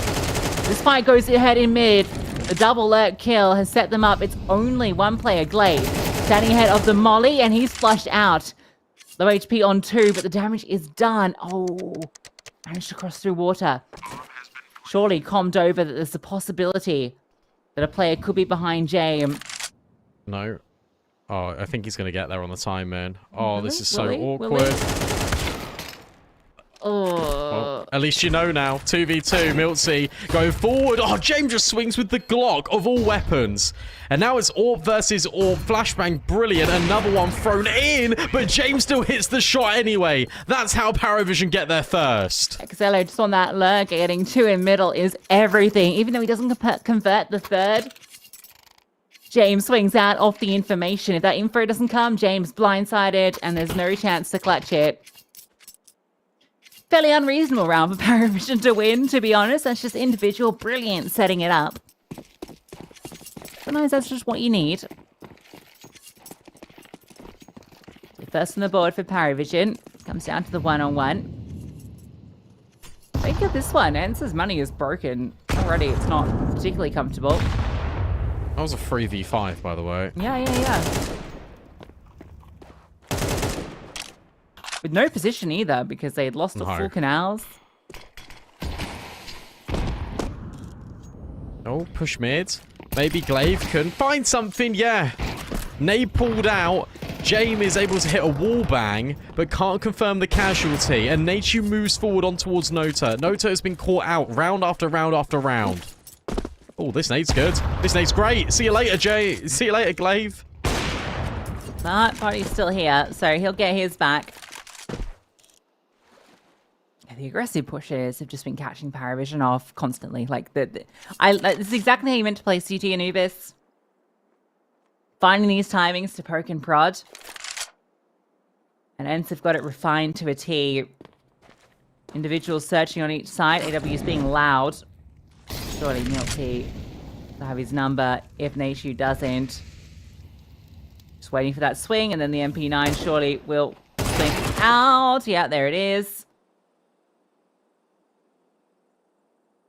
James can maybe kill Miltsy here and get the bomb down and throw it into an interesting conversation piece.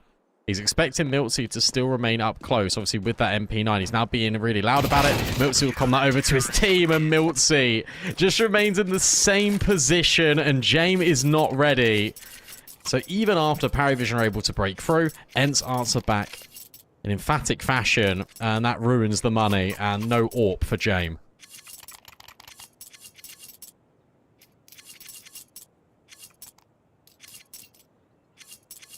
Yeah, it's just now outclassing, isn't it? The CT half. Glaive, Stratbook runs deep. James still building the new tome with this squad. Adding pages to his diary.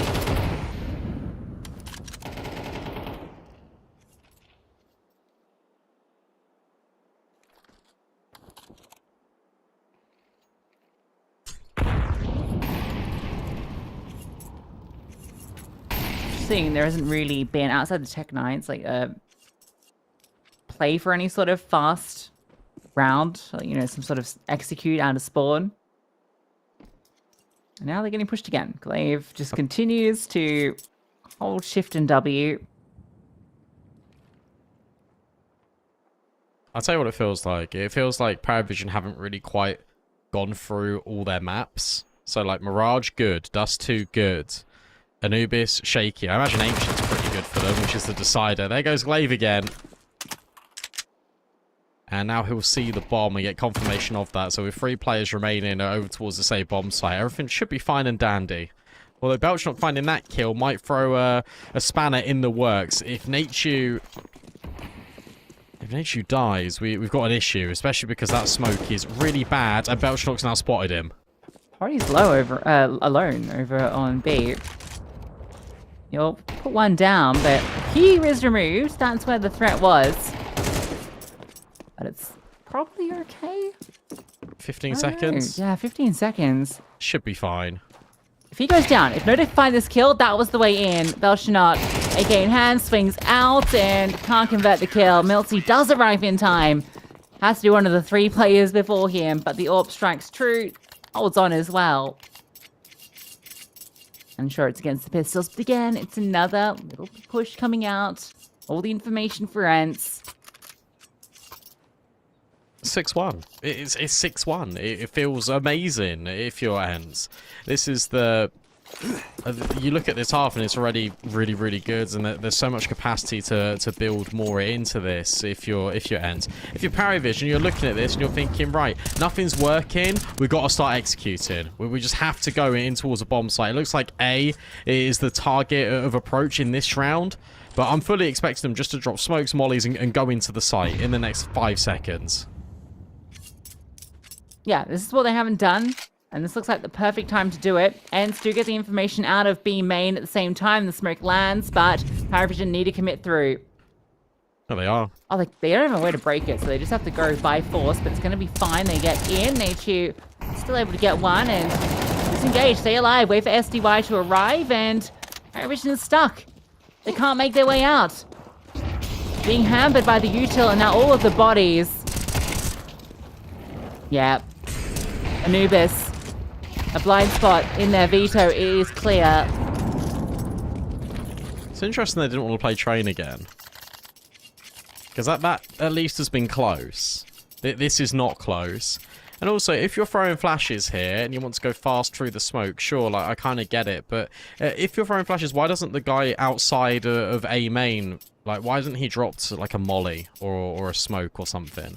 Because where he's throwing the flashes, he could molly bricks. He could smoke heaven. There's a real world where you add a smoke into that mix and a molly, you can't get an angle, and you're playing retake. Instead they go, we'll just use flashes, it's fine. This But he's is taking an ridiculously aggressive line. uninspiring. Oh. Again, you've got to pick a mid, still double swinging out a connector. So much variation. And it's not even need to think too hard about it. It just feels like all of these moves come so naturally to them.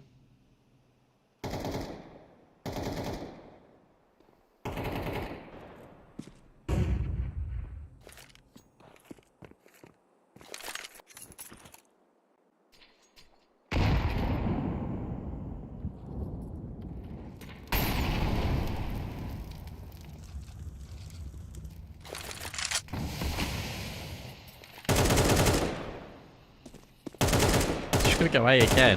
It's just. Have we ever seen a player from Paravision in B main?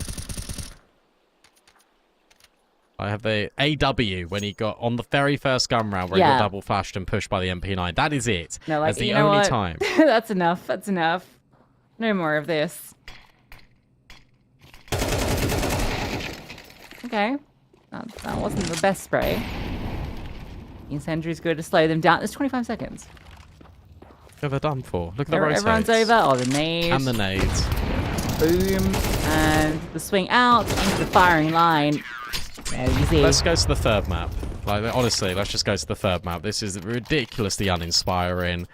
I didn't think it would. I thought this map would be awesome for Paravision. I thought, look, you got the explosive players. We saw how punchy it was in towards mid on Mirage. You can do that on Anubis. You can just double molly mid and just push. You can split A really quickly. You can obviously go through water and B main. Instead, we're getting VP ball. And you know what? This is good that we're getting this, because if anything, it's a case study to you, James. Not that you're going to be watching this VOD, but, like, my goodness me. Look at how good Mirage was because you were being dynamic. Look at how awful this is. These players can't do this. These players don't want to do this. It's not how Counter-Strike is played anymore.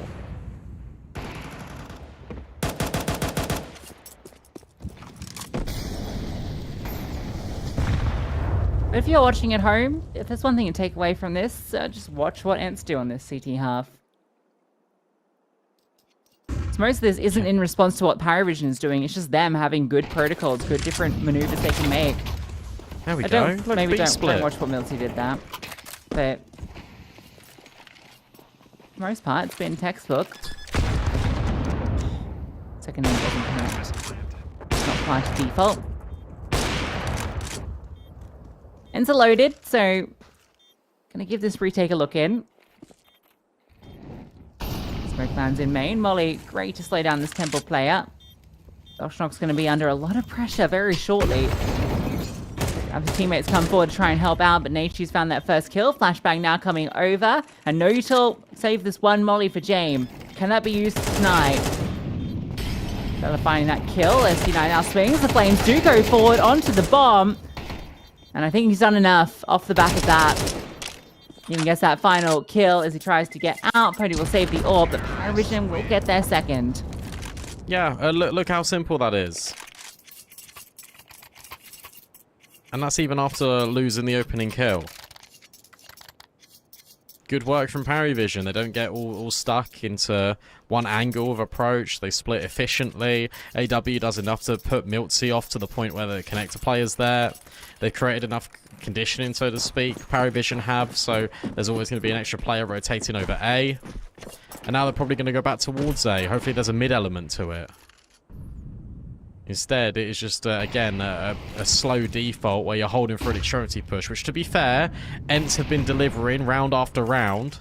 But I'm glad we're getting a little bit more mid-focus. Every round, Belchnock's been pelted by this nade. And that's cool, actually, because that nade forces Belchnock back and allows Pody to go on the angle.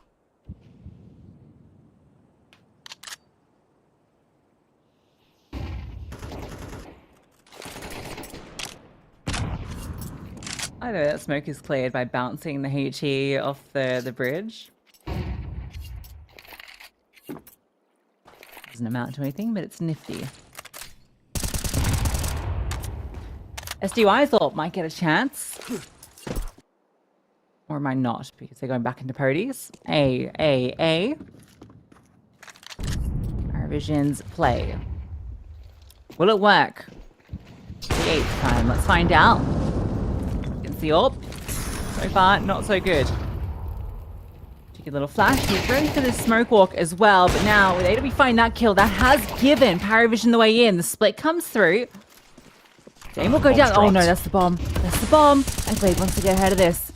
They're just going to charge through. Take the space. Oh, Miltsy doesn't actually commit. AEW allowed to pick up the bomb. And yeah, I'm surprised he didn't commit through before that smoke fully landed. Good position for the retake. Yeah, I don't think they're going to be aware of all these players coming through A main, though. They might be aware that a couple are here, but certainly going to be paranoid about CT and camera. Bomb planted for them, sort of. AW has to play first. There is a smoke, there is a kit that Miltsy can just deploy instantly. And there we go, he'll drop it, but Casello's still finding the kills. No one's getting on the bomb, now Miltsy will, but it's only a tap on it, and he's been removed. AW low HP, and so is SDY. And somehow, some way, Paravision will break through. Yeah, I was surprised Miltsy doesn't just stick the bomb at that point when you know that there's no player that can deal with you. There's just one heaven, and he fumbled the smoke up. Like the smoke didn't land directly on the bomb. Okay. And I think Casello would have been able to kill him, or AW hit him in the side of the head. So I don't think the smoke was good enough. Yeah, I mean, Ents had everything to get that round, so Paravision gifted one. Especially after Jame dies with the bomb, right? Like that feels irreversible. Yeah. Ents played that very passive. I feel like they definitely had a good option to get to deny that bomb, and AW with such little HP, definitely if someone had gotten ahead would have gone down.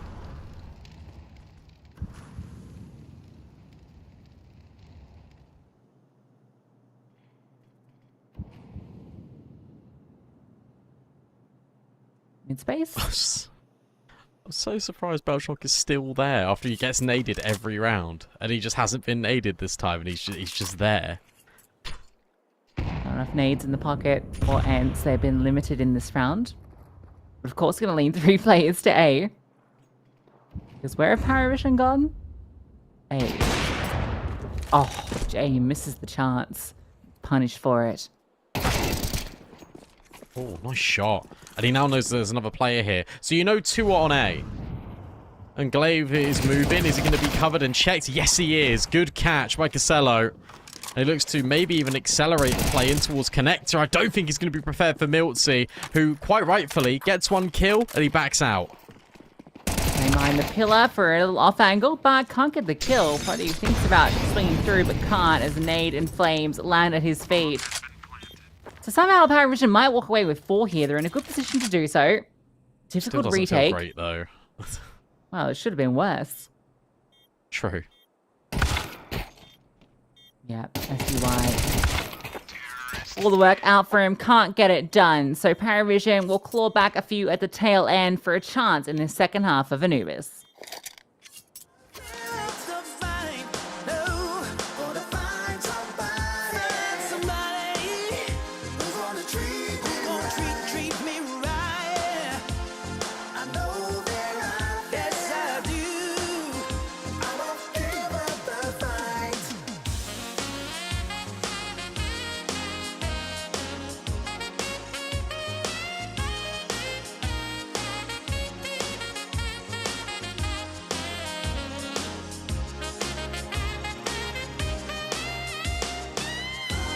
It's not about pretty faces or something as clever to say. I'm looking for someone special who speaks to my heart in a spiritual way. Gonna find somebody who's gonna treat me right. I know they're out there, yeah. I won't give up the fight.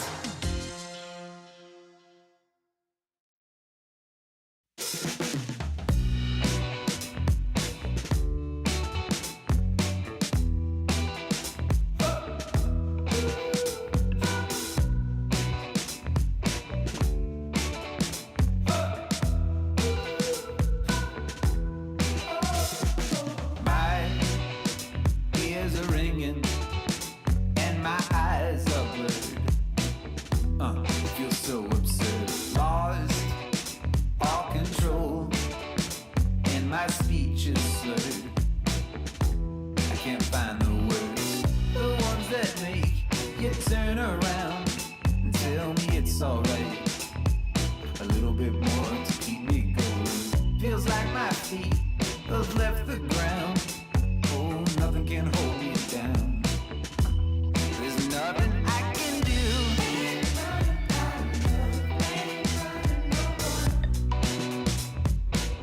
Baby, I'm telling you the truth.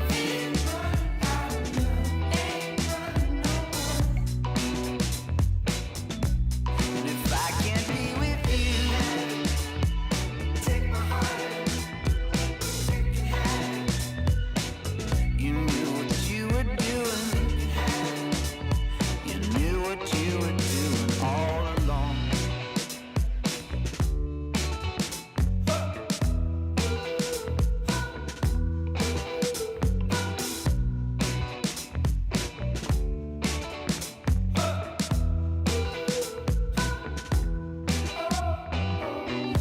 Tried to disappear. You can't find me.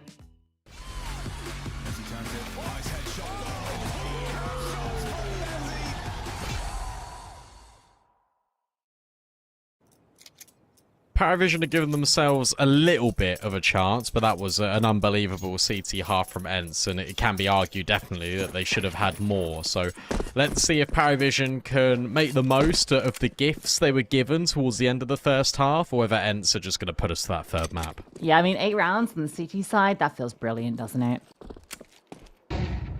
I'm trying to flash forward into A main. Double setup here, and Belchnok gets that first kill. Gush comes back, but it doesn't matter. He still stands his ground and follows through. No ability to trade either. Maybe Paravision, not quite done yet. Double dualies as well now moves, and Glaive close by. Flames? Oh, perfect. Fully disrupts them, and a lot of sound cues given over. Yeah, Millsy's making moves, but I mean, good little information gathered just there by the dualies. B main clear. They probably dropped that molly just to indicate that they're gonna fake out that it's con. And I think Miltzy's just been, Miltzy's been spotted. So Jame tucks in the corner. Miltzy will try and drive by, but it doesn't quite work out. 4v3, and Miltzy nearly goes around the corner once more. This is going to be a tricky little afterplant here for Ents. You need to take full control, don't you? Miltzy is looking to try and do it. This is pushed through A main at the same time. So first the Paravision. Wait for these players to start making moves. Lack of kit is a problem, but losing players is a bigger one. Milty gets his, and he's not done yet. Big swing from Milty, but it has to be every kill, and he's looking for them. Denied by James. And enough time, I think. So Yeah, there is. yeah, Paravision will take the pistol. Nice try from Milty. Unfortunately, his teammates on site just don't get enough done. Well, they don't get anything done. If one kill comes in there from anyone else, then surely Ents will walk away with that pistol round. Absurd flick in towards CT after he's locked on towards James. And he just snaps back on AW. What a chance. And that's a nice little showing of why Miltsy can maybe step into the shoes here of this main roster for Ents. But Paravision will take the pistol. Ents with a bomb plant will force bite. They're looking to break the economy early, and they're trying to say to Paravision, we do not want you to try and come back into this game. Thank you very much. We were comfortable about 15 minutes ago.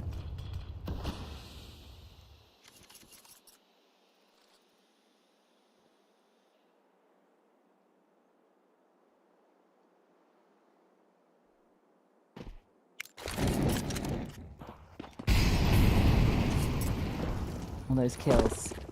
Let's get the AK, and they're going fast into B. There's 4 CTs here. There's a 4 CT stack, and they go straight into it. And it is not working out for Ents. Two will finally offer up something, and in fact, a follow through as well. The Mac 10, dangerous, and AW caught out from the side. Oceanox push. He's seen that play across to the plant, and his timing up through connector is brilliant. It's got to be Pody. He will remove the first, brought down low, and James. Pre-fire, out through the smoke, gets that kill. Had to be an instant shot from Pody, doesn't connect. But honestly, Ents, from the position they were in, do a lot of damage and recover that nicely. Just a shame they can't close. Yeah, good work from Nature. And to be honest with you, the fact that you force into this, you put the bomb down, you kill 4 players, I think you go again. I think you just keep applying the pressure here. I don't think Ecoin's the right decision here. I really would like to see another buy from Ents because they just made a lot happen on very little. Poddy agrees with me. Yeah, I think this is completely the right thing to do.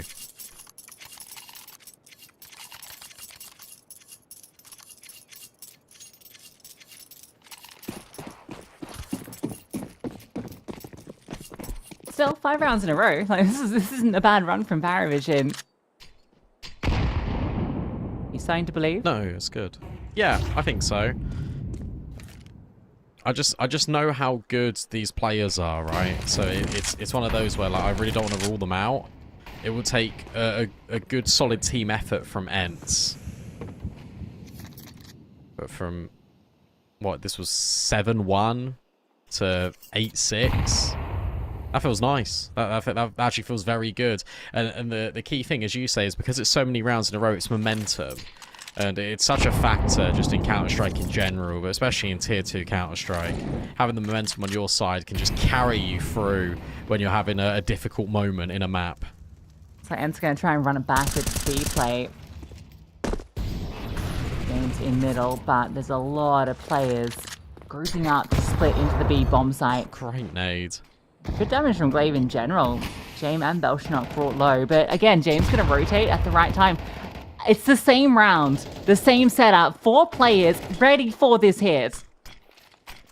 They've got to live. Players on backside have got to live. They've got to be based in effectively. Great flashbang, and they don't live at all. This time it's a complete difference maker. That flashbang from Miltsy sets up SDY and Glaive, and the Mac 10s run riot. Yeah, they just charge through, don't they?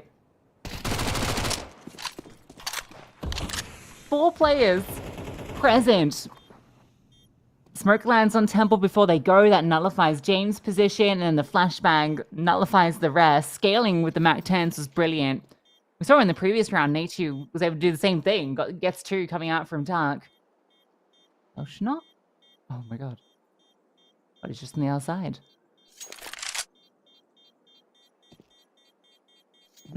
So he's heard that. Might just be able to live in the middle of them. Yeah, they can't swing in time, so he'll be allowed to hold on. And they need to hold on to these because how close those rounds have come up to this point. They are in dire straits.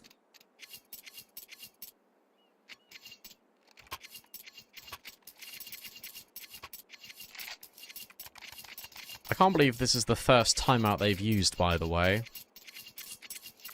After they were getting owned on T sides, they think, no, we'll just save our 30 seconds to when we desperately need it.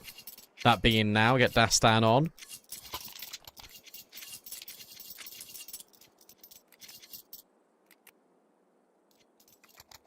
Ents are back in control of this map now because you just win this. It's against 2 rifles and an SMG.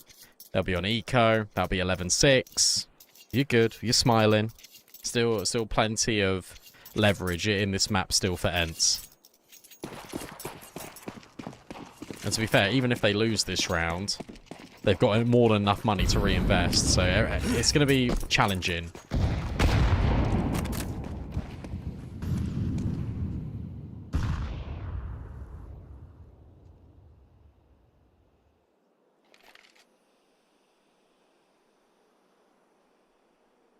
It's the way to do it. The rifles each in their individual positions where they can be playmakers while the lesser weaponry gathers.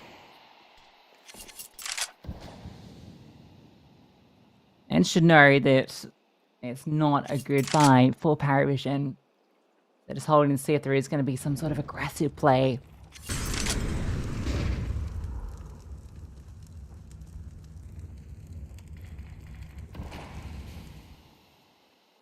I like the idea of mid here. I think this is a good move from Ents, because you're just restricting angles. Paravision have made this same gamble again. Cool smoke break. SDY doesn't see anything.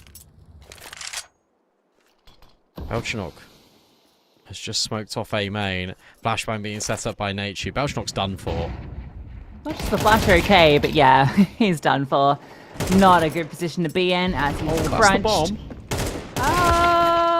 Oh, it should be fine. Should be fine. SDY, he's given the base. Caught over the team. Okay. Oh dear. It's fine. It's fine. Blade comes through the window. Oh no, sorry. Melty comes through the window.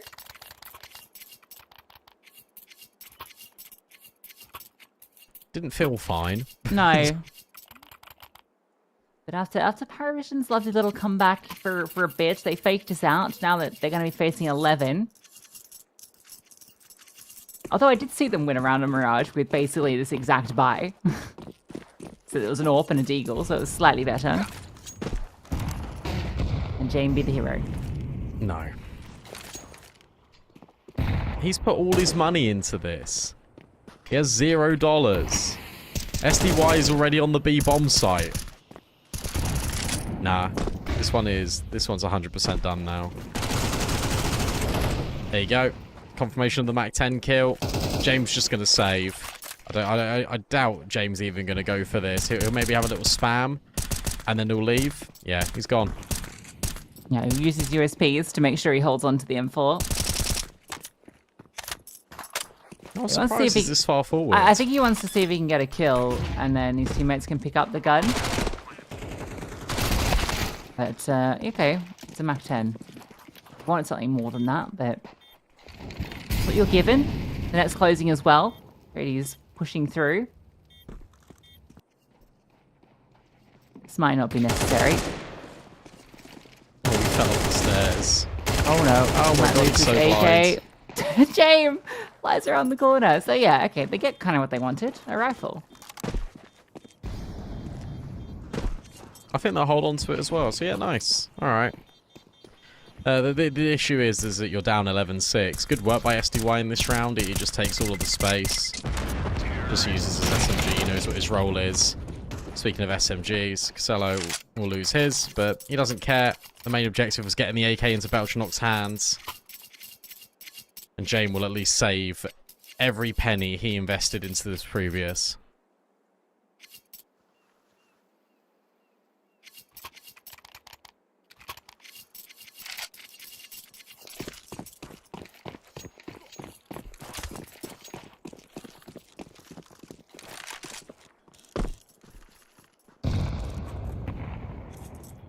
Everyone performing on Ents. Only a handful of kills between the bottom and top of the scoreboard for them. Flames force Glaive to drop down, but he's fine with that.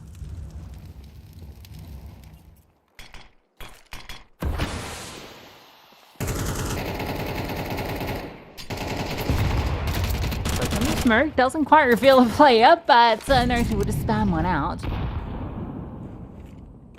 That's one cheeky way to get an opening frag. It's actually ridiculous how many times Paravision have got 3B. Or 4, I suppose. But it's wild that we're in this position once more. Teams are opposites. That's a way in. Or maybe not. AW slides back in. Oh, the spam. To get rid of Natechu is brilliant, but he's lost his partner in crime and he's just caught jumping for no reason. Oh dear. He hadn't reloaded yet. He was halfway through the animation. Oh dear. Stu White crosses, picks up the bomb. James is looking to push out on a timing, but bomb allowed to go down. The aggressive line, SDY punishes, and Freddy wins his as well. So 12 secured for Ents. By AW's hold. They do just feel a little disjointed, don't they? They get an opening kill in that. AW gets 2 on the defense as well. Things are coming together, but not in coordination. 6 chances for Ents to send us to Ancient. Yeah, they're just all over the place, aren't they? It's not even, I don't think it's even comms, to be honest, for Paravision. I think it's just playing off each other. Too many of these fights are individual. It's a weird one because they're actually just relying on the individuals to get the multi-kills. Like you're hoping that Nota gets 2 there. AW gets 2 there. That always feels like a minimum requirement. And it's not how they were playing Mirage at all. Everyone's trying to be the hero.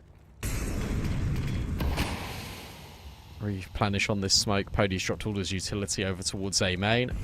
So I feel like that's where we're going to end, or at least that might be a little bit of a fake out. There goes Natechu. This time 3A, of course.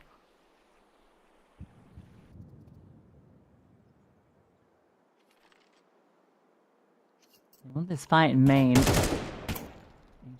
Will disengage, will he? A flashback to set him up. I originally wanted him to move into this. I think S2 is just going to fake out this util. There's no commit to this. Oh, well, that's not the molly, and that's your teammate going down. So, I'm sure the fake's going to hold them there for that long. In fact, Belchenok's just pushed. They still need reinforcements. They need them fast, and Belchenok's doubled down into the canals. The bomb has been dropped. And that's the most convincing round from Paravision yet. Yeah, that was also the most sloppy round from Ents yet. It felt like they had too many ideas on what they wanted to do. Whereas the best course of action, to be honest, if you're Ents playing against this Paravision team, is just to keep it simple. It felt like we were faking out A. You then go towards connector. You're trying to take the space over there early. You've not used mid. Mid has been the primary source of contention for Ents in the majority of this second half. They completely deviate away from what was working, and it's honestly no surprise that it didn't block smoke by Nota. This one feels a lot more simple.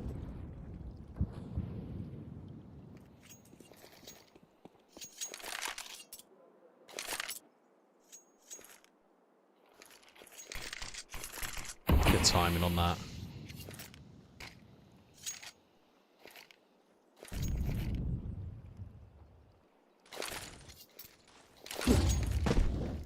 Hop into A. Belchenok alone currently. Support will be there. James starts to move forward. Utility's great from the tees. Good spam though. Brings Natechu low. Belchenok wants to hold on to this ground. It's so important to keep heaven. Bomb goes down. A 5-on-5 retake. Plenty of utility for the CTs. Getting a late play through main.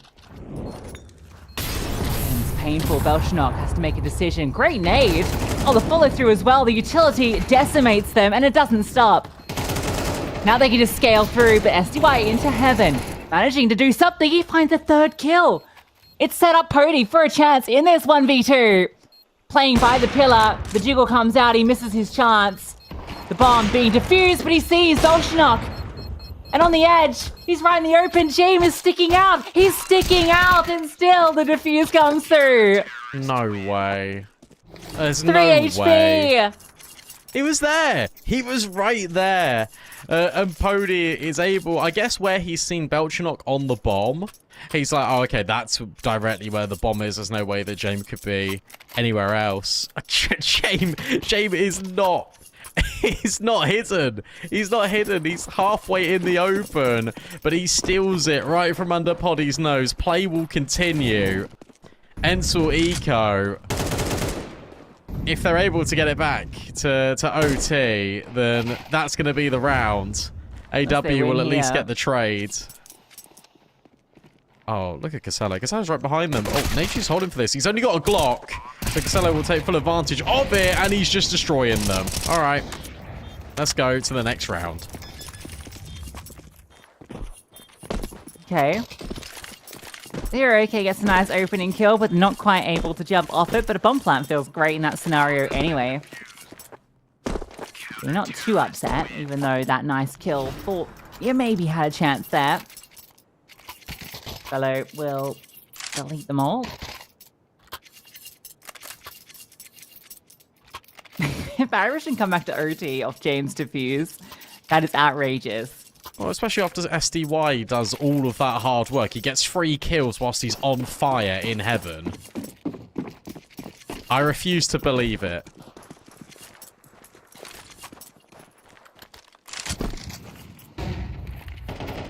The util to set them up and put them at position was so good out of Parry Vision. It's got to be said. SDY trying to get aggressive. Nota starts to worry. He's called over for reinforcements as well. It's him and AW who have been struggling for the majority of this map. Flashbang, brilliant. Oh, and he's able to grab one, but Nature doubles down.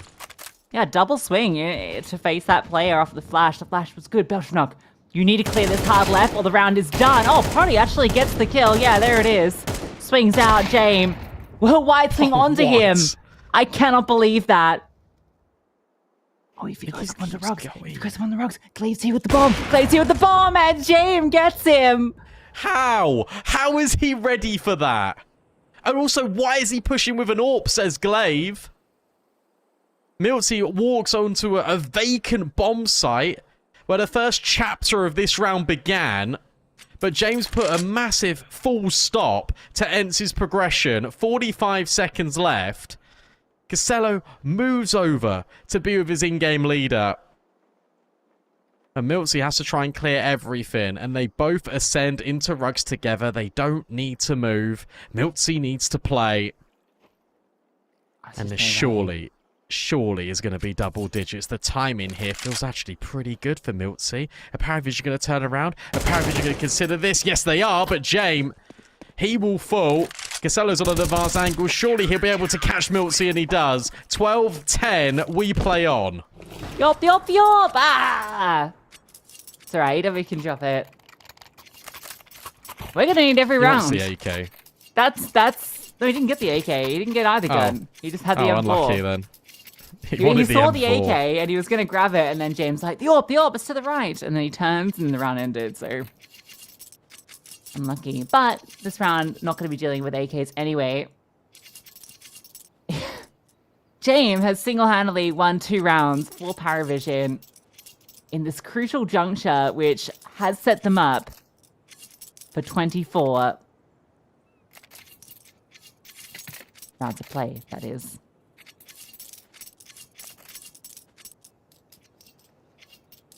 This was 8-4. Remember in that first half, by the way, how many chances Paravision, I think, got away with. The fact they're able to get those couple of rounds. This was looking like 10-2 on the docket. Third round. Third map even. Let's just go. Let's go to it. But no. Paravision are somehow still in this game. This could be a quicker play in towards B again. They keep overwhelming Casello and AW here. Good nades, but it might not matter. Getting run down. He's getting run down. Nathan just flies around that corner. It's an M4 gifted over Again, they've managed to break through. Double push into Con. Nade to clear, and a swing comes out. Belchanok gets his. STY on the side, dealt with as well. Nate will be removed. Can't get the multi. And again, it's a great push through for Dark. Good retake. They don't mind so much the bomb goes down.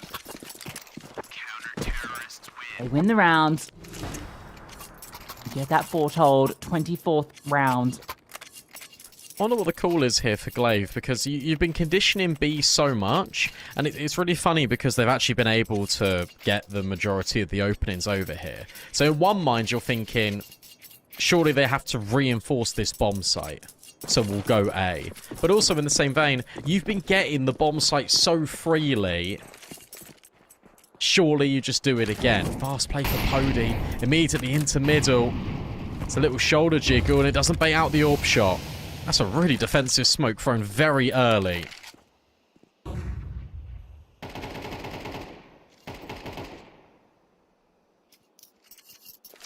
Mid has been mostly neglected by ENCE, which is really interesting.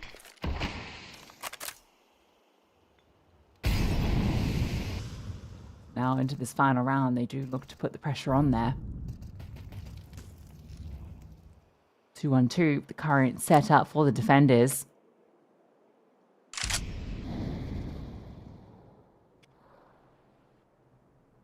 Aggressive into main. The silence. A little concerning. Team in the right position to potentially deal with these mid players too. So what is are the you shuffle? doing on B? Like, where are you going? I guess maybe it's come over towards mid to... How about Casella? They've got the read on this. Paravision have got the read on this. They've seen one molly in towards connector. That's it. Unless ENCE go through their camera smoke. They've got to get the bomb. Casello sees the shadow, but Glaive just hits the headshot. Now they're going to accelerate towards B through Temple. Oh, it's the perfect read going to be. It's empty. There's no one here. And now they just push through canals. It's easy to like, oh, Belchanok, this is the chance. This is the chance. The bomb, it's in the open. He can't get out. Nietzsche's stuck. Nietzsche's stuck. And the bomb's been dropped. There's 15 seconds. There's no time. There's no time, and they know it. They've won. No They've way. won. We go overtime. No. There's no way. There was no one on B. There was nobody on B. Glaive had crafted this perfectly. He was holding to make sure that it was always going to be the case that they walk through middle, they split through Temple. Paravision have been leaning over on or towards one side of the map. We'll just drop one molly there. They'll have no idea. They'll think it's going to be A. We'll put a load of pressure on towards mid. We're splitting through camera. Of course we're splitting through camera. 12-12. Paravision, it says used 3 out of 3. They've used 1 out of 1. They've used their last timeout here in OT. How on earth is the bomb at top stairs? That is such a fumble from ENCE, who had crafted the perfect counter to Paravision after all of that conditioning, and they forget the one thing that wins them the round. He just gets stuck, and the support's not there. Oh my god. 8 full halves on the CT side. Can you believe it? We go to OT. I said, if we go to OT of James getting that defuse, I cannot believe it's happened. Oh my god. I can't believe this. We shouldn't be here. We shouldn't be here, but we are. Oh, AW is on such a passive line. Nota. Oh, Nota, you got to be so careful, mate. He walks into the smoke. Did Poddy see him? Oh, well, they know about him now. He's done for. He's dead. Yeah, that one's free. EW needs some help.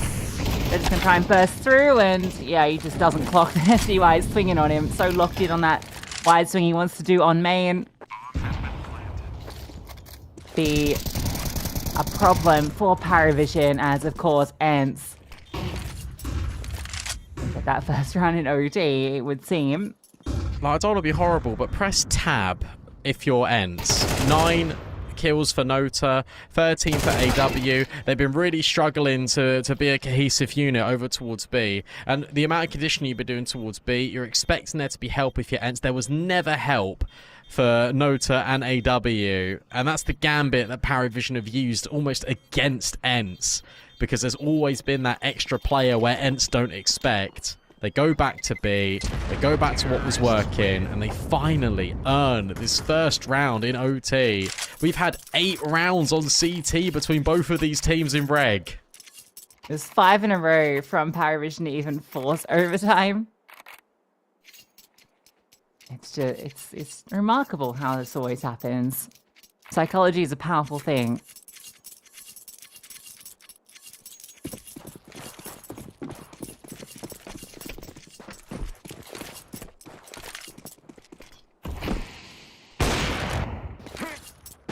That nade, that should be nice. A little damage onto Glaive. Second doesn't. He was waiting for it, you can see.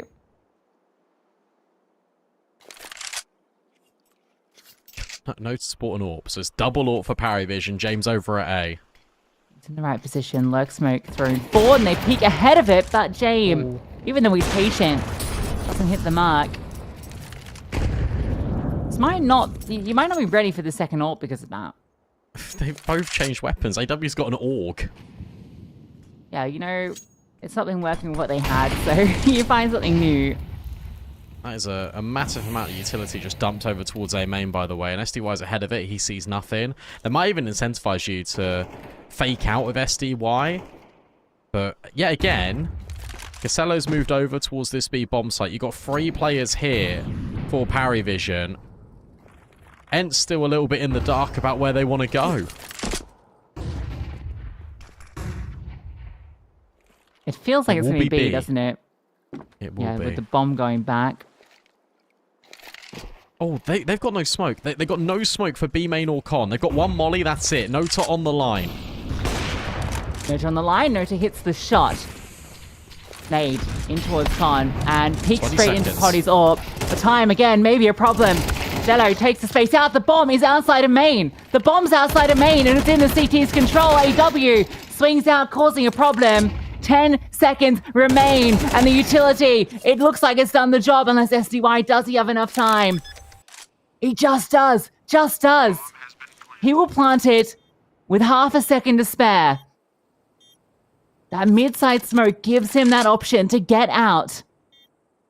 James doesn't know where he's gone. Doesn't know that he's escaped. That smoke on the ground. It is. He's picked up a smoke. And now he knows it has to be main. This plant position. Does he just stick it? I think he does. I think that's the only option he has. No, he gets off it. He gets off it. He starts to walk forward. Time a problem. SDY, such low HP. Drive by James. Plenty of time for the defuse. Nice try from SDY, but Paravision will tie us up 13-13. They always manage to catch the bomb. They always manage just to catch it. The bomb was planted not in the boundary box. So that threw me off. I think that threw James off as well. I was like, huh? Okay, how do I recover this? By the way, it's 13-13 in the course. James is 21 and 13 deaths. How are you alive for all this time? How do you keep getting away with this?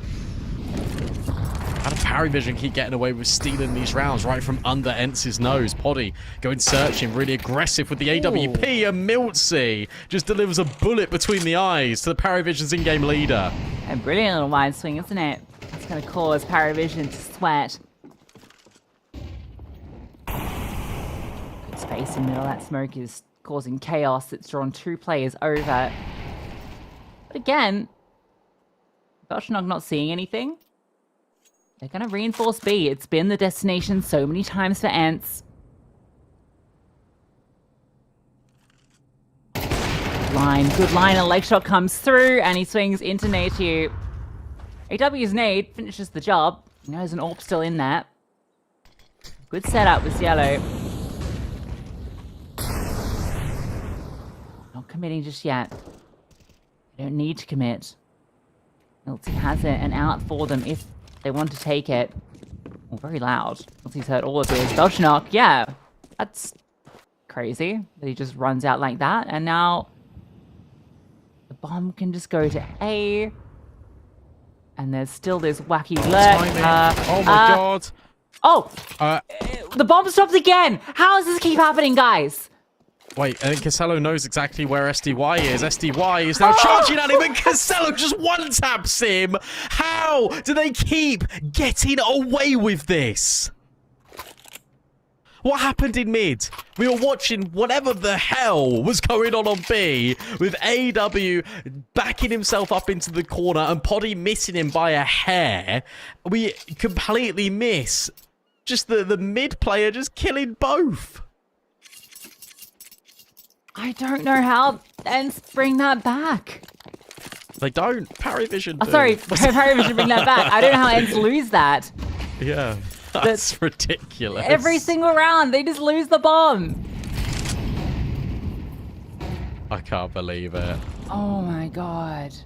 They're gonna lose the game. Like it just feels like nothing they're doing is working. They were really good in the CT half. They were really good. A flash out. Belchenok's super passive. That nade trajectory confirms that there's one over at Rugs. Really I like the matters. deep molly. It does if you want to get aggressive. No, force back. That's actually a really cool molly thrown by Paravision, because that just gives you all of the water control. Look, they've just cleared everything.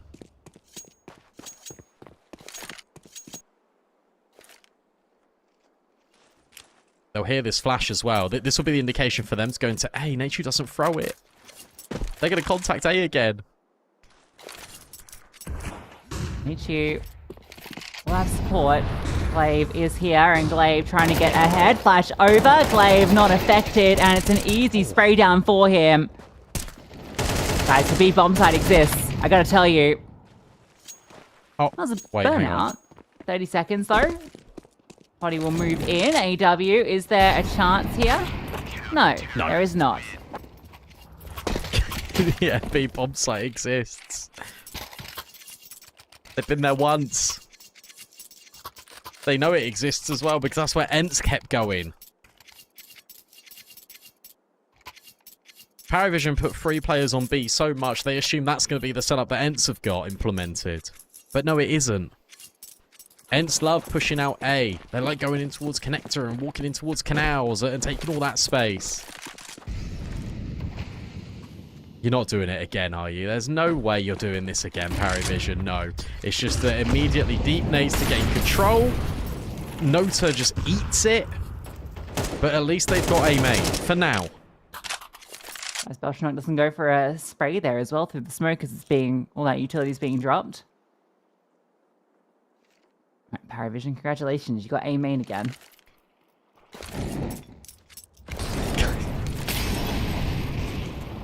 They just go A again, Brandon. I'm going to lose my marbles. What? They're going A again. Well, why? Why, guys? Well, there's 3 on B this time. Okay, yeah, it'll actually work this time. Sometimes Body's in mid. You just keep banging your head against the wall, and eventually the wall falls down. SDY's rotating over.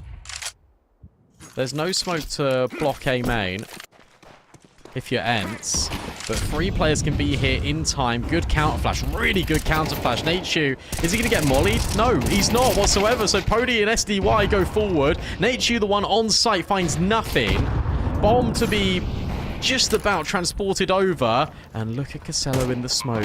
Maybe Casello could do his best SDY impression. James missed the mark. And in goes Casello. The spray. Oh, he gets nearly 3 kills. Glaive is low HP, but he's still finding success. And it's all up to James. 1v2, can't make use of the low HP unless he swaps to the pistol. Needs to hit this shot directly as Glaive goes up close. He can't hit the vertical flick. And Ents will get map point again.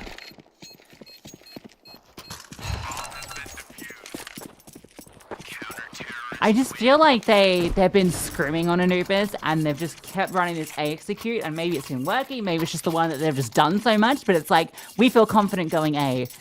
It just isn't working. It just isn't working. Granted, there was a real chance in that, offered up off a single player, almost taking 3. But it's just crazy how much they are just going A, with no success.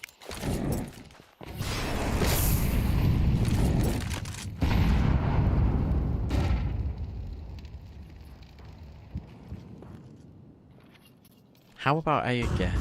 No. Guys. Belchnok gains the control. Boost up in middle. AW giving an outlet. This time, there's a player actually in B main. And with this deep progression flash being set up by James, Casello's got basically a lot of leverage in this map. Nachu is holding, just in case there are players that are going to walk forward. James trying to remember his lineup. And there it goes. So that'll land camera, and that'll give all the scope for Casello to potentially be a little bit of a menace. There, going A again. This will set up this A execute nicely. Oh, At look least at they got a Milty. lurk this time. They've got a lurk this time. Milty. Oh, Milty. Oh, Milty. They're not looking. Oh, they're not looking. Oh, it's going to be A again, guys. And then comes the crunch from Nachu. Brilliant. Absolutely brilliant from Milty and Nachu. The fact that they get 3 kills there. Casello can't do anything off the back of his lurk timing. And he's still got Poddy on the line in A main. AW, I think he's just seen the shoulder. He's trying to bait out the shot. He's managed to do it. Swapping to the pistol. Poddy can't manage it. So suddenly it's a 2v2. It's going to be this fast flank through main, though. And low HP. Or picked up. So maybe And he's holding. gives you a chance. Hits the shot too. Is this really the breakthrough? Glaive needs to do it all. Edging forward. He finds that first kill. He knows it's the AWP. The flames go forward. Disrupting, and the peak comes in. Glaive will clutch it out.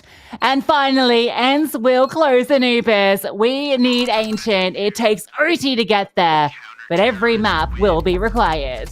How many chances do they have to close that? That's the thing for ENCE. How many chances did they have to close that map? Paravision, they just kept staying alive again and again and again. And fortunately for ENCE, finally they find that breakthrough, and all it takes is Paravision being one-dimensional on that T side. They were bad on reg.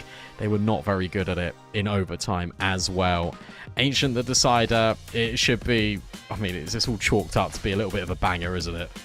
Yeah, I think so. Anubis, Paravision will feel like they had their chances there after they forced OT, but ENCE show resilience. Glaive steps up. We go to Ancient, and we're a little behind, so we're just going to go to a break. When we come back, that third map, don't go too far.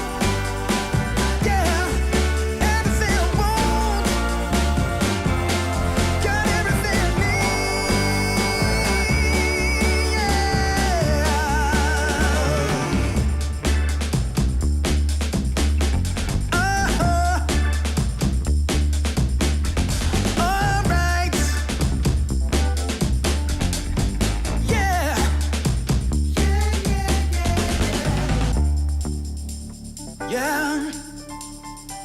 Yeah.